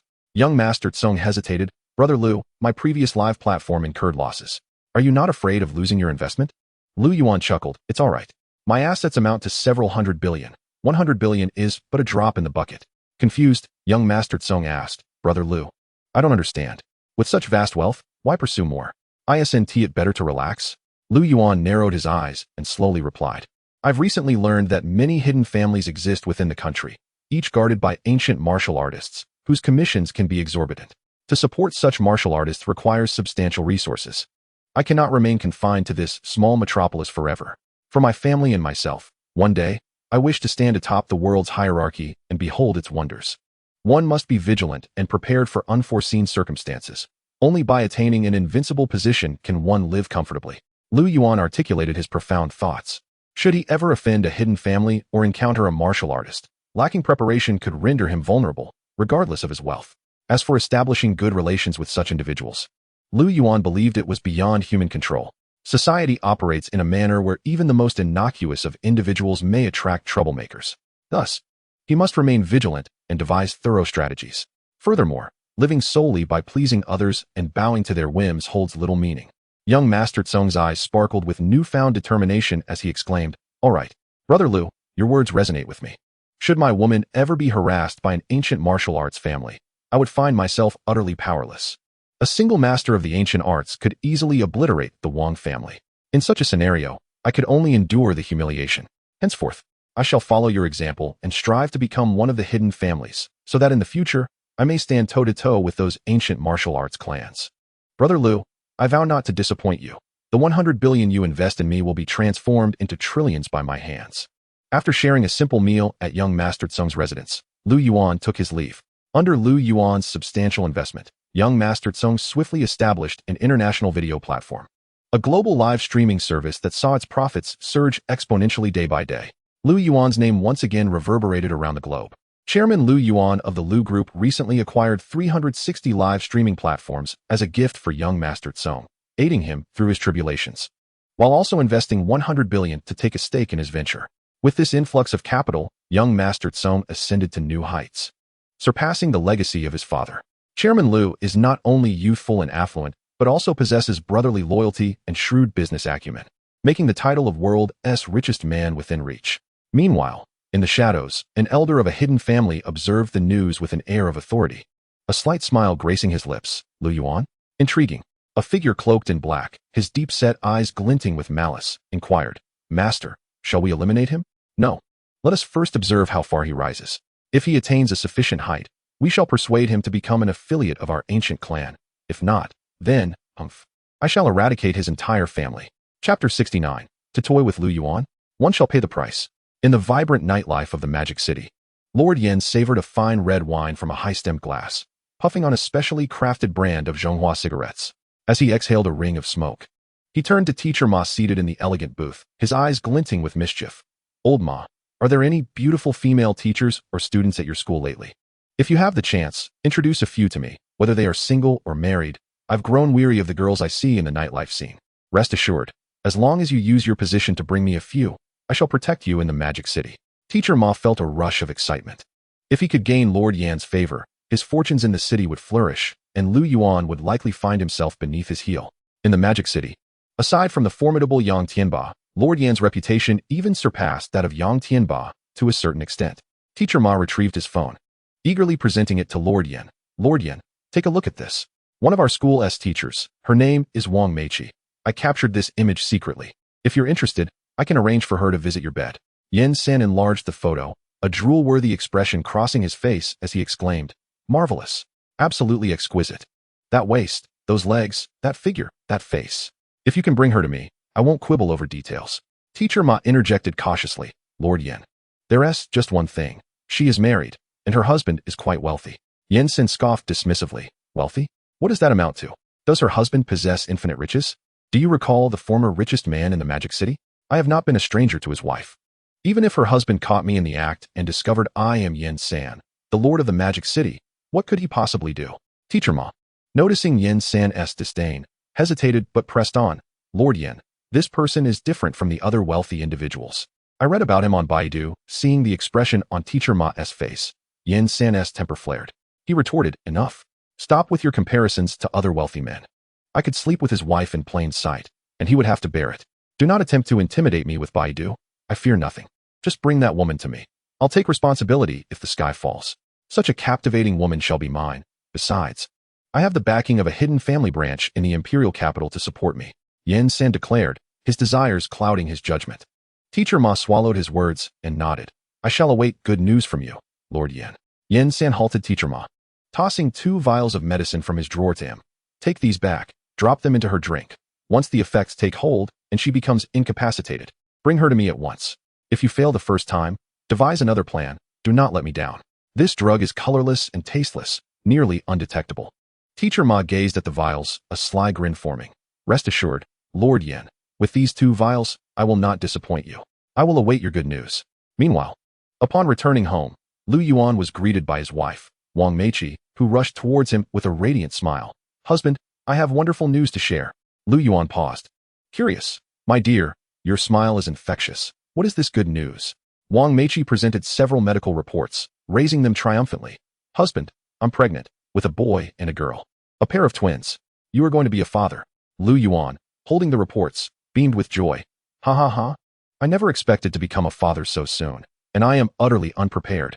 I shall take the time to learn about parenting and find the best school for our babies. Then, I will share this delightful news with my sister Shir and our parents. Lu Yuan excitedly shared the news with those dearest to him. His parents and sister, Lu Shir, rushed over that very night. Lu Yuan's mother glanced at Wang Meiqi, grasping her hand. Daughter-in-law, tell me what you crave. We must ensure you receive proper nutrition during your pregnancy. Our family isn't afraid to spend. Lu Yuan's father chimed in. If anyone dares to bully you, you tell Dad, and I will deal with that scoundrel. Sister Lu Shir expressed her congratulations. Brother, congratulations. You're going to be a father. I adore babies. Brother, can I have your baby call me Little Mom? Lu Yuan, with a wry smile, replied. The child should call you Little Aunt. Lu Shir playfully shook Lu Yuan's arm and stuck out her tongue. Brother, I find that amusing. Let me have some fun with it. When the child grows up, we can change the title, okay? Lu Yuan, sipping on a Coke to steady himself, responded. No way. That would confuse the hierarchy. Can't you think of something more sensible? Lu Shir turned to Wang Meiqi. Sister-in-law, look at my brother. He is scolding me. Sister-in-law, stand up for me and help me deal with him. Wang Meiqi chuckled. All right, I'll help you deal with him later, haha. Lu Yuan found himself utterly at a loss with this little girl. Glancing at his wife, Wang Meiqi, he said, My dear, since you're pregnant now, please take a trip to school tomorrow to request maternity leave, and then you should rest at home. From now on, my life will revolve around you. Wang Meiqi nestled into Lu Yuan's embrace, nuzzling her head against him. Husband, you're so wonderful. Upon hearing the news, Cousin Lin Wanting also brought a plethora of gifts to visit, addressing Lu Yuan. Cousin, you go ahead and be busy. It's all right if you can't care for Meiqi. I will assist in taking care of her while balancing my studies. I am studying nursing, so I might have more knowledge than you. Lu Yuan nodded appreciatively. Thank you, cousin. By the way, cousin, when you head to the villa on the outskirts, just mention you are Lu Yuan's cousin and have them transfer a villa to you. I will give them a heads up. That property is also part of my holdings. The following morning, Lu Yuan accompanied his wife, Wang Meiqi, to school. After Wang Meiqi requested a leave of absence from the principal, he pondered for a moment before responding. Teacher Wang, I suggest you remain for a while longer. The students are currently in their final year, preparing for the crucial college entrance examinations. Once you have completed your key lessons, I will grant you maternity leave. In the school office, Teacher Ma, seizing an opportunity when no one was watching, drew the curtains to obscure the surveillance and locked the door. He abruptly poured a significant amount of medication into Wang Meiqi's cup. A sinister smile crept across Teacher Ma's face as he muttered, Wang Meiqi, if I cannot have you, I shall ruin you. Lu Yuan, do you dare to play tricks on me? Today, I will make you wear the green hat. Chapter 70, Critical Reward, the 10 Deadly Forbidden Fist Techniques.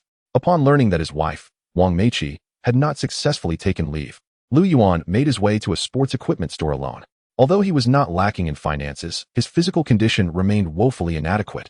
In street fights, he could only manage to take on 3 opponents at a time. Thus, he sought ways to enhance his abilities.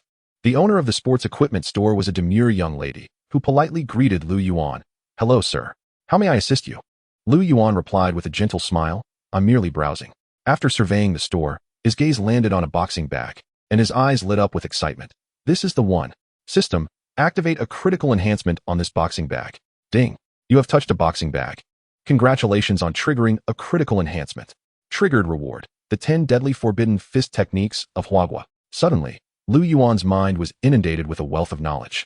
Each technique was described as a lethal strike capable of ending a life with a single blow, with movements that could evade any attack. Lu Yuan couldn't help but gasp in astonishment. Truly, these were the 10 Deadly Forbidden Fist Techniques. Such skills were not meant for the arena. They were techniques for taking lives, and any application of them would be fatal. Casting his eyes towards a pair of dumbbells nearby, he placed his hand upon them. If I were to activate a critical enhancement on these dumbbells, what reward would I receive? Once again, he initiated a critical enhancement. You have activated a critical enhancement on a pair of dumbbells, triggering a reward. Reward, 100-fold increase in strength. The host can now strike with enough force to collapse a building.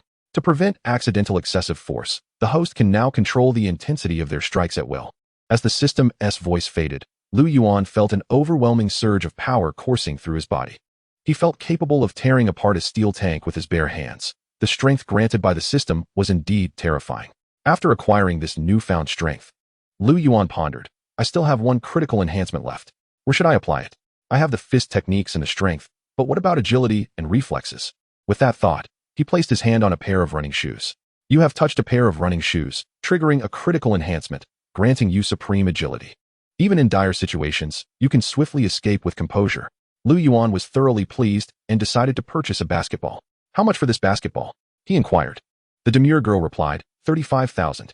Lu Yuan swiftly completed the payment via a QR code and prepared to leave the store when the girl suddenly grabbed his arm, exclaiming, Stop! Lu Yuan furrowed his brows in confusion. What is it, miss? The girl, her tone filled with agitation, insisted, Turn your jacket pockets inside out. And your pants pockets too. You were lurking around, looking suspicious, and after browsing for a while, you only bought a basketball. I suspect you've stolen something and hidden it in your clothes. Lu Yuan couldn't help but chuckle at the absurdity, with his net worth nearing several billion. He was being mistaken for a thief? Reluctantly, he complied and emptied his pockets, revealing only his wallet. Now can you confirm my innocence? He asked. The girl's cheeks flushed with embarrassment as she stammered, I'm sorry, sir. I wronged you. If you feel upset, you may hit me or scold me. It would help ease my conscience. Lu Yuan laughed heartily. Why would I hit or scold you? Small business owners like you hardly make much profit throughout the year. It's reasonable to be cautious if you see someone looking around without purchasing anything. How about this? For all the items I just handled, give me 10,000 of each to donate to the Magic City No. 1 High School. Direct the donation to Principal Niabin and say it's from Lu Yuan. The girl looked horrified. What? You really want 10,000 of each? That boxing bag costs 600 each, so 10,000 would be 6 million. And the dumbbells are also 600 a pair, another 6 million. The running shoes are 300 a pair, 3 million. The total would amount to 15 million. If you run off, I will be left with all this inventory. Without hesitation, Lu Yuan produced his bank card and swiped it across the POS terminal. Transaction successful. Amount charged, 15 million exactly. The girl, recalling her earlier misjudgment of Lu Yuan, felt increasingly embarrassed. How could a multi-millionaire steal from her? She had underestimated him severely. Lu Yuan kindly added, by the way, at Magic City No. 1 High School, Class 3 of the second year, my sister, Lu Shishir, is enrolled. If she needs anything, please ensure her needs are met. You can settle the cost with me later. I will reimburse her annually. Don't worry about me absconding. If you're ever uncertain, you can search for Lu Yuan online. After Lu Yuan finished speaking, the girl, still in disbelief, took out her phone and searched for Lu Yuan. After a moment, she found several search results that left her stunned, her breath quickening and her heart racing. Lu Yuan, 24, successful entrepreneur, chairman of the Lu Group. The Lu Group's ventures include healthcare, real estate, island tourism, aviation leasing, multinational streaming industries. With liquid assets amounting to hundreds of billions and fixed corporate assets reaching 9 trillion. The girl looked back at Lu Yuan, her demeanor transformed. As she respectfully addressed him, Chairman Lu, from now on, your sister Lu Shishir will be considered my sister as well. I will ensure she receives the care of a devoted older sister. Lu Yuan smiled. Very well, I appreciate your assistance. As long as my sister Lu Shishir is happy, I will make sure this sports store thrives, supplying all schools in the Magic City with equipment. I've just made the full payment, so you can simply deduct your costs from it. However, I expect the quality to match what I just examined. You are a clever person and know what must be done. The girl nodded vigorously. Understood, Chairman Lu. In a nearby school office, after completing a lesson, Wang Meiqi, feeling parched, grabbed her cup of water and drank it all in one go. About 10 minutes later, a wave of heat washed over her, and she felt dizzy. She glared at Teacher Ma, sitting across from her, and seethed, You despicable creature. Did you drug my drink? As a teacher, how can you stoop to such a vile act? You disgust me. I will report you, and you will face imprisonment. Wang Meiqi pulled out her phone to call the authorities, but before she could dial, Teacher Ma snatched the phone from her hand and smashed it to the ground. You wretched girl, dare you call the police? I won't let you succeed. Chapter 71 Husband, save me. Husband, where are you? Wang Meiqi was furious. She shoved Teacher Ma aside and ran out toward the corridor outside the office. Teacher Ma quickly stood up, blocked the door, flipped the lock, started taking off his clothes one by one, and leered at Wang Meiqi. Teacher Wang, it's just you and me here, you can't run. Be good and submit to me. Anyway, once the drug kicks in you'll sooner or later have sex with me. If you act cooperative now, everything can be negotiated. If you force me, humph, don't blame me for recording the whole thing and uploading it online. When your husband Lu Yuan sees you being unchaste, will he still want you? Wang Meiqi backed up step by step, panic and fear all over her face. Aren't you afraid other teachers will come back soon? Scumbag, if other teachers return you'll have ruined your career. Don't come near me. Teacher Ma chuckled. Teacher Lu took sick leave. Teacher Song is away studying recently. Teacher Li has 4 classes this morning. Nobody will interrupt our good time. Wang Meiqi felt helpless and terrified. And in her heart, she only thought one thing. Lu Yuan, where are you? Am I really going to be violated by this beast? Now Wang Meiqi's face was glistening with sweat, cheeks flushed, body growing weaker and weaker. Thinking she might lose her virginity, she felt frantic. Teacher Ma closed in further. Just satisfy me once, then I'll hand you to Yan Yi. He's interested in you too. Teacher Meiqi. It's your fault for having such a pretty face and a good figure. Seeing Teacher Ma about to pounce, Wang Meiqi grabbed a potted plant from the balcony in a panic and smashed it hard over Teacher Ma's head. Ah! Teacher Ma screamed in pain. Blood streaming from his forehead. Enraged, Teacher Ma slapped Wang Meiqi hard. Goddamn bitch, how dare you hit me? I'll kill you. Blood spurted from the corner of Wang Meiqi's mouth, her face swollen and reddened. Tears poured from her eyes. Before she could recover from the pain, she was struck again by another vicious slap from Teacher Ma. Both their mouths bled. Teacher Ma grabbed Wang Meiqi's fair neck, intending to commit the crime. Wang Meiqi suddenly remembered something her husband Lu Yuan had given her. That morning, Lu Yuan had mysteriously handed her a small bottle. Honey, keep this. People in society are complicated. There are crafty scoundrels everywhere. If someone harasses you and you can't get away, spray this and get to a safe place and contact me immediately. What is this? Wang Meiqi had asked then, puzzled. Lu Yuan had smiled. This stuff is anti-rape spray. It's powerful. One spray will incapacitate someone for half an hour. Make sure you spray it into his eyes. Wang Meiqi secretly took out the anti-rape spray and sprayed Teacher Ma's eyes madly. Ah, my eyes. I think I'm blind. What the hell did you spray on me? Teacher Ma suddenly couldn't open his eyes. A burning, searing pain filled them. He scratched at them wildly. And the more he scratched, the worse the pain grew. He rolled on the floor in agony, no longer possessing any desire to vent his evil lust. Wang Meiqi hurriedly opened the office door, rushed into the women's restroom, and locked the door.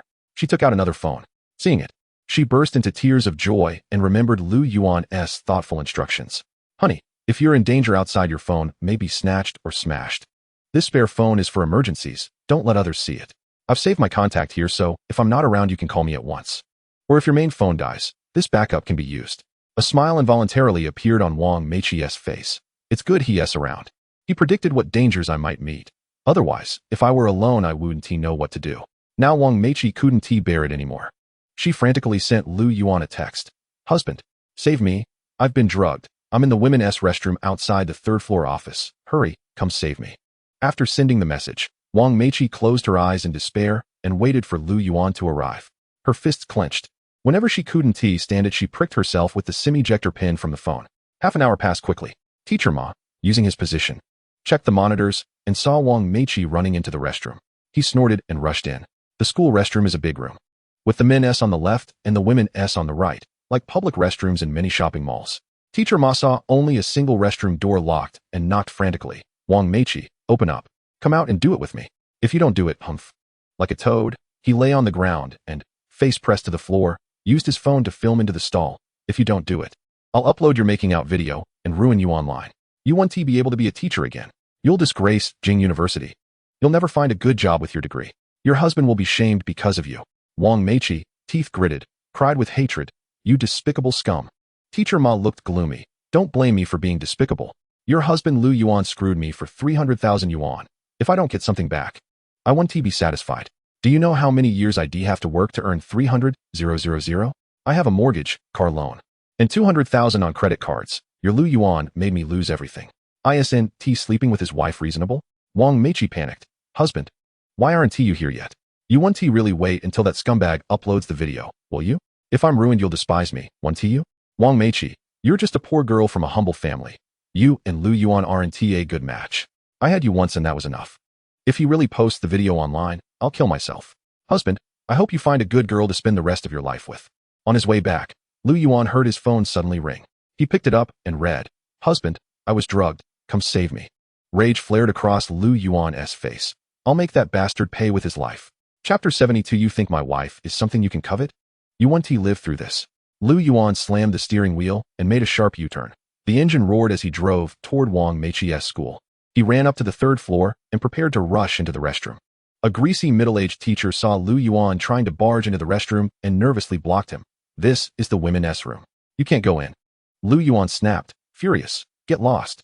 If you try to go in, I'll I'll call the police and have you arrested for lewd conduct," the greasy teacher said, reaching for his phone. Yuan was furious. His wife had been drugged and trapped in the women's toilet, and these people would call the police first? An icy chill rose in Yuan's eyes. "You don't want to get out of the way? Then don't blame me." The greasy male teacher was startled. What are you going to do?" "I'll cripple you." Yuan struck with a speed akin to lightning, and with a sharp crack. The sound of shattered bones echoed through the air as the greasy male teacher's body was propelled like a cannonball. The excruciating pain coursed through his broken hands and knees, leaving him in a state of agony, his cries of ouch, ouch, resonating in the air, a testament to the unbearable torment that made him wish for a swift demise. The greasy man hastily shouted towards the women's restroom, "Teacher Ma, run. Someone's coming. Quickly, jump out the window." In a state of panic, Teacher Ma rushed to open the window to escape, but was abruptly yanked back by Yuan. "Where do you think you're going? You were the one who drugged my wife, weren't you?" "Yuan, let me explain." Teacher Ma stammered, but Yuan's patience was thin. He retorted, "Explain my ass." With that, he forcefully slammed Teacher Ma to the ground and delivered a vicious blow to his nose. "Ah, my nose. It's broken." Teacher Ma's face was instantly drenched in blood as he collapsed on the restroom floor, wailing in agony. A glint of ferocity flashed in Yuan's eyes. "Oh, your nose is broken? This is merely the beginning." Struggling to rise, Teacher Ma attempted to kick Yuan in defiance. However, Yuan seized his leg and drove his knee into it with a brutal force. The sickening sound of bones cracking filled the air as blood began to drip from Teacher Ma's pant leg. He gasped for breath, his expression one of sheer terror as he looked at Yuan, his cries echoing with despair. Without allowing Teacher Ma a moment to recover, Yuan unleashed another merciless attack, leaving Teacher Ma's limbs shattered, his body crumpled on the floor like a lifeless dog, blood pooling beneath him. Yuan cracked his knuckles and grasped Teacher Ma by the hair, gazing down at him coldly. "You think my wife is someone you can covet?" Teacher Ma, blood spilling from his mouth, attempted to speak, but every movement sent waves of pain through his body. Just then, his phone rang. Upon seeing the caller ID of Lord Yen, fear gripped him as he glanced nervously at Yuan.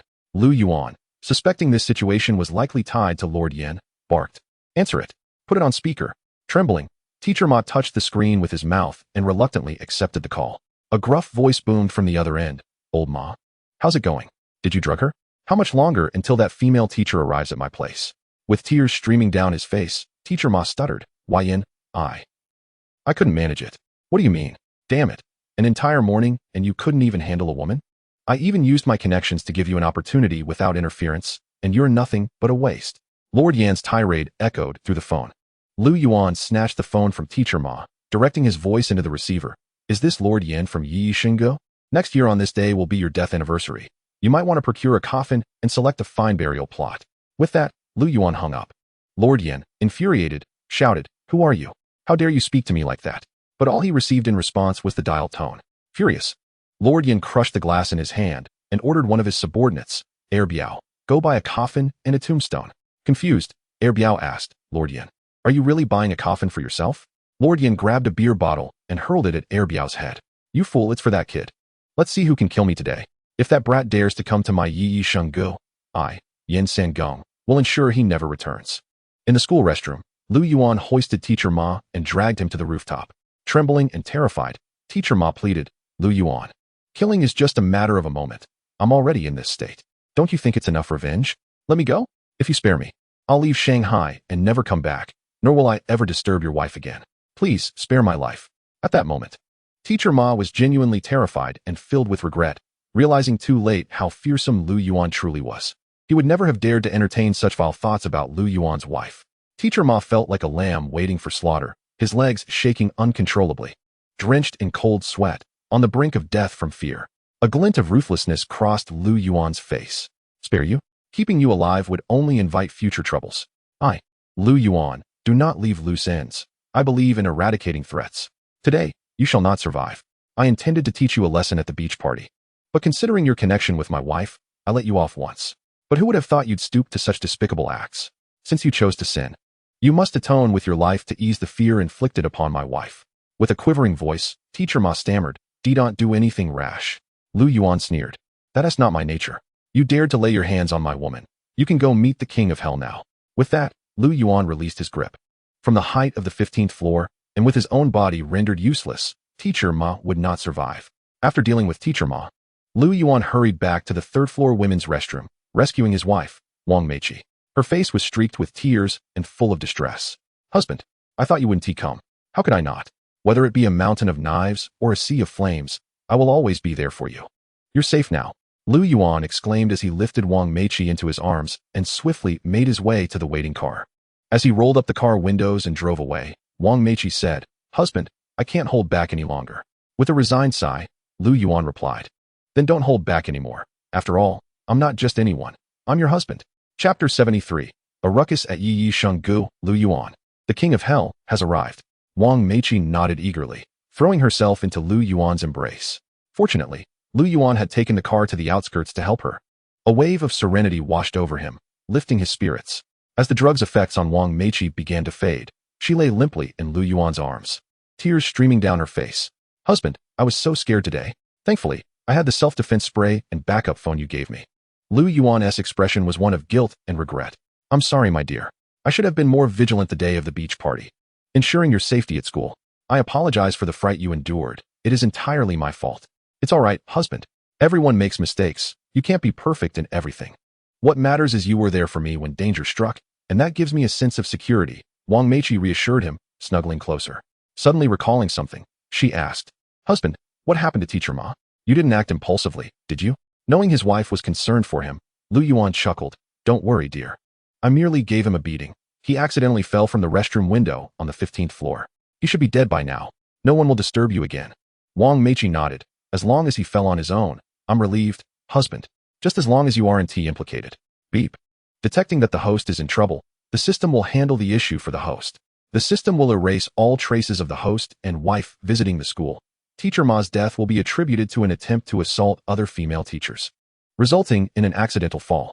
The scapegoat female teacher will be deemed as acting in self-defense and will not face punishment. The host may boldly pursue whatever actions desired, as long as the host is in the right. The system will resolve all troubles for the host.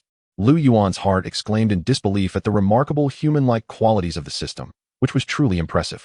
He drove his wife, Wang Meiqi, back home, soothing her for over an hour until she gradually calmed down. As he accelerated his Bugatti Veyron, he sped directly to the Shengshi Huangqiao bar. Jiang Bao promptly greeted him. Hey, Director Lu, why didn't you give me a heads up? I could have arranged a VIP booth for you. Lu Yuan's expression was somber as he replied, I didn't come here to drink today. Observing Lu Yuan's demeanor, Jiang Bao, puzzled, asked, Director Lu, who in Shengshi Huangqiao has offended you? Just tell me, and I'll take care of it. Call Tianyi here. I have matters to discuss with him. Lu Yuan said in a low voice. Jiang Bao, unsure of Lu Yuan's intentions, immediately summoned Yang Tianba. Yang Tianba, visibly anxious, looked at Lu Yuan and stammered, Director Lu, I've been on my best behavior lately. I haven't offended you, have I? Your expression seems rather grim. Is there something about me that displeases you? A hint of murderous intent surfaced on Lu Yuan's face. His fists clenched ominously as he said, Yin Sanging from Yi Shenggu, along with a teacher. Drugged my wife, putting her in grave danger. I helped you rise. Now, eliminate Yin Sangin, and you will be the sole ruler of your circle from this day forth. Yang Tianba's face contorted with difficulty. Director Lu, if it were that easy to deal with Yin Sangin, I wouldn't have let him exist. In terms of venues, Yi Shenggu far outnumbers Shengshi Huangqiao, and our people simply don't measure up. It's not that I refuse to help. It's that we would be walking into a death trap. Lu Yuan contemplated, looking at Yang Tianba, and replied, if it's merely a matter of manpower, as long as you can hold out until after midnight tonight, I will find a way to provide the necessary support. Having exhausted his daily 3 divine strikes, Lu Yuan needed to wait until midnight for them to refresh, which was why he aimed to buy time. Yang Tianba, upon hearing this, settled down, with your word. Director Lu, I feel reassured. As long as you provide the manpower, I, Yang Tianba, will dare to fight. Yin Sanging is nothing. All right, I'm going to confront him now. With that, Lu Yuan stepped outside and into his car.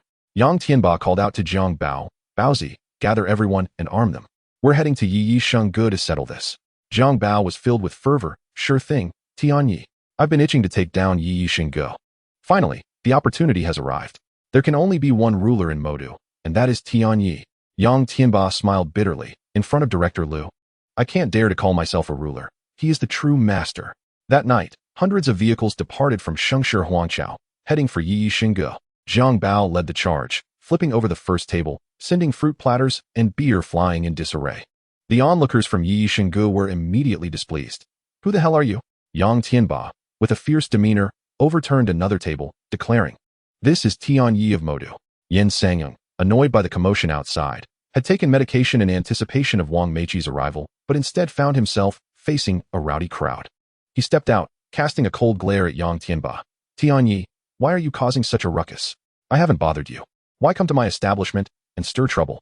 Yang Tianba scoffed. "You dare to have designs on Director Lu's wife? Director Lu is my esteemed guest. You think I can't handle a mere knife?" Yin Sangyong, no longer polite, spat back. "You dare to disturb my place with your few men? It seems you don't know how to write the word death. Shut off the music, and everyone unrelated to Yi Xinggu, leave. We have business to attend to. Thank you for your cooperation." With Yin Sangyong's command, patrons began to exit. Lu Yuan, filled with murderous intent, slowly approached Yin Sangyong. "Is it you who has set your sights on my wife?" "Humph. For me, Yin Sangyong, to take an interest in your wife is your honor, little brat. You should feel proud. Do you know how many women wish to be in my bed, yet lack the qualification? Given your connection with Yang Tianba, I don't wish to fight. I will offer you 10 million to let this go. How about it?" Lu Yuan had never encountered someone so shameless, and he erupted in anger. "How dare you?" With a swift kick, he struck, and the sound of a sickening crack echoed as Yin Sangyong's manhood was rendered useless. Blood pouring forth. A chilling scream erupted from Yin Sangyong, sending a shiver down the spines of those present, fearful that they too might suffer his fate. Gritting his teeth in pain, Yin Sangyong snarled, "You dare strike first? Brothers of Yi Xinggu, attack. No one is leaving tonight. I will send this little beast to meet Yin Wang." Chapter 74. Lu Yuan wants him dead by the third watch. Who dares let him live until the fifth? A fierce look crossed Lu Yuan's face as he moved like a specter, striking with lightning speed. The agonized cries of Yin Sangyong echoed as he collapsed to the ground. Wailing like a banshee, Yang Tianba's and Yin Sangyong's men clashed violently, but due to the numerical disadvantage on Yang Tianba's side, many were quickly injured, sustaining severed limbs or multiple stab wounds, a torrential downpour of blood staining the ground under the lights. As the clock struck midnight, Yang Tianba, drenched in sweat, looked at Lu Yuan. "Director Lu, when will your people arrive?" Lu Yuan glanced at Yang Tianba and instructed, "Bring me your strongest fighters." Yang Tianba patted Jiang Bao on the back. "Baozi is my best fighter." Lu Yuan nodded and beckoned Jiang Bao over. "Come here, let me assess your abilities." "Huh, Director Lu, this isn't quite appropriate, is it?" Jiang Bao's face turned pale, shocked that Lu Yuan would make such a request. "Assess?" Yang Tianba and the men behind him exchanged bewildered glances, the atmosphere growing particularly strange. Lu Yuan, uninterested in unnecessary explanations, delivered a sharp slap across Jiang Bao's face. The sound echoing crisply, Jiang Bao, holding his cheek in astonishment, exclaimed, "Director Lu, why did you hit me?" Inwardly, Lu Yuan sighed. "System. Activate the divine strike on this individual." Ding. You have touched a street fighting king. Congratulations on triggering a divine strike. Divine strike reward. 10,000 street fighting kings.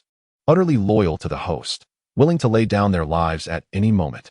As the battle reached a fever pitch, casualties mounted among Shengshi Huangchao's ranks. Yang Tianba, exasperated, turned to Lu Yuan. "Director Lu, we may not be able to hold on. Perhaps we should withdraw." Just then, the roar of engines approached, and on the street, a Rolls-Royce led a convoy of 2,000 Range Rovers. The doors swung open in unison, and towering men in suits descended, storming into Yi Xinggu with fierce intent. The leader, a bespectacled man in a suit, knelt before Lu Yuan, exclaiming, "Young master, we have arrived late." Yang Tianba stared in shock at the procession, estimating at least 1,000 individuals, his expression one of disbelief as he turned to Lu Yuan. "Director Lu, are these all your people?" Lu Yuan nodded slightly. "Indeed. Do you have the confidence to take down Yi Xinggu now?" Yang Tianba replied with a rugged laugh. "Of course, I am confident. With 10,000 men plus my own, if I can't conquer a single Yi Xinggu, then I, Yang Tianba, have no place in Modu." Lu Yuan shouted towards the suited thugs, "Get to work." With the advantage of numbers, the personnel from Yi Xinggu retreated steadily. Before long, the ground was awash with blood, and the thugs from Yi Xinggu lay lifeless. Lu Yuan stepped on Yin Sangyong's throat, looking down at him.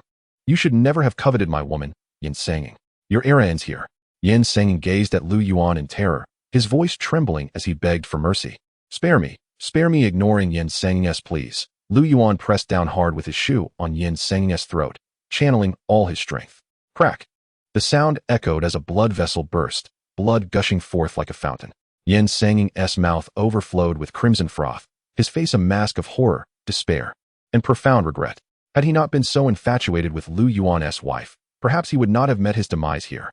As Lu Yuan released his foot, Yin Sangin gradually closed his eyes, engulfed in excruciating pain. Zhang Bao unearthed a coffin and a tombstone, unable to suppress a grin. This guy knew today was his death anniversary, and even prepared a coffin and tombstone in advance. Ha! Lu Yuan patted Yang Tianba on the shoulder. From now on, the bar industry in Modu will be solely yours, the Shengshi Huangqiao. My 10,000 subordinates possess strength akin to Zhang Bao, and I will place them under your command. I hope you can develop your power well, grow larger, and strive to become one of my right-hand men. Yang Tianba gratefully replied, Thank you, Director Lu. I will not disappoint you.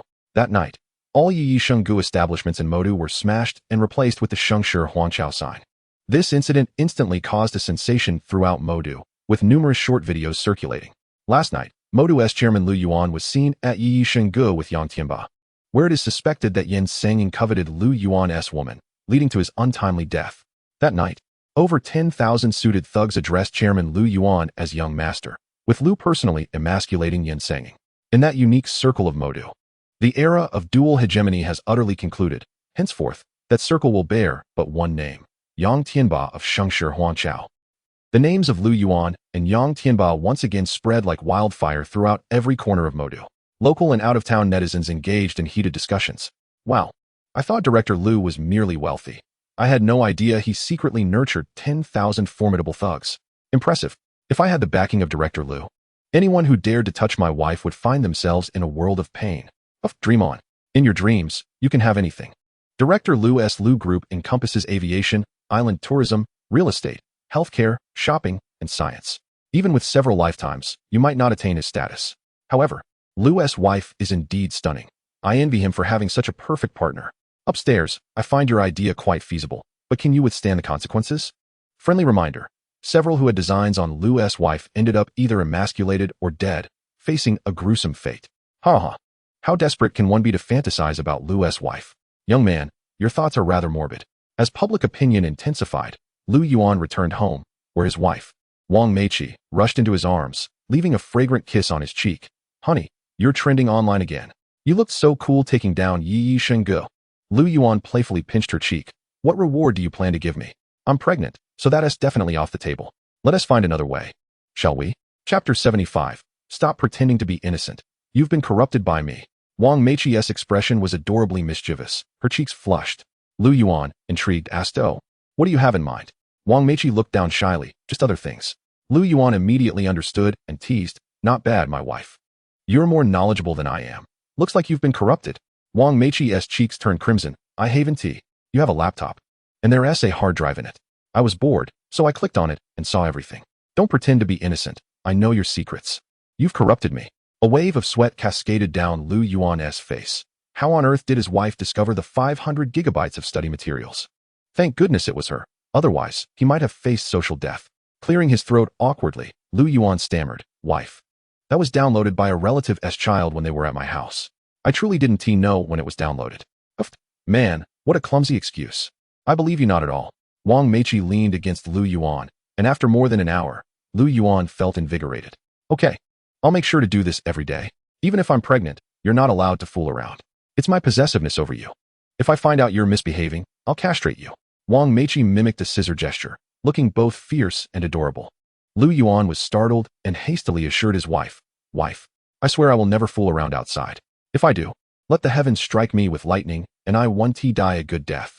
Wang Meiqi playfully punched his chest. Go away with your ominous words. If you were struck by lightning, wouldn't I and our son be left as widows? They pulled the blanket over themselves, embracing as they fell asleep. The next morning, Wang Meiqi lifted her head to look at Lu Yuan. Honey, did I wake you up with this? Lu Yuan smiled. Not at all. After a simple breakfast, Lu Yuan received a call from Qin Xiao. Brother Lu, I recently invested billions in a maid mansion, and it's opening today. Come over for a drink when you have time. If you're coming, I'll send you the location via WeChat. Remembering that Qin Xiao had attended his wedding, Lu Yuan readily agreed. An hour later, following the WeChat location, Lu Yuan arrived at a grand building in his Bugatti, dressed in a high-end tailored suit. Qin Xiao welcomed him enthusiastically. Brother Lu, take a look at this building. Isn't it impressive? I plan to turn it into a private club exclusively for the wealthy of Modu. Isn't it classy enough? Haha. Lu Yuan's gaze fell upon the building, which soared over 20 stories high. The interior was adorned with crystal tiles, illuminated brilliantly, exuding an air of nobility. Lu Yuan nodded in appreciation. Not bad. The club featured an array of dining options, a fine wine wall, tabletop games, billiards, movie lounges, and racing, catering to every whim. Whether in the dining area, gaming zone, or movie and racing sections, there were numerous youthful and attractive women. Qin Xiao passionately declared, "Brother Lu, everything the rich second generation desires, be it billiards, racing, or movies, can be found here. If someone comes alone, they can even order a couple of girls to accompany them. As long as you have money, you can enjoy the utmost luxury of life here." Lu Yuan couldn't help but smile. "You really know how to enjoy life. All right. When my wife and I get bored at home, we'll come here to indulge. All right, Brother Lu, let me take you to the dining area. Let's have a meal first." Lu Yuan was escorted to the dining section by Yi Lu, where an array of delectable dishes awaited, including Australian king crabs, Boston lobsters, and bluefin tuna delicacies. Upon Lu Yuan's arrival, the hundreds of wealthy heirs seated at the tables rose in unison, raising their glasses in a gesture of respect and exclaiming, "Greetings, Brother Lu. Let us toast to you, feel free." With that, the collective wealth of the heirs was consumed in one swift gulp. Clever Xiao tugged at the sleeve of a nearby heir, reprimanding, "Brother Lu has arrived. Shouldn't you swiftly make way for him? Show some awareness, will you?" He then firmly grasped Lu Yuan's arm, gesturing toward a nearby seat. "Come, sit here, Brother Lu." As the revelry progressed, Qin Xiao took hold of a microphone and addressed the crowd. "Everyone here is a luminary in their respective fields. I am truly grateful that you could carve out time from your busy schedules to attend the grand opening of my private club. Allow me to introduce the various services we offer, including maid companionship, private maid rentals, board games, snooker, racing, DJs, and cinematic experiences. Here at my establishment, as long as you possess the means, you can indulge in anything your heart desires. Our club is dedicated to pleasure and leisure." He then whistled towards the corner of the room, calling, "Maidens of the club, come to the stage." In no time, thousands of young maidens clad in elegant maid outfits graced the stage, their long legs and captivating figures rendering the audience spellbound. They greeted the attendees with a gentle bow. "Good day, esteemed guests." Their delicate voices transported everyone momentarily to paradise. Seeing the effect was enthralling, Qin Xiao continued, "Each of these ladies possesses impressive educational backgrounds. With graduates from Harvard, prestigious overseas academies, and elite domestic universities. They embody both high emotional and intellectual intelligence. They are the quintessential choice, combining beauty and brains." At that moment, many of the top-tier heirs found themselves drooling, unable to resist the temptation to claim these maidens for themselves. One among them inquired, "Qin Xiao, how much would it cost to hire a family maid?" Qin Xiao glanced at the questioner and slowly extended 2 fingers, 20 million a year. "She will attend to your daily needs, wake you up, and provide companionship during your melancholic moments." The staggering figure left the questioner dumbfounded, while another young master, intrigued by the maidens, chimed in, "So, it's 20 million a year, is it? I'll hire 10. Lu Yuan, with a glint of interest, interjected, "I'll offer 1 billion a year for each, but I require them to learn prenatal care, parenting education, and household management. Bring me 200. Chapter 76, 200 Rolls-Royce Phantoms, exclusively for maid transportation. As Lu Yuan's words hung in the air, the room fell into an astonished silence. With heads turning slowly to gaze at him, the atmosphere thick with disbelief. The sum he mentioned could easily purchase their entire family businesses. He was spending it on hiring maids? Qin Xiao couldn't help but smile wryly, exclaiming, "Brother Lu, you truly are extravagant." Sipping red wine and savoring crab meat, Lu Yuan replied nonchalantly, "Extravagance? It's merely 200 billion, just pocket change."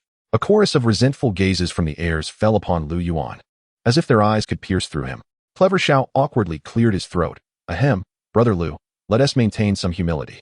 200 billion is the cumulative earnings of many families over decades. Such remarks may leave you friendless." Lu Yuan sheepishly rubbed his nose, realizing he had forgotten that these individuals could hardly muster 100 billion in liquid assets.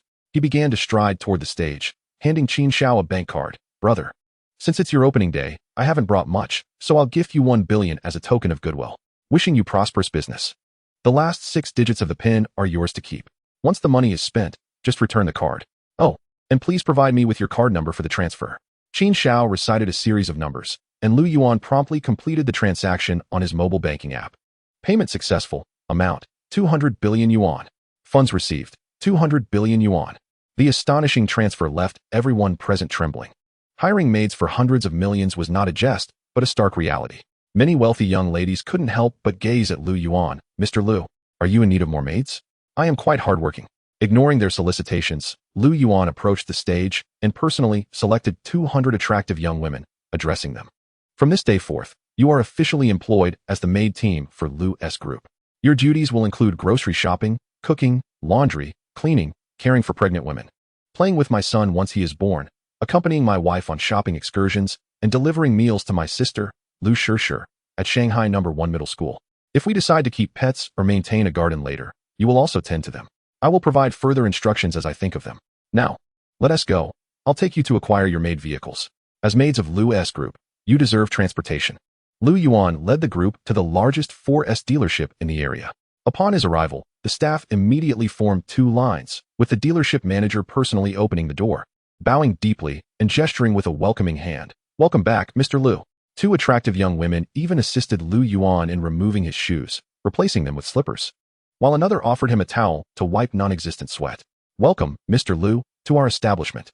The contrast in reception from his last visit was stark. Everyone recognized Lu Yuan, who had once ordered 500 Bugatti Veyrons for his wedding, an event that remained etched in their memories.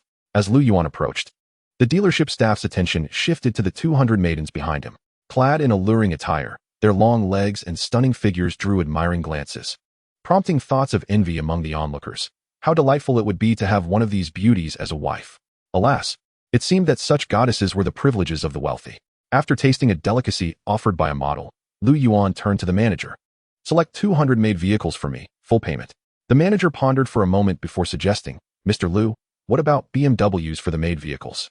200 BMWs wouldn't be excessively costly. The maidens, their cheeks flushed with excitement, wondered if they might truly have the chance to drive BMWs, furrowing his brows. Lu Yuan shook his head. "No, that vehicle is not suitable." The manager chuckled ruefully and asked, "Is it too expensive, Mr. Lu? Would you prefer a Mercedes? It's more economical than a BMW." The maidens felt a twinge of disappointment, but Lu Yuan shocked them all by declaring, "No. I simply find that driving a BMW is too commonplace. It would attract disdain. It is far better to go all out and select something more fitting." At that moment, many newly proud BMW owners within the store glanced at their car keys, suddenly feeling a wave of discontent. What was the matter with driving a BMW?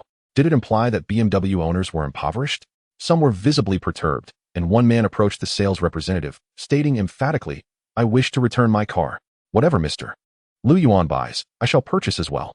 The saleswoman cast a hesitant look at the BMW owner and inquired, "Sir, are you certain you wish to follow Mr. Lu Yuan's lead? What's uncertain about it?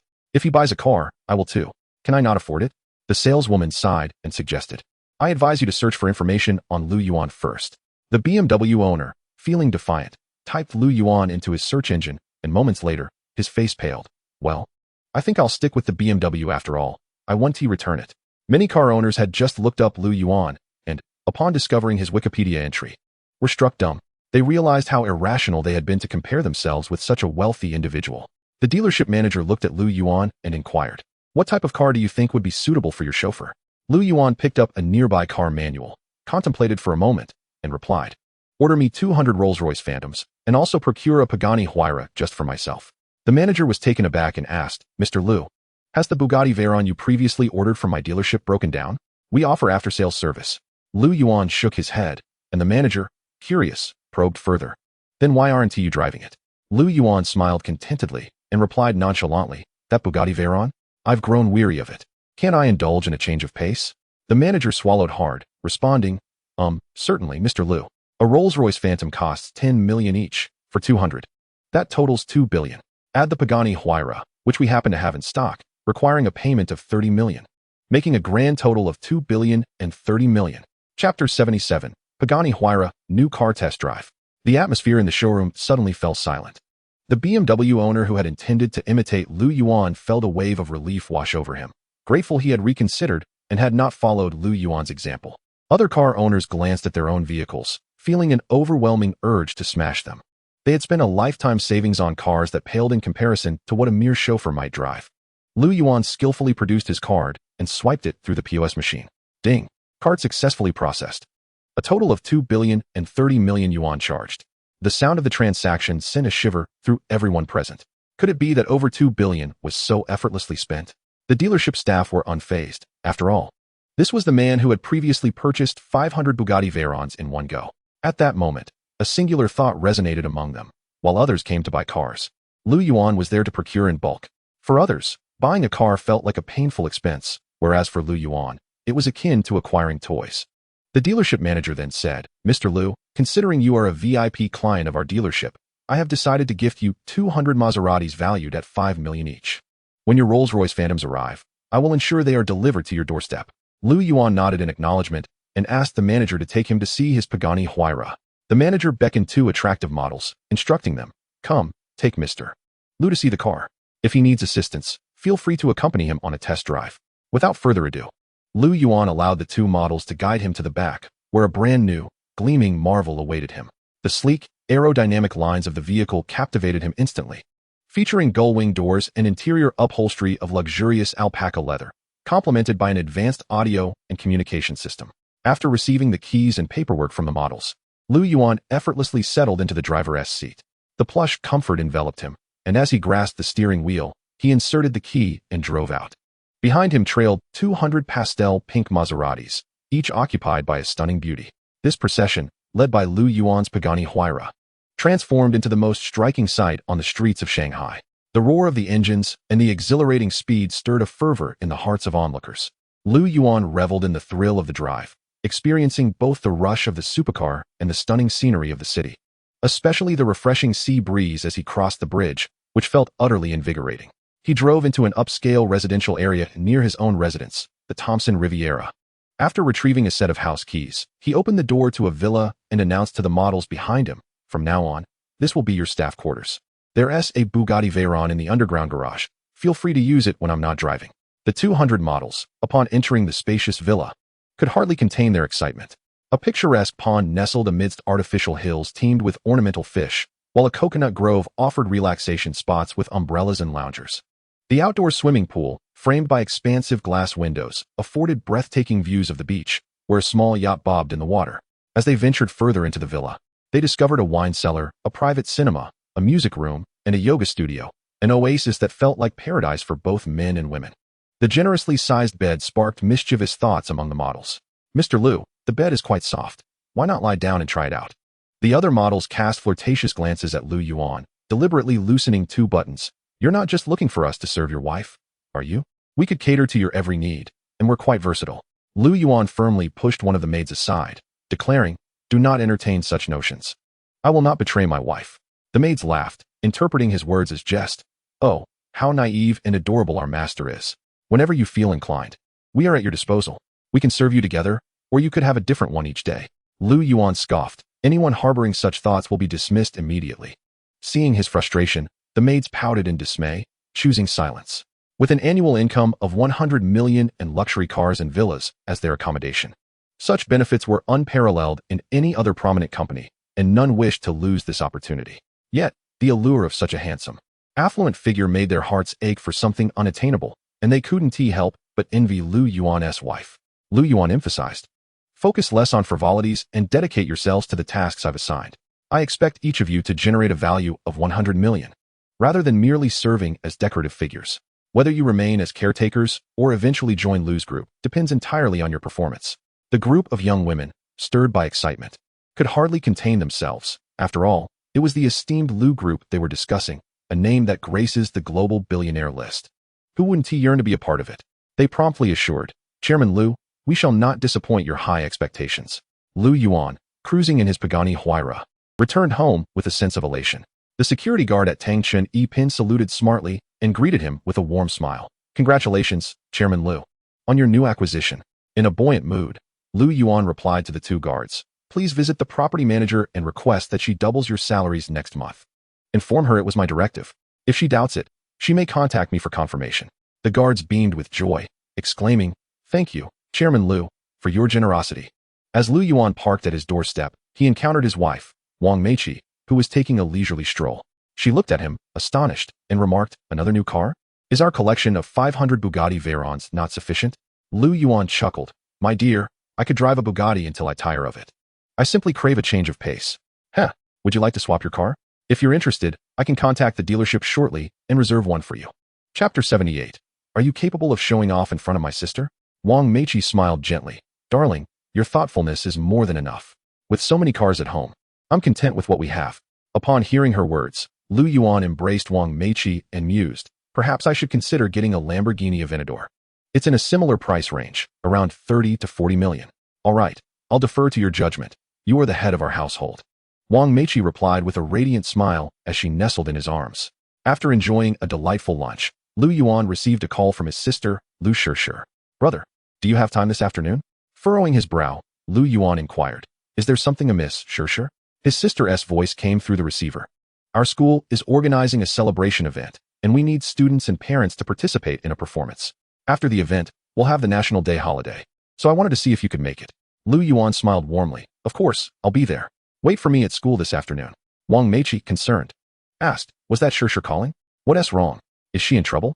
Lu Yuan took a bite of his steak and reassured her, nothing of the sort. She just needs parents for a parent-child performance at her school. I've always participated in school activities as her older brother, and I'll do so this time as well. Grabbing the keys to his Pagani Huayra, he drove towards his sister's school, the powerful engine roaring and drawing many admiring glances along the way. At the prestigious Magic City First High School, a sleek Maserati pulled up, from which emerged a middle-aged man, brimming with confidence, wearing a green Rolex and sporting an Adidas ensemble. One of Lu Shishir's classmates, a striking girl, dashed towards him and exclaimed, Daddy, I thought you wouldn't come. Wow, your car is so stylish. If I'm not mistaken, this must be the top model Maserati, right? Uncle Jean must be incredibly wealthy. What does he do for a living? Beaming with pride, Jean Lily's father replied. I'm the president of the Taekwondo Association from the land of Kimchi. If you're interested in learning Taekwondo, come to me. I'll help you with your splits. With a mischievous glint in his eye, he glanced at Lily's friend, who, understanding the unspoken implication, suggested, let us exchange contacts. I'll visit uncle later for some academic discussions. Jean Lily's father then boasted to the young men present, you all should study hard. By the time you reach 40 or 50, you could be as successful as I am, driving a Maserati worth 7 to 8 million. Many boys in attendance gazed at the car with envy, their eyes gleaming with aspiration. Jean Lily approached Lu Shishir directly. I just transferred here and heard you're the richest in your class. You've seen my family's wealth. If you can't match it, perhaps you should withdraw from the campus competition and let me, Jean Lily, take the championship title. Her words elicited incredulous looks from the other students, as if they were witnessing a fool's folly. Seriously? You dare flaunt your wealth in front of Lu Shishir? Qiu Qianqian, standing by Shishir's side, scoffed. What's so impressive about a 7 to 8 million Maserati? Jean Lily laughed derisively, as if 7 to 8 million is impressive. You can't even afford a car like mine. My father could keep you for 3 years. Qiu Qianqian shot back, always talking about sleeping. If you love it so much, why don't you go sleep with him? Suddenly, a car horn interrupted their exchange, and a striking convertible sports car captured everyone's attention. Seated within, a dapper young man in a suit and sunglasses slowly removed his shades. Fixing his gaze on Lu Shishir, Shishir, hop in. The female students of Magic City First High School gasped, covering their mouths in awe. Wow. Lu Shishir's brother is so handsome. The boys erupted in enthusiastic cheers. Holy smokes. That's a Pagani Huayra. Is the Pagani more expensive than the Maserati? Some less informed boys asked. Those knowledgeable about cars chuckled and explained. In the presence of a Pagani Huayra, a Maserati is mere scrap metal. One is worth 7 to 8 million, while the other exceeds 30 million. They are incomparable. Qiu Qianqian, Lu Shishir's roommate, turned to Jean Lily and declared, see? Your father's Maserati pales in comparison. It's nothing to boast about. Even if you sold your entire car, it wouldn't cover a single tire of Lu Gu's vehicle. Lu Yuan glanced at the Maserati, furrowing his brow. Maserati, huh? Just yesterday, I received 200 as complimentary vehicles when I arranged a car for the nanny. I didn't expect anyone would actually drive one on the road. Jean Lily's father, glared at Lu Yuan with suppressed fury. Lu Yuan donned his sunglasses again and boldly retorted, what's your problem? If you lack the financial prowess, don't attempt to flaunt your wealth. Comparing yourself to my sister is futile. You're just an old man. Perhaps it's wise to keep a low profile. With disdain, Lu Yuan raised his middle finger, whistling derisively, reclaiming the spotlight for his sister, Lu Shishir. Jean and Jean Lily looked at their Maserati, feeling it had lost its allure, realizing it was merely a vehicle for Lu Yuan's household staff. Frustrated, Jean sought to salvage his pride. What's so impressive about you? You're just a spoiled rich kid with a bit of money. When I started my career, you were still in diapers. Lu Yuan chuckled. Ah yes, I'm a rich second generation. I suggest you take a moment to search for Lu Yuan online. It might broaden your horizons. Not one to back down, Jean Lily pulled out her phone to search. Humph, what could you possibly have that's impressive? Yet, within moments, both father and daughter found their breaths quickening. Lu Yuan, a distinguished entrepreneur at the age of 24. At the tender age of 15, he engaged in diligent work study. developing research patents that marked his initial fortune. By the age of 24, he had founded the Lu Group, with ventures spanning real estate, healthcare, shopping malls, hotels, and island resorts, with a conservative estimate of his net worth reaching hundreds of billions. The father and daughter duo were left pale and trembling, whispering to themselves, "No, this cannot be true. It must be a fabrication. Did you purchase your entry on Baidu Encyclopedia? Chapter 79, The Eastern Invalid? No, I fear I might accidentally harm you." Jean Lily clenched her fists. Indeed, Dad, he must have bought his entry on Baidu Encyclopedia. How could a pioneer achieve such success by the age of 24? It's utterly unrealistic. Her father wholeheartedly agreed. Yes, it must be a product of some internet celebrity agency. At his age, I certainly hadn't achieved anything close. How could he possibly? Humph, merely a manufactured persona.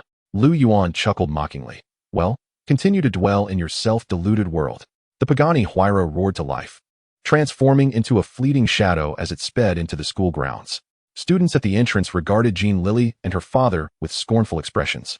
The two felt their faces flush with embarrassment, unable to suppress their annoyance. Why are they looking at us like that? Are we not correct? Surely. There are plenty of people who buy their entries on Baidu Encyclopedia. Laughter erupted from several students. Haha, how ignorant. Indeed, while there are packaged wealthy second-generation individuals, which media company could possibly deploy 200 helicopters and unleash 100 trillion in cash as a shower of red envelopes? If he were not from a genuine wealthy family, who would possess such prowess?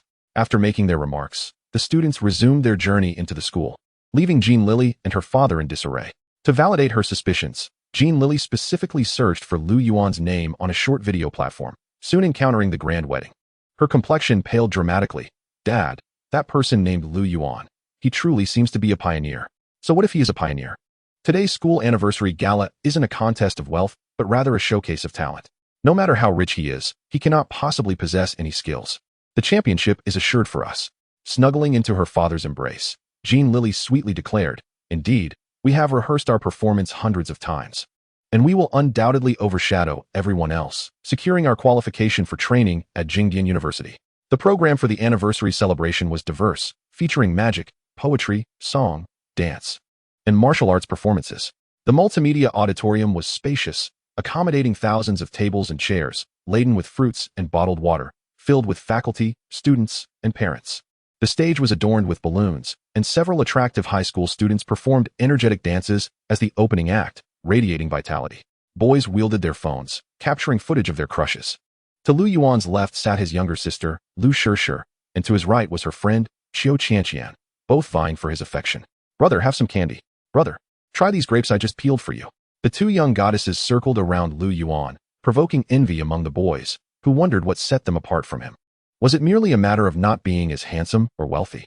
After a few performances, the student council president took to the stage to speak. In the grand nation of Huagua, a land of etiquette, where scholarship knows no borders, let us extend a warm welcome to Mr. Jean Can and Class 2-3, student Jean Lily, who will present a Taekwondo demonstration.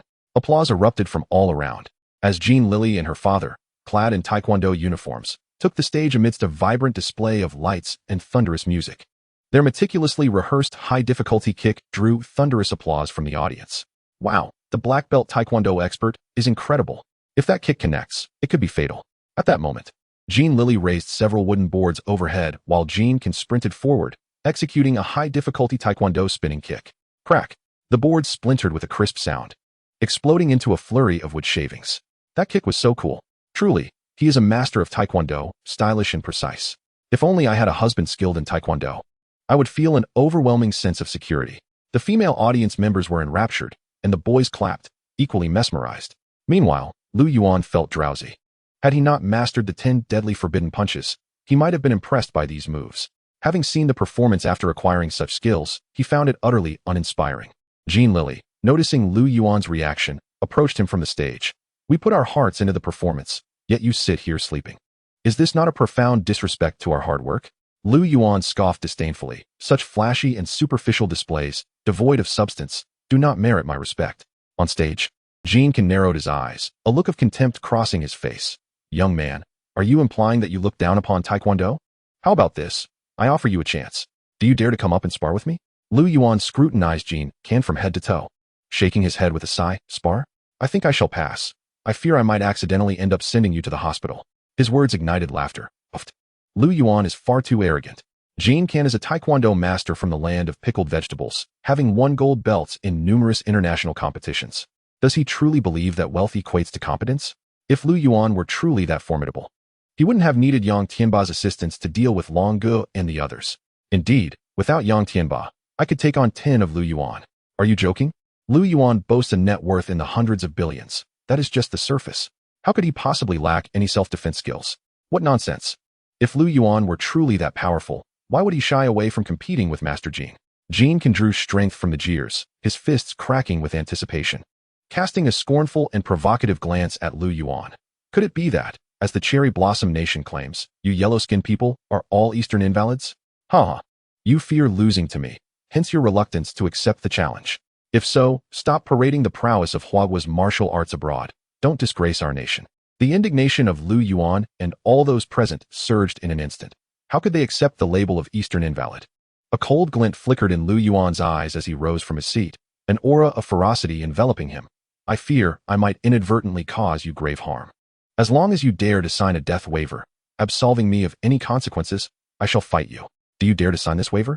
Jean Can, brimming with confidence and fearlessness, replied, as long as you dare to engage in battle, I will sign the waiver without hesitation. Chapter 80. One kick to render a vegetative state, and yet you underestimate the ancient martial arts of Huagua. Jean Can swiftly drafted a death waiver, boldly signing his name. Lu Yuan, unaware of any issues with the waiver, addressed Jean Can. Let us commence. Jean Can loosened his muscles, launching a kick towards Lu Yuan with an explosive sound.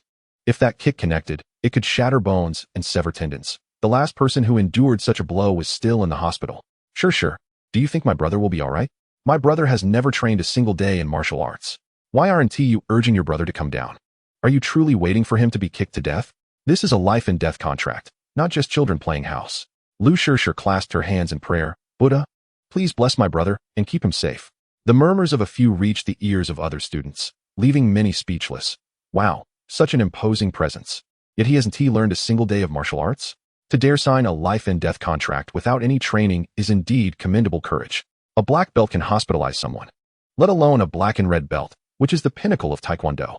It is no longer merely a matter of bravery. If her brother loses, it would indirectly affirm that we are the sick men of the East. Let us watch the match first. It is too premature to draw conclusions before the final moment.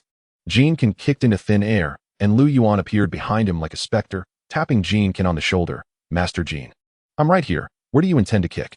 Jean Can, embarrassed and furious, suddenly intensified his assault, delivering kick after kick towards Lu Yuan.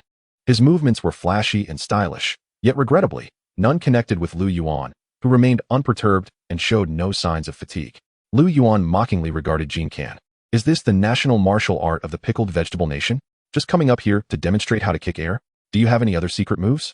Lu Yuan wore an expression of effortless ease, devoid of any trace of exhaustion. The crowd below erupted in excitement. Did you see that? The Taekwondo black and red belt master's previous kicks were fierce and powerful, yet they were effortlessly evaded by Lu Shishir's brother? He certainly doesn't appear to be inexperienced. Down below, Lu Shishir and her dormitory friends sighed in relief, with Lu Shishir cheering for Lu Yuan. Brother, give it your all. Let him truly witness your prowess. Go, brother. Jean Can, having shed his previous disdain, turned serious and fixed a grave gaze on Lu Yuan. Mr. Lu, you have successfully captured my attention. I shall now employ my ultimate technique. You are fortunate to be the first worthy of this move. Brace yourself, for this kick will make your head blossom. From now on, you may commence a 10-second countdown. 10 seconds later, you shall be a corpse. Jean Can took a running start, executing a 720-degree spin in midair, followed by a series of graceful, powerful kicks aimed squarely at the top of Lu Yuan's head. This strike bore the weight of 1,000 pounds. If it landed, Lu Yuan's head would undoubtedly explode like a shattered watermelon. The ensuing kicks appeared unavoidable. The atmosphere in the hall tense as all hearts tightened in anticipation. Some hoped for Lu Yuan to be soundly beaten, while others felt pity for him. Lu Shishir's face was already streaked with tears as she rushed towards the stage, crying out, Brother, we're done fighting. Let us go home. Xiao Qianqian and others stood up, equally anxious. Brother Lu. Lu Yuan executed a flawless dodge, swiftly delivering a kick, not to just any place, but to Jean Can's most vulnerable area. A sound akin to an egg cracking echoed, and blood instantly splattered across the stage. Thud. The sound of a heavy object hitting the ground resonated as Jean Can fell heavily, adding a touch of sorrow to his plight. Jean grimaced in pain, howling in distress, rolling on the ground, clutching his injured area. Lu Yuan stood atop the stage, hands clasped behind his back, exuding an air of superiority. Is this all? This is your best? You're not cut out for this.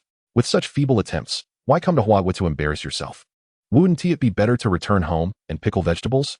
Jean Can, fueled by rage, forced himself to his feet, launching a relentless barrage of kicks at Lu Yuan.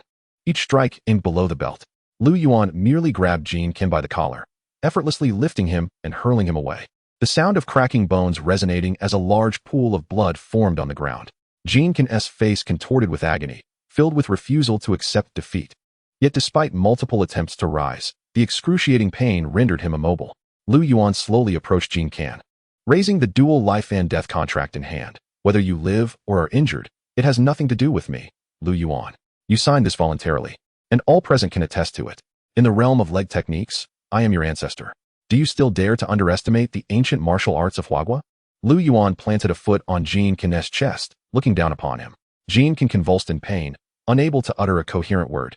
At that moment, Niebin called out to the side, medical staff, hurry up and check on him. The medical professionals, equipped with various instruments, conducted an examination before turning to the principal with grave expressions. Principal, this person is finished. Niebin was momentarily stunned. What do you mean? It means he will spend the rest of his life in bed, dependent on others for everything, eating, drinking, and relieving himself. He will become a vegetable unless a medical miracle occurs. Otherwise, he will never awaken. A stretcher was brought onto the stage, and Jean Can was placed upon it. While Jean Lily cried heart-wrenchingly, Daddy, Daddy, woe is me, I have brought this upon you.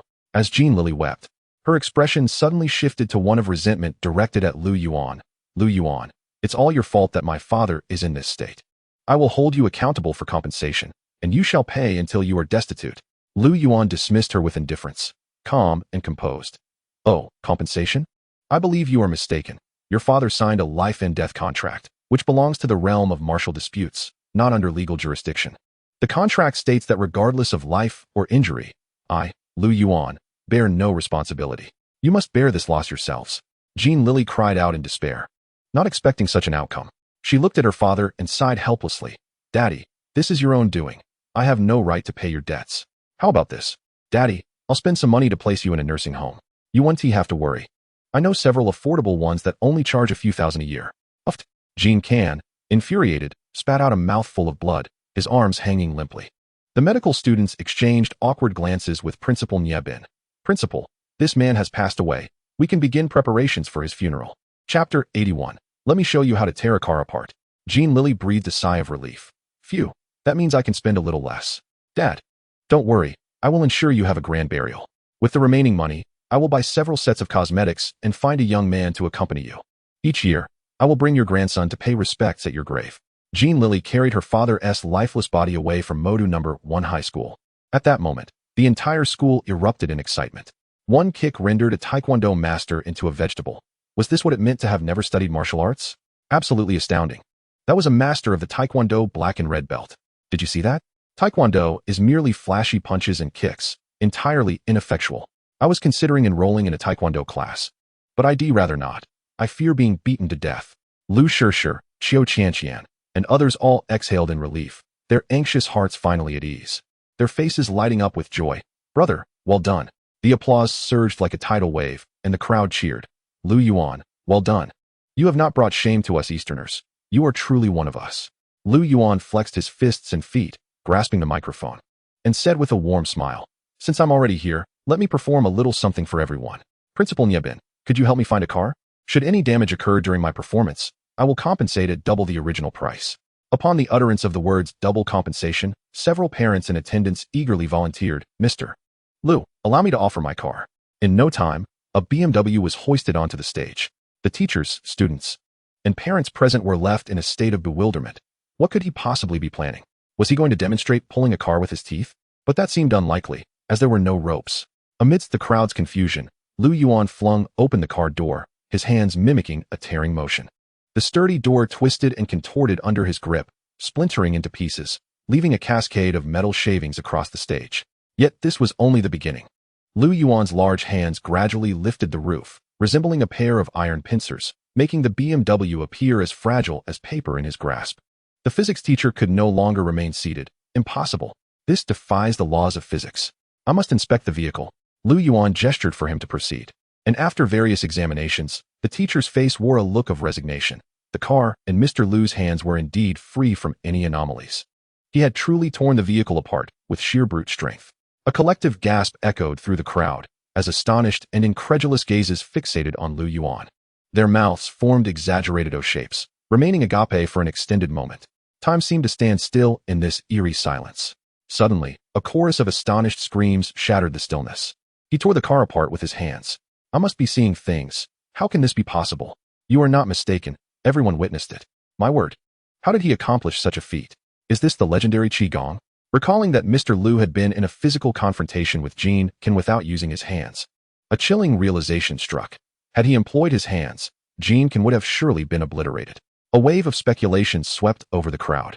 Envisioning the dire consequences if such strength were unleashed upon a human body, would it not shatter their very organs? The mere thought of such potential calamity sent shivers down their spines. If such a blow were to land upon themselves, survival would be an impossibility. They silently thanked their stars for not having crossed paths with Lu Yuan in a negative manner. Lu Yuan promptly compensated the BMW owner with 1.6 million, a sum that was but a trifling amount to him. He took out a handkerchief to wipe his hands and addressed the audience. This exemplifies the power of traditional martial arts.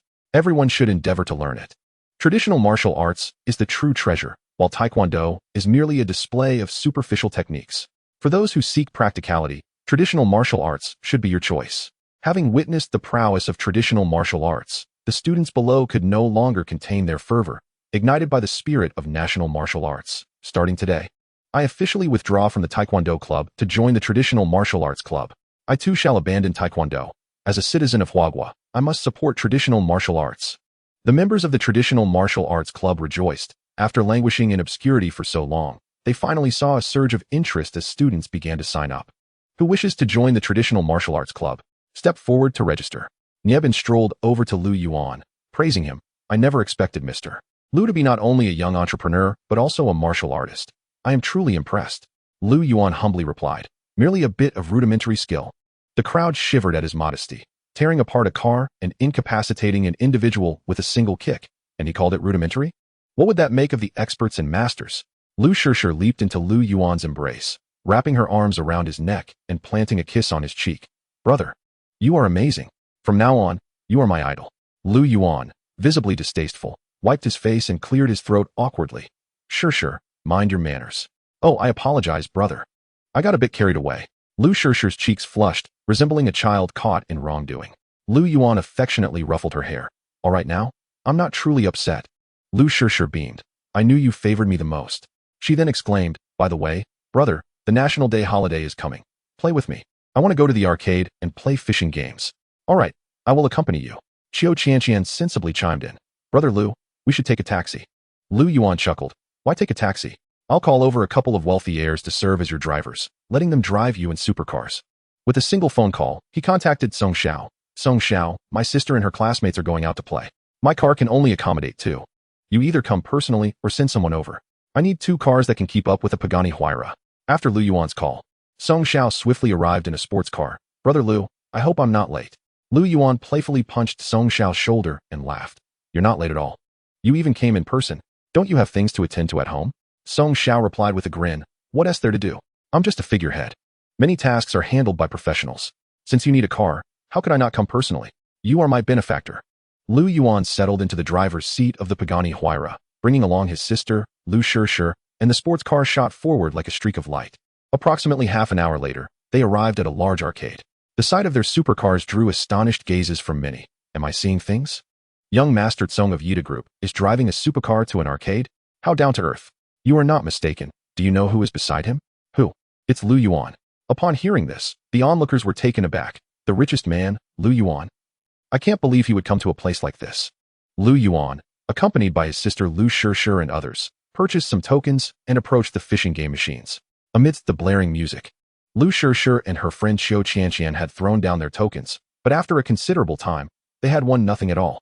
With a sudden idea, Lu Yuan placed his hand on the fishing machine and silently intoned, activate a critical hit on the fishing arcade machine. Ding. You have touched a fishing arcade machine.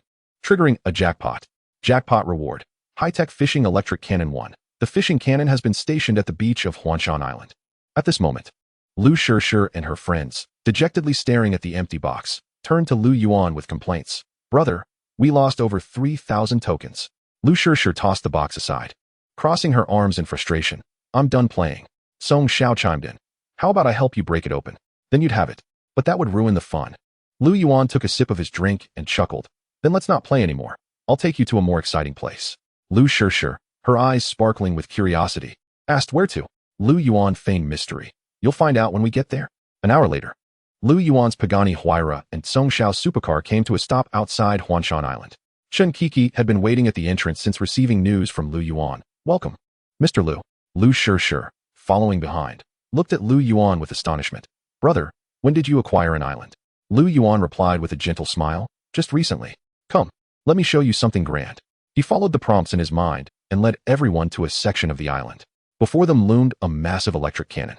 Entirely black, its appearance striking and flashy, adorned with several long barrels and exuding a mechanical aura, complete with 2 operating stations. Sister Lu Shishir and her roommate, Qiu Qianqian, wore expressions of utter bewilderment. Brother, what is this? Lu Yuan smiled and explained. This is called an electric fishing cannon. Playing fishing games at an arcade is rather mundane. If we're going to play, let us engage in something more authentic. Song Xiao, intrigued, began to explore the device, exclaiming in astonishment. Wow, this is impressive, Brother Lu. This gadget is quite sophisticated. Lu Yuan approached the control panel and gently pressed the activation switch. With a resounding bang, numerous fish and shrimp were propelled onto the shore, including small lobsters and various other aquatic creatures. Sister Lu Shishir maneuvered the joystick, and a large net descended, shimmering with electric currents as it quickly ensnared a multitude of fish. Wow, brother, we've caught some. Lu Yuan affectionately ruffled Lu Shishir's hair, chuckling. Isn't it fun? It is. Much more enjoyable than arcade machines. He replied, indulging her. If it's this entertaining, we can come here every day.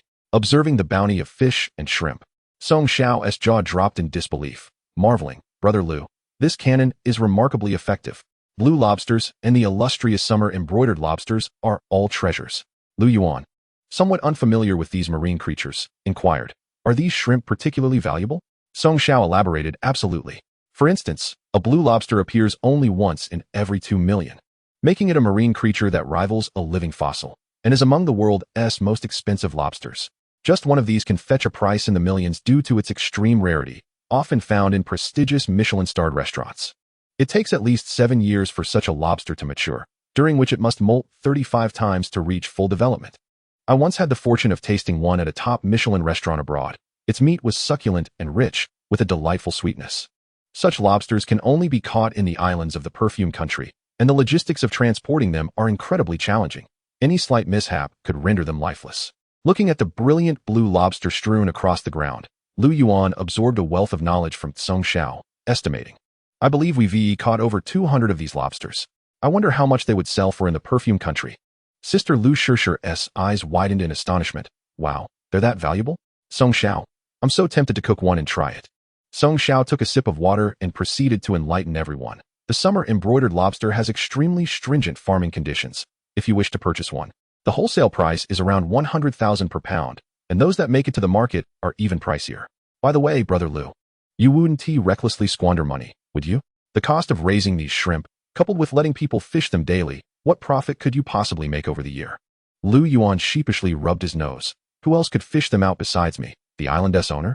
It's impossible for anyone else to catch these without my exceptional fishing rod and electric cannon. However, he kept this secret from Song Xiao. The group, laden with their day's haul, sought out Chen Kiki. Lu Yuan inquired, is there anyone on the island who can cook? Chen Kiki laughed heartily. Chairman, you underestimate our island. The chefs on our cruise are all renowned national banquet chefs from various countries.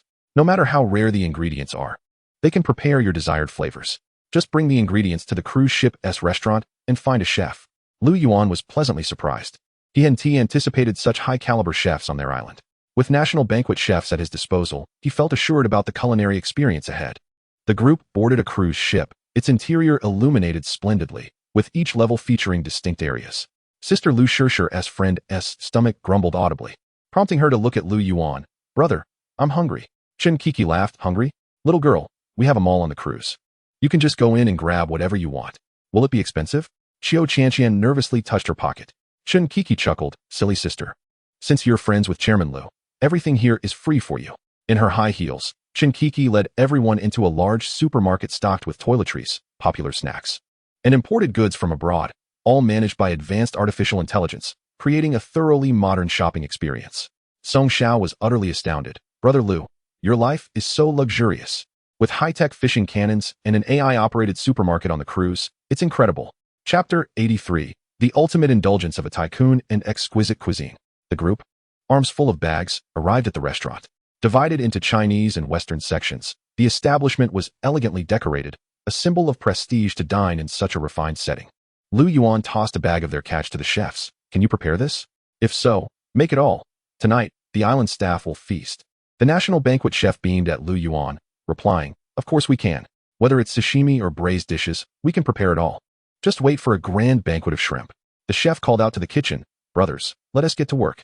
The chairman has invited everyone to a shrimp feast tonight, so let us make it a good one. The wait staff, all elegantly dressed, resembled glamorous streamers, served Lu Yuan an array of appetizers and fruits. Chairman, please enjoy these starters and patiently await your meal. I'll give you a massage for your legs and shoulders. A young server with short yellow hair, no more than 18 or 19, eagerly offered. Sister Lu Shirshir cleared her throat. Ahem, brother, be careful.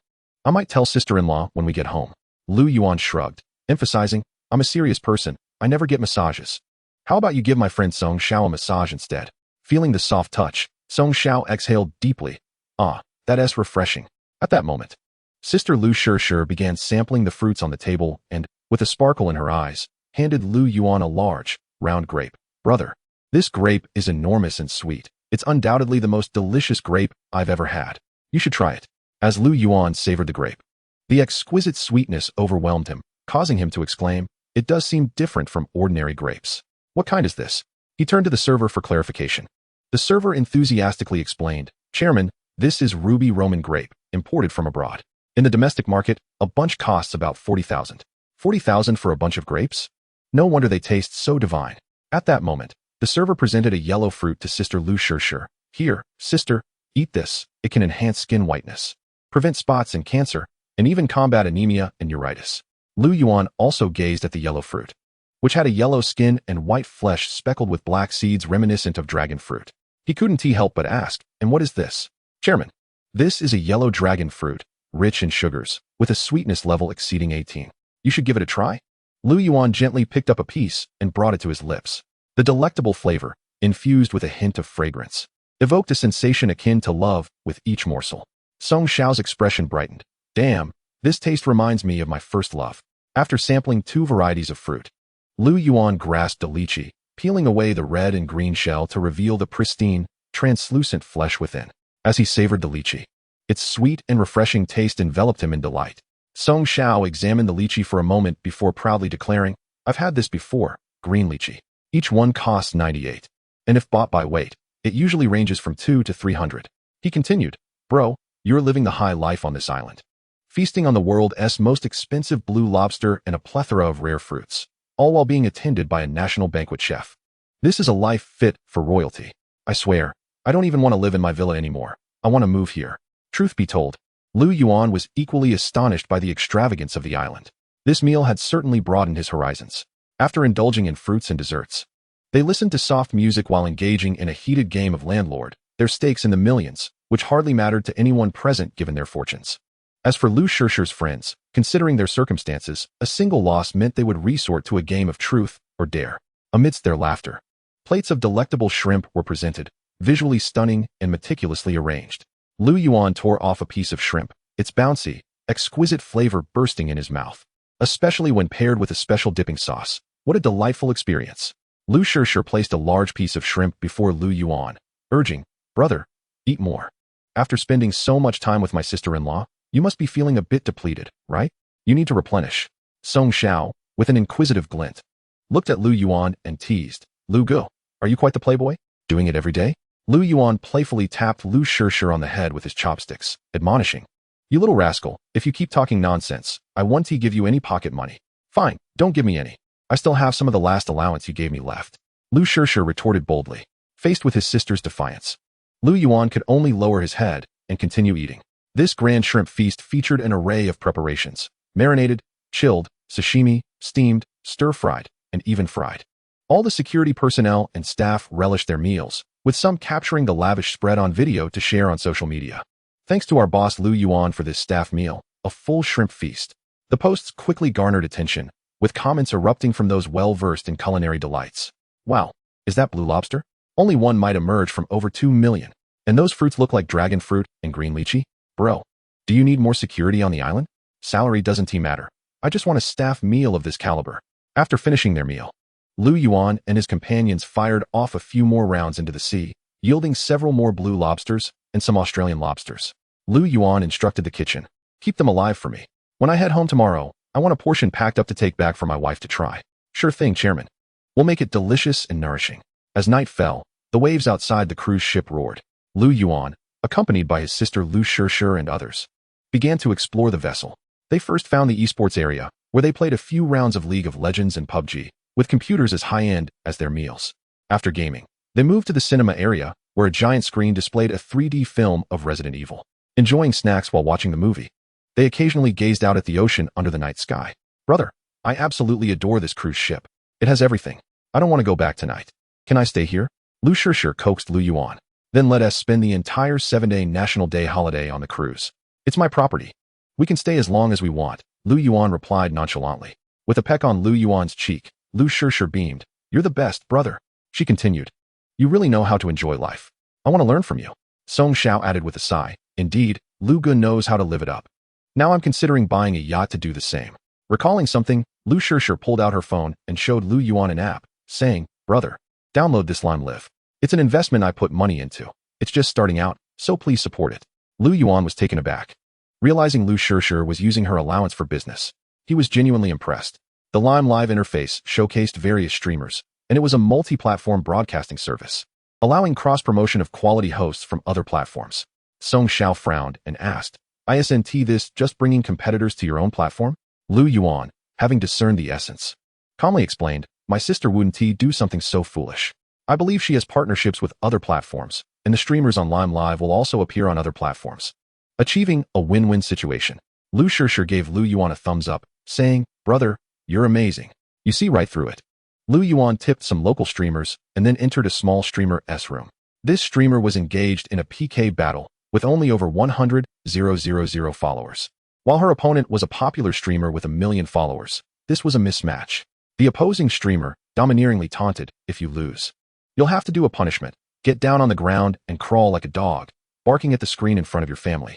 Declaring, I am a little dog. Do you dare? Lu Yuan frowned.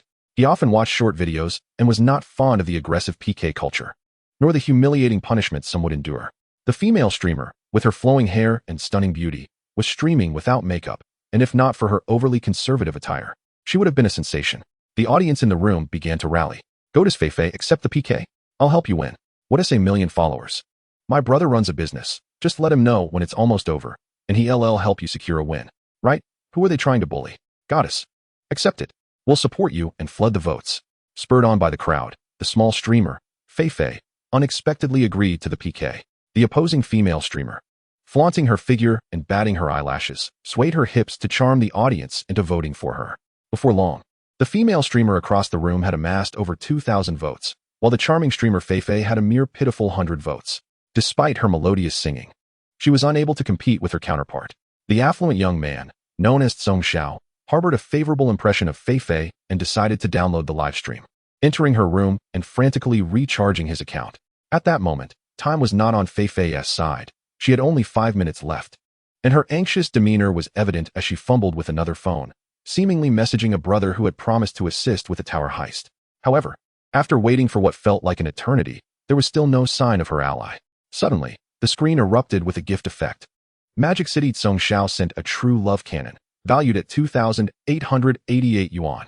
Magic City Song Xiao sent 10 true love cannons. True love cannon 100. In no time, he had contributed 200,000, nearly leveling the score for the petite streamer Feifei. The platform operated on a 50-50 revenue split, meaning Feifei would at least pocket 100,000. The name Magic City Song Xiao sent waves of excitement throughout the livestream. Was this the young master of the Yida group? It seemed implausible. The young master was notoriously extravagant. How could he possibly limit himself to merely 200,000? Perhaps he intended to take a more gradual approach to win the heart of the goddess? Such a notion was not entirely out of the question. Could it truly beat Song Xiao? Ignoring the chatter in the live stream, Song Xiao turned to Lu Yuan and said, "Brother Lu, it's time for your performance." The PK battle had reached a boiling point, and the opposing female streamer soon received a staggering donation of 500,000, putting her well ahead in the competition. Fei was on the verge of tears. Would she truly have to lie on the ground and bark like a dog? Just as Fei's anxious and aggrieved expression was evident, the live stream was once again inundated with gifts. Magic City Lu Gongzi sent a gift, Airplane Guardian 100. The Airplane Guardian was the most expensive gift on Qingming Live, valued at 888 yuan, and Lu Yuan unleashed a staggering 8 million in one go. Magic City Lu Gongzi sent a gift, Airplane Guardian 200. Lu Gongzi sent a gift, Airplane Guardian 500. The over 40 million in livestream donations left Fei utterly stunned, and she gratefully gestured a heart towards the screen. "Thank you, Magic City Lu Gongzi, for the Airplane Guardian. Thank you, Big Brother Moi." This monumental donation momentarily silenced the room, but the tranquility was soon shattered. 40 million in donations? Magic City Lu Gongzi. Could this Lu Gongzi possibly be? With the last name Lu and being addressed as Gongzi, there was only one person it could be. Who is it? Don't keep us in suspense. The only one capable of casually throwing around 40 million would likely be Lu Yuan of the Lu Group. If that were the case, then it was highly likely that the earlier Song Xiao was indeed the real deal. It was common knowledge among the citizens of Magic City that Song Xiao and Lu Yuan shared a good relationship, and the timing of their donations was far too coincidental. For Lu Yuan, a donation of 40 million was merely a drop in the bucket compared to his multi-billion assets. Lu Yuan's generous contribution successfully placed him at the top of the leaderboard, and the outrageous nature of the livestream soon became a viral sensation online, resulting in Fei's follower count soaring by hundreds of thousands, inching closer to 1 million. After winning the PK, streamer Fei called out to the opposing room, "All right, I've won the PK, so you must fulfill the punishment you proposed earlier, lie on the ground and bark like a dog." However, the prominent streamer Lin Air's expression soured as she attempted to evade the punishment, saying, as a million-follower streamer, "Do you think I would dare to accept such a punishment? Sister, let us be reasonable. You're still too green. How about I have my fans give you a few follows instead? Consider that your punishment." Fei was taken aback by Lin Air's shamelessness, gritting her teeth and replying, "I agreed to bark like a dog if I lost, and you should fulfill your end of the bargain too. Why should your punishment be merely a few follows?" The cross-platform streamer Lin Air retorted with an air of arrogance, "Because I am a big internet celebrity with millions of followers. I know this industry better than you. Little sister, I advise you to know when to back down, or I might just have my connections with your platform's executives to ensure you face consequences." Chairwoman Lu Shishir was visibly furious, her fists clenched. "This is excessive, truly excessive." Song Xiao was equally incensed. "Damn it, how shameless." Lu Yuan, using the account of Magic City Lu Gongzi, sent a message in the livestream. "No worries, stay calm, I'll deal with the streamer on the other side." With that, he directly entered Lin Air's livestream. Magic City Lu Gongzi sent a gift, Cloud-Piercing Arrow 100 sets. Magic City Lu Gongzi sent a gift, Cloud-Piercing Arrow 1000. Although the price of the Cloud-Piercing Arrow was not as high as the Airplane Guardian, each set still cost 2,888 yuan, and Lu Yuan's 2 sets amounted to over 3 million. Streamer Lin Air was ecstatic, shaking her long legs clad in black stockings and blowing kisses towards the screen, even deliberately lowering her collar a bit. "Thank you, Lu Gongzi, thank you, darling. What would you like me to do, darling?" As she spoke, she provocatively glanced towards Fei, "Little streamer. You can't even call your big brother darling after he just showered you with over 40 million. It seems your big brother has run off to me. Thank you for sending him to my live stream." Fei couldn't help but burst into tears. She merely didn't want to dress so provocatively or engage in such lewd antics to gain traction on the platform. Did it truly mean that hard work was in vain? The chat in Fei's live stream was filled with scorn for Lu Yuan. Bah! What kind of Magic City Lu Gongzi is he? Just a lecher who flaunts his wealth to woo female streamers after a grand wedding with Wang Meiqi. A scoundrel. Yes, a scoundrel. Either don't donate, or, having donated, don't go and play the big brother to the other side, bullying our little goddess. Yet others defended Lu Yuan. You all didn't see that Lu Gongzi said he would take care of the streamer on the other side? Besides, he only donated a little over 3 million to her, while he generously gifted Fei over 40 million. What are you all speculating about? Lu Yuan's sister, Lu Shishir, couldn't hold back and chastised him. "Brother, what are you doing? Even if you like the streamer on the other side, you don't have to bully a small streamer." With a smirk playing on his lips, Lu Yuan replied, "Bullying? Where's the bullying in this?" The real show is just beginning. A calculating smile spread across Lu Yuan's face, and the dangerous glint in his eyes sent shivers down Song Xiao's spine. Lu Yuan typed a message in the live stream. Kneel in the live stream, lie on the ground, and bark like a dog 50 times. And I will also gift you over 40 million. How about that? Upon seeing the message, Lin Air's expression changed instantly, but after a moment's hesitation, she forced a smile and replied, "All right, Lu darling, I'll do just that." The once arrogant streamer Lin Air actually knelt down, humbly imitating a dog, barking into the screen, woof woof woof woof woof. True to his word, Lu Yuan unleashed over 40 million in gifts. Upon seeing the gift, Lin felt that everything was worthwhile. She excitedly said to Lu Yuan, "Darling, let us arrange a time to meet offline. You can do whatever you wish." Lu Yuan, however, scoffed at her suggestion, deeming it lowly and vulgar. Nevertheless, a playful spirit surged within him, prompting him to send another message. "Let us dance. I enjoy not only the movements but the sounds as well. As long as you make me happy, I'll shower you with 40 million tonight."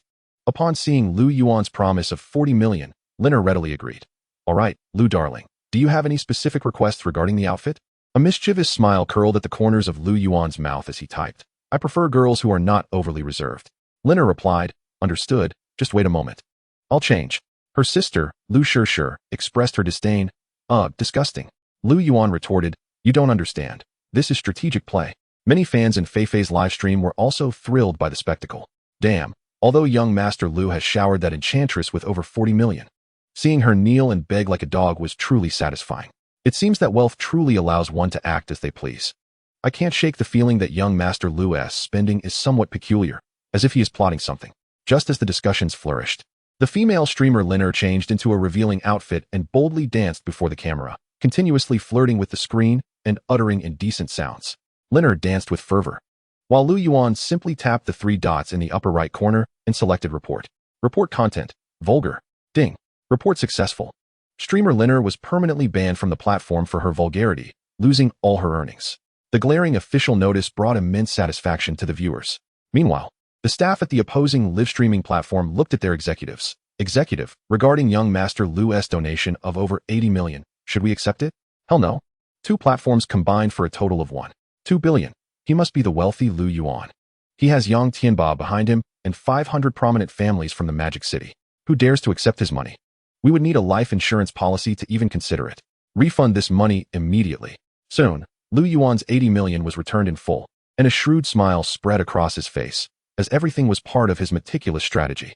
Clever Xiao felt a chill and said to Lu Yuan, "Bro, you're truly something else. You've thrown 80 million, making them think they're about to strike it rich, only to turn around and report them. You've dealt a blow just as they were at their peak. You really don't care about people." Lu Shishir, however, no longer blamed Lu Yuan and remarked, "Brother, I knew you would act this way. If someone annoys you, you wouldn't let it go, but I admire that." Lu Yuan then donated 80 million to Feifei and sent a message, "Can we do a video call?" Feifei was taken aback, thinking, "The wealthy young Master Lu wants to video call me, but doesn't he have a wife? He just donated 1.2 billion.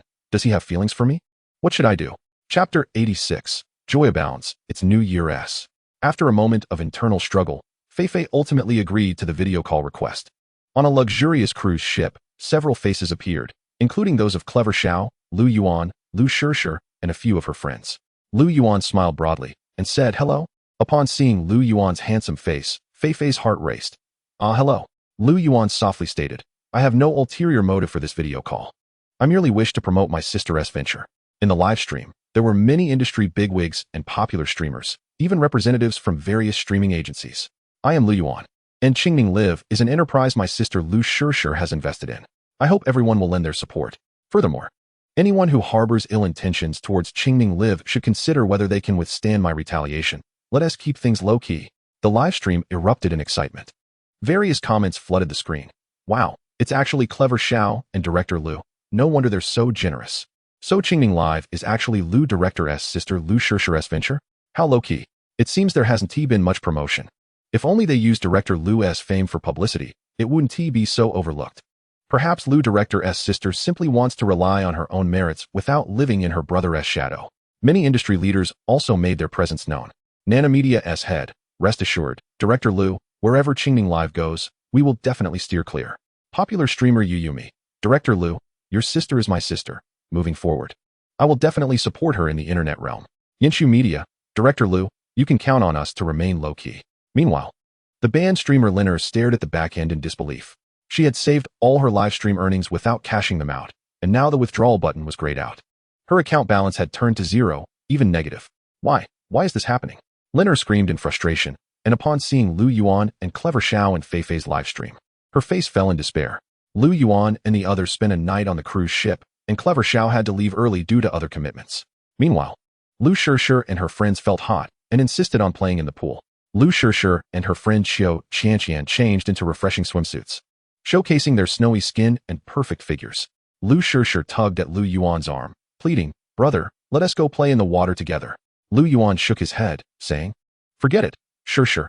I need to go home and take care of your sister-in-law." But Lu Shishir persisted, playfully shaking his arm. "Come on, it won't take long. It's rare for you to come out and play with us." "Yes, brother, let us go." Eventually, Lu Yuan relented. After swimming a lap, Lu Shishir splashed water on Lu Yuan, who was soon soaked like a drowned rat. The sounds of laughter and play echoed throughout the pool. Lu Yuan returned home, driving a Pagani Huayra with a feast of shrimp prepared by the kitchen. "Darling, eat some shrimp." Half a year later, Lu Yuan's family returned to their hometown, where heavy snow fell outside Ice City. Stalls selling firecrackers and couplets lined the streets, one after another. The table was laden with a sumptuous feast: braised pork knuckles, braised bones, cold beef, Australian lobster, king crab, and several glasses of fine red wine. Wang Meiqi held 2 infants in her arms, beaming with innocent smiles. One infant was a boy and the other a girl. Lu Yuan pinched the faces of the 2 little ones. "Call me daddy." "Baba." "Cough, cough, it's daddy." "Not Baba." "Ha ha." After a few rounds of drinks, laughter filled the air. A certain ancient martial arts faction, with a sinister gaze, remarked, "Everything is nearly prepared. We can move at any time to eliminate Lu Yuan." Unbeknownst to these ancient martial factions, over the past 6 months, Lu Yuan has evolved into a terrifying force, thanks to his formidable critical strike capability. Sensing this information, a flicker of murderous intent ignited within his gaze. "Should they dare to approach and threaten my family, I shall obliterate them with but a snap of my fingers, leaving them to rest in the icy city's embrace." As Lu Yuan gazed upon his newborn children nestled in their swaddling, a gentle smile graced his lips. "Little ones, the next chapter awaits your legendary tale. You are the offspring of Lu Yuan, and I implore you not to disappoint your father." The infants, seemingly comprehending his words, brightened with an even more radiant expression, extending their chubby little hands as if to seal a pact with him. Lu Yuan reciprocated the gesture, a pinky promise for 100 years, never to waver.